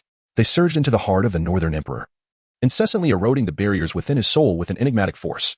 Whether it be the formidable Nine Extremes army or the insidious Northern poison, or even your aspirations to unify the Eastern territories, I stand ready to accomplish it all, provided you answer me but one question. The Northern Emperor had already discerned Lin Ze's inquiry. You wish to ascertain whether it was I who brought demise to the Lin family across 2 generations, do you not? Then, might I ask, was it indeed you? Initially, Lin Ze intended to await the emergence of the scheming rats on their own. However, given the current circumstances, he decided to confront the matter directly. He felt no need for further restraint. The Northern territories, to him, were merely a conduit to expedite his journey. Regardless of the treacherous plots lurking in the shadows, they were rendered insignificant in the face of his overwhelming innate power. Before achieving innate mastery, he treaded cautiously. After attaining it, he continued with the same meticulousness. Would that not render his innate prowess futile? Turning around, Lin Ze's amber eyes fixed intently upon the Northern Emperor. their crystalline golden light seemingly capable of piercing through all the darkness within the Emperor's heart. Faced with this luminous gaze, the Northern Emperor remained silent for an extended period before finally responding with a countenance rife with complexity. What if it were indeed I who orchestrated such deeds? Lin Ze remarked, "You are my grandfather. Half of my blood flows from you. Without you, there would be no Lin Ze. I harbor no intentions against you. However, I hope the Li family can truly empathize with the anguish of an elder mourning the loss of a beloved son and grandson." Upon hearing Lin Ze's response, Emperor Baichen inexplicably smiled. "Excellent," he declared. Then, he reined in his expression, returning to the persona of the cold and ruthless iron-willed emperor. "You have laid your cards on the table, so I shall be candid and share my innermost thoughts with you," he asserted with unwavering conviction. "The decline of the Lin family is indeed a deliberate act on my part." My dragon eyes widened, revealing the grandeur of the founding emperor of Baichen. "I am the emperor. How can I allow others to sleep soundly beside my throne? This is a grave taboo for a monarch. The influence of the Lin family is far too substantial. I must diminish their power. Otherwise, how can the North Star continue to bear the Li surname? People often say to learn from history, the fall of Wuhan happened once, and that is sufficient. I will not permit it to occur a second time." The Emperor of Baichen snorted coldly. "Thus, I have supported the Wei family to balance the influence of the Lin family and have permitted various noble families to suppress you. When your father and second uncle were on the battlefield, I constantly wished for the wolves of the Weis to be clever enough to keep them there forever. Yet, hope ultimately succumbs to reality. Even if I fervently wish for the demise of all Lin family members, it cannot alter one undeniable truth." The Emperor cast a glance at the still Lin Ao, the uncrowned king of the Baichen army, with a single command. It is likely that at least 60% of the Baichen army would rebel. Moreover, given his unparalleled prowess in combat, I cannot guarantee victory in a one-on-one confrontation against him, let alone when he leads a million-strong army. As for the demise of the Lin family's two prodigies in Lin Ze, I can only say it was heaven's assistance. Thus, Lin Ao's years of investigation have yielded no trace of evidence, for it was not I who brought about the Lin family's downfall, but rather the heavens. The heavens. The heavens. The Emperor of Baichen's icy voice echoed through the frozen world. Subsequently, the entire realm began to tremble. Fallen Lis returned to their original paths. The ashen ripples receded to the world's inception. The sun and moon regained their hues. Heaven and earth were re-dyed with color. Everything seemed to reverse time itself. The voice of Lin Ze slowly flowed through the restored time and space, signifying that the Nine Extremes dynasty could be extinguished with but a snap of my fingers. The Emperor of Baichen emerged from the stillness of time, his pupils contracting sharply. Was that merely an illusion? No, it felt far too real. Yet, how could I possibly voice such inner thoughts? The Emperor cast a furtive glance at Lin Ao and then at Duke Xiang. They appeared oblivious to the events that had just transpired, having not heard the Emperor's utterances. A chilling sensation gripped the Emperor. As beads of cold sweat trickled down his back, soaking his dragon robe, he stole a wary glance at Lin Ze. Lin Ze smiled mysteriously at him. In his eyes, beams of amber light were slowly fading away. Chapter 60. One word to repel a million troops. At this moment, the Northern Emperor was rendered utterly speechless. He stood there like a wooden figure, with chilling waves rising from the soles of his feet, coursing through his entire being, causing even his soul to tremble. The Northern Emperor was devoid of words. However, the Duke of Xiang was taken aback. Can I extinguish the Jiujing dynasty with a mere snap of my fingers? Even if you are indeed half a step into the innate realm, you are still far from being a true innate being. You are leagues away from the divine. To claim you could eradicate the Jiujing dynasty with a snap of your fingers is absurd. I think you should consider changing your name in honor of your grandfather. You ought to be called Lin Ao. While he reflected thus in his heart, the Duke of Xiang outwardly praised Lin Ze. After all, he still needed Lin Ze to turn the tide. The demeanor of this young noble truly exemplifies a hero in the making. Nevertheless, for the sake of caution, it is prudent to prioritize safety. Lin Ze paid no heed to the Duke of Xiang. He merely glanced towards the sky, in the direction of the Jiujixian dynasty. Suddenly, a magnificent dragon's roar reverberated through the eastern region. A colossal blood-red dragon, spanning the entirety of the Zhangjian Mountains' eastern domain, materialized in the heavens. The terrifying aura of this dragon swept across the land, enveloping all within the eastern region. The oppressive presence of a creature at the pinnacle of the food chain bore down upon everyone in the area. Meanwhile, Song Feng had also arrived in the eastern region. Within the territory of the Wolf City, he had heard whispers of impending conflict in the Jiujixian dynasty, seeking to unify the Seven Kingdoms. Yet, he remained indifferent. Song Feng had never concerned himself with the squabbles of mortals. However, the unfolding war piqued his interest, particularly the peculiar situation of Wolf City. This prominent nation, one of the Seven Kingdoms of the eastern region with a population of hundreds of millions, had mysteriously vanished without a trace. Such an act could only be the work of an entity beyond the realm of mortals. It was evident that a being of innate prowess had intervened here. Moreover, the individual's strength was undoubtedly formidable.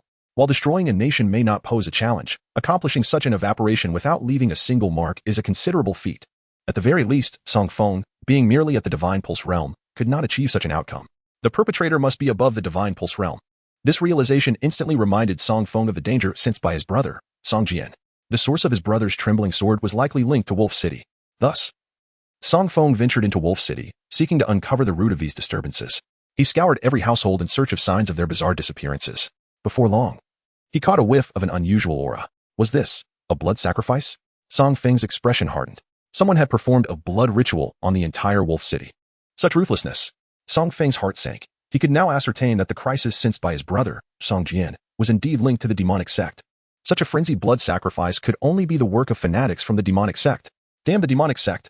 Song Feng's demeanor darkened, realizing that matters were escalating. He swiftly transformed into a streak of sword light and soared back towards Songjian Mountain. Yet at that moment, a colossal blood-red dragon suddenly appeared. Song Feng was startled and fell from the sky, crashing heavily into a mountain, shattering it into ruins. Amidst the billowing dust and debris, Song Feng stared blankly at the blood-red dragon above. An existence of the blood or a dragon realm. This is disastrous. Songjian Mountain cannot withstand such a being. He recalled that the changes in the vicinity of Songjian Mountain began with the arrival of this powerful entity. Song Feng instinctively associated this powerhouse with the blood sacrifice in Wolf City. He felt a profound dread. An entity of the blood or a dragon realm could easily obliterate Songjian Mountain, along with its master, Songjian. The demonic sect still harbored beings of the blood or a dragon realm. Could it be that a certain formidable figure from the demonic sect had been revived through blood sacrifice and had just regained their strength? This is grave. Trouble is looming. Songjian immediately rose, transforming into a beam of sword light, cautiously preparing to return to Songjian Mountain to report the situation. At that moment, the blood-red dragon stirred. It soared into the Jujixian dynasty, its massive head hovering above the imperial army. A surge of potent vitality flooded into the ranks of the Jujixian army. All movement ceased as if time had been suspended. No one dared to budge. At the forefront, the commander of the army, the Duke of the Jujixian dynasty, suppressed his fear. He dismounted and respectfully knelt before the blood-red dragon, performing the deepest bow. Noble divine being, I am the Duke of the Jujixian dynasty. Our assault on Xinyue is to fulfill the emperor's decree to unify the 7 kingdoms. If it disturbs your divine tranquility, I humbly ask for your forgiveness. The Duke displayed utmost humility. Before an innate divine being, a mere ant is still an ant. Mortals must not overstep. Otherwise, not only his life but the entire nation could face annihilation. The innate divine beings possess the divine right to rule. This is not mere rhetoric. Thus, upon witnessing the arrival of an innate divine being, even a figure as prominent as the Duke, commanding the Jujixian army, immediately fell into a posture of reverence. The others, needless to say, were already bowed low, trembling, struggling to utter a coherent sentence. The once formidable army now resembled quail, stripped of its destructive power. Suddenly, a voice of authority resonated throughout the heavens. I am North Star's divine martial Duke. What? The North Star? A divine being. And it's the divine martial Duke of North Star. In an instant, both the Jujixian dynasty and the Xinyue dynasty were rendered speechless. After a prolonged silence, the Duke finally regained his wits. He hurriedly exclaimed, Understood. I understand. He mounted his steed, channeling his energy to project his voice across the battlefield. All troops, retreat. From this day forth, no one under the banner of the Jujixian dynasty shall invade the lands of North Star. Retreat. No further words were necessary. There was no room for debate or excuses about the trials faced by the Jujixian dynasty in their quest for unification. One word sufficed. Retreat. Without hesitation, the Duke decisively ordered a withdrawal. If a divine being declares themselves the divine martial Duke of North Star, and the Duke fails to grasp the implication of that, he might as well take his own life. Against an innate divine being, mortals stand no chance whatsoever. This is an entirely different realm of existence. Thus, the mighty army of the Jujixian dynasty fled in a panic. No bloodshed, no debate. A single utterance from the innate divine being sealed their fate. One command sent 100,000 troops retreating. Chapter 61. Summoning a celestial being observing the Jujixian army's hasty retreat, the people of the Xinyue dynasty awoke from their daze, marveling at the might of the innate divine beings. In the heart of the Xinyue army, the king, who had personally led the charge, sheathed his sword, feeling a mix of amusement and despair. He had prepared for a desperate battle, yet unexpectedly, an innate divine being from North Star had descended and halted the conflict. Xiang. Oh Xiang, I sent you to North Star for assistance, and you have brought me such a celestial being. Beside the king, the Marquis of Jingbian suddenly inquired, Your Majesty. With the emergence of a divine being from North Star, this is a matter of utmost significance regarding the survival of all nations. Before an innate divine being, all states must unconditionally submit, otherwise they face total annihilation. No one remains. This is an undeniable and bloody truth. Upon hearing this, King Xinyue pondered for a moment. Uncertain of the true identity of the divine military marquis, it would be prudent to observe the situation for now. For millennia, the Sword Concealment Mountain had produced its share of innate divine beings, yet their emergence did not significantly alter the political landscape of the Eastern Domain. This was primarily because these divine beings did not possess royal bloodlines of their respective nations. The life and death of a state were of no concern to them. At most, they would act once out of loyalty to their homeland. Consequently, these divine beings ultimately departed this mortal realm, taking their families with them into the world of innate divinity, forever separating themselves from the mundane. One particular divine being harbored a deep-seated grudge against his nation. Upon achieving his innate status, his first act was to annihilate his homeland, ruthlessly slaughtering nearly 1 billion souls. Thus, the significance of an innate being emerging within a secular dynasty must be assessed based on the specific identity of that divine individual. King Xinyue reflected deeply and mused. However, since this figure holds the title of Divine Military Marquis of Beichen, it is unlikely he is affiliated with the Beichen royal family. Nor does he bear any relation to the Li family. For now, we shall exercise patience regarding Beichen until that divine being departs from the mortal realm. With that said, King Xinyue cast a profound gaze towards the panicked retreat of the Nine Extremes army. The immediate priority lies with the Nine Extremes dynasty. When the divine being was present, the Nine Extremes dared not cause chaos, but once he is gone, the inevitable turmoil shall ensue. In the days to come, you must remain vigilant. Continue the investigation. Continue the inquiries. Yes, we understand. Meanwhile, on a lofty mountain, a mysterious figure robed in black seethed with frustration. Absurd. Utterly ridiculous. How could a powerhouse of the Blood Dragon realm possibly be the divine military marquis of a mere mortal dynasty? Impossible. Absolutely impossible. You may deceive these ignorant mortals, but not me. The Blood Dragon realm represents an existence just a step away from entering the Divine Sea realm, a superlative being capable of reigning over a domain. Such a figure, even at the pinnacle of our sacred sect's glory, would be an indomitable elite, far removed from the reach of ordinary innate beings. How could such a prominent individual reside within this desolate mortal dynasty? I refuse to believe it. The black-robed figure speculated that within the Beichen dynasty, there must be some family with historical ties to this individual, who merely came to pay a visit. Nevertheless, the collection of blood energy and fear had nearly reached completion. The figure caressed the blood-red crystal orb in hand, within which viscous blood emanated waves of crimson light, exuding an ominous and dark aura. It was time to depart. The black-robed figure, refusing to engage further, swiftly changed locations. Only a fool would wreak havoc within the territory of a powerhouse of the Blood Dragon realm. Casting a glance at the Nine Extremes army, a flicker of intrigue crossed his eyes.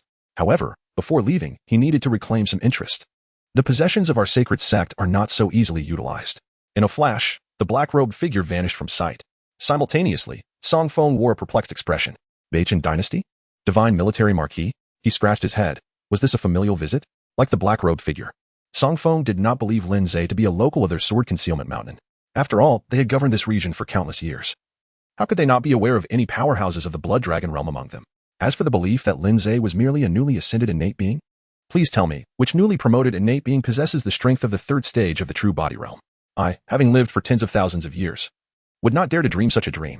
However, if that is the case, the blood sacrifice incident in Longdu should not involve him. Those from the demon sect would eagerly seek to sacrifice billions for the collection of spiritual energy. How could they possibly hinder the assault of the Nine Extremes dynasty? Song Feng contemplated, and decided it would be prudent to meet this individual, to ascertain whether the chaos in Longdu bore the mark of the Flame Demon sect. If the Flame Demon sect were indeed making a resurgence, then a powerhouse of the Blood Dragon realm would possess sufficient authority and influence to alert the various sects of Huaguang realm to investigate and remain vigilant against the traces of the demon sect. With this thought, Song Feng made his way directly to Beichen dynasty. The Lin family. After Lin Ze repelled the formidable army of the Nine Extremes, he withdrew his overwhelming presence, allowing the tumultuous energies to dissipate. The colossal dragon of vitality that spanned the entirety of the eastern domain finally faded away. As the immense and oppressive force subsided, the heavy burden on the hearts of the onlookers was lifted, granting them a moment to breathe. The Duke of Xiang gasped for air, utterly flabbergasted by the encounter. A celestial being. Goodness, he had just conversed with a divine entity, and he had dared to harbor disparaging thoughts about him. Weak in the knees, the Duke sank to the ground before Lin Ze, proclaiming, No, no. As a mere mortal, Xiang pays homage to your divine excellence. I, a humble being, was unaware of your celestial presence. If my crude words have inadvertently offended your esteemed self, I sincerely beseech your forgiveness. Lin Ze waved his hand dismissively, saying it is of no consequence. Rise. The Marquis of Xiang repeatedly insisted, No, no, no, I cannot. I shall listen while kneeling. Lin Ze sighed, Very well, as you wish. The sound of footsteps echoed in the air. The sound of hurried footsteps echoed throughout the Lin residence. The Lin family soldiers cautiously gathered before the main hall, casting fervent, reverent glances toward Lin Ze. Just moments ago, they had clearly heard the proclamation of their esteemed title, the North Star Divine Martial Marquis. Undoubtedly, their remarkably gifted young master was the innate divine being who had unleashed a colossal dragon of vitality, instilling awe throughout the eastern domain. Young master, they exclaimed. Congratulations on your attainment of the innate realm. We celebrate your achievement, young master. The voices of the Lin family resounded with thunderous vigor, a magnificent wave of sound reverberating throughout the Lin family estate. This overwhelming chorus surged forth like a tide, echoing across the entire Lin clan. Congratulations to the young master for achieving the innate realm. Subsequently, the entire Northern Star region collectively offered their utmost respect to Lin Ze, this living deity. This embodiment of legend. Congratulations to the divine martial marquis on attaining the innate realm. Chapter 62, Sacred Demonic True Fire. Congratulations to the divine martial marquis. In the secular world, when one achieves the innate realm, it is a glory that reverberates through the heavens. At this moment, all the people of Northern Star directed their sincere congratulations towards the imperial capital, towards the direction of the Lin family, honoring Lin Ze, who had undergone a transformation and ascended to the status of a celestial being. Simultaneously, they fervently prayed, wishing for favorable weather and peace for the nation in the coming year, directed towards this new deity, amidst the jubilant and fervent congratulations. The Lin family manner. Lin Ze smiled gently at the crowd, raising his hand to quell their fervent enthusiasm. I have received your congratulations. This lord appreciates them. Tonight, let us indulge in a few more cups. As for other matters, we shall discuss them later. For now, you may all withdraw. The resounding affirmation echoed with unprecedented fervor, revealing an unwavering reverence akin to that of fervent devotees. After the members of the Lin family withdrew, Lin Ze spread his hands, droplets of blood coalescing in the void. He condensed this mass of blood into a brilliant blood crystal. Subsequently, he placed the crystal into the hands of the North Star Emperor. This blood crystal, combined with Stone River powder, was sufficient to expel all the poison within the imperial capital. The North Star Emperor fixed his gaze upon Lin Ze, his expression remarkably intricate. He parted his lips, a torrent of emotions welling up within him, yet ultimately, it manifested only as a deeply nuanced sigh. Upon receiving the blood crystal, the North Star Emperor departed from the Lin residence, his silhouette as he left imbued with an air of desolation, reluctance, or perhaps even liberation. Lin Ao cast a glance at Emperor Baichen, finding his reaction somewhat excessive. Upon hearing those words, the kneeling Duke Xiang hastily took his leave, with the Emperor departing. What reason did he have to linger? It was evident that the grandfather and grandson had matters to discuss. As a mere mortal, Duke Xiang dared not intrude. Thus he withdrew. The Duke Xiang departed. Lin Ze then said, Grandfather, if we assert that the deaths of my father and second uncle have no connection to the Emperor. Lin Aoming understood clearly that Lin Ze had evidently established a connection with Emperor Baichen through some means beyond their comprehension. Thus, it was no wonder that the Emperor departed in such a manner. If it had no bearing on him, that would be the most fortunate outcome. Lin Ao let out a sigh, a breath that perhaps released years of pent-up anger or signified a newfound clarity. Was it merely an accident, then? Lin Ao furrowed his brow. That battle with the Wolf capital was merely a minor skirmish, with neither side deploying their true main forces. Furthermore, with so many brothers from the Lin family army providing close protection, it was utterly inconceivable that they could be annihilated by the Wolf capital's troops. At that moment, Lin Ze raised an eyebrow. What is it? It's nothing. Someone is looking for me. I shall go meet him first. With that, Lin Ze's figure vanished from the Lin family estate. High above in Baichen, Song Feng had long awaited this moment. Upon arriving in Baichen, he subtly released an aura unique to those of innate beings, a presence that could only be perceived by others of the same kind. Upon seeing Lin Ze, Song Feng immediately bowed respectfully. Song Feng of Tsangjian Mountain, greetings to the esteemed elder. Among innate beings, strength was the only measure of status, and thus, as a being of the divine pulse realm, Song Feng naturally addressed Lin Ze as an elder. Tsangjian Mountain, you say? Indeed. My elder brother is the lord of Tsangjian Mountain, and I come on his behalf to extend our regards. Song Feng's words indicated his lineage and sought to gauge Lin Ze's sect affiliation through the mention of his elder brother, who was also of the true body realm. However, Lin Ze's response left Song Feng momentarily at a loss. I am the Marquis of Divine Marshal in Baichen. With no other recourse, Song Feng continued. May I inquire which sect the esteemed elder belongs to? I have a matter of great importance regarding the various sects of the Qing domain that I must report, and I hope the elder can relay this back to your sect to alert all parties to remain vigilant and pursue the matter. Oh, what is it? Song Feng's expression turned grave as he uttered a name that loomed like a shadow over all, the cult of the fiery devil. A gust of wind swept through the high heavens, leaving both men in silence.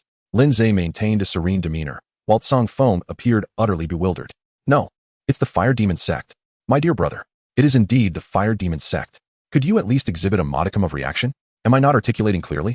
Senior, please continue, Song Feng urged, a hint of exasperation tugging at the corners of his mouth. You seem rather unfazed. To elucidate it, the root of this matter lies in my elder brother, Song Jian, who sensed an inexplicable and terrifying crisis, one reminiscent of the ominous presence of the blood-poison old demon from years past. The blood-poison old demon? At the mention of this familiar moniker, Lin Ze's eyes narrowed. Once again, it was the blood-poison old demon. Observing Lin Ze's reaction, Song Feng mistakenly believed that he had finally garnered his attention regarding the significant figure from the demon sect.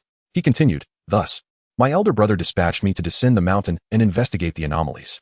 Ultimately, I discovered that the entire realm of Wolf City had seemingly vanished, with not a single soul in sight. Upon further scrutiny of the peculiar occurrences in Wolf City, I unearthed traces of a blood ritual. The disappearance of the populace of Wolf City was not a mere happenstance. Rather, they had all fallen victim to a blood sacrifice orchestrated by the denizens of the demon sect. Moreover, such a widespread ritual had occurred without any disturbance, suggesting that those involved possessed extraordinary prowess or were privy to profound methods bestowed by the sect's eminent figures. My own abilities are insufficient to meticulously analyze the traces and techniques of the demon sect.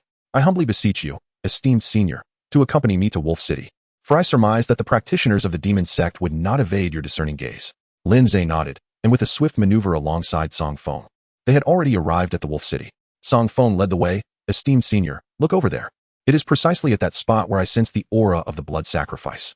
Upon hearing this, Lin Ze's eyes instantly transformed into a shimmering amber hue. The amber light pierced through the myriad phenomena of the world, reaching the very essence of things. In an instant, the world became vividly clear to Lin Ze. In this newly unveiled and lucid realm, he discerned familiar traces and inhaled a familiar scent. Wisps of crimson flames danced in the skies above Wolf City. An ominous, bloody aura, imbued with malevolent energy, swirled around the entirety of Wolf City. Lin Ze could not mistake this aura and flame. After all, he himself was the embodiment of the true fire sacred demon art at level 10. How could he possibly misidentify the unique demonic power that belonged solely to the true fire sacred demon art? However, this seemed to differ somewhat from the pure essence of the sacred demon true fire. It resembled a flawed, lower-tier substitute. Lin Ze felt an inexplicable sense of control. Possessing the purest sacred demon true fire, he appeared capable of effortlessly commanding these fragmented lower-level flames. Condense. In Lin Ze's eyes, amber golden light flickered. A single word, congeal, resonated in the air. The sacred demonic flames and the scent of blood swirling above the wolves were summoned by this pure embodiment of sacred magic, coalescing into a unique essence of magical energy. The moment this energy made contact with Lin Ze, it was instantly and ruthlessly devoured by the untainted sacred demonic flames within him. Boom. The infernal flames within Lin Ze surged with intensity. Chapter 63. Is Lin Ze a saint? As the sacred demonic fire blazed fervently, Lin Ze's cultivation, which had already reached the pinnacle of vitality akin to a dragon, began to exhibit subtle fluctuations. This sacred demonic fire astonishingly absorbed the lesser demonic flames and blood essence, transforming them into the purest primordial source, thereby nourishing itself and propelling its own advancement. With the impetus provided by the sacred demonic fire, Lin Ze's realm was evidently advancing towards the fourth innate stage, the Divine Sea realm. At this rate, Lin Ze need not seek out additional techniques. By simply vanquishing a few more nations and absorbing a bit more lesser demonic energy, the attainment of the Divine Sea realm would come to fruition effortlessly. Indeed, demonic arts are demonic arts. Now, Lin Ze could comprehend why the sword concealment of Songjin Mountain regarded the phrase fire worship demonic sect with such gravity and seriousness. Just for the sake of the sacred demonic fire technique, and considering that those within the demonic sect would readily resort to blood sacrifices at the slightest disagreement, the fire worship demonic sect truly merits such reverence. Lin Ze marveled at the wonders of demonic arts and the sinister sect. Meanwhile, Zhang Feng found himself utterly bewildered by Lin Ze's sudden display of power. He stared at Lin Ze with disbelief, grappling with the thought, hadn't this individual just absorbed all the demonic and blood energy? Wasn't this the very technique of a demon sect practitioner? This realization struck him like a thunderbolt. Had he unwittingly reported to the very source of the problem? In that fleeting moment, panic surged through him. He had to flee. In an instant, Zhang Feng transformed into a streak of sword light, turning on his heel to escape. He summoned every ounce of his strength, spitting out several mouthfuls of vital blood to fuel his flight, retreating thousands of miles away in haste. This was disastrous. I let my guard down. Zhang Feng had never anticipated that someone as pure and untainted as Lin Ze could be affiliated with the demonic sect. Typically, practitioners of such sects were notorious for their concealed identities, shrouded in malevolence and karmic energy. The cunning of these demon sect practitioners was indeed unparalleled. Despair washed over Zhang Feng's face as he unleashed a crimson sword light, directing it straight towards Songjin Mountain. Brother, you must escape quickly. Zhang Feng raced away. But ahead of him stood a figure as steadfast as an ancient pine, defying the heavens. Zhang Feng's heart sank into desolation. He drew his sword, bracing himself to fight to the death in a bid to buy time for Songjin Mountain. In the face of Zhang Feng's vigilance, Lin Ze, clad in white, spoke up. Why the rush? The demon sect practitioner speaks little and acts swiftly. If you wish to kill or maim, feel free to come at me. Lin Ze remained silent. Had he truly been a member of the demon sect, Zhang Feng would have already perished in this land of wolves. His absorption of demonic energy was merely a method unknown to Zhang Feng. There is no need for such astonishment. Zhang Feng hesitated, casting a dubious glance at Lin Ze. Are you truly not from the demon sect, senior? Lin Ze stated. I have made it clear from the very beginning that I am the god of war of the North Star dynasty. This declaration, he wished not to repeat for a third time. Zhang Feng was momentarily taken aback, surveying Lin Ze with a keen eye. He then replied, if that is the case. Esteemed senior, please allow me a moment. There are certain matters I wish to confirm first. With that, Zhang Feng observed Lin Ze closing his eyes in contemplation, showing no inclination to engage, nor did he exude any trace of malevolence.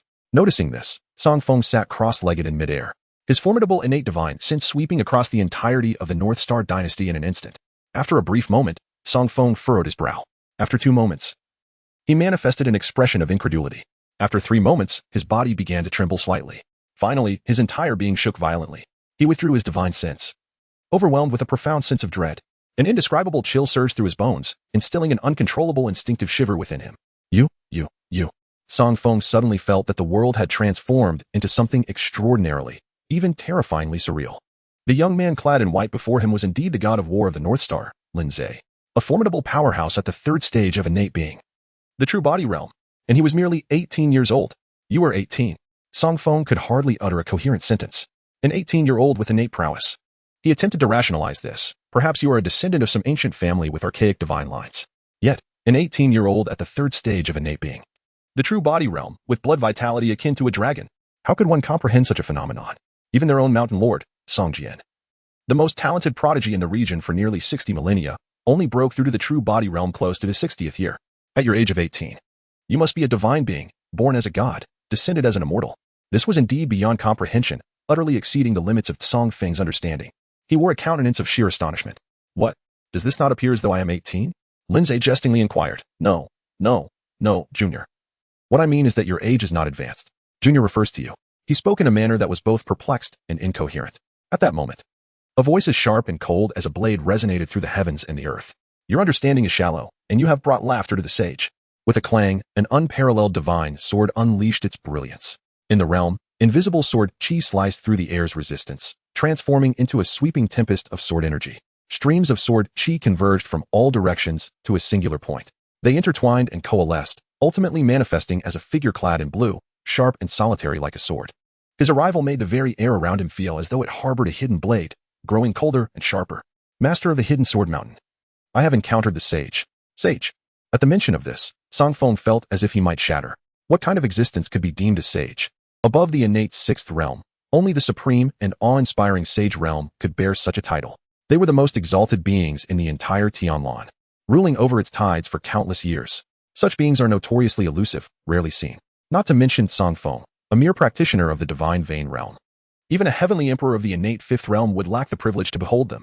Yet now, such a transcendent existence stood before him. Zhang Feng felt on the verge of fainting. Throughout his journey, he had encountered a dragon-like elder, a demon from the dark cult, and now a supreme sage. His heart raced repeatedly, and the myriad of emotions he felt is beyond words to express. You call me a sage? Lin Ze squinted slightly, pondering the reason behind it. Song Jian remarked, I have had the fortune to hear of the revered sage, who is formless and without shape. They embody myriad phenomena, and with a mere thought, they conjure 3,000 dreams. Anyone we encounter in this earthly realm may very well be an incarnation of the sage traversing among us. These incarnations may be fragments of the sage's scattered thoughts, a whisper of their will, or even a dream crafted by the sage. Chapter 64. The origins of the demon sect. Among these, the scattered thoughts and the will are the easiest to discern, as they are often deliberate incarnations sent forth by the sage, imbued with their wisdom and insight. Speaking of dreams, Song Jian fixed his gaze intently on Lin Ze, as if seeking to unveil something from his countenance.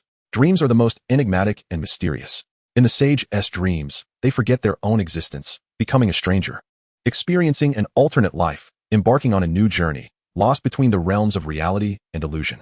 Lin Ze understood well. The existence of a sage transcends the boundaries of reality and illusion, echoing the philosophical musings of Zhuangzi regarding the dream of the butterfly. He listened as Song Jian continued. Nevertheless, the existence of a sage is always extraordinary. Even if in the realm of dreams, the sage wishes to be an ordinary person, the will of the sage manifests in wondrous ways. For instance, an ordinary individual could never ascend to the 3rd innate realm at the tender age of 18. Yet within the sage's dream, all possibilities unfold. Clearly, in Song Jian's perception, Lin Ze is but a dream of the sage. To him, there exists no other explanation to account for the extraordinary achievement of an 18-year-old in the 3rd innate realm. Thus, If you are not the embodiment of a sage's dream, does a sage truly exist in this world? This statement resonated deeply. Those who are close are often privy to the truth. He was no sage, merely a reincarnated soul. Moreover, while the sage possesses formidable prowess, he cannot fathom the essence of divine enlightenment. Yet, this notion need not be disclosed to outsiders. The gift of divine enlightenment is the very foundation upon which Lin Ze stands in this life, and he would never divulge it to anyone. If Song Jian wishes to perceive himself as a sage, so be it. Perhaps this identity may even yield unexpected benefits. Thus, Lin Ze merely smiled softly and calmly replied, "Perhaps. I am not concerned with whether I am the incarnation of a sage. What I desire to know now is the origin of the fire-worshipping demon sect." Upon hearing this, Song Jian's eyes flickered with intrigue. "Do you harbor a grudge against the fire-worshipping demon sect?" Lin Ze shook his head, denying any enmity. On the contrary, there existed a deep-seated connection. In fact, he had even rendered me a small favor. A small favor? Song Jian inquired, perplexed. At that moment, Song Feng interjected, saying, "Brother, the sage was referring to the blood sacrifice concerning the Wolf City. The sage's dream has descended upon the Lin family, which harbors a profound animosity against the Wolf City, as their direct lineage has perished at the hands of its people."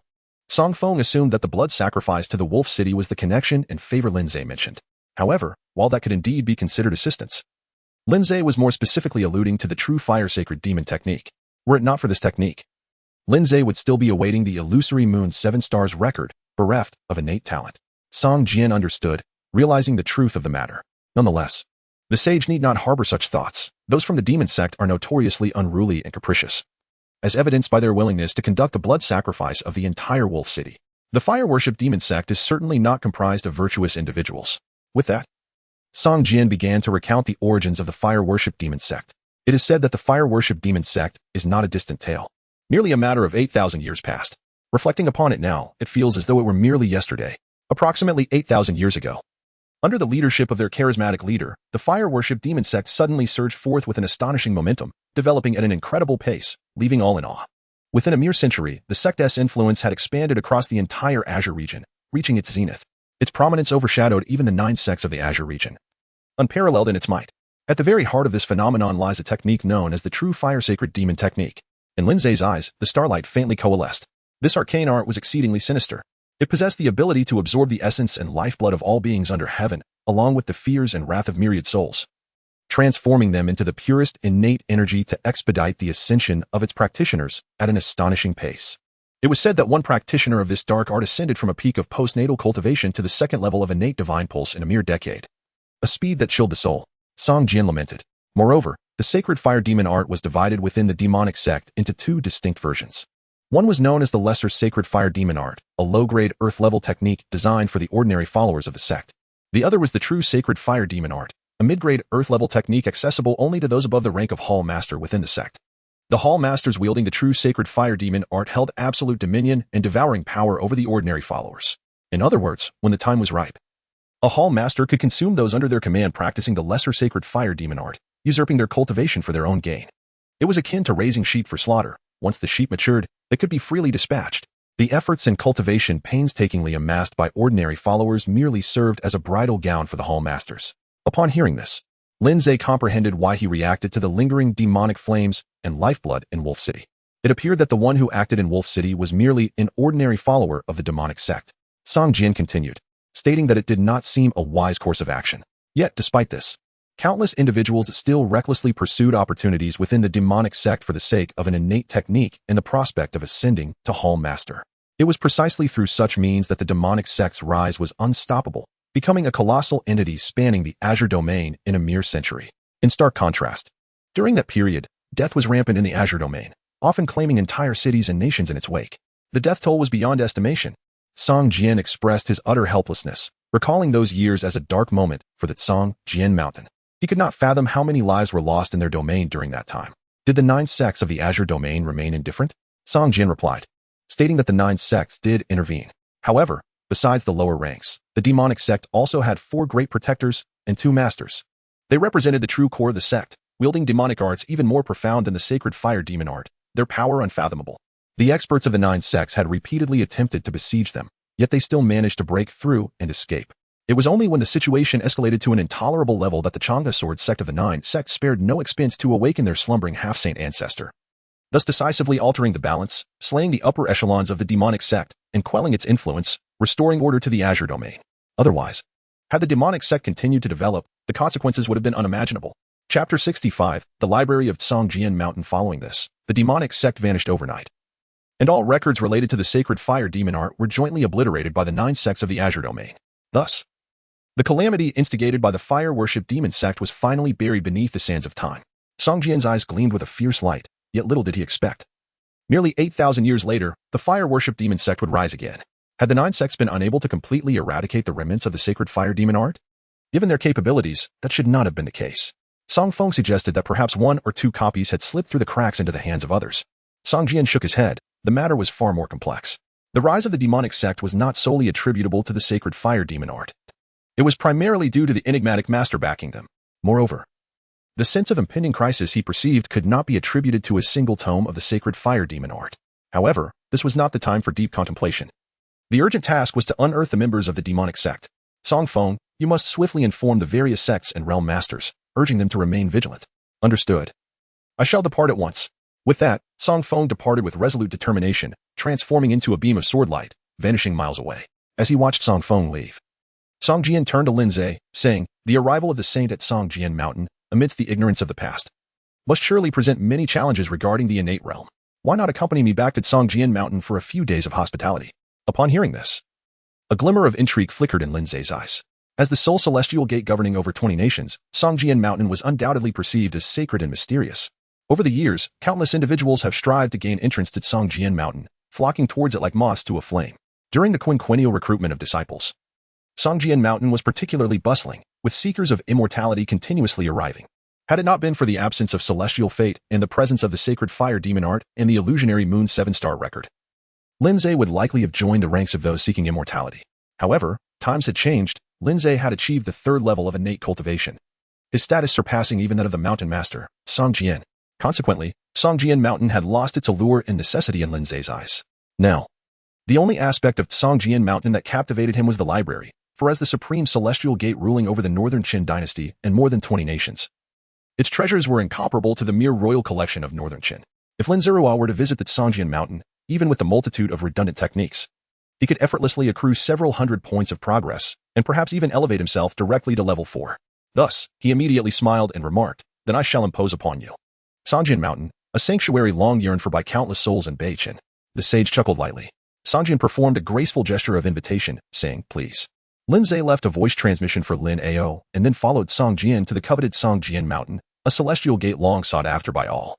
Upon returning to Tsongjian Mountain, Songjian immediately commanded his disciples to urgently mobilize, sealing off the entire region and searching for traces of the demonic sect's followers. Should any discovery occur, a signal must be sent forth at once. All disciples of innate realms and above are to act immediately. This matter is of utmost importance. You must not let your guard down. Is that understood? Yes. We shall faithfully adhere to the mountain master's decree. After instructing the disciples, Songjian added that all disciples of the postnatal 8th rank and above should join the operation, tasked with gathering intelligence across various nations. Xianhua, your meticulous nature makes you suitable to lead the disciples of the postnatal realm. After a lengthy pause with no response, he glanced towards the direction of the postnatal disciples. Where is Xianhua? The disciples exchanged glances, and after a moment, an elderly man with graying hair stepped forward, saying, reporting to the mountain master. Do you refer to Brother Jin Xianhua? Indeed. The elder promptly replied, Mountain Master. Brother Jin Xianhua could not break through to the innate realm and passed away peacefully 1400 years ago. Songjian paused, momentarily forgetting that 3,000 years had elapsed since he last awakened. While 3,000 years may seem but a fleeting moment in the eyes of innate beings, for mortals, it represents numerous lengthy lifetimes. What a pity. He had once held high hopes for Jin Xianhua. The young man was clever, diligent, and possessed commendable talent. Had he ascended to the innate realm, he would have been a valuable asset for the development of Tsongjian Mountain. To this end, Songjian had granted Jin Xianhua's sword energy baptism 3,000 years ago, aiding him in refining his meridians, prolonging his life, and enhancing his chances of breaking through to the innate realm. Yet, the path to the innate realm has thwarted countless individuals. To enter the innate realm, one must possess opportunity, comprehension, and talent. All are indispensable. Each time, Tsongjian Mountain selects the finest disciples from various nations, accepting thousands of the most exceptional. Nevertheless, even after 30,000 years since its founding, only a mere 300 have succeeded in breaking through to the innate realm. Such is the difficulty of the innate realm. Songjian was not overly surprised. He merely nodded slightly, choosing to move past the matter without further inquiry. The world of the innate is always thus. The old depart, and the new arrive. One must simply adapt. Since that is the case, you shall be responsible for leading the team. The elder bowed reverently before the young mountain master. I shall obey the mountain master's decree. After instructing the disciples to seal the region and pursue the demonic sect, they all dispersed. Only then did Song Jian address Lin Ze, saying that the matter concerning the demonic sect was urgent, and they had delayed the sage. It is of no consequence. The matter at hand is paramount. Song Jian nodded and then got straight to the point. As a sword cultivator, he had always been direct, preferring to speak plainly without pleasantries. To be candid, I have summoned the sage to Song Jian Mountain for a specific request. Before Lin Ze could respond, Song Jian continued. His gaze intense, I wish to seek your guidance on the second step of the true body. The mystery of blood like the great sun. I have been in the realm of true body blood smoke for nearly 20,000 years, during which my vitality has been refined to its utmost limit, just half a step away from blood like the great sun. Yet, it is precisely this half step that has ensnared me for millennia. Each time I glimpse an insight, it slips away, leaving me without the means to grasp it. If I could have a distinguished mentor's guidance at this moment, I am certain I could break through to the second step of blood like the great sun. Song Jian said earnestly. For this, I am willing to offer everything. All that Song Jian Mountain possesses is at your disposal. Upon hearing Song Jian's words, Lin Ze immediately replied, in that case, I wish to spend 3 days in your Song Jian Mountain's library. How does that sound? With a swift motion, a sword-shaped token radiating sharp sword energy appeared before Lin Ze. It is settled. Chapter 66, The Demonic Sect, A Shift in Plans. Good. Lin Ze contentedly put away the token of the Tsangjian. Conversing with a sword cultivator like Tsangjian was truly delightful. One could speak candidly, without the convoluted intricacies that often accompany dialogue. Everyone was happy, fulfilling their own needs. Once he had secured the token, Lin Ze began to elucidate the profound secrets of blood like the great sun to Tsangjian. Lin Ze spoke, and Tsangjian listened. Before long, the inherently exceptional Tsangjian comprehended Lin Ze's intent. The fog that had shrouded his mind for millennia dissipated as if the clouds had parted to reveal the sun. He immediately closed his eyes, feeling the surge of vitality coursing through him. Observing this, Lin Ze quietly departed for the library of Song Jian Mountain. In the North Star dynasty, Wutong and Xia Qinghe walked along the bustling streets.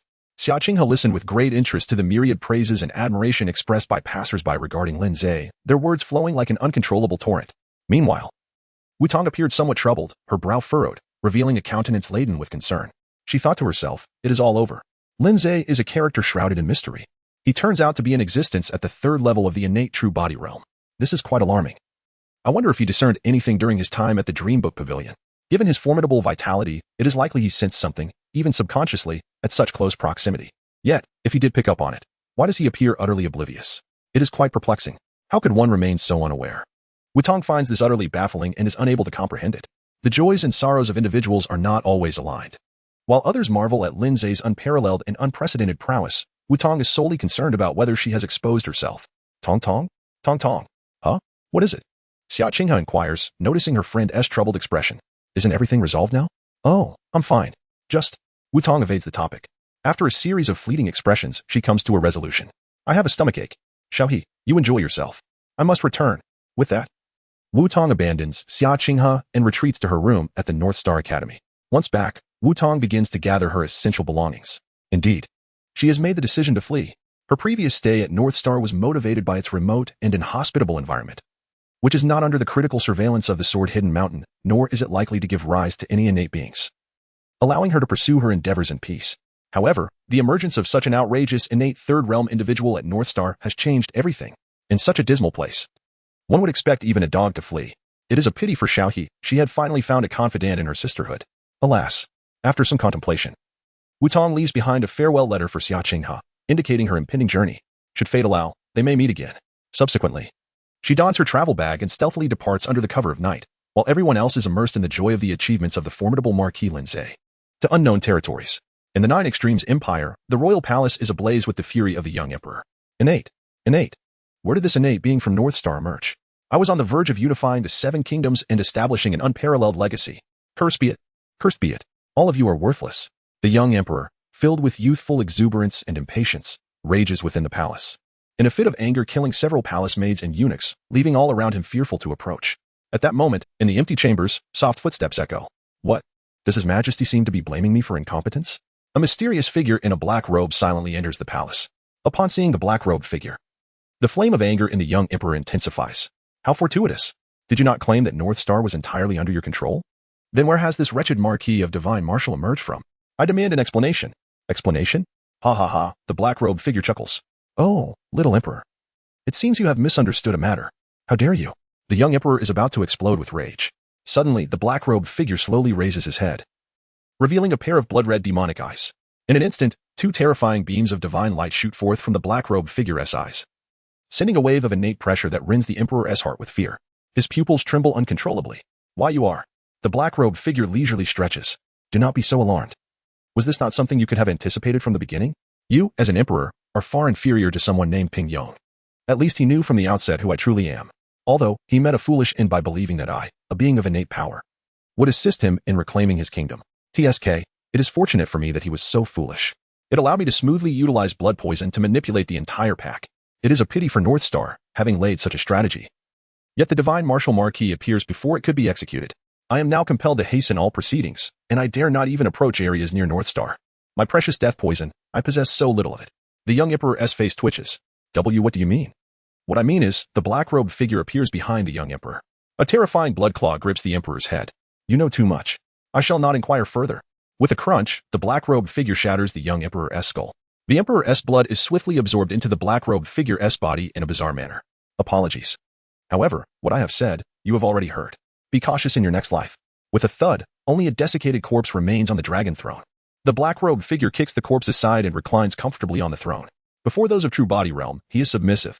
Before mortals, he strikes with might. After resting for a moment, the black-robed figure's expression suddenly changes.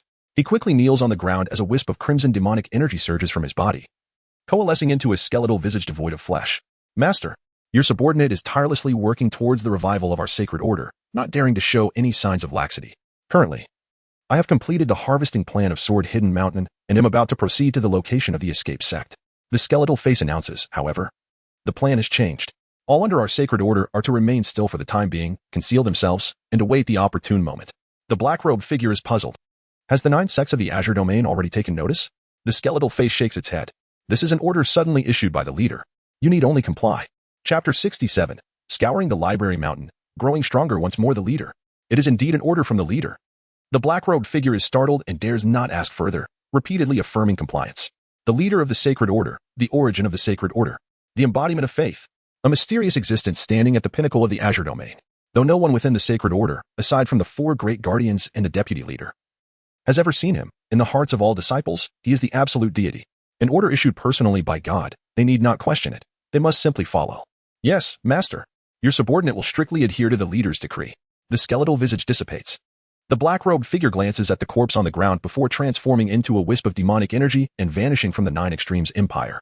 At Sword Hidden Mountain, within the library pavilion, Lin Ze stood before the library pavilion of Songjian Mountain, momentarily taken aback. For the library pavilion was not merely a pavilion, but an entire mountain, Songshu Mountain. The entire mountain had been hollowed out to create a library that ascended with the contours of the mountain itself. The grandeur of the library was proportionate to the mountain's vastness and height. In comparison, the largest royal library he had previously encountered in the Northern Star was but a mere shadow. How could it be anything less than a celestial gate? After a brief moment of admiration, Lin Ze, bearing the token of Songjian, stepped into the expansive and magnificent library. Before him lay rows of neatly arranged ancient tomes, pristine and orderly. There were sections for restricted areas, miscellaneous discussions, mortal martial arts, innate secrets, and the blessed regions of the Azure Domain. As he raised his gaze, he beheld a series of floating bookshelves and stone platforms gently suspended in the cavernous center of the mountain. A mysterious and profound innate light enveloped the stone platforms, evoking a sense of wonder and aspiration. Lin Ze couldn't help but feel a surge of emotions upon witnessing the sight. How many stone platforms were there? What an immense amount of experience points this must represent, coupled with such a plethora of miscellaneous books. Reaching a divine level of comprehension at level 4 was certainly within reach. Lin Ze immediately soared into the air, landing upon the stone platforms inscribed with Earth-level techniques. The first thing that caught his eye was a book entitled Xin Guang Xin Ju, an Earth-level foundational technique.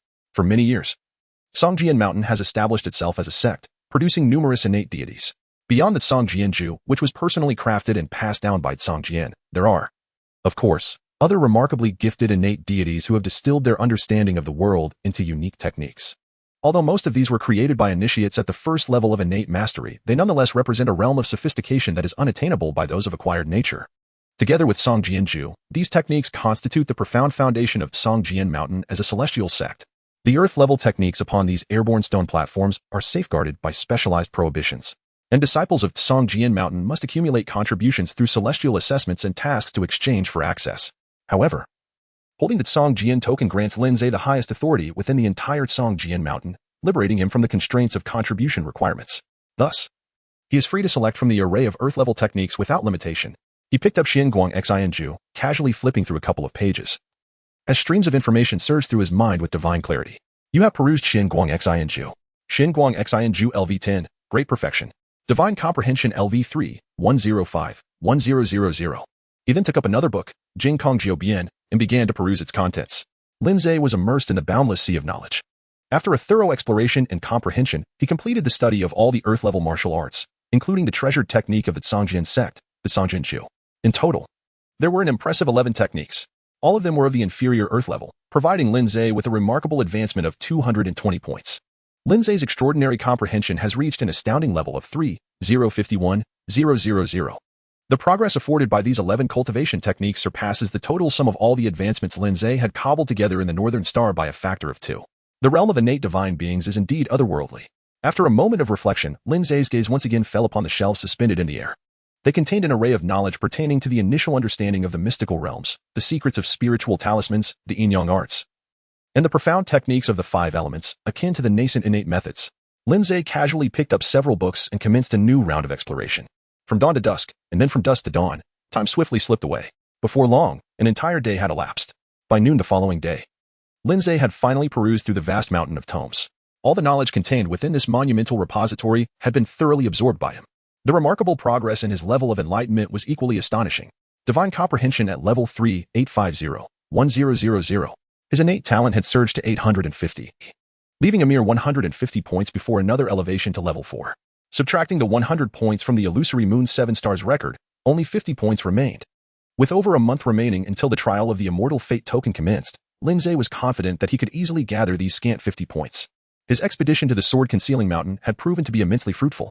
This prompted Lin Ze to contemplate the colossal sects standing at the pinnacle of the Azure Domain. The 9 sects of Azure Domain. If a mere sword-concealing mountain, guarded by a single cultivator at the first step of the true body realm, had provided him with such abundance, how prosperous must the 9 sects of Azure Domain be? They were likely guaranteed to reach level 5. Lin Ze has developed heightened anticipation for the forthcoming Qingyu 9 sects. Setting aside the book in his hands, Lin Ze did not hasten to leave. He found a secluded corner amidst the mountains of books and sat down in a meditative posture.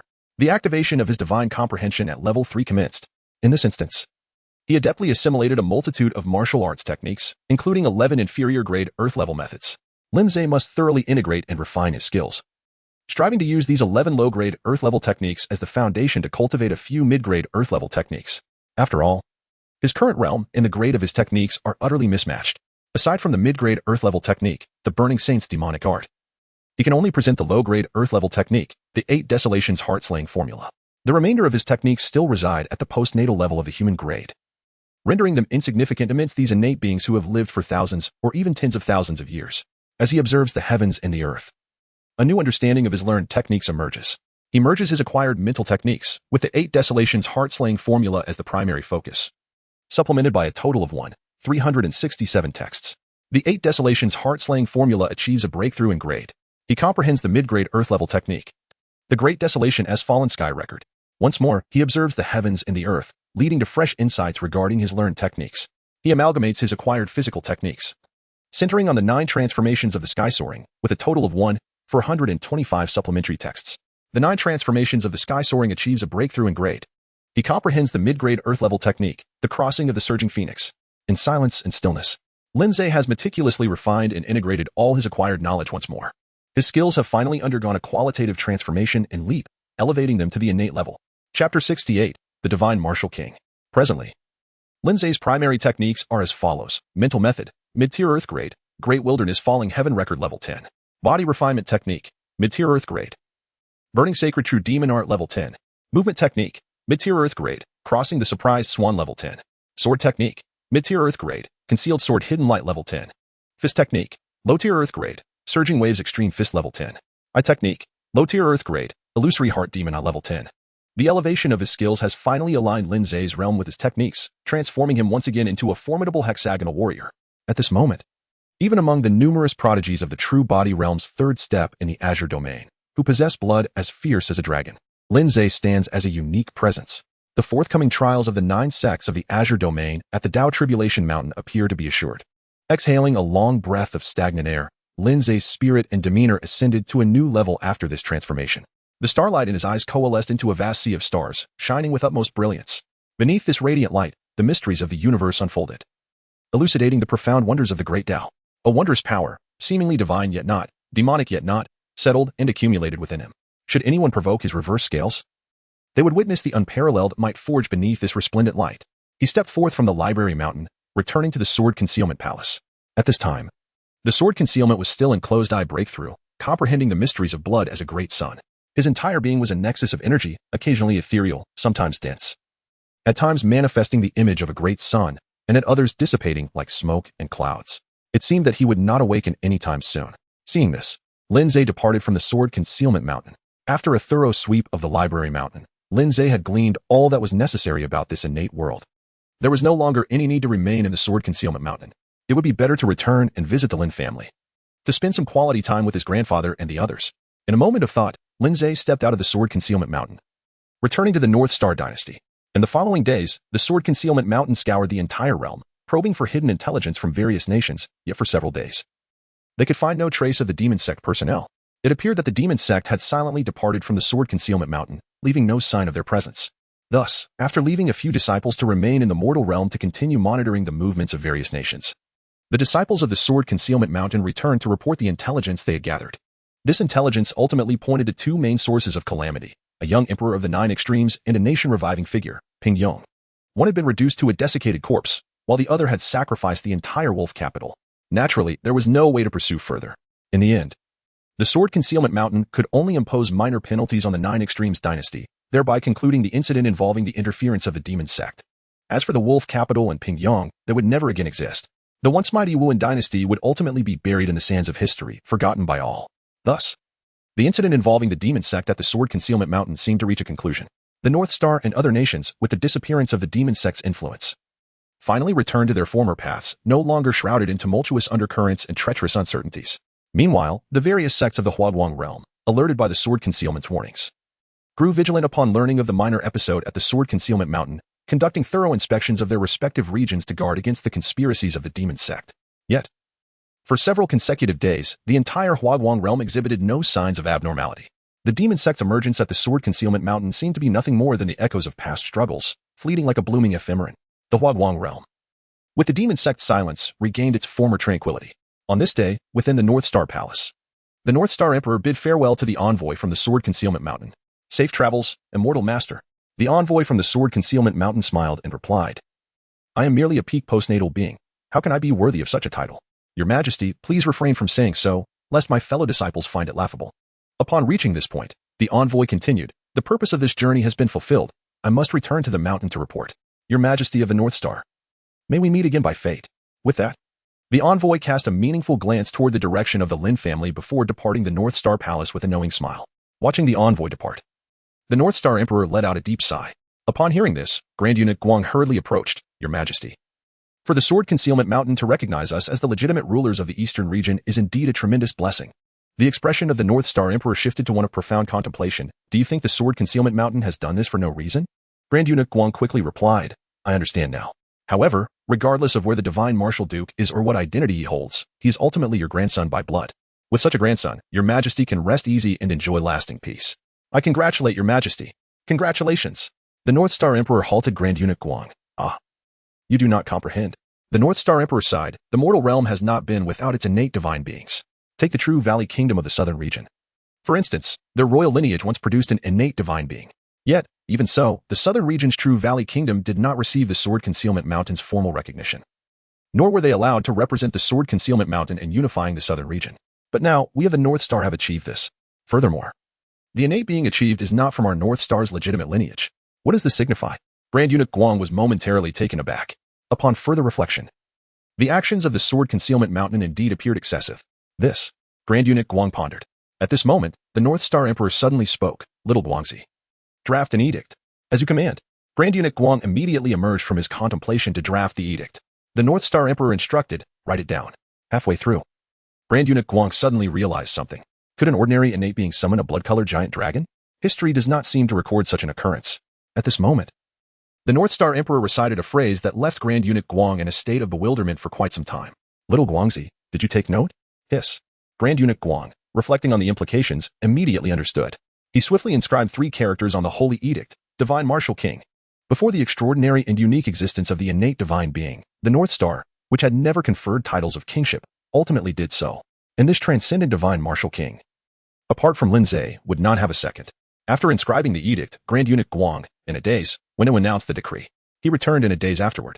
Subsequently, Lin Ze was bestowed the title of king, with the title of divine martial king. The kingship was hereditary. However, this did not stir significant waves within the Lin family. The conferral of kingship in the mortal realm was a world apart from that of innate divine beings. The North Star Emperor's conferment only stirred a minor wave among the North Star populace. Once the fervor subsided, the world returned to its natural order.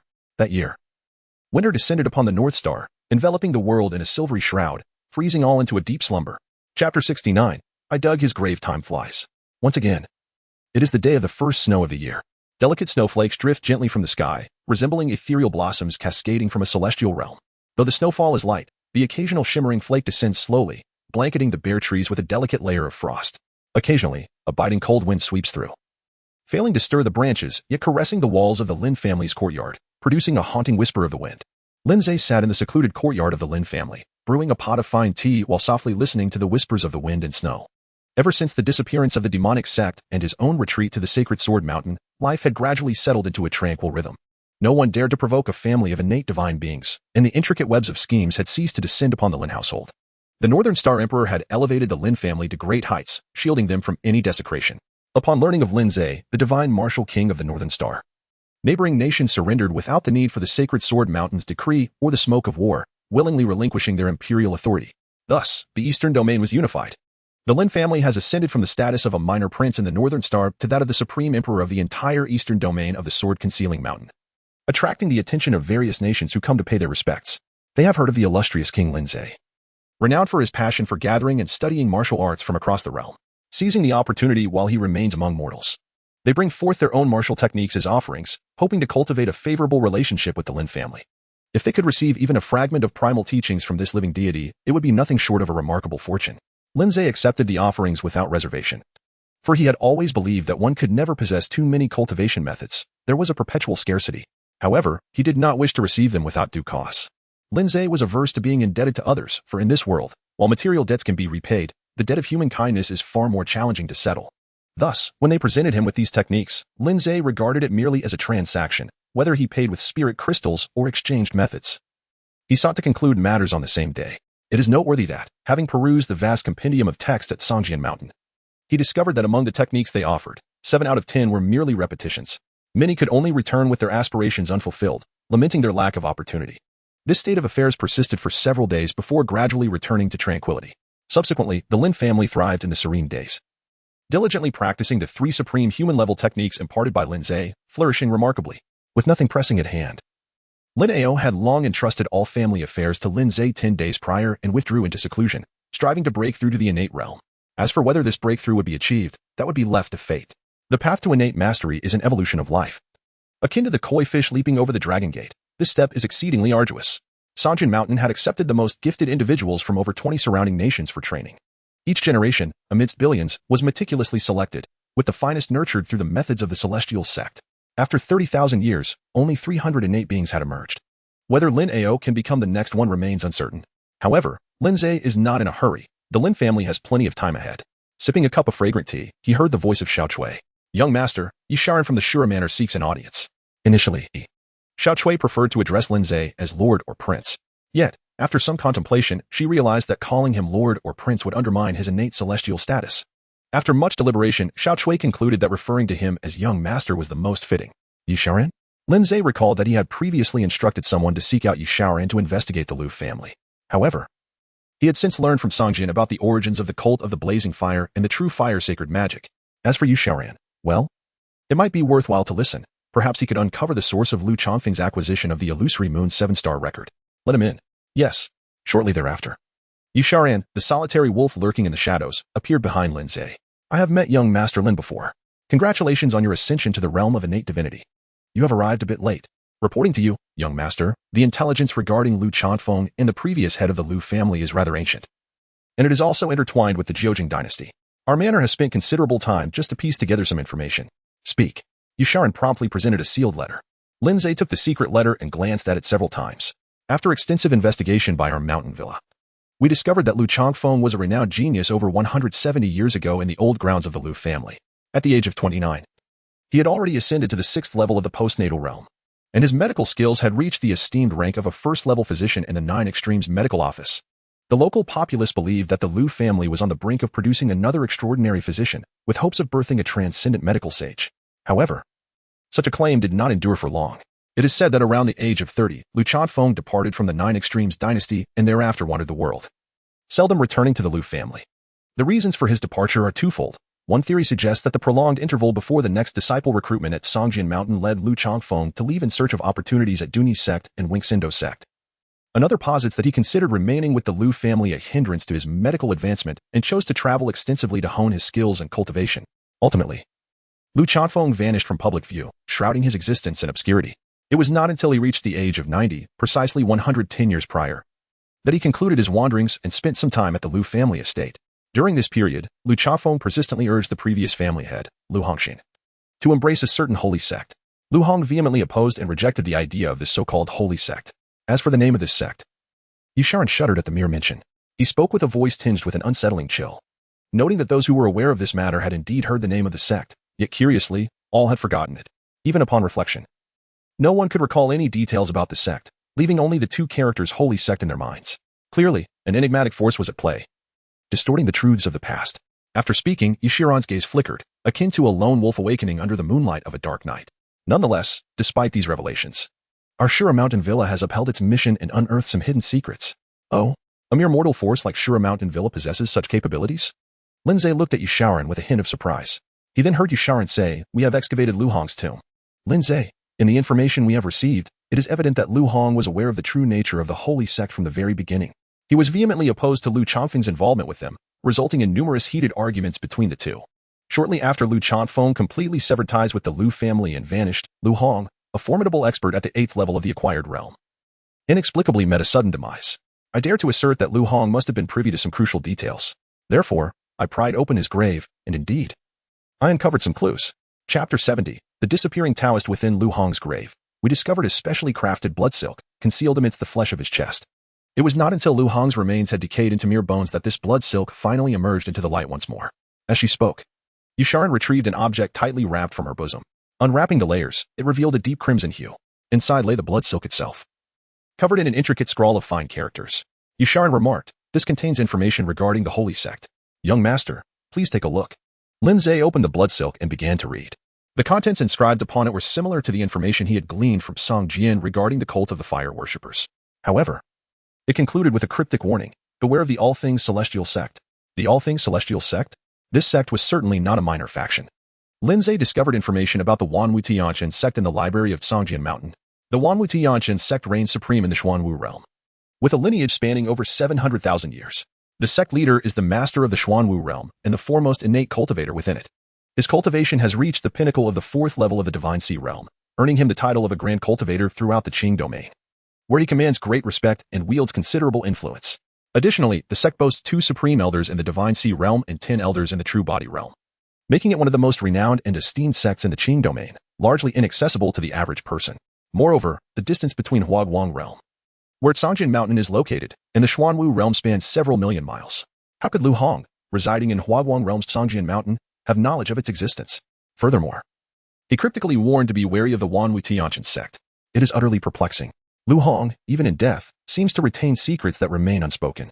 Alas. Lin Ze carefully tucked away the bloodstained silk. He had made it clear from the very beginning that he held no interest in the tales of the Lu family or the demonic sect. His sole curiosity lay in the origins of the martial arts techniques. As for the ambitions of the demonic sect, they were of no concern to him. As long as they refrained from provoking him or encroaching upon his interests, that was sufficient. Having secured the silk, Lin Ze turned his gaze towards Yusharan. "You performed admirably. Would you be interested in serving the Lin family on a more permanent basis?" Yusharan was reliable in his duties, possessing both wit and discernment, making him a trustworthy asset. Although Lin Ze had now ascended to the innate realm and would soon venture to the 9 sects in the Azure domain, the opportunities to employ Yusharan might be limited. Nonetheless, there was no harm in keeping him close. After all, one could never predict when such talents might prove useful in the future. Upon hearing Lin Ze's proposition, Yusharan wasted no time in agreeing. To serve alongside an 18-year-old innate master was a privilege that many could only dream of. An 18-year-old with innate prowess, his future was undoubtedly boundless, a realm of endless possibilities. Even a mere trickle of fortune from such an extraordinary individual would be enough to sustain Yu Xiaoran and the Shura Manor for a lifetime. To be in the service of the second young master Lin was a stroke of fortune for Yu Xiaoran. With utmost respect, Yu Xiaoran bowed deeply, representing the entirety of the Shura Manor, and proclaimed, "I pay my respects to my lord." Lin Ze nodded in satisfaction. "Very well, rise." "Thank you, Master Zhu Chun." "Mo Yi." Lin Ze summoned the old butler. "Lin Mo, young master, this is Yu Xiaoran. You must have heard of her." Lin Mo nodded towards Yu Xiaoran. "Master Yi. It's a pleasure to meet you." "General Lin, the pleasure is mine." After their introduction, Lin Ze remarked, "Master Mo, from now on, the Shura Manor will fall under the jurisdiction of the Lin family. Please make the necessary arrangements." Lin Mo did not inquire further and promptly nodded in agreement. In the past, had someone like Yu Xiaoran wished to join the ranks of the Lin clan, Lin Mo would have offered counsel and conducted a thorough investigation. However, the current Lin Ze was a distinguished innate deity, and mere mortals could not possibly transcend the chasm separating the celestial from the mundane, no matter how they might strive. "Master Yi, please follow this old man," he said. "Thank you, Steward Lin." After Yu Xiaoran departed, Lin Ze cast a glance at the still-repairing illusory moon's 7 stars record. Godly Comprehension Level 3, 905-1000. Only 7 days remain until completion. 7 days. The attainment of Godly Comprehension Level 4 is now within reach. With that, he set aside the illusory moon's 7 stars record. Lin Ze continued sipping his tea with quiet elegance, listening to the whisper of wind and snow. Another tranquil day passed. Several days later, outside the Hidden Sword Mountain, a boisterous laugh echoed through the peaks. "Haha, fellow Taoist Hidden Sword, this humble Taoist has arrived." At the sound of this voice, the divine beings of Hidden Sword Mountain collectively wore expressions of deep displeasure. That irritating voice was all too familiar, none other than the meddlesome old rogue, Taoist Duni from the neighboring Duni sect. The last time this old scoundrel visited, he had shamelessly made off with their 4th divine sword, White Snow, a sacred weapon painstakingly forged by their mountain lord, Hidden Sword, from Crimson Sun Essence Iron over 4 millennia. Before it could even be bestowed upon a disciple, the wily thief had spirited it away. The incident had sparked millennia of bitter disputes and retaliations between the two sections. What mischief did he intend this time? Within the Hidden Sword Palace, Hidden Sword, immersed in comprehending the final mysteries of blood like the great sun, abruptly awakened. A razor-sharp sword aura flickered in his eyes, unleashing a terrifying presence. Boom. Countless sword energies descended upon the world, stirring the heavens and earth. With a mere gesture sword, come. Crash. The earth trembled, mountains shook. Whoosh. The towering Hidden Sword Palace split apart, revealing its true form, a colossal divine sword, 1,000 zhang tall, gleaming with frost as snowflakes settled upon its blade. Its radiance seemed capable of cleaving the primordial chaos of heaven and earth. With a crystalline chime, the gargantuan sword shrank into a 3-foot azure blade, landing in Hidden Sword's grasp. Instantly, man and sword became one, exuding an aura capable of parting the very gates of heaven. Clang. Hidden Sword slashed through the void. This strike, blazing like the great sun, unstoppable. This was Hidden Sword Mountain's foremost divine blade, Blazing Sun. 8,000 years ago. It was with this sword that Hidden Sword carved his legend, vanquishing hordes of demons and establishing the mountain's indomitable reputation. Now, the sword had reappeared, its invincible brilliance resplendent once more. And within that radiance, the essence of blood like the great sun had been mastered to perfection. A bone-chilling sense of peril seized the young Taoist's expression. Damn it. Hidden Sword has actually grasped the secrets of blood like the great sun. This was bad. Wait. Fellow Taoist, hold. This humble Taoist isn't here to fight. Clang. Myriad sword energy solidified into countless phantom images of Hidden Sword, encircling Taoist Duni from all directions. The sky bristled with lethal intent. Return White Snow to me. I will. I swear I will. Taoist Duni forced a strained smile. This humble Taoist has come specifically to return it. The edge of Blazing Sun remained unwaveringly pointed at him. Ah. Fellow Taoist Hidden Sword, perhaps you could sheathe Blazing Sun first? Let us converse properly somewhere. Chapter 71. The Half-Saint approaches Nirvana converse? What could we possibly have to discuss? Hidden Sword's gaze sharpened. The old fox Dunya never visited without an ulterior motive. Considering recent events, a flicker of suspicion crossed his eyes. Could it be related to the news of that sage from Northstar? But no, if that were the case, Dunya would have gone straight to Northstar. Why come here? Taoist Dunya glanced around. This is not the place for such talk. Hidden Sword remained unmoved. With a sigh, Taoist Dunya transmitted 3 words directly into his ear. Tao Calamity Mountain. Hidden Sword's pupils constricted. Tao Calamity Mountain, the ancient trial grounds of the 9 sects of the Azure Domain, hidden within the domain's mystical void. Its location was known only to the bearers of the immortal fate tokens. For Dunya to mention it now after a long, assessing stare, Hidden Sword slowly lowered Blazing Sun, resting it inverted behind him as he led Taoist Dunya deep into the sect's grand hall. Once inside the empty chamber, their figures solidified. What of Tao Calamity Mountain? Hidden Sword demanded. Dunya wasted no time. On the 12th of next month, this cycle's trial will commence. Hidden Sword frowned. The timing of the trial is known only to token bearers. How do you know? Deduce smirked. As you've already guessed, I possess a token. You have an immortal fate token? Hidden Sword was stunned. Though legends of the tokens circulated throughout the vast Azure domain, the realm was unimaginably vast, originally comprising 981 territories, now reduced to 980. Yet only 1,000 tokens existed, spread across the domain. Even one per territory was impossible. Take their own Radiant Glory territory, home to 49 major sects, each governing vast regions. Hidden Sword Mountain ruled over 27 nations, with populations in the billions. The scale of the domain was incalculable. To find a single token amid such numbers was like fishing for a needle in an ocean. Those who obtained them were the chosen of destiny, the era's most favored prodigies. Most would never even glimpse one. Yet now, this old rogue claimed to possess a token? Hidden Sword scrutinized him for a long moment, finding no trace of a chosen prodigy about him. Stop staring. The token isn't mine. It's my disciple S. Your disciple told you? Wasn't he afraid you'd steal it? Do I seem that type? You don't seem it. You are it. TCH. Deduce shook his head helplessly. He had no choice but to inform me. And I, in turn, had no choice but to seek you. What do you mean? Deduce paced the hall. This cycle S trial has irregularities. Irregularities? Recall the half-saint of Long River Sword sect? Who in the Azure domain doesn't he? His might reshaped the realm, reducing it from 981 to 980 territories. It was precisely due to the ultimate confrontation between the half-saint and the leader of the demon sect that the other realms were utterly vanquished. This is a memory that Song Jian cannot forget, nor can the entire Qingyu. Just as Song Jian was about to speak, the next words of the Taoist Innate made him spring to his feet. That half-saint is about to transcend. Impossible. The half-saint has already attained longevity equal to the heavens. As long as the universe endures, so too shall the half-saint. How could he possibly transcend? Innate spread his hands, indicating that this was not merely the opinion of a humble monk, but a declaration made by the half-saint himself through the celestial fate order. The leader of the demon sect has mastered the art of creation. During that fateful battle, the half-saint sustained grievous injuries to his Tao. This wound has lingered for 8,000 years, and now it has reached the point of depletion, where he can no longer endure. Thus, the half-saint has resolved to seek a worthy successor, one who embodies the fortunes of the Qingyu, to inherit his legacy before his transcendence. The method of selecting this successor is none other than the upcoming trial of the celestial fate order among the 9 sects of Qingyu. Innate cast a sidelong glance at Song Jian, revealing that this trial holds a significance that diverges entirely from previous iterations. In the past, it merely sought those with potential to join the 9 sects. However, this time, it is a profound selection that could resonate throughout the entire Qingyu. Choosing the successor of the half-saint, Song Jian fell silent for a long moment. What indeed are the contents of this trial laid out by the half-saint? It must be something significant enough to compel you to disclose such a monumental matter regarding the celestial fate order. Innate sighed deeply. Previously, the trials of the celestial fate order involved the participants being drawn into the illusory realm of the Tao Tribulation Mountain when the time arrived. Yet this time, the 9 sects of Qingyu have publicly announced that the half-saint has established a shadow of the Tao Tribulation Mountain in each realm.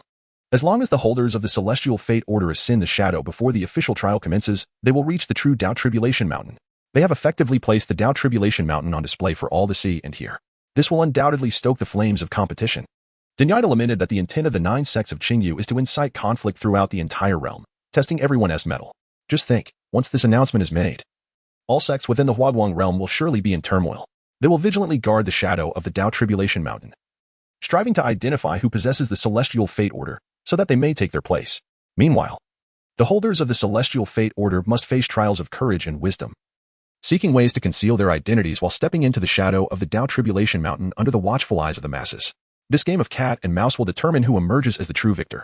Yet, given the strength of their Dunyaizong, Innate, being merely at the second stage of the true body, would find it impossible to engage in a head-on confrontation with the sects of Huaguang. Thus, Innate pondered deeply. He needed to find a trustworthy ally to share the burdens of Dunyaizong. This person must possess comparable strength, for an individual too weak would be of little use, while one too strong might harbor treacherous intentions in seizing the celestial fate order. Hence, Song Jian emerged as the optimal choice. As Song Jian's longtime rival, Innate was well aware of his character. This individual, born with a sword body and a clear sword heart, is the most quintessential of sword cultivators. What he says is absolute. Collaborating with Song Jian would provide Innate with considerable reassurance. Furthermore, Song Jian's prowess, stemming from his innate sword body, is undeniable. His offensive capabilities are unparalleled, and his combat strength is astonishing. Each strike resembles an onslaught that disregards the principles of body refinement and innate true bodies, leaving opponents in disarray. Innate had previously managed to keep Song Jian at bay solely through the advantage of his realm, but now, Song Jian's strength should not be underestimated. Especially in terms of breaking defenses, Song Jian is undoubtedly more adept than he. However, what Innate did not anticipate was that Song Jian had nearly grasped the essence of the blood like the Sun realm. Ah, How enviable are those with innate physiques and bloodlines. Having conveyed so much, Dinyaida saw that Song Jian understood his intent. Song Jian spoke calmly. Do you not favor the notion of proceeding at a measured pace? There is ample time for you to devise a strategy. Dinyaida hastily replied, Indeed. I would prefer to take my time, but the current circumstances do not permit it.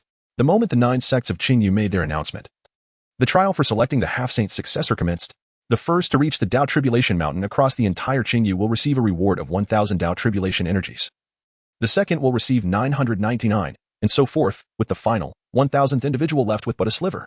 The disparity will widen greatly, making it exceedingly difficult for those with exceptional talent and insight to bridge the gap. I suspect that there are already individuals en route to the shadow of the Dao Tribulation Mountain. We cannot afford to wait. So, you sought me out for this reason? Song Jian regarded Dinyaida quietly, stating, Have you forgotten that there is enmity between my Song Jian Mountain and your Dinyaizong? Merely a minor misunderstanding.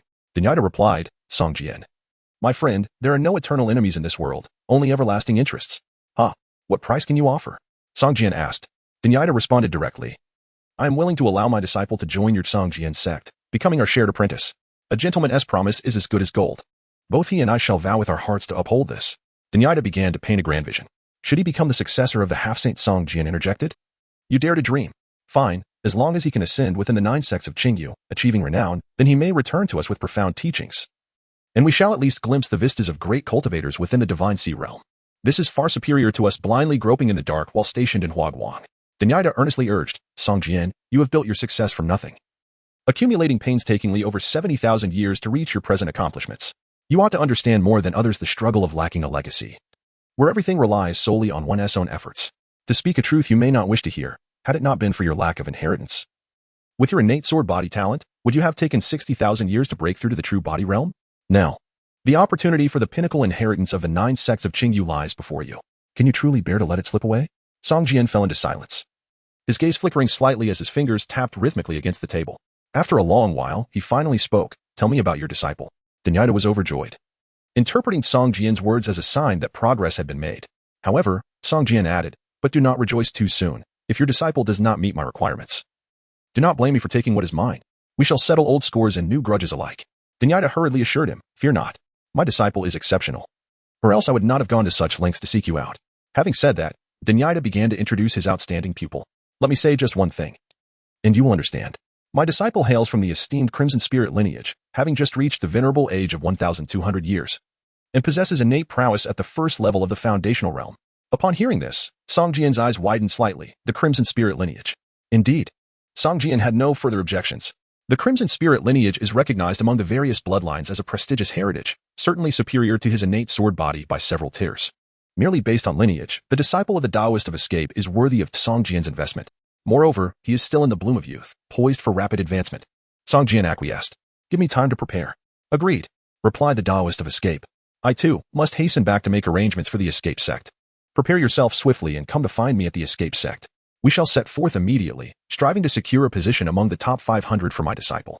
Understood. The Taoist of Escape departed. Before leaving, he added, By the way, I have already bestowed the white snow upon your disciple. As a master, you wouldn't be so stingy as to deny your new disciple such a greeting gift, would you? Haha. Song Jian's expression darkened. That rascal. Song Feng. A beam of sword light swiftly approached. Brother, hand me the Han Feng. The Han Feng sword, the second spiritual sword of Song Jian Mountain, was entrusted to Song Feng. Han Feng? Song Feng paused, a shadow of concern crossing his face. Brother, has the old dog of escape come to challenge us? Song Jian shook his head, his tone serious. For now, do not inquire further about this matter. I must embark on a journey far away in the coming months. Keep a vigilant watch over Song Jian Mountain and be wary of other forces. Understood. Song Feng handed Han Feng to Song Jian, who then stored it alongside the Huang Ri within his being, one in his left hand and the other in his right. Subsequently, Song Jian made his way to the forbidden area of the sword tomb on Song Jian Mountain, where the third spiritual sword, Ji Ming, resided. Observing this, Song Feng felt a deep sense of unease. What on earth has transpired? Brother has taken all 3 of the foremost spiritual swords, with 3 swords concealed within him. It was akin to the chaos of the demonic sect uprising of the North Star dynasty. The Lin family perceives the information regarding the trials conveyed through the celestial decree. Lin Ze raised an eyebrow slightly. The 9 sects of the Green Domain have truly outdone themselves this time, igniting conflict throughout the entire realm. How intriguing. Let us see who will ultimately emerge as the superior. With that thought, Lin Ze stowed away the celestial fate order and once again picked up the illusory Moon 7-star record. 7 days have passed. and the illusory Moon's 7-star record has been completely restored. With its restoration, Lin Ze's extraordinary comprehension, now at level 3, has finally ascended to level 4. Chapter 73, Godly Comprehension Level 4, Bloodline and Physique.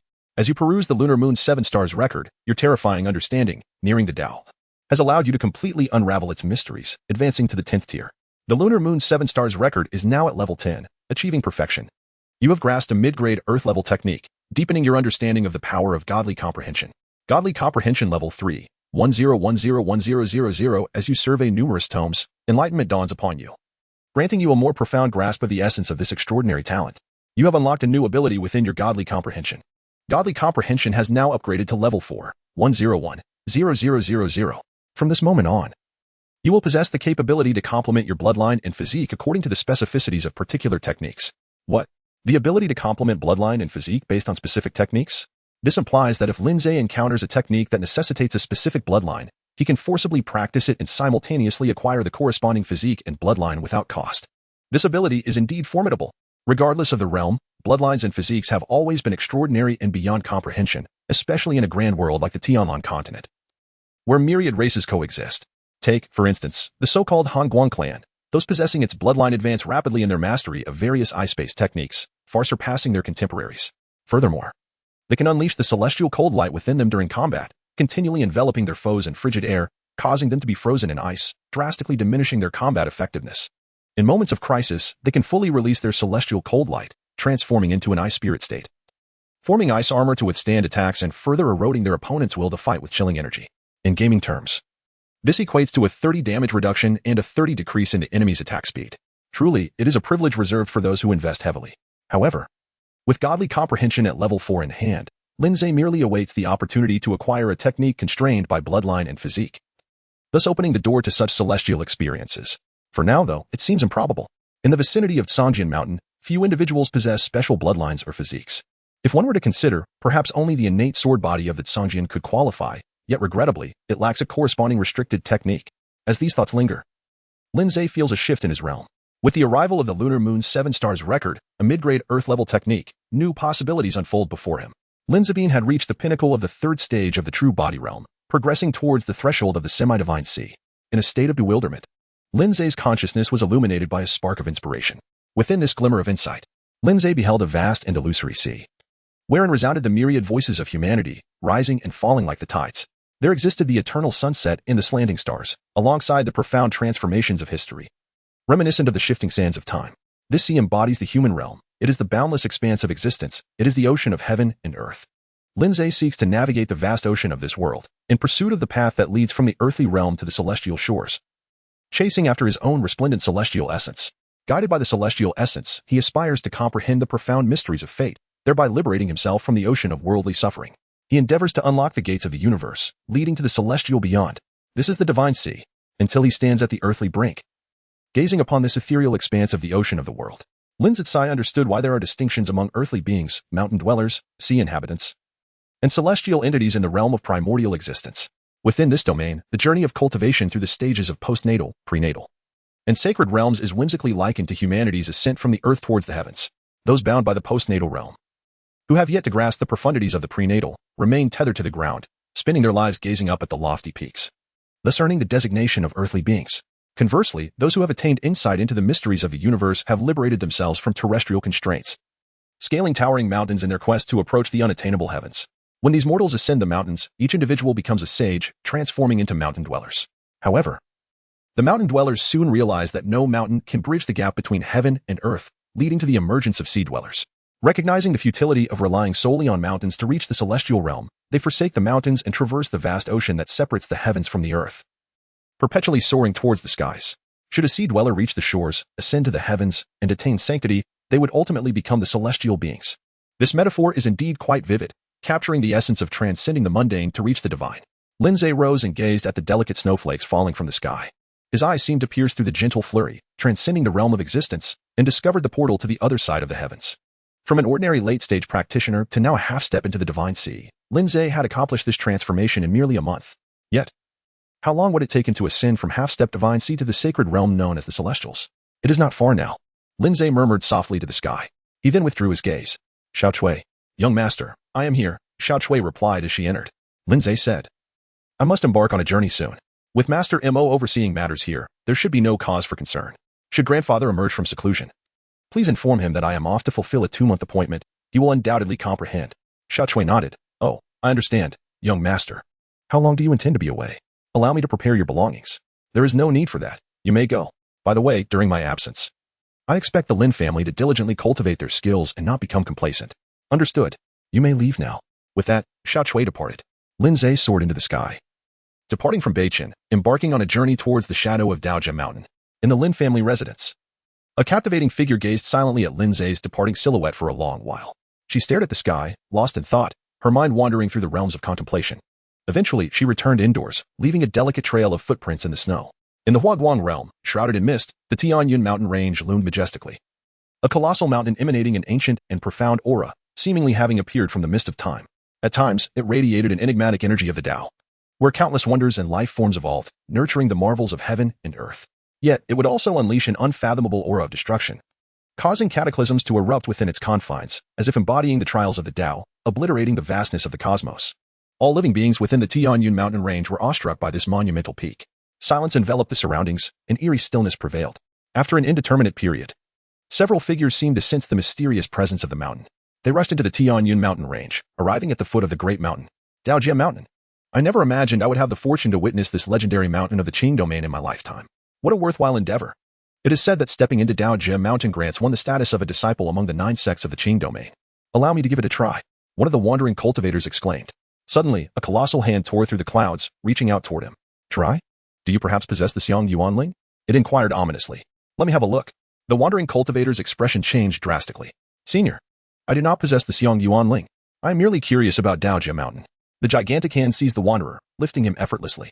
You dare to intrude without the Xiang Yuanling? How foolish. With a resounding thud, blood splattered into the air. I loathe those who lack self-awareness.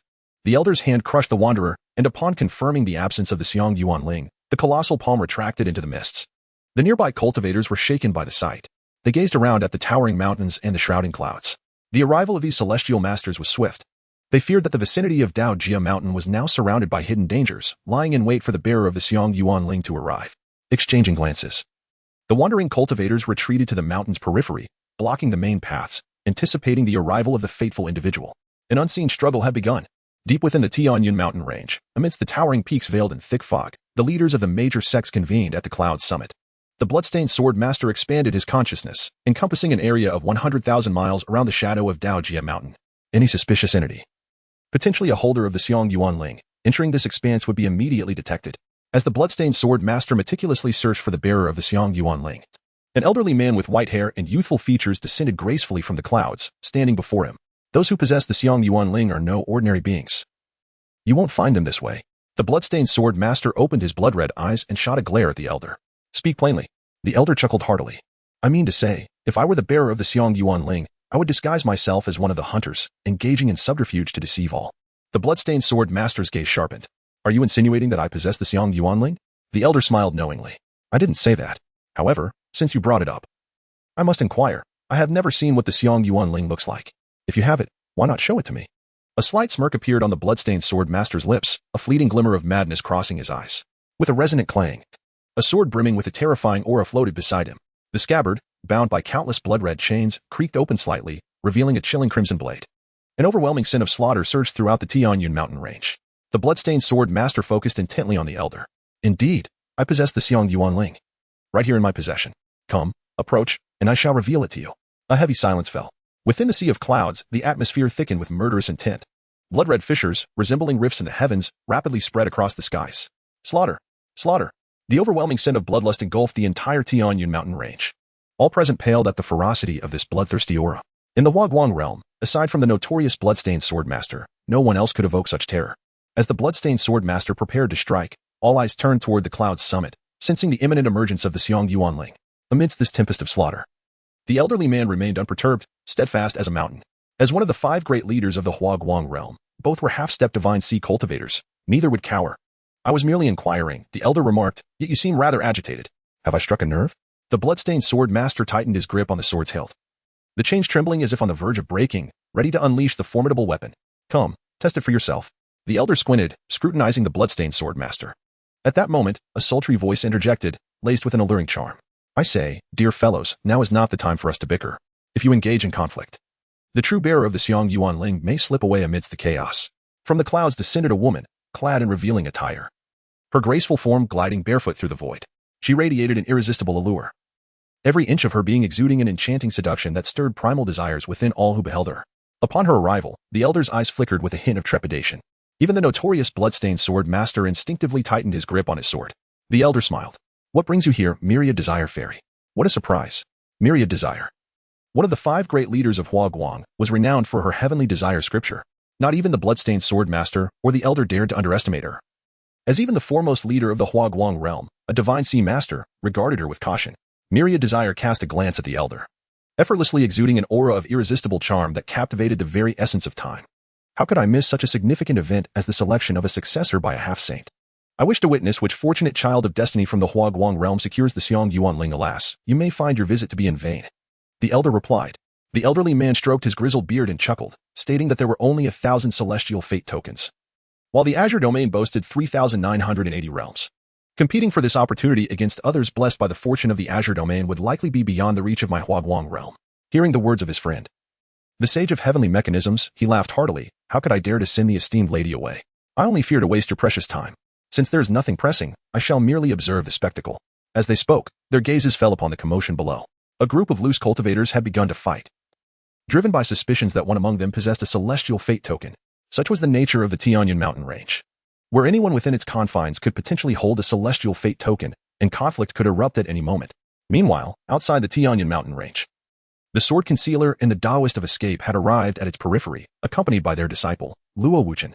From afar, they could sense the lurking shadows and perils hidden within the mountains. The Taoist of escape turned to the sword concealer, remarking that the true test had now begun. Whether they could evade detection would depend on their fate. Chapter 75. This young master is in a hurry. Let us go together. The sword concealer nodded, his concealed weapons, the radiant sun and the frost edge, poised for action. The aura of despair emanating from within his body signaled imminent demise. Let us proceed as planned. First, we shall create a diversion.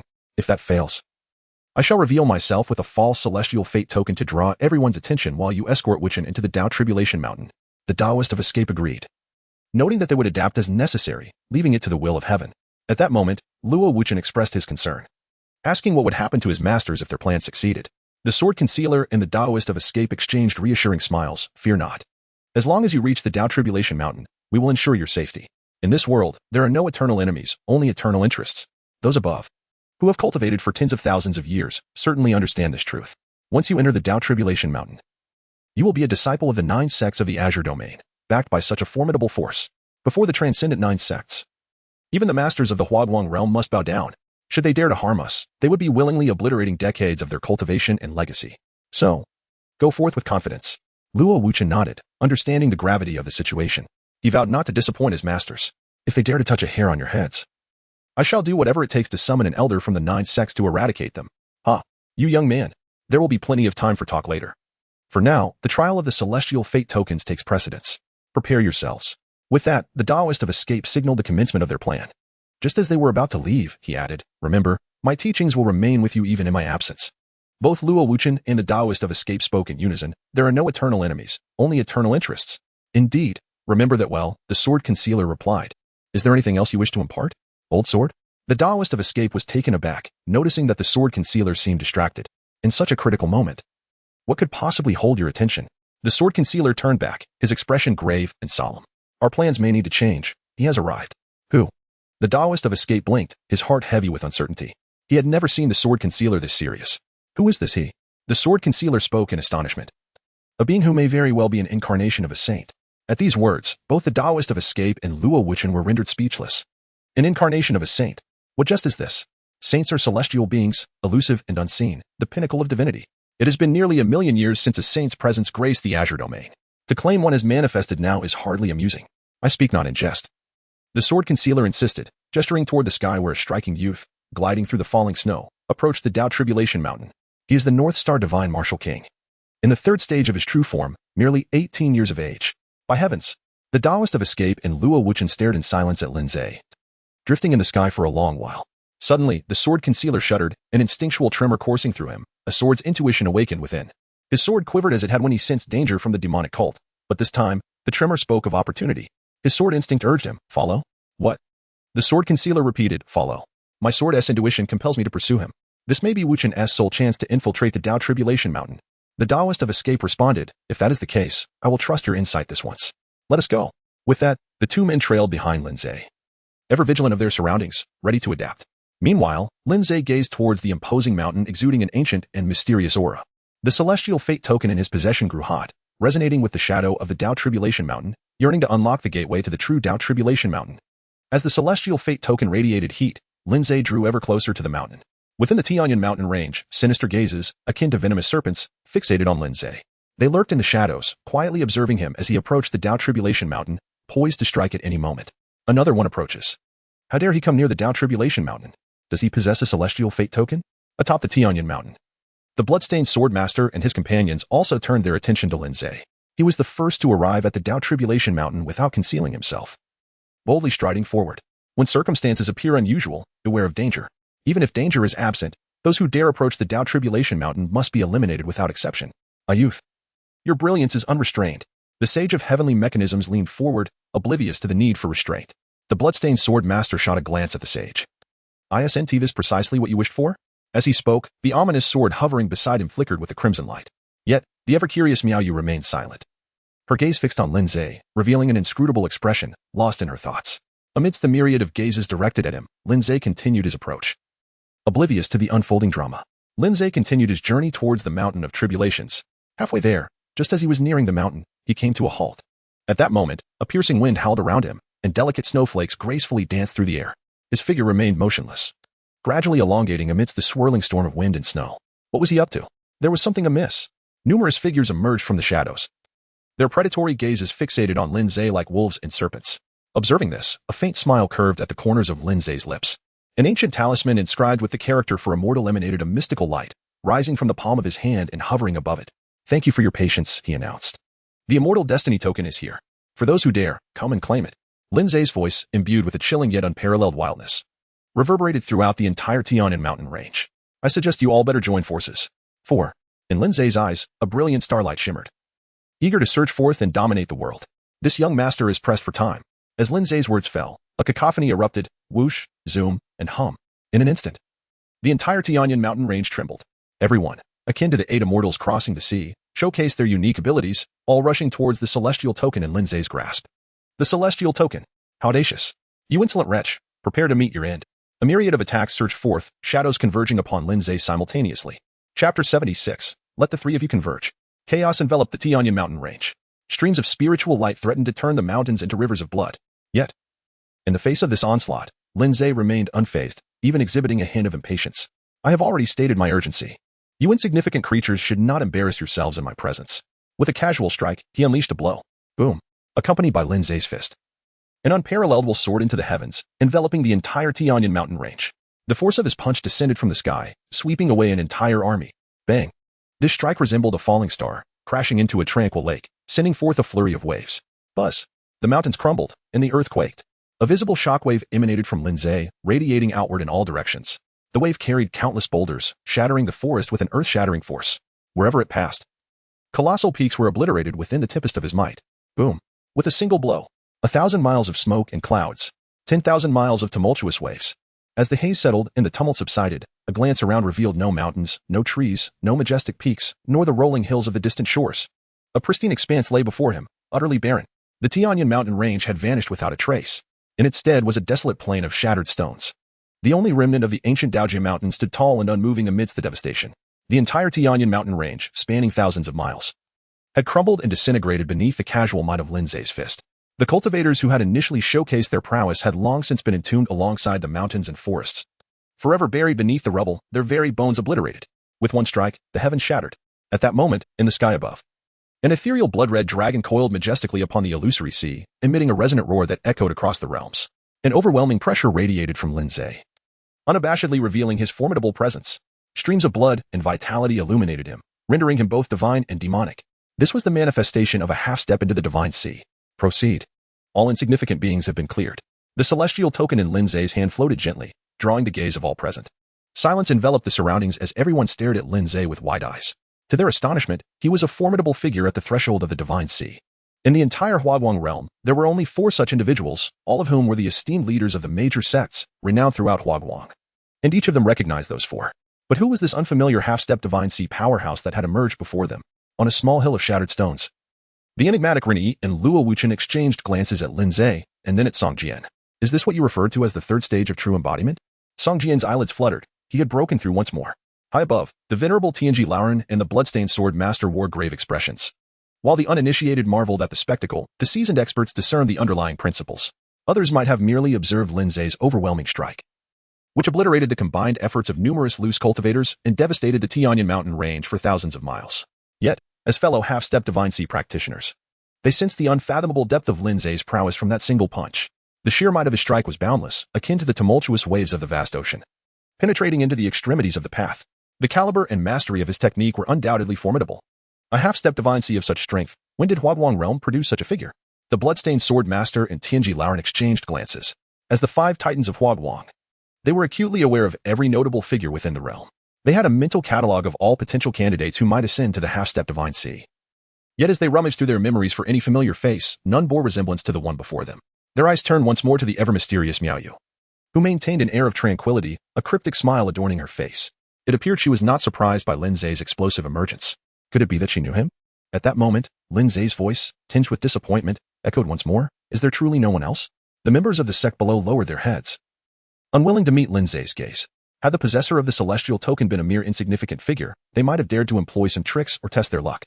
But to attempt to seize something from a half-step divine sea cultivator? That would be akin to courting death. A heavy silence fell over the crowd. Lin Ze's gaze turned towards the heavens, fixating on the 3 prominent figures. What about you? This young master has no time to waste with you. Such audacity. Bloodtrace sword master narrowed his eyes slightly. Renowned for his madness in the outside world, he would never indulge anyone. With a clang, he seized the unparalleled fierce sword beside him, shattering several chains that bound it. Whoosh! He transformed into a wisp of blood smoke, appearing before Lin Ze, unleashing an unparalleled aura of ferocity. You possess great arrogance. Yet, I wonder if your skills are as formidable as your words. With that, Bloodtrace sword master struck, shattering all chains on the sword's body. Clang! Accompanied by a dark and sinister sword cry, a sea of blood, formed from countless murderous energies, materialized in the sky. Within this sea of blood, karmic retribution surged. Countless streams of blood and innumerable bones surged amid the crimson waves. A sword, having absorbed the grievances of countless beings, emanating an overwhelming murderous intent, ascended from the blood sea.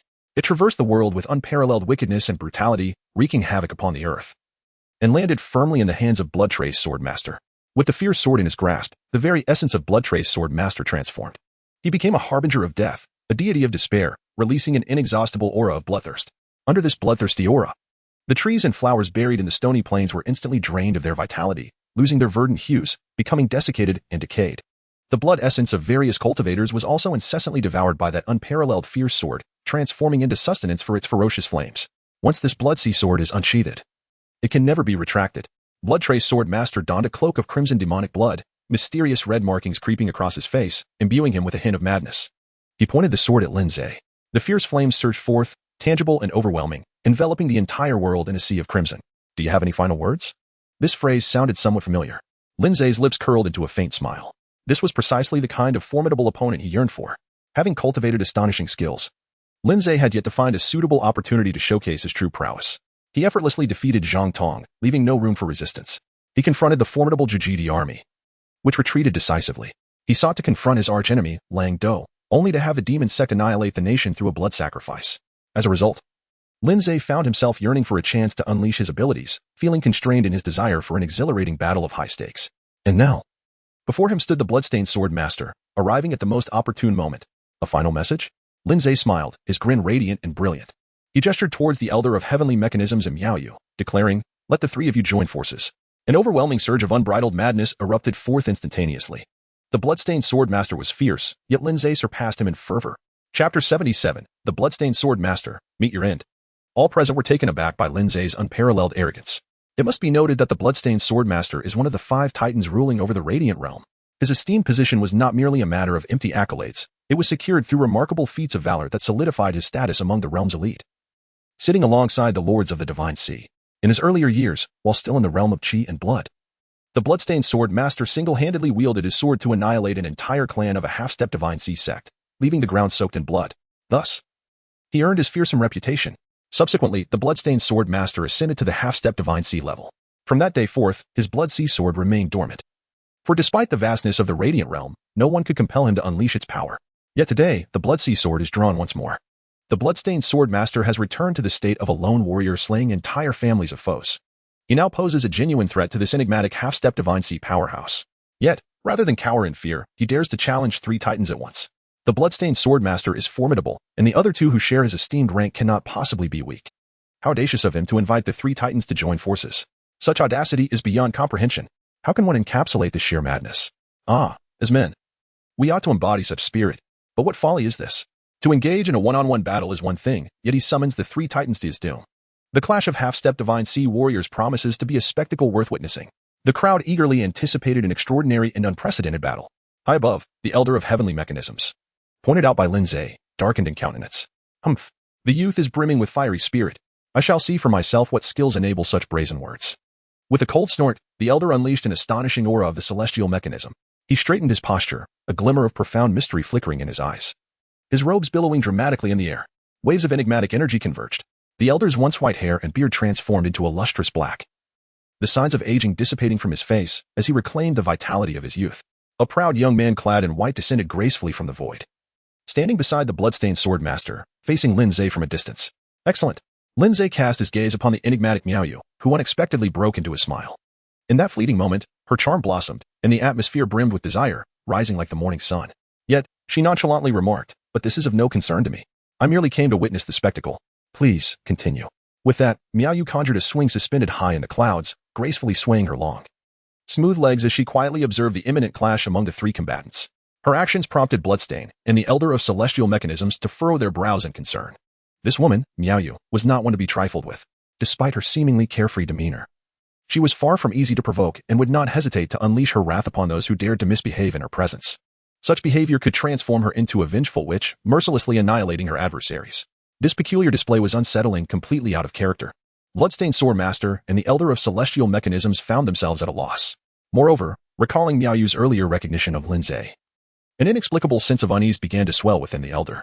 He discreetly employed his celestial divination techniques, only to be met with a blank void as a result. This portent left the Elder alarmed, prompting him to reflect before speaking. We are both formidable cultivators on the brink of divine realms. Should a battle ensue, it would undoubtedly bring devastation to the beings of this region, leaving naught but desolation in its wake.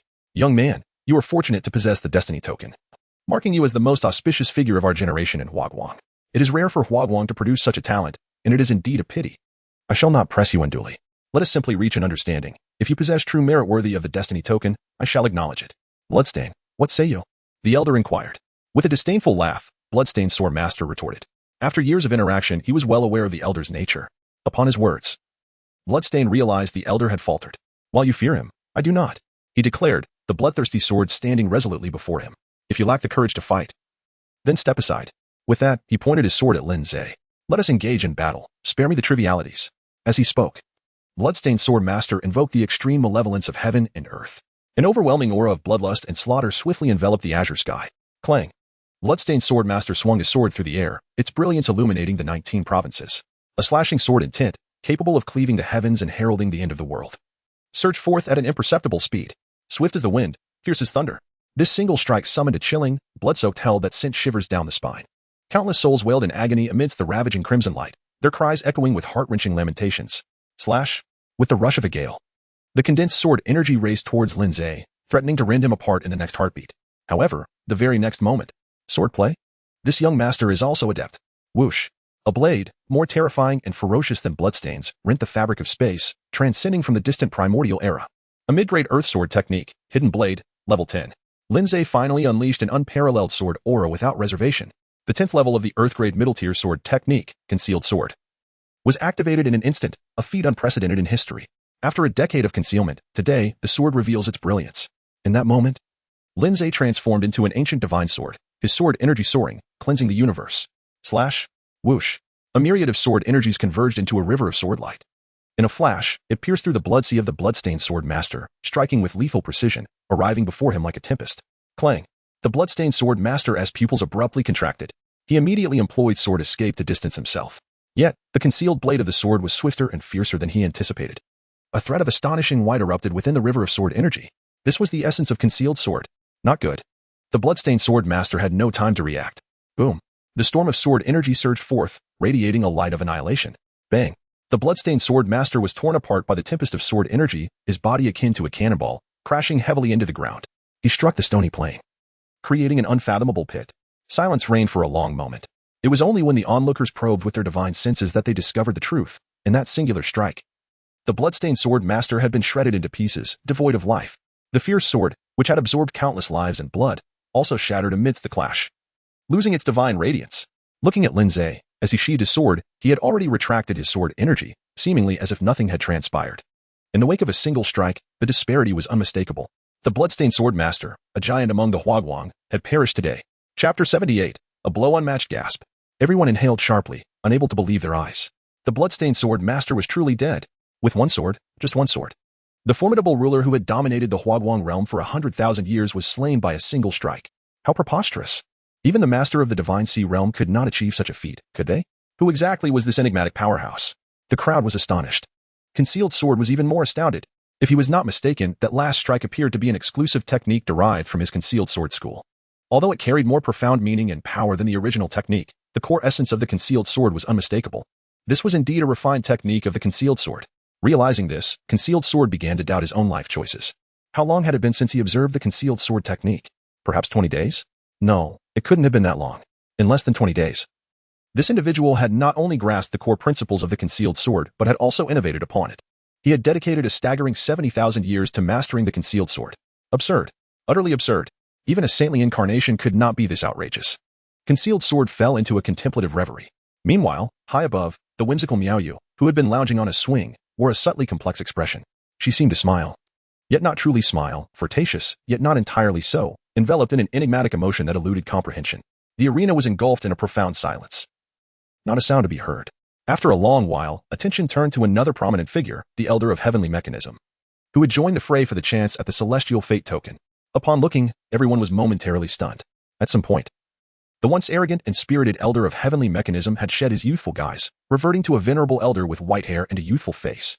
He sat cross-legged in the void, distanced from the battle between Lin Ze and the bloodstained sword master, nearly out of sight of the Tao Tribulation Mountain. Truly, the Elder of Heavenly Mechanism lived up to his name. They had no words to utter. Ha ha ha, young friend, your prowess is unmatched. I am in awe, he exclaimed. The Celestial Fate token shines brilliantly in your hands. It is a blessing for our Huaguang realm. With your entry into the mountains, you are sure to claim the top position among the 9 sects and inherit the title of half-saint.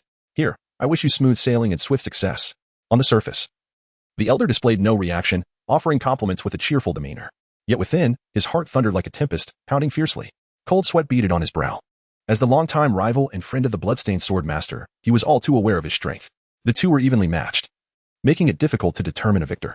Should a confrontation arise, it could take decades or even centuries to reach a conclusion. Yet now, the bloodstain had perished. With one sword, he was gone.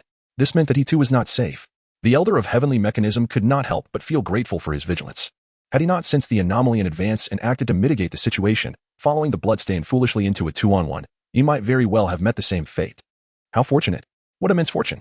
Lin Ze, with a dismissive curl of his lips, said, "Do you not wish for the immortal fate order? Very well, young friend. Your extraordinary skills surpass my own, and I am filled with admiration. Truly, I am in awe. This old tortoise. He has merely begun to warm up." Lin Ze turned his gaze towards one of the individuals from the various minor sects gathered below. "And you? Are you convinced?" This sudden question caused a ripple of intrigue among the crowd. What is happening?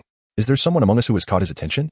All eyes followed Lin Ze, converging on an unremarkable young cultivator clad in black. Upon realizing the attention directed at him, the black-clad cultivator helplessly shook his head, shedding his disguise. He ascended into the air, and an overwhelming aura swiftly enveloped the surroundings. A mesmerizing sea of human experience surged behind him, ebbing and flowing. Amid this vastness, the seemingly unremarkable black-clad young man gradually transformed into a formidable and imposing middle-aged figure, exuding the authority of a superior being. The newcomer is a great cultivator of the Divine Sea realm. The only one of such caliber in the Huaguang realm is none other than the Master of Huaguang. Upon the arrival of the Master of Huaguang, the expressions of all present became strained. Despite his evident presence, he had concealed himself among the crowd, masquerading as an ordinary cultivator. Did he intend to watch the conflict unfold while waiting to reap the benefits? Is it truly necessary for a distinguished great cultivator of the Divine Sea realm to stoop to such subterfuge? A crafty old fox. How devious. The Master of Huaguang emanated divine light as he sat cross-legged above the Divine Sea, inquiring, "How did you discover my presence?" Lin Ze calmly remarked, If he cannot discern any issues with such a striking aura of life, then all his extensive practice of those thousands of techniques would have been in vain. The Lord of Huaguang was momentarily rendered speechless. Lin Ze then spoke. Are we still going to fight? Don't waste my time. Fight? What a futile endeavor. Huaguang. The Realm Master silently cursed. Though he was of the Divine Sea realm, his combat prowess barely surpassed that of Bloodmark. Had Bloodmark not perished from that last strike but merely sustained some minor injuries, he might have had a chance to scheme and contend. Yet, Bloodmark had fallen completely. Even the Bloodsea sword had been shattered. With such monstrous strength, how could he possibly engage? Should he offer his head as a target? It was utterly impossible. The celestial fate token was of paramount importance. His life, cultivated over hundreds of thousands of years, was even more precious. My young friend, you jest, Huaguang chuckled. I, akin to the heavenly mechanism, hold profound admiration for your unparalleled prowess. The celestial fate token is destined to be in your hands. We mere mortals dare not defy the will of the heavens. Please, my young friend. Lin Ze shrugged helplessly. Forget it. This group from Huaguang realm is not worth the trouble. It would be better to seek out the disciples of the 9 sects of the Qingyu to engage in a confrontation. Lin Ze turned and departed. He raised the immortal fate token, and the grand gates of the path tribulation mountain opened. With a flash of arcane divine light, Lin Ze's figure vanished from the spot. Upon witnessing his departure, the onlookers collectively exhaled a sigh of relief. Phew, I thought I was going to suffocate. Where did such a formidable being emerge from? I have no idea. I've never heard of him. Could he have crossed realms from another world? The crowd was abuzz with speculation, their discussions flowing ceaselessly. At that moment, the shadow of the path tribulation mountain shifted once more, and another arcane divine light soared into the heavens. The crowd immediately looked up. They observed that. Seizing the moment while everyone was momentarily at ease, Song Jian and the Taoist Dunyi had followed Lin Ze and sent Luo Wuchan into the path tribulation mountain. What the hell? Chapter 79, Path Tribulation Mountain. In light of the circumstances, the crowd quickly grasped the gravity of what had transpired. They erupted in furious curses, pounding their chests in despair, feeling as though they had missed an extraordinary opportunity, especially when they sensed the cultivation levels of Song Jian and Dunyi. They were so enraged that their eyes turned green with envy, their bodies trembling with indignation. How could 2 mere figures, one of qi and blood smoke and another of blood like the sun, brazenly send someone into the mountain right under their noses? Damn be it. You are far more insidious than that old thief, the Realm Master, by 100,000 times. You truly deserve to die. Wait. Can we still have 2 immortal fate tokens in Huaguang realm? I was unprepared, completely unprepared. Who would have thought that after that individual, there would still be an immortal fate token in existence? The crowd lamented in dismay, their spirits crushed, as they gazed at Dunyi and Song Jian. They wished they could flay the 2 alive. Yet, all they could do was harbor their thoughts. From the moment those 2 sent someone into the path tribulation mountain, everything had been irrevocably determined. No amount of regret or despair could alter the reality that they had already become the victors. Thus, they merely cast a few glances before sighing and turning their eyes away, then proceeded to congratulate Dunyi and Song Jian as if nothing had happened. In the skies above, the realm masters of Huaguang, the elder Tianshu, merely glanced at Dunyi and Song Jian before retracting their gazes, continuing their discourse on the identity of Lin Ze. Compared to these 2 who had successfully pilfered an opportunity, they were evidently more concerned about Lin Ze's presence. Tianshu, did your divination reveal anything? The elder Tianshu shook his head, finding nothing but emptiness. This person is like a fog, completely inscrutable. As he spoke, elder Tianshu's gaze fell upon Miaoyu, who was gazing intently at the path tribulation mountain. Miaoyu, if I am not mistaken, you must know this unfamiliar powerhouse, correct? Based on Miaoyu's earlier reactions, the elder was certain she was acquainted with him. Miaoyu did not respond to the 2. She merely smiled mysteriously. After casting one last glance at the path tribulation mountain, she turned and stepped into the void. With her back to the mountain, the pink hue in Miaoyu's eyes deepened as she gently parted her lips. The wind seemed to heed her whispered words. Soon, we shall meet again. I can hardly wait. In the mysterious void, a towering ancient giant mountain stood majestically. Upon the mountain, a divine light descended. Lin Ze's figure appeared at the foot of the mountain of tribulation, 9th place, acquiring 992 strands of the qi of tribulation. As Lin Ze arrived, he beheld a young man clad in simple garments, carrying a green sword, who inscribed the record of his arrival with a red leaf emblem marked on his brow. Immediately, the Lin Ze's hand ascended into the air. In an instant, an ethereal aura, simultaneously imbued with vitality and the essence of destruction, surged into the. Before Lin Ze's eyes, 3 prominent ancient characters materialized, indicating his calamity count, 992. After recording Lin Ze's achievement, the young man in the green sword and plain attire did not spare him a glance, departing with an indifferent demeanor. However, scarcely a breath had passed when the figure paused and turned back. For beside Lin Ze, another divine light emerged, prompting a flicker of intrigue on the young man's face. Could it be that they hailed from the same realm? Moreover, their entry times were closely aligned. What was the purpose of their kin in this realm? Were they merely slumbering? Though perplexed, the young man's hands moved without hesitation. 10th place, Calamity Essence, 991 strands. He then repeated the previous procedure and gracefully departed. It was only at this moment that Luo Wuchen, who had just undergone a perilous escapade, came to his senses. His face flushed with excitement. 10th place. How could he possibly be ranked 10th? Luo Wuchen had never envisioned himself among the foremost of 1,000 fortunate individuals. The world was vast and full of wonders. While he might seem a prodigy in the Huaguang realm, in the expanse of Qingyu, there were realms beyond realms, and individuals beyond individuals.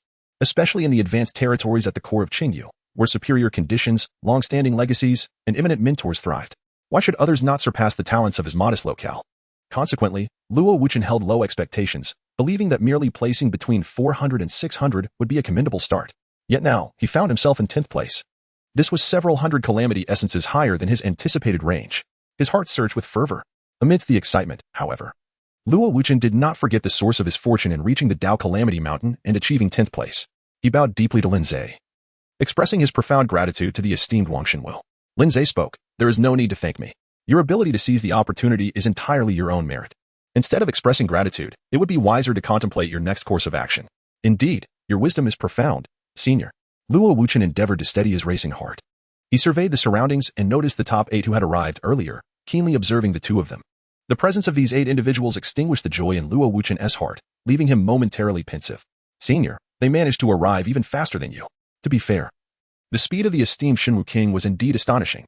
After all, someone of his caliber, wielding the celestial decree, required neither concealment nor cunning. He shattered barriers with sheer, overwhelming force. Such instances are rarely witnessed throughout history. In terms of speed, there truly exists no other means that could surpass the senior's prowess. Unless, they too, like the senior, entered with an absolute stance that crushed the realm beneath them. But could that be possible? These 8 individuals hardly appeared to be unparalleled powerhouses capable of dominating their realm.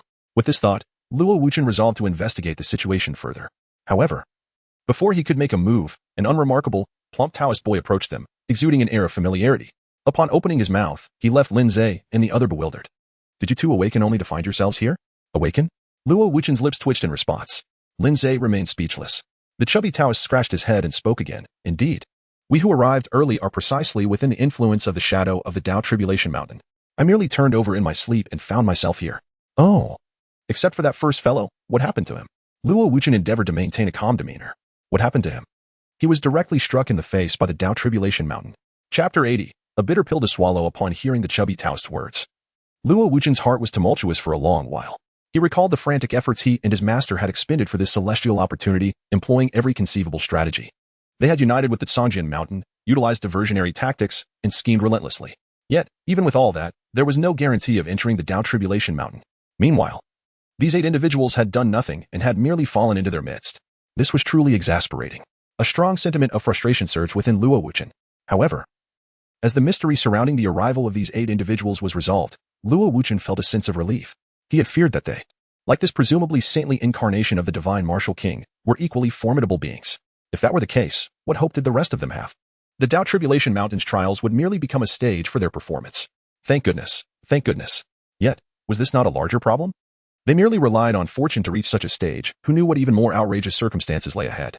With this thought, Luo Wuchen grew increasingly cautious. He furtively cast a glance at Lin Ze, and upon seeing no reaction, he stepped forward. Luo Wuchen chuckled. "I see, then our situation is quite similar to yours. Being close to the Dao Tribulation Mountain as well." "You see, I told you," the chubby Taoist exclaimed triumphantly, puffing out his chest in pride and boasting to the other 7. Observing this, Luo Wuchen narrowed his eyes and inquired, "Since you arrived first, do you know what we are to do next?" "This is, after all, a selection of successors by a half-saint, which is of great significance. Might there be any additional changes?" The chubby Taoist replied, "As for that, I am uncertain. The senior brother responsible for recording did not mention anything. Perhaps we will wait for everyone to gather before any formal announcement is made." At that moment, another young man in red stepped forward. He stated, "If all goes as expected, the first trial will still be climbing the stairs. After all, the procedure for the Dao Tribulation Mountain trials has been this way for countless millennia." He gestured towards the ancient stone steps at the foot of the mountain, winding and marred with signs of wear. That was the only path upward. Indeed, right over there. Lin Ze and Luo Wuchen glanced over, but what they beheld, apart from a hint of ancient decay, did not strike them as particularly extraordinary about the dilapidated stone steps. Luo Wuchen inquired whether there was something special about these stone steps. The youth in red chuckled, declaring that they had come to the right person. "It is said that this ancient stone staircase, the first trial of the Dao Tribulation Mountain, can test one's willpower. With each step taken, illusions from ancient times will interfere with one's thoughts and challenge one's resolve. Those whose will is not steadfast will find themselves unable to proceed." often stumbling after just 2 steps, ensnared by ancient illusions, unable to free themselves, and in severe cases, left with lifelong shadows. Upon hearing this, Luo Wuchen's expression grew serious. So, the first trial is indeed designed to select those with unwavering determination? Those whose minds are weak and cannot complete the stone steps will be eliminated? The youth in red laughed heartily. Ha ha ha, complete the stone steps? Luo Wuchen was puzzled by the youth's laughter. The plump Taoist boy explained, since the inception of the Tao Tribulation Mountain trials over 1 billion years ago, only 13 individuals have successfully traversed the stone steps. Thus, not completing the stone steps does not lead to elimination, otherwise the subsequent trials of the Tao Tribulation Mountain would be unnecessary. Each trial on the Tao Tribulation Mountain is independent. There is no concept of elimination. The distance one traverses grants corresponding tribulation energy, and ultimately, the total accumulation of all tribulation energy determines the final ranking. This is also the standard by which the 9 sects of the Qing domain select their disciples. In the eyes of the 9 sects of the Qing domain, some disciples are simply fortunate, making progress solely through luck. Others possess steadfast will, persevering through hardship to achieve greatness later in life.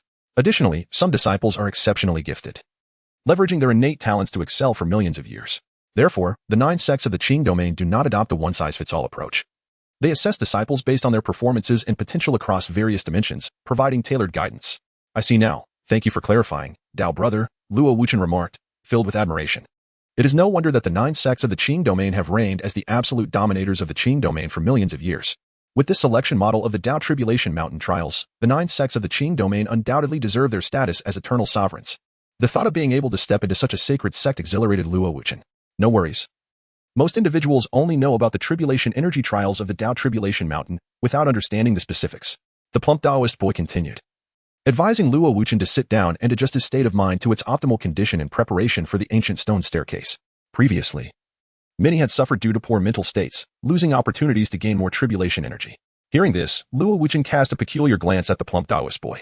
Dao brother, are you not afraid of telling me all this? The plump Taoist boy laughed, reassuring him that he was overthinking. As my father says, if everyone clings to their own interests and cannot tolerate others, then the Qing domain will have no future. Moreover, my father also stated that constantly comparing oneself to the lowest of the low will only lead to one's own downfall. True opponents spur one to grow. A great domain should be vibrant and brimming with talent. Luo Wuchen found himself at a loss for words. The plump Taoist boy's father must be a remarkable sage in the Qing domain. Thank you, Dao brother. This statement came from the heart of Luo Wuchen. The plump Taoist boy waved his hand dismissively, urging him to adjust his state of mind, as time was limited. Before Luo Wuchen could ask further, the plump Taoist boy added that the Tao Tribulation Mountain is situated in the Void Realm, where time flows at a different and unstable pace compared to the outside world. It may last from a mere few hours to 2 days, or sometimes even just a few hours, as external celestial opportunities may cause the trial date to conclude. Thus, we do not have much time to adjust. Lo and behold, another participant has arrived. As he spoke, a flash of divine light appeared. A new trial participant emerged within the Tao Tribulation Mountain, exuding an aura of menace, clutching a bloodied human head in his hand. Clearly, he had engaged in fierce battles to enter the Tao Tribulation Mountain. The newcomer was a burly man with a fierce demeanor, emanating overwhelming bloodlust. Clad in a blood-soaked crimson robe, presenting a truly terrifying visage. Upon his arrival, his predatory gaze swept over Lin Ze and the others, as if searching for his next prey. Noticing the man's gaze, the expressions of those present turned cold.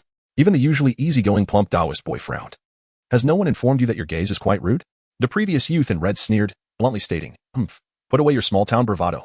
The Tao Tribulation Mountain is not a place for you to flaunt your power. No sooner had the youth spoken than the burly man's eyes, like a viper that had found its target, turned menacingly toward him.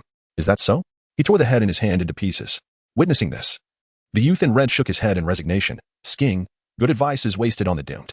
At that moment, the individual clad in azure robes from the 9 sects arrived once more. In the face of the tense atmosphere, he calmly stated, the Tao Tribulation Mountain is a sacred ground of the Qing domain. All combat is prohibited until the trial officially commences. Should anyone violate this, the azure-robed man cast a glance at the burly figure, a glimmer of sword light flashing in his eyes. Sever. With a nonchalant utterance of the word sever, the azure-robed man resumed his duties. 11th place, reward, 990 strands of tribulation energy. After delivering this announcement, the azure-robed man turned and departed. Meanwhile, the once ferocious burly man lost his bravado, drenched in cold sweat, his face etched with terror. No one knew what he had encountered in that fleeting moment of sword light that so drastically altered his demeanor. That single, casual word sever seemed to have cut away all his arrogance. Seeing the burly man's transformation, the youth in red clicked his tongue, calling him a fool for not believing the warning. After that, he and his companions turned away, ignoring the fool and focusing on their own adjustments. Only Lin Ze and a seemingly languid youth in azure exchanged contemplative glances at the burly man. The Azure youth regarded Lin Ze with interest, his eyes briefly sparkling with intrigue before fading back into a disinterested demeanor, as if he had lost interest in everything, returning to his previous state of languor. Lin Ze cast a glance at the youth clad in azure garments. This lethargic young man, perpetually dozing, was indeed the first. As mentioned by the rotund Taoist apprentice, the one struck squarely in the face by a falling stone from Daojia Mountain. Truly, those who could gain early entry to Daojia Mountain were anything but ordinary. This trial, which congregated the heroes of the Qingyu realm, was indeed fortuitous. As Lin Ze's anticipation swelled, time flew by swiftly. Divine lights continued to descend within Daojia Mountain, and an ever-increasing throng gathered at its base. Among them were those fortunate souls who had stumbled in by chance, formidable warriors who had fought valiantly to emerge from peril, and sagacious strategists who had meticulously plotted their way to reap the benefits. Their presence enlivened the atmosphere around Daojia Mountain, where individuals congregated to exchange their insights and reflections on the trial. It was not until the arrival of a distinguished figure that the mountain fell into a momentary hush. A frail, decrepit elder, appearing as if a gust of wind could topple him, materialized amidst the descending divine light. At the sight of this venerable figure, many of the talented individuals from the central great realm were taken aback. The revered Karayo, even he had come. As the indisputable foremost Taoist adept of the Nanjua realm, how could he possibly miss the existence of a celestial opportunity here? The atmosphere thickened with anticipation as the assembled crowd murmured. Several of those acquainted with the revered Karayo promptly approached to pay their respects. Upon meeting the elder, a faint wooden smile creased his gaunt visage. "Ah, you young ones are quick to arrive." No, they responded. "We are far from your esteemed self." The revered Karayo chuckled softly, his voice a mere whisper. "I have lived for millions of years, teetering on the brink of the grave. The future of the Qingyu realm rests upon your shoulders. I am merely here to seize the last vestiges of time for one final endeavor. Perhaps, by some divine grace, I may grasp the profound mysteries of fate in these waning moments. You need not concern yourselves with me." Though he spoke thus, who dared to take his words to heart? Those at the pinnacle of human Taoist prowess, especially those exalted as revered ones, were titans of the Qingyu realm, each commanding their own realm for countless millennia. While they had entered the 9 sects of Qingyu, the possibility of achieving Taoist eminence remained uncertain, let alone the unattainable heights of human Taoist supremacy. In terms of potential and strength, they were worlds apart from this venerable figure. At that moment, the figure clad in azure reappeared. Upon seeing the revered Karayo, he couldn't help but express a tinge of nostalgia. "Revered Karayo." The elder quickly waved his hand. "Your realm has far surpassed mine. I cannot accept such a title." Hearing the elder refer to him as the Heavenly Sword Emperor, a shiver ran through the crowd. The Heavenly Sword Emperor, a 5th-tier innate Taoist, revered as a sovereign among humans and a monarch of the earth. Those designated as emperors were unparalleled prodigies who had solidified their status in the realm of earth Taoism, exuding an authority and mystical power that was aptly captured in their title, sovereign. The very term encapsulated their grandeur, akin to a celestial dragon in the 9 heavens, a sight beyond the reach of ordinary practitioners throughout their lifetimes. Now, at this trial of Daojia Mountain, they were graced with the presence of a legendary sovereign, a sovereign personally overseeing the trial. The 9 sects of Qingyu truly were extraordinary. They felt as though they had been granted a glimpse into the divine. "We pay our respects to the Heavenly Sword Emperor." The man known as the Heavenly Sword Emperor merely nodded gently in acknowledgement before turning to the revered Karayo with a wry smile. "You are here again. Given your long-standing friendship with my master, and the guidance you have provided me in the past, I dare not presume to act with arrogance before you." As he spoke, the Heavenly Sword Emperor recorded the elder's ranking and presented him with the necessary tokens to harness the energies of the trial. "You are the 397th participant, which is relatively favorable. With your abilities, you possess considerable hope for this trial." The revered Karayo shook his head with a smile. "I am but a frail old man. My capabilities are quite limited. My sole desire in attending is merely to have the chance to meet the semi-saint and receive a few words of wisdom. That alone would suffice to quell my regrets." As they conversed, several more divine lights descended upon Daojia Mountain. "There is no need to concern yourself with me. You should attend to your own matters." The Heavenly Sword Emperor bid farewell to the revered Karayo. "I shall return later to pay my respects. It has been nearly 300,000 years since your last seclusion. My master has been eagerly awaiting your return, reminiscing about that barrel of dreamy elixir you owe him." "Haha, that old drunkard still remembers." The revered Karayo chuckled. "Once this trial concludes, I shall bring the elixir and share a drink with you both." With that, the Heavenly Sword Emperor departed to attend to his duties, while the revered Karayo engaged in conversation with some of the younger disciples present, exuding an aura of warmth and approachability. Many approached him in hopes of establishing rapport and garnering his insights. In the midst of this lively atmosphere, time slipped away once more. The base of Daojia Mountain gradually filled with the presence of notable figures. As they arrived, a shroud of ominous energy enveloped the summit of Daojia Mountain, where 9 majestic figures, standing at the pinnacle of the Qingyu realm, emerged from the void, casting their gazes upon the gathered aspirants in this contest for the semi-saint's legacy. At the very center of this gathering, a venerable elder with hair as gray as 1,000 strands sat cross-legged in the void, eyes closed. His long, flowing hair resembled a great dragon, cascading like clouds. enveloping the world as if spun into a vast net. The ends of his hair seemed to vanish into the unseen void, with glimmers of light emanating from its strands, suggesting a mysterious energy being drawn from the infinite expanse. Yet, within the eyes of those 9 formidable figures, the elder's flowing hair was not mere hair. Nor were those shimmering lights simply energy drawn from the void. What they perceived were chains, shackles, countless bindings imposed by this realm out of fear of the gray-haired elder. To this world, the elder's existence represented an immense calamity. This elder was, without a doubt, the true sovereign of the Qingyu realm. The foremost being beneath the saints, the one who had devised the trial of the celestial opportunity. Qing He, the semi-saint, had personally descended upon Daojia Mountain, prepared to witness and select his inheritors step by step. Thus, the specifications for this trial at the path of Tribulation Mountain are exceptionally high. Typically, the emissaries responsible for recruiting disciples from the 9 sects are elders, and only during particularly remarkable trials do the vice-sect masters deign to appear. However, with the arrival of the semi-holy Qinghe, all the supreme leaders of the 9 sects have gathered for this occasion. The originally appointed Tianyuan cultivator overseeing the trial has been elevated to the rank of monarch, with the prodigious Tianyuan monarch personally supervising and documenting the entire process. It is imperative that absolute fairness and impartiality are maintained, allowing each disciple's truest self to be revealed and assessed. After all, the successor of a semi-holy is no trivial matter, and they cannot afford to be careless. They observe every participant in silence as time subtly slips away. Soon, a voice reverberates through the void, announcing that the time has come. Only 812 have arrived, leaving nearly 200 unable to enter. A shortfall of 200 is rather significant. Shall we wait a moment longer? No, we have stated the time. Those who could not enter must accept their limitations and the fact that they are unqualified for this trial. Indeed, that is how it should be. Agreed. Let us commence. The 9 venerable beings speak, casting their gazes upon the silver-haired Qinghe semi-holy. The semi-holy remains unperturbed, eyes closed and body hunched, seemingly lost in a deep slumber. Noting the semi-holy's lack of response, the 9 promptly informed the Tianjin Emperor to announce the deadline and initiate the trial. Time is up. Let us begin. It is crucial to maintain strict oversight, the esteemed Qinghe semi-holy is observing. The Tianjin Emperor receives the directive from the summit of the path of Tribulation Mountain. He glances at the calamity-laden sky, as if attempting to glimpse the sacred visage through the layers of tribulation. Turning, the Tianjin Emperor appears at the stone steps at the foot of the path of Tribulation Mountain. He emits a piercing sword cry that cuts through the clouds. Time is up. The trial begins. As the Tianjin Emperor's voice fades, all passages to the path of Tribulation Mountain seal shut. Simultaneously, the shadows of the mountain vanish into the void. Outside, those who yearn for one last chance are filled with despair, their anguished roars piercing the heavens. No. So close. Just a moment more, and I could have slipped in smoothly. Curse it. Just one more hour. Ah. Yet these anguished cries remain unheard within the path of Tribulation Mountain. Inside the mountain, the long-anticipated trial has commenced. The Tianjin Emperor stands at the ancient stone steps, his gaze sweeping over all at the foot of the mountain.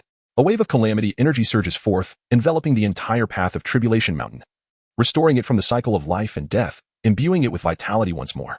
The ancient stone steps beside him radiate an enigmatic, mysterious glow, possessing an entrancing allure that captivates all gazes, inviting boundless imagination. The first trial, the ancient heavenly ladder. The Tianjin Emperor solemnly declares, this ladder is a relic of antiquity, capable of awakening the deepest desires, aversions, and illusions within your hearts, revealing the utmost evil, beauty, goodness, truth, and falsehood of the world. The more steps you ascend, the higher the tiers, the more terrifying the sights you will behold. Within this myriad of phenomena, you must proceed with caution. Should anyone find themselves ensnared in illusions, they must promptly activate their celestial fate token to withdraw from this trial. The token will guide you from the illusion into the second trial. Do not overestimate your abilities, lest you incur a lifetime of regret. With these words, the first trial commences immediately. The trial will last until the 1,000 strands of calamity energy are extinguished. In the palm of the Tianjin Emperor, strands of calamity energy are gradually igniting. At that time, regardless of how far you have progressed, the trial will conclude, and you will transition into the second trial. Having spoken, the Tianjin Emperor's figure vanishes, leaving behind only the flickering calamity energy, quietly burning. Chapter 83, the first trial in the next moment. Whoosh, whoosh, whoosh. Countless figures surge forth like hungry tigers pouncing on sheep, rushing up the ancient heavenly ladder. They sprint upon the steps, taking 2 strides for one, eager to ascend with the utmost speed, showcasing their finest selves before the eminent figures at the summit. They present an image of exuberance and pride. The path of Tribulation Mountain's ladder? Merely a trifle. Is this the extent of the illusion? This shall not hinder my progress. Fellow cultivators, I shall proceed ahead to await you at the summit. Ha ha ha. This is far too easy, I assent to it. Could there be any issues? What issues could arise? Those who can participate are the strongest or most fortunate from every realm. None are trivial figures, and the initial stretch will undoubtedly be smooth. The latter half will rely on individual prowess. Indeed, let them revel in their confidence for now. The challenging path lies ahead. As they converse, their pace remains unrelenting. Each takes 2 strides for 1, moving with the grace of dragons and tigers, having already traversed dozens of steps, gradually approaching the summit. It appears that the selection of the semi-holy successor will proceed smoothly among this cadre of elite individuals. However, the reality is quite the opposite. Within the ancient heavenly ladder, most individuals are indeed conversing with their peers, expressing how effortless the ascent appears. They jest and laugh, yet their feet remain unmoving, standing still. A few manage to take a few steps, while only a select few maintain their resolute gaze towards the summit. From the very beginning, this eager and synchronized group has exhibited a significant divergence. Yet they remain oblivious, ensnared in the illusion. This scene sends a chill down Luo Wuchen's spine. Exercising caution, Luo Wuchen hesitates briefly on the ladder before retreating, allowing others to probe the path first. Little did he expect this caution would unveil a chilling truth. This is the illusion of the path of Tribulation Mountain. The expression of the chubby Taoist beside Luo Wuchen grows serious, indeed. This is the most terrifying aspect of the first trial. You think you are ascending the mountain, compared to the sudden appearances of beautiful figures, divine skills, and fortuitous encounters. This is the most insidious. For you understand that the beauty and skills may be illusory, but the ascent appears so real, so desired at this moment. At this moment, a red-haired youth approaches with a wicked smile. Not only that, it is even possible that everything we are saying, everything you see, is already within the illusion. You think you have retreated down the mountain, wishing for others to scout the route, to fully comprehend the path of Tribulation Mountain. And the illusion has granted you that wish. You believe you have descended, yet in reality, you remain on the mountain. Truth and falsehood intertwine. With a hearty laugh, the red-haired youth declared that he had seen enough of the spectacle. Farewell, Taoist Luo. Luo Wuchen remained silent. After a lengthy pause, he suddenly felt a chill enveloping him. He glanced at the departing red-haired youth and the plump Taoist boy. Shaking his head with a bitter smile, he lamented, "You were indeed correct. I have unwittingly entered an illusion." With that, he cast another look at Lin Ze, who stood motionless beside him, resembling a statue. Even the esteemed senior Shenwu cannot see through this illusion? Truly, he embodies the essence of a potential sage. A sigh escaped Luo Wuchen's lips as he comprehended the reality of his situation. Taoist Luo. The red-haired youth's words jolted him from his reverie. He had never disclosed his surname. With a thunderous crack, the illusion shattered. Luo Wuchen returned to the realm of reality. Upon regaining his bearings, he realized he had unknowingly distanced himself from the mountain's base, having ascended dozens of steps on the heavenly ladder. He finally exhaled, wiping the cold sweat from his brow. The trials of Daojia Mountain are indeed formidable. Taking a deep breath, Luo Wuchen looked ahead once more. There stood the red-haired youth, who had startled him, casting a mysterious smile back at him before turning away, silently continuing his ascent. This sight sent another wave of cold sweat coursing down Luo Wuchen's spine. Could it be? Am I still within the illusion, believing I had escaped? Doubts about his very existence began to plague him. At that moment, atop Daojia Mountain, among the 9 great beings, one chuckled softly. 2 members of the Chilean tribe, how intriguing. The Chilean tribe has indeed flourished rapidly over the past 100 millennia. It seems fortune has begun to favor them. What shall we decide? Expulsion or let it be? The mutual resonance among the Chilean tribe members is a manifestation of their innate talent, a testament to their prowess. However, more pressing matters beckoned their attention, specifically, the current leader of the ancient heavenly ladder. At that moment, the first place belonged to none other than Lin Ze. From the very onset of the trials, Lin Ze had embarked upon the heavenly ladder. Lin Ze's intentions were unmistakably clear. He had come to join the 9 sects of the Qingyu, aspiring to attain a pivotal position within their ranks. With his future at stake, he was determined to seize what was rightfully his and to take by force what he desired. He understood the necessity of showcasing his abilities. The art of subtlety and low profile was ill-suited for a place like Daojia Mountain. Thus, Lin Ze pressed onward with unstoppable momentum, ascending the mountain with unwavering resolve. His extensive accumulation of over 10,000 martial arts techniques included a myriad of methods for honing both one's mindset and willpower. Lin Ze's indomitable spirit and will were as solid as a fortress, unwavering on the path ahead, ascending to the clouds. Such a remarkable display naturally drew the attention of the 9 presences. This young man had reached the 597th level, and he exhibited not the slightest hesitation. Old Jiang, at what level did you begin to waver? The being referred to as Old Jiang responded calmly, 536, he surpasses me. How intriguing. It seems that the 14th individual from our Qingyu region to traverse the illusion of the heavenly ladder is about to emerge. Thus, they spoke as they observed the ladder above. Lin Ze has ascended to the 669th rung of the heavenly ladder. His astonishing speed and progress have left all those struggling on the ladder in sheer disbelief. The rotund Taoist boy and the crimson-haired youth are utterly flabbergasted. Is it possible to move this quickly? I suspect I have fallen into an illusion. This individual must be a figment of my imagination. How about you pinch the immortal chance token? Go away. At the foot of Daojia Mountain, the first-place contender, previously struck by the mountain, remains languidly at the base. He is the sole individual who has yet to embark on the ascent. His demeanor is one of lethargy, half asleep and half awake. Chapter 84. First. Evidently, even the monumental event of selecting an heir amidst the Daojia Mountain trial fails to rouse this indolent soul to seriousness. It appears as though everything in this world has lost its allure and become utterly mundane, leaving him in a state of ennui. It is not until nearly everyone else has made considerable progress up the mountain that he yawns, stretches, and finally rises to make his way upward. At this moment, he notices Lin Ze, who has claimed the foremost position on the ladder. He casts a glance at the vast distance Lin Ze has created between himself and the others. For one who usually lacks any spark in his eyes, a flicker of interest finally emerges. "Ah, it's you. This is becoming somewhat intriguing." With that, the lazy youth steps onto the Dao Gem Mountain heavenly ladder. As he traverses, the mysterious tribulation energy within the ladder dissipates significantly, becoming insipid and devoid of flavor, diminishing even the dazzling illusions.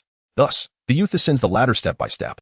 His pace is unhurried, yet he proceeds without a trace of hesitation, riding the currents of tribulation winds to swiftly surpass several individuals, following in Lin Ze's footsteps. Meanwhile, Lin Ze, who has maintained his lead, has reached the 799th rung. He stands at the threshold of the final, most arduous 200 rungs. This step holds the power to awaken the deepest recesses of one's heart.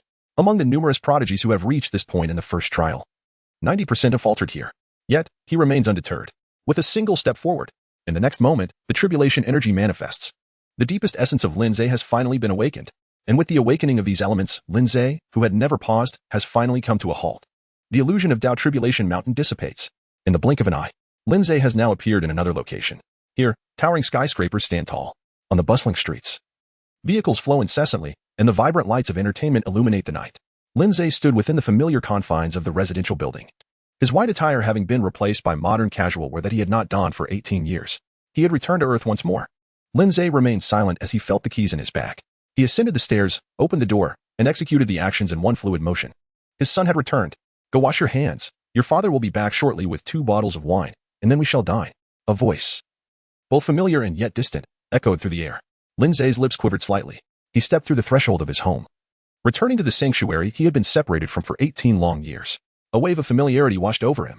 He plopped down at the dining table, filled with anticipation. Suddenly, a clang echoed from outside the door. Father Lin returned home, carrying 2 bottles of beer. "My son, you have come back. Today marks your 19th birthday. Let us share a bottle together."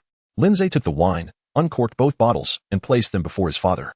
He then entered the kitchen to assist his mother in bringing out several large dishes. Finally, the 3 of them sat together and began their meal, sharing amusing anecdotes from the day while celebrating Lin Ze's birthday. Throughout the entire process, Lin Ze remained silent, not touching his chopsticks even once. Father Lin and Mother Lin inquired, "Why do you seem so unhappy? Have you encountered some trouble outside?" Lin Ze forced a faint smile and shook his head at the 2 individuals. It was the first time he had spoken. "It's nothing. I merely wished to see you both one last time. 18 years is quite a long time. The countless millions of years that lie ahead will be even longer. In the protracted passage of time, the only constants will be the past and oblivion. I fear that once I emerge from this illusion, I may forget." From the very beginning, Lin Ze was acutely aware that this was merely an illusion crafted by the treacherous mountains. Unlike others, who harbored unspeakable secrets deep within their hearts, Lin Ze concealed something entirely different. His innermost truth was not a desire to join the 9 sects of the Azure Domain, nor was it an aspiration for heavenly-grade techniques, let alone the pursuit of immortality. What he kept hidden was the secret of reincarnation.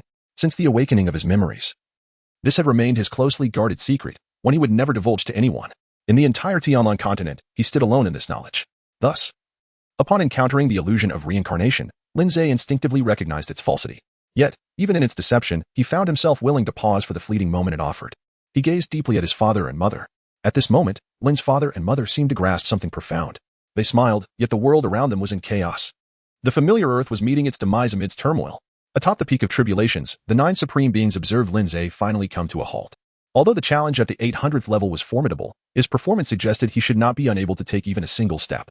The trials of the peak of tribulations did not escalate abruptly in difficulty. Rather, they gradually consumed one's will and spirit in an almost imperceptible manner. If someone faltered, it was a manifestation of transitioning from swift to slow, not akin to Lin Ze's complete inability to advance. Thus, only one possibility remained. It appeared that the deepest secret within him compelled him to pause, despite knowing it was an illusion. Ah, who among us does not harbor a dream from which we are reluctant to awaken? Youth is truly a blessing, the 9 beings remarked. And their attention was drawn to an unusual case. Below the celestial ladder, there was another individual approaching at a leisurely pace. His demeanor mirrored Lin Ze's, completely unfazed by the illusions of the celestial ladder. Another individual of unwavering resolve. However, upon closer inspection, they realized it was not as they had presumed. The calamity energy had evaded him. Each step he took landed on the ladder's most fragile points, causing the calamity energy to suddenly become chaotic. Even the tempest of tribulation winds followed his lead. He had taken control of the peak of tribulations. No, I sensed no energy fluctuations or peculiar auras. Rather than asserting control over the peak, it seemed the peak was assisting him. The 9 exchanged bewildered glances. As the rulers of the Azure domain, they had witnessed myriad spectacles, yet this situation was perplexing, even for their seasoned minds. Without energy, without fluctuations, and devoid of any commanding will, he was able to disperse the calamity energy inexplicably and sway the tempest to his rhythm. Such a method indeed suggested that the peak of tribulations was actively aiding him. But could the peak truly assist him? Was that even conceivable? The peak of tribulations harbored the greatest secret left by the Supreme Sage, the Azure Sage, who had crafted the Azure domain. Since the departure of the Azure Sage, no one had been able to decipher or master the peak. Even the semi-saint, Qing He, a direct descendant of the Azure Sage, could only exert minimal influence over the peak through his bloodline power. Others seeking to control the peak were merely indulging in folly. The 9 were engulfed in confusion. At that moment, one among them, known as Old Jiang, contemplated deeply and suddenly recalled a legendary possibility. Could it be? What is it? Old Jiang furrowed his brow, stating, I cannot be certain yet. Let us observe his subsequent actions. As they conversed, Lin Ze finally resumed his strides. This time, he did not pause. He afforded the languid youth no opportunity whatsoever. With an unmistakable display of prowess, he traversed the entire celestial ladder at a near-flying speed. Unambiguously claiming first place, Lin Ze ascended to the pinnacle of the heavenly ladder. Having observed everyone from the shadows, the Sword Emperor, who was responsible for overseeing the entire event, finally appeared beside Lin Ze. He regarded Lin Ze with a gaze that was quite peculiar. Although this was the Sword Emperor's first time presiding over the trials of the Tao Tribulation Mountain, he was well acquainted with its intricacies, having heard numerous detailed accounts of it as a disciple of the 9 sects in the Qing domain. In fact, one of his fellow disciples had emerged from the Tao Tribulation Mountain, securing a place among the top 10. The Sword Emperor possessed a profound understanding of the trials at Tao Tribulation Mountain, particularly the first challenge, the ancient heavenly ladder, which had only been traversed in its entirety by 13 individuals since its inception. Moreover, those 13 had faced immense difficulties, struggling and wavering during the final 1 or 200 levels, lingering on the ladder for an extended period. How could anyone compare to the person before him? This individual had merely paused slightly at the last 200 levels and then ascended to the top of the ladder as if disregarding the illusions it presented. As if it were a mere game. Were it not for the Sword Emperor's vigilant observation, he might have suspected that the tribulation energies of Tao Tribulation Mountain had malfunctioned. Could there truly exist such an individual with an iron will and unparalleled determination?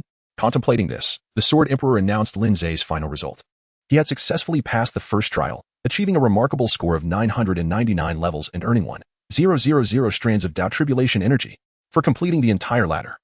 He received an additional reward based on the time taken. The Sword Emperor cast another glance at Lin Ze. It was utterly absurd.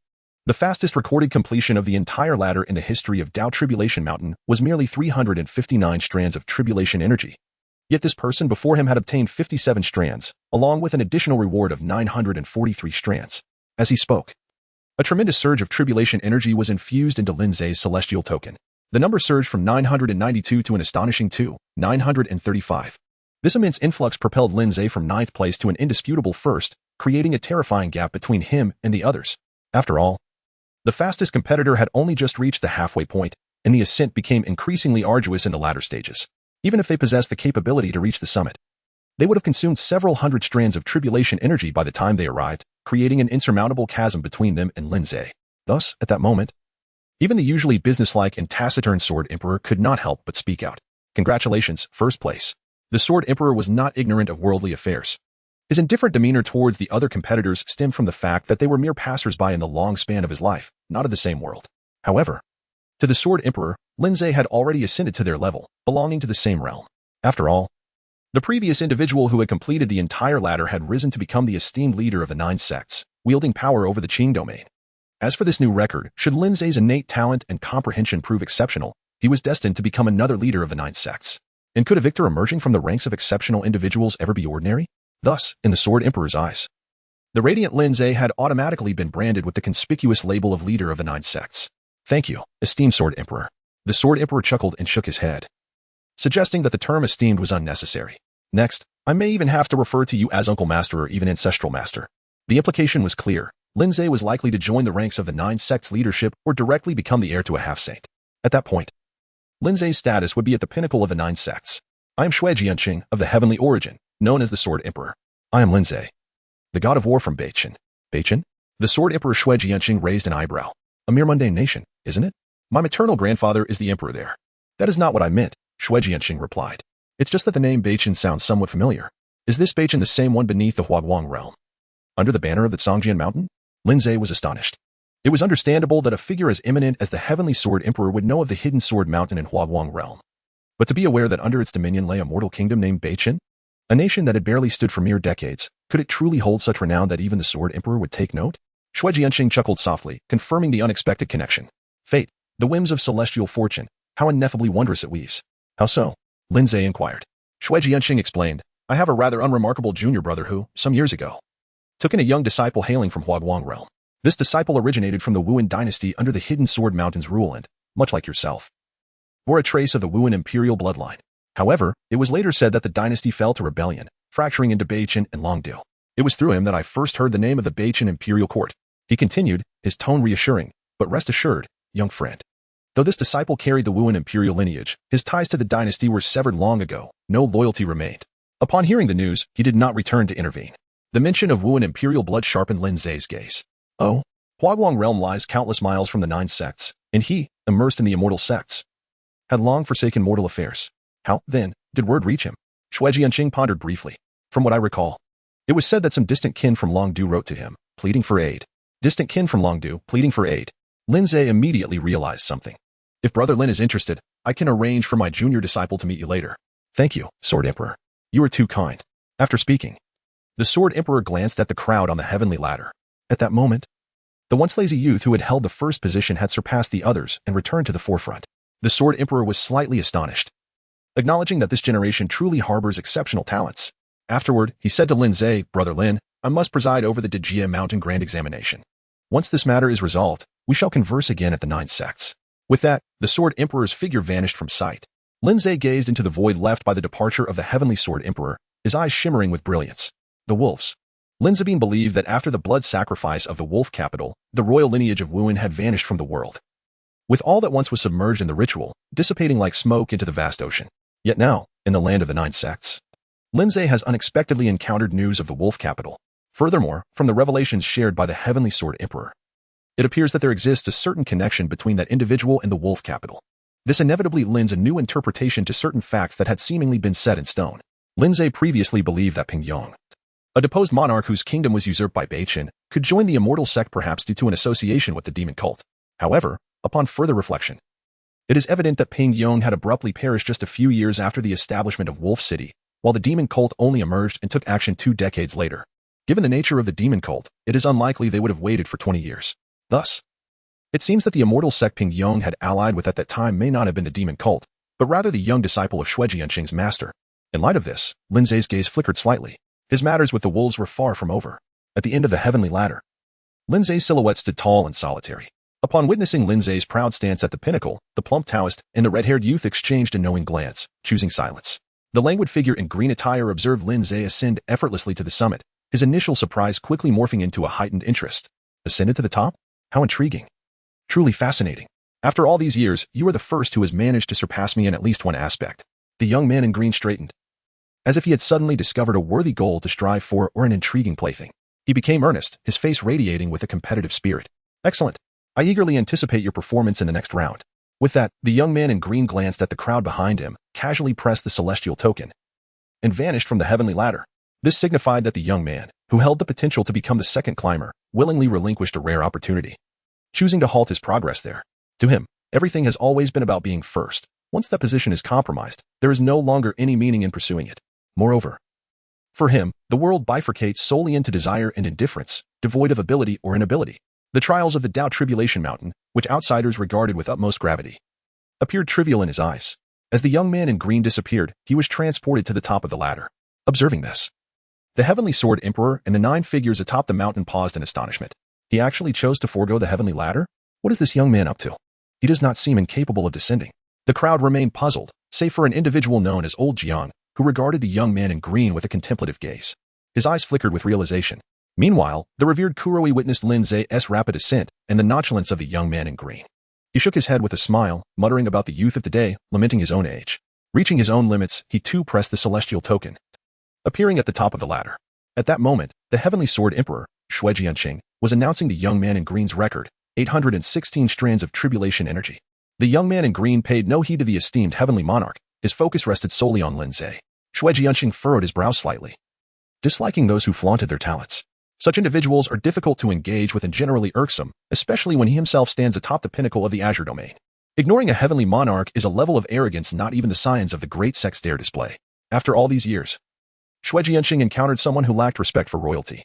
Casting a fleeting glance at the young man in green, a glimmer of coldness flickered in Xue Jianqing's eyes. Yet, just as this chill emerged, he abruptly sensed an inexplicable terror enveloping him.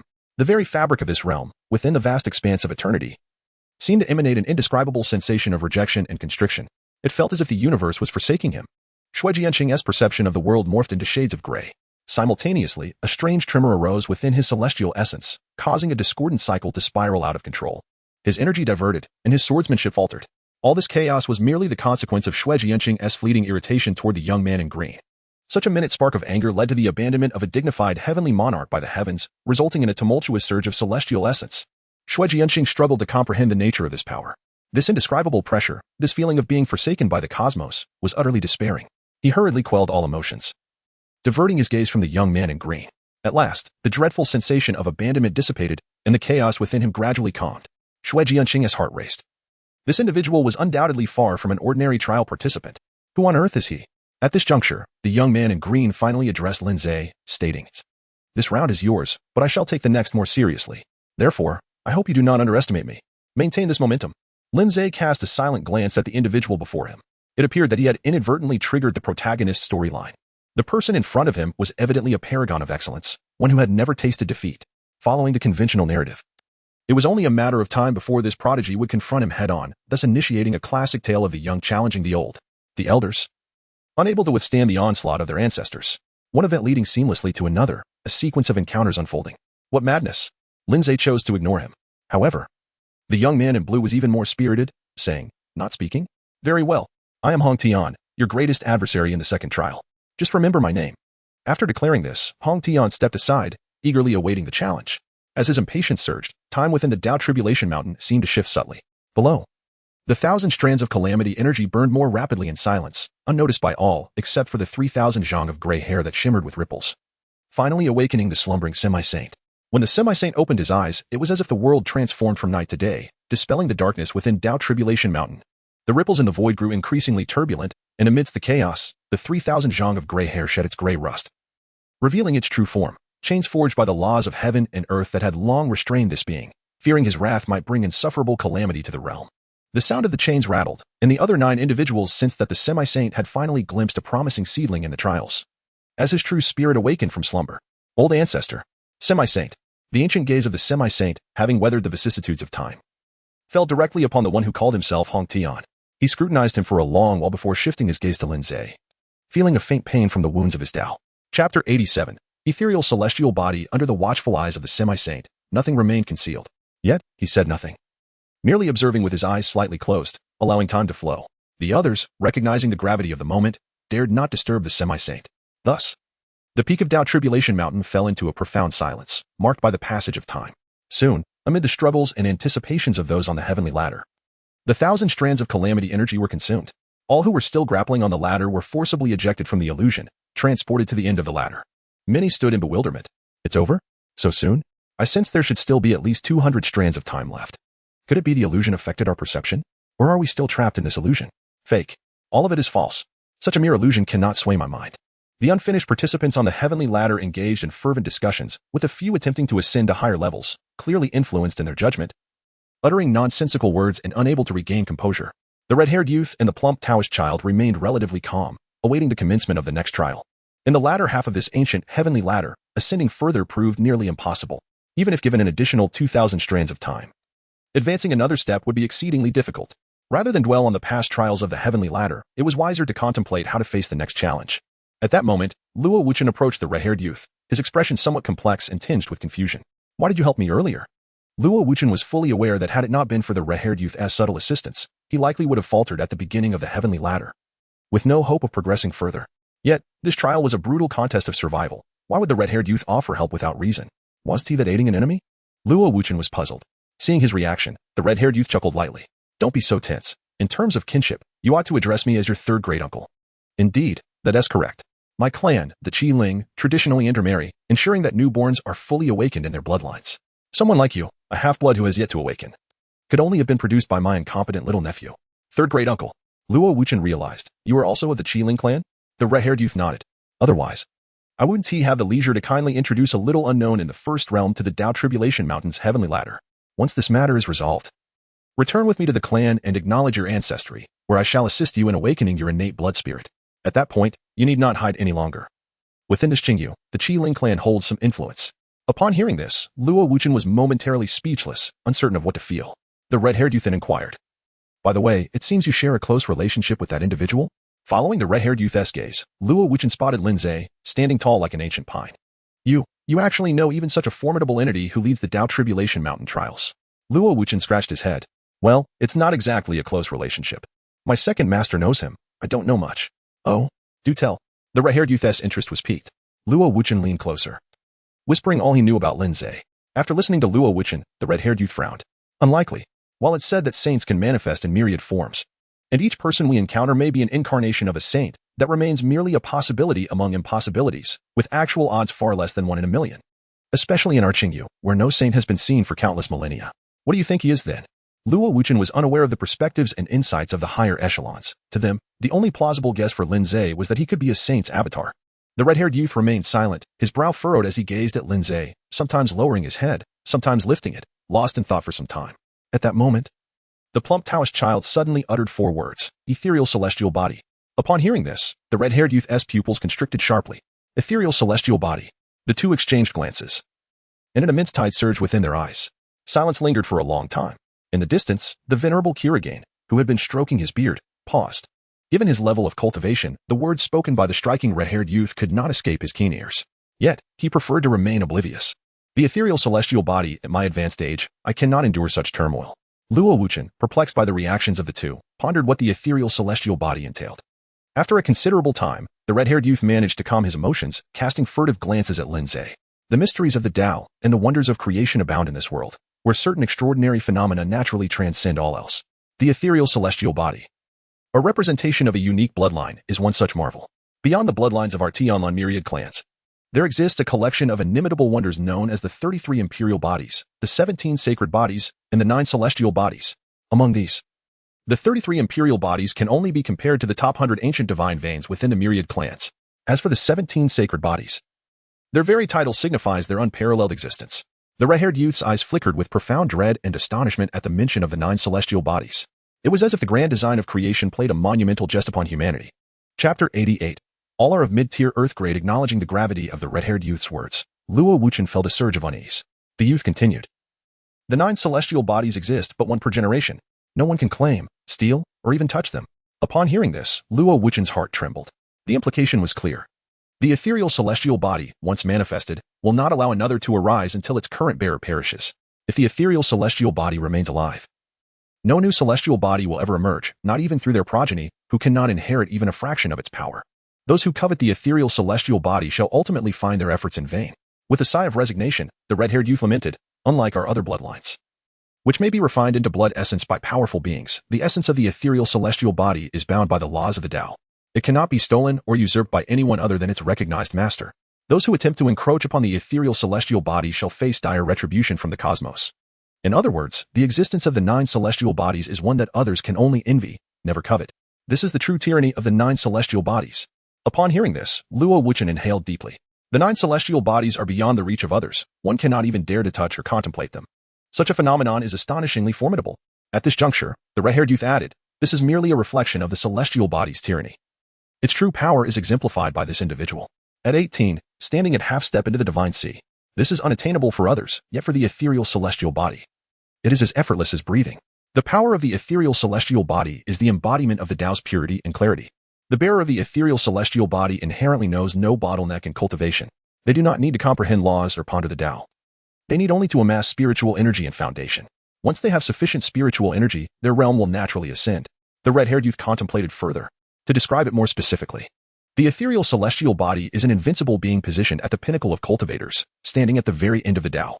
Alas, he has lost all his spiritual energy and is merely in the process of recovery. Listening to the red-haired youth's vivid description of the ethereal celestial body, Luo Wuchen gasped in astonishment. This is utterly ludicrous. He glanced at Lin Ze, his eyes filled with an indescribable fear. Had he known, he would not have inquired. The ethereal celestial body is so outrageous that it would be more fitting to regard it as an incarnation of a saint. Wait. Suddenly, Luo Wuchen recalled. You mentioned that the 9 celestial bodies exist but one per generation. Shouldn't an entity like the ethereal celestial body be immortal, persisting even through the annihilation of the heavens? How could such a being perish and give rise to another? It would be more plausible to consider it an incarnation of a saint. The red-haired youth shook his head. The 9 celestial bodies are indeed unique and legendary, existing only in tales. However, as I mentioned earlier, the Qingyu region has not seen a saint for over 1,000,000 years. This is not to suggest that Qingyu is weak, on the contrary. It is among the strongest in the Tianlan domains, centrally located with formidable power. The reasons for the absence of saints are complex and cannot be easily explained. You will understand once you enter the 9 sects or return to the Chilean clan. Luo Wuchen appeared to grasp part of the explanation. He looked at Lin Ze. Realization dawning upon him. Luo Wuchen gasped again, unable to conceive of any other possibility. As the conversation fell silent, the focus shifted to the summit of Daojia Mountain, where the 9 supreme beings remained in contemplative silence. Their gazes flickered occasionally, exchanging glances, and occasionally resting upon the half-saint at the center. The half-saint's eyes remained gently closed, unaffected by the winds or the sun, silent and inscrutable, leaving others unable to discern his thoughts. Noticing this, the others exchanged glances and finally said, "Let us observe further." The figure of the Sword Emperor, Shui Jianqing, emerged at the end of the heavenly ladder amidst a grove of ancient steels, shrouded in mist, with only vague outlines visible. Shui Jianqing emitted a piercing sword cry once more. The second trial. The ancient heavenly steel. Within this grove lies the burial ground of 9 ancient martial arts. They exist in fragmentary form within each steel. Your task is to piece together and comprehend the complete ancient martial arts from these ancient steels, within the designated time. The more profound and complete the martial arts you comprehend, the greater the amount of calamity energy you will receive. With a wave of his hand, Shui Jianqing dispelled the mist enveloping the grove, revealing the true form of the ancient steels. What lay before them were ancient stone tablets buried in the dark earth, some broken, some damaged, with scattered stones littering the ground, presenting a scene of desolation. Swish. Calamity energy danced and coalesced into a burning fireball. The time allotted for this trial is 5,000 strands of calamity energy. How much you can comprehend depends on your own fortune. With that, Shui Jianqing cast a glance at Lin Ze and Hong Tian. Subsequently, his figure vanished once more. The second trial begins now. As soon as the words left his lips, the youth named Hong Tian instantly appeared within the grove of steels. Simultaneously, a voice carried on the wind reached Lin Ze's ears. This time, I shall not hold back. I look forward to your performance. You possess knowledge that extends until October 2023. Lin Ze cast a sidelong glance at Hong Tian, his expression one of intrigue. It was one thing to compare with others, but when it came to understanding, one might not realize whose domain this truly was. The stone forest concealing ancient martial arts techniques was nothing short of a unique repository of knowledge. No one comprehended a repository of books better than Lin Ze. Contemplating this, Lin Ze stepped into the stone forest with a heart full of anticipation. The ancient martial arts techniques within the 9 gates of Daojia Mountain must be at least of the earth grade. He entered the stone forest. Lin Ze's extraordinary comprehension at level 4 has activated automatically. You have uncovered a fragment of the earth grade mid-tier martial art, the river's setting sun sword technique. You have discovered a fragment of the earth grade mid-tier martial art, the supreme profound divine art. You have found a fragment of the earth grade mid-tier martial art, the rising moon over the sea. You have come across a fragment of the earth grade mid-tier martial art, the yin-yang mysterious transformation. You have unearthed the true art of the 5 elements. At this moment, no further words are necessary. Lin Ze was immersed in the stone forest, his mind consumed by a singular thought. Take off. Chapter 89, Enlightenment, Complete Enlightenment. Grateful for the gifts of nature, guided by divine intuition. Lin Ze swiftly pieced together a complete martial art from the inscriptions within the forest. After a brief moment of contemplation, others also began to unravel the mysteries of this stone growth, each emitting exclamations of astonishment. Could it be that this is a mid-grade earth-level martial art? Indeed. The 9 sects of the Azure domain are remarkably affluent. Mid-grade earth level, a treasure coveted even by the major realm masters, can only be practiced by those with genuine core transmissions. Yet the 9 sects of the Azure domain have carelessly cast it into the path Tribulation Mountain for trial seekers to observe at will.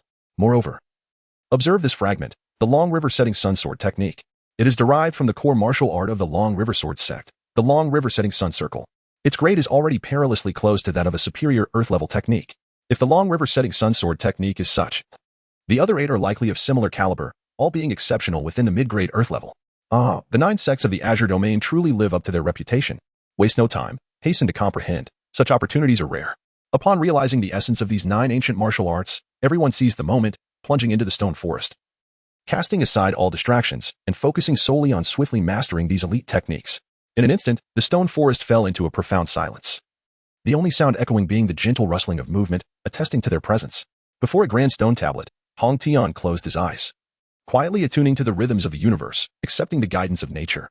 Suddenly, a gust of wind swept through, lifting a corner of several stone fragments. A smile crept onto Hong Tian's lips. He had found the Taishian divine art. With that, Hong Tian rapidly transcribed the contents of the fragments, reconstructing the complete Taishian divine art. He then settled into a lotus position, preparing to immerse himself entirely in the comprehension of the Taishian divine art. Before doing so, he cast a glance at Lin Ze. This time, you shall not surpass me. With that, Hong Tian closed his five senses. A mysterious aura gradually enveloped him, crafting the optimal environment for enlightenment. Meanwhile, Lin Ze had gathered all the fragments of the 9 martial arts. Comprehension, commence. You peruse the long river setting sun sword technique. Under your terrifying intuition, nearly bordering on the Tao. The long river setting sun sword technique has been completely unraveled and evolved to the 10th level. Long river setting sun sword technique level 10, great perfection. You have comprehended a mid-grade earth level martial art, and you acknowledge the power of divine intuition. Divine intuition level 4, 110100000. You examined the Taishian divine art. And after a thorough enlightenment, Lin Ze has mastered all 9 profound techniques within the steel forest. Simultaneously, his innate talent has surged by an astonishing 900 points. His divine comprehension has reached level 4, 910,000. Upon glancing up at the remaining time for the calamity chi to burn, he observed that it had only consumed 9 strands thus far. The trial of comprehension had not even commenced, yet it was already nearing its conclusion. With the arrival of these 9 mid-tier earthly techniques, Lin Ze felt as though he could already envision the birth of an amalgamation of superior earthly techniques. Once he successfully navigates this trial and submits his results, he will be poised to embark on the fusion process, officially transcending to a higher realm. However, it was clear that this was not the moment for submission. The duration of the 9 strands of calamity chi is utterly astonishing, surpassing the realm of human comprehension. Even if Lin Ze wishes to demonstrate his prowess, his approach is far from commendable. He remains in place, meditating and observing the performances of others, estimating their likely outcomes based on their durations. Time gradually elapses. After a brief moment, Hong Tian awakens. He glances at the time and muses to himself. After 100 strands of calamity energy, I grasped about 70 to 80%. This should suffice for the trial. Satisfied, Hong Tian nods. He then casts a glance at Lin Ze, who remains immersed in meditation. A faint smile creeps onto Hong Tian's lips, yet disappointment lingers in his heart. Is this all you can muster? Alas, the path ahead is long and devoid of worthy rivals. This world feels unbearably lonely. With a slight sigh, Hong Tian closes his eyes once more, continuing to attune himself to the rhythm of the universe in search of a second technique. A moment later, he discovers the second technique. Sitting cross-legged, he prepares to delve deeper into it. However, he looks at Lin Ze again and finds him still engrossed in his contemplation, which leaves Hong Tian feeling rather disenchanted. His pursuit of these methods was merely to compete with Lin Ze, and now, with Lin Ze displaying such lackluster performance, even the prospect of a mid-tier technique fails to ignite his motivation. Boring. Utterly boring. Just as Hong Tian laments the monotony, Lin Ze awakens. Oh, he's awake. A smile spreads across Hong Tian's face. Lin Ze's realization brings him more joy than his own understanding. He checks the time again, noting that only 10 strands have passed since his awakening. Excellent. This could prove entertaining. Hong Tian feels a surge of delight. However, to his astonishment, Lin Ze rises and strides toward the testing stone at the end of the stone forest. This signifies Lin Ze's choice to assess his comprehension, thus concluding this round of trials. In that instant, Hong Tian's joy dissipates entirely. He stands frozen in disbelief, as do Shui Jianqing and the others atop the mountain. Lin Ze places his hands on the towering black testing stone, unleashing a torrent of spiritual energy. A wave ripples through the mountains, and a majestic river flows from the heavens toward the setting sun. A crimson sun glimmers above the river's expanse. This embodies the essence of the long river setting sun sword technique. Atop the mountain, the master of the long river sword sets eyes narrow. In just over 100 strands of calamity energy, Lin Ze's performance has already exceeded many beginners, approaching mastery. It appears he possesses an exceptional affinity with the long river setting sun sword technique. This young man is indeed destined to be connected with my long river sword sect. Others smirk, muttering, destined? He merely happened to choose the long river setting sun sword technique. Before they can voice more, the vision of the long river setting sun fades. A vast ocean rises and falls under the night sky. A radiant full moon ascends from the horizon. The moon rises over the sea. The Lord of the New Moon Manor sits upright in disbelief. The moon rises over the sea. In just over 100 strands of time, he comprehended 2 techniques. The Lord of the New Moon is astonished, and below, Hong Tian stands speechless. Two techniques? He checks the time again, confirming it has indeed been just 10 strands. How could he have grasped 2 techniques in that brief moment? I have only just understood one. But the surprises do not end there. Following the vision of the moon rising over the sea, 2 energies of yin and yang intertwine in the void, illustrating the transformation of the universe's dualities. This is the essence of yin-yang mystique. Chapter 90, The Immortal Body of All Methods? Yin-yang mystique. Even the typically reticent master of the yin-yang mystique sect can no longer contain himself. He rises abruptly. The path of the yin-yang mystique is the very essence of the universe's duality. Yin and yang, heaven and earth, light and dark, life and death, these represent the 2 extremes of existence. Consequently, among the 9 sects, the requirements for the yin-yang mystique are the most stringent, demanding the highest levels of comprehension and innate talent. Historically, during the trials at Daojia Mountain, the instances of comprehension for yin-yang mystique have consistently ranked last among the 9, with their numbers barely reaching double digits.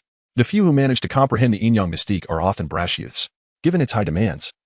Those who have the time and energy to grasp yin-yang mystique could have easily understood at least 2 other techniques. The cost is simply not worth the investment. The harshness of the yin-yang mystique is evident. Now, this individual has not only comprehended the yin-yang mystique in a short span, but has also grasped the long river-setting sun sword technique and the moon rising over the sea. The master of the yin-yang sect is incredulous. What a prodigy. Just as he is about to speak, his expression suddenly freezes. On the testing stone, the 5 elements of gold, wood, water, fire, and earth replace the yin and yang energies, illustrating the miraculous scene of the creation of the 5 elements. The true art of the 5 elements. The 4th technique. The onlookers are left speechless. Even Hong Tian, who is usually enigmatic, is rendered dumbfounded, speechless for an extended time. Others have long been captivated by Lin Ze's testing vision. They gaze at him as if he were a monster, a terrifying deity. How can this be? I haven't even comprehended 1 technique, and he has already grasped 4. Clearly, he is no mere human. Silence reigns, an overwhelming silence. At this moment, everyone is at a loss for words. The world feels serene and tranquil, with only Lin Ze's vision rising and shining brilliantly across the expanse. After a while, the vision of the true art of the 5 elements dissipates. The brilliance on the testing stone gradually returns to calm. Seeing this, the crowd finally exhales a sigh of relief. It's finally over. Let us hope there are no more surprises. This is too frightening. Yet, before they can fully relax, another radiant light erupts from the testing stone. The supreme mystique, the Tao descends upon the world. By heavens! The 5th technique. The onlookers are left in a trance, their expressions dazed, as if caught in a dream. Even the rare genius from the Qing domain seems trivial in comparison. Atop the mountain, the 9 eminent sages also twitch their expressions, disbelief etched across their faces. 5 techniques?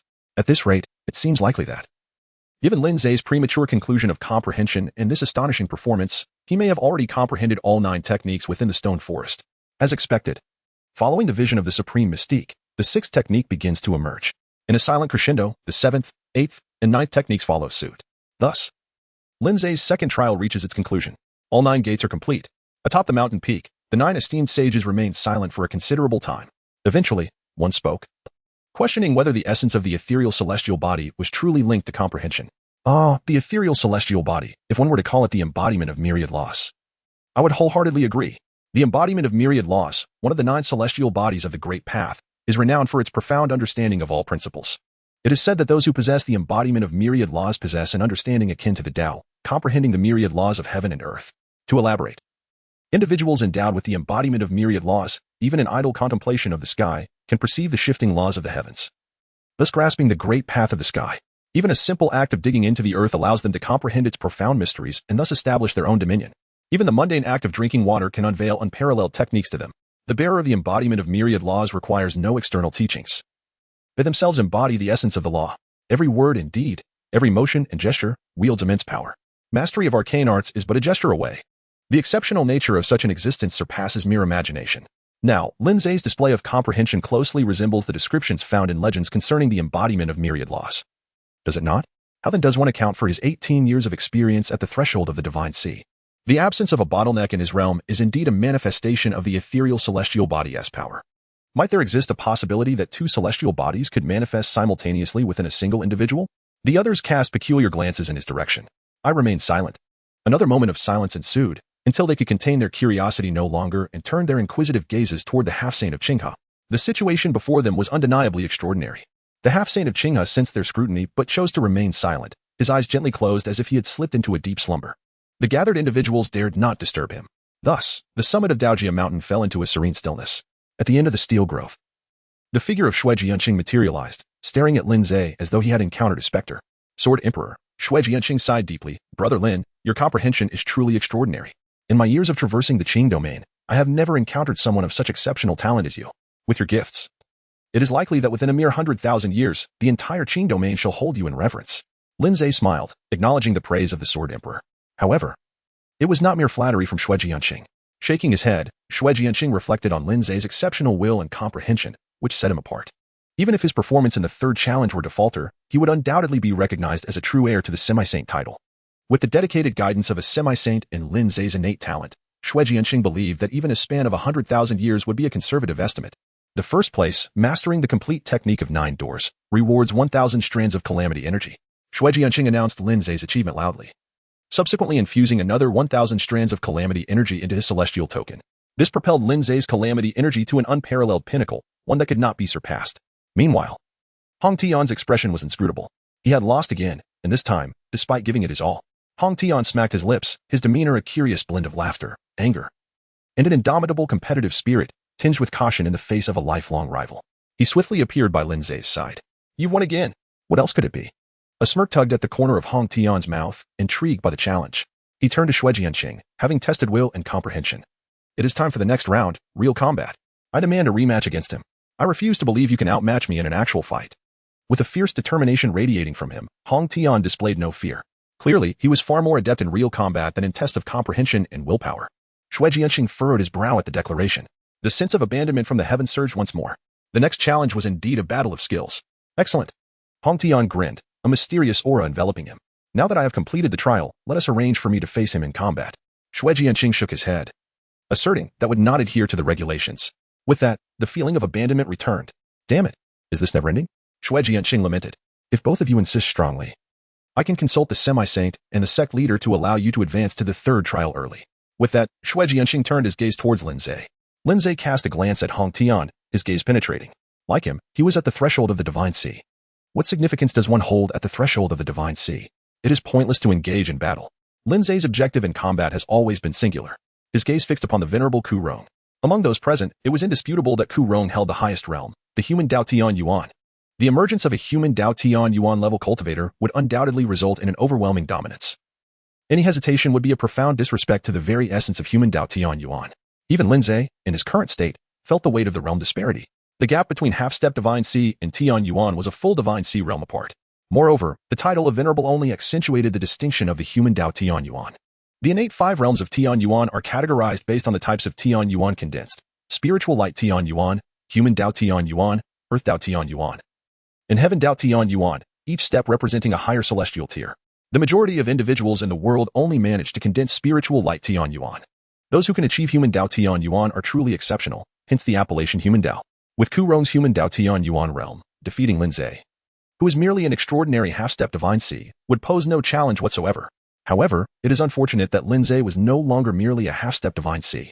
Following the fusion of his techniques, he was now capable of contending with a human Dao Tian Yuan. At this thought, a smile graced Lin Ze's lips. The long-awaited battle was finally at hand. Upon hearing Lin Ze's words, Hong Tian's momentum momentarily faltered. Wasn't this what he often proclaimed? Infuriating indeed. Just as Hong Tian contemplated his response, he noticed Lin Ze had already stepped aside, closing his eyes to cultivate, evidently preparing for the impending clash. In that moment, he seemed to transform into an entirely different Hong Tian. Observing this, Hong Tian fell silent, realizing perhaps he had been overly vexatious. Did he underestimate him? Humph. Soon enough, he would grasp the magnitude of his miscalculation. With that, Hong Tian also retreated to a different corner to meditate, atop the summit of Daojia Mountain. The 9 esteemed sages could not help but chuckle. These 2 young individuals, should they truly wish to engage prematurely, I would be inclined to permit it. Curious to witness the sparks that would inevitably ignite between these 2 prodigies.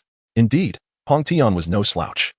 The ability to comprehend a technique in merely 100 strands of time is a rarity that emerges once in millennia.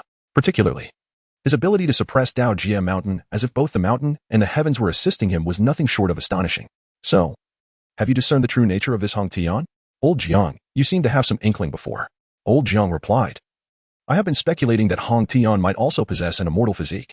Even if not, he is at least one of the 17 sacred bodies. At this revelation, the expressions of those present shifted dramatically. Sacred body? Immortal physique. Lin Ze has yet to discern which celestial body it is. And now another one has emerged. Do you think the legendary celestial and sacred bodies are as common as cabbages, appearing everywhere? And they have manifested in my Azure domain. Have we inadvertently disturbed the nest of celestial bodies today? During this Azure domain election, have all the concealed celestial and sacred bodies been drawn out? Do not digress. Lao Jiang, speak your mind. Lao Jiang stroked his chin, his gaze fixed intently on Hong Tian. Since earlier, I have been observing this Hong Tian. Whether it be ascending the heavenly ladder or piecing together fragments of techniques, there is an enigmatic force aiding him. When he seeks to ascend the ladder, the steps dim, guiding him to the weakest points of calamity. When he searches for techniques, the winds of misfortune stir those fragments. It is as if the world is favoring him, granting his every wish. Lao Jiang continued, this extraordinary favoritism by the heavens, do you not find it reminiscent of a certain sacred body and that celestial body? Upon his words, the crowd immediately recalled two names, the Hongyun Sacred Body and the Tianming Celestial Body. The Hongyun Sacred Body. The embodiment of luck among the 17 sacred bodies. Possessing the Hongyun Sacred Body grants one the utmost fortune in the world. Manifesting in myriad ways, finding unparalleled techniques while out and about, surviving a leap off a cliff to inherit the legacy of a powerful being. Casually acquiring a sword that is a divine weapon, or having a formidable foe struck down by heavenly lightning, all of these are mere commonplace occurrences. As for the Tianming Celestial Body, it embodies fate itself. If the Hongyun Sacred Body represents the world's luck, then the Tianming Celestial Body is the very essence of destiny. The most commonly cited phrase regarding the Tianming Celestial Body is, all actions and thoughts become reality. All desires and intentions shape the world. Destiny is with me. The interpretation of this phrase varies from person to person. In any case, the existence of the Tianming Celestial Body, much like the ethereal and myriad lost celestial bodies, represents the pinnacle of a certain path, possessing the extraordinary mysteries of the Great Tao. At the summit of the Tao Calamity Mountain, the mention of the Tianming Celestial Body and Hongyun Sacred Body stirred unrest among the 9 contemporary sages. They glanced between Lin Ze and Hong Tian, hesitant to speak. After a prolonged silence, the 9 sages sighed deeply. Indeed, generations bring forth new talents. 2 extraordinary prodigies, likely celestial and sacred bodies. This trial at the Tao Calamity Mountain promises to be captivating. I can hardly wait to witness the sparks that will fly from their clash. That old fellow Ku Rong is also present, which will surely intensify the competition. Is Ku Rong's role as a sharpening stone perhaps too severe? No matter, with us observing. It will be intriguing to see the limits of these suspected celestial bodies. Having lived for so many years, this is my first encounter with a living celestial sacred body. As the 9 sages deliberated, time swiftly passed. As Lin Ze closed his eyes to rejuvenate, he seamlessly integrated the newly acquired mid-tier Earth-level martial techniques with all that he had learned. He observed the vastness of the universe and experienced an epiphany regarding his martial arts. He merged his understanding of the heart methods, primarily based on the Great Desolations Celestial Fall Record, supplemented by a total of 2 additional texts. The Great Desolations Celestial Fall Record achieved a rank breakthrough. He comprehended the Earth-level superior technique, Heavenly Desolations Dual Extremities True Art. As he continued to observe the cosmos, he amalgamated his knowledge of body refinement methods, primarily centered on the Burning Sacred True Demon technique, accompanied by 2 supplementary texts. The Burning Sacred True Demon technique also attained a rank breakthrough. He grasped the Earth-level superior technique, Flame Demon True Body. Chapter 92, Ascension of Realms with the arrival of the 9 exceptional quality mid-tier Earth-level martial techniques. Lin Ze's accumulated knowledge finally ascended to the superior Earth level. Heart Method, Earth-level superior, Heavenly Desolations Dual Extremities True Art LV10. Body Refinement Method, Earth-level superior. Flame Demon True Body LV10. Body Technique, Earth-level superior, Ascended True Formula LV10. Sword Technique, Earth-level superior, 10,000 Rivers Concealing Edge Sword Induction LV10. Fist Technique. Under the powerful impetus of these Earth-level superior martial techniques, Lin Ze's aura instantaneously surged into the realm of the extraordinary. Boom. The illusory sea fell into the realm of reality. Lin Ze ventured into the ocean, exploring the vast sea of heaven and earth. In an instant, the realm of the divine sea was established. A hum resonated as invisible waves washed over Lin Ze's body, cleansing him of earthly impurities and striking at his divine sea. Lin Ze's divine sea aura has grown increasingly potent. In a mere moment, he has ascended to the pinnacle of the divine sea realm. Immediately thereafter, the invisible waves surge and tumble. The divine sea of Lin Ze trembles. It gathers towering waves, yearning to cleanse the sky above and unveil the resplendent celestial essence that guides the path of destiny. With a thunderous roar, the heavens, filled with wrath, seek to obliterate the sacred sea that desecrates their realm. The entire world quakes with intensity. Trembling. Specks of brilliance begin to shimmer in the sky. The radiant celestial essence belonging to Lin Ze has begun to reveal its brilliance, steering the direction of the waves. As the light of the celestial essence manifests, the divine sea surges with tumultuous tides.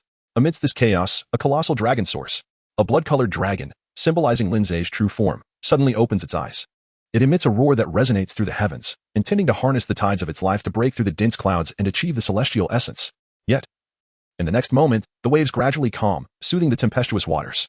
Lin Ze chose to pause at this juncture, for after reaching the pinnacle of the divine sea, the next step is to condense the heavenly origin.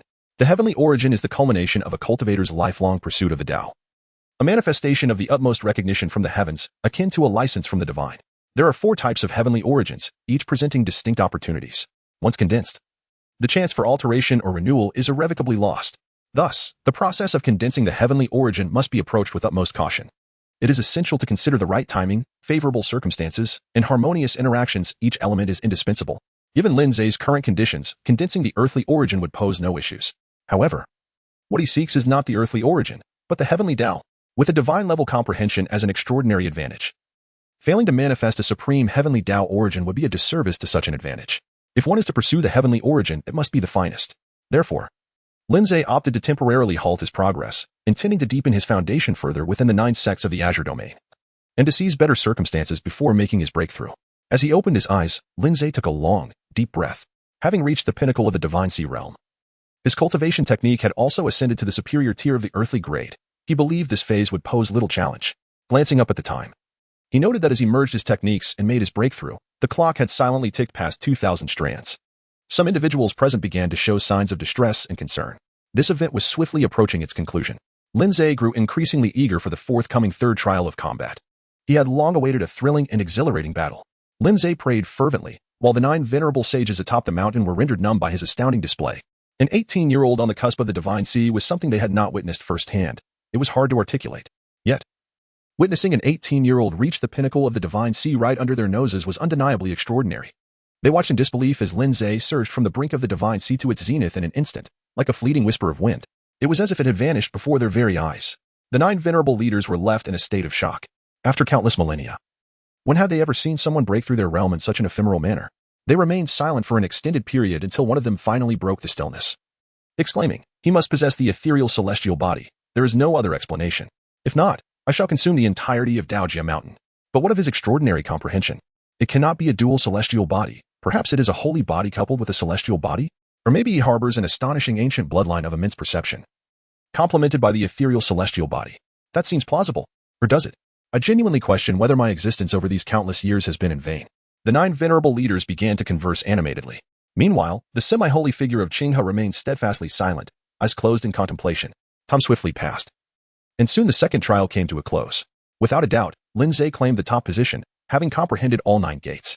He became the first ever in the annals of Daojia Mountain to achieve such a feat. The others managed to grasp 2 to 3 gates, at the very least. This cohort of semi-holy selections brought forth the pinnacle talents from the Qing domain, resulting in far superior trial performances compared to previous years. Among them were the pudgy Taoist boy, the crimson-haired youth of the Qi Ling clan, and an unexpected contender, a burly man with a magnificent beard, who comprehended 4 gates before time expired.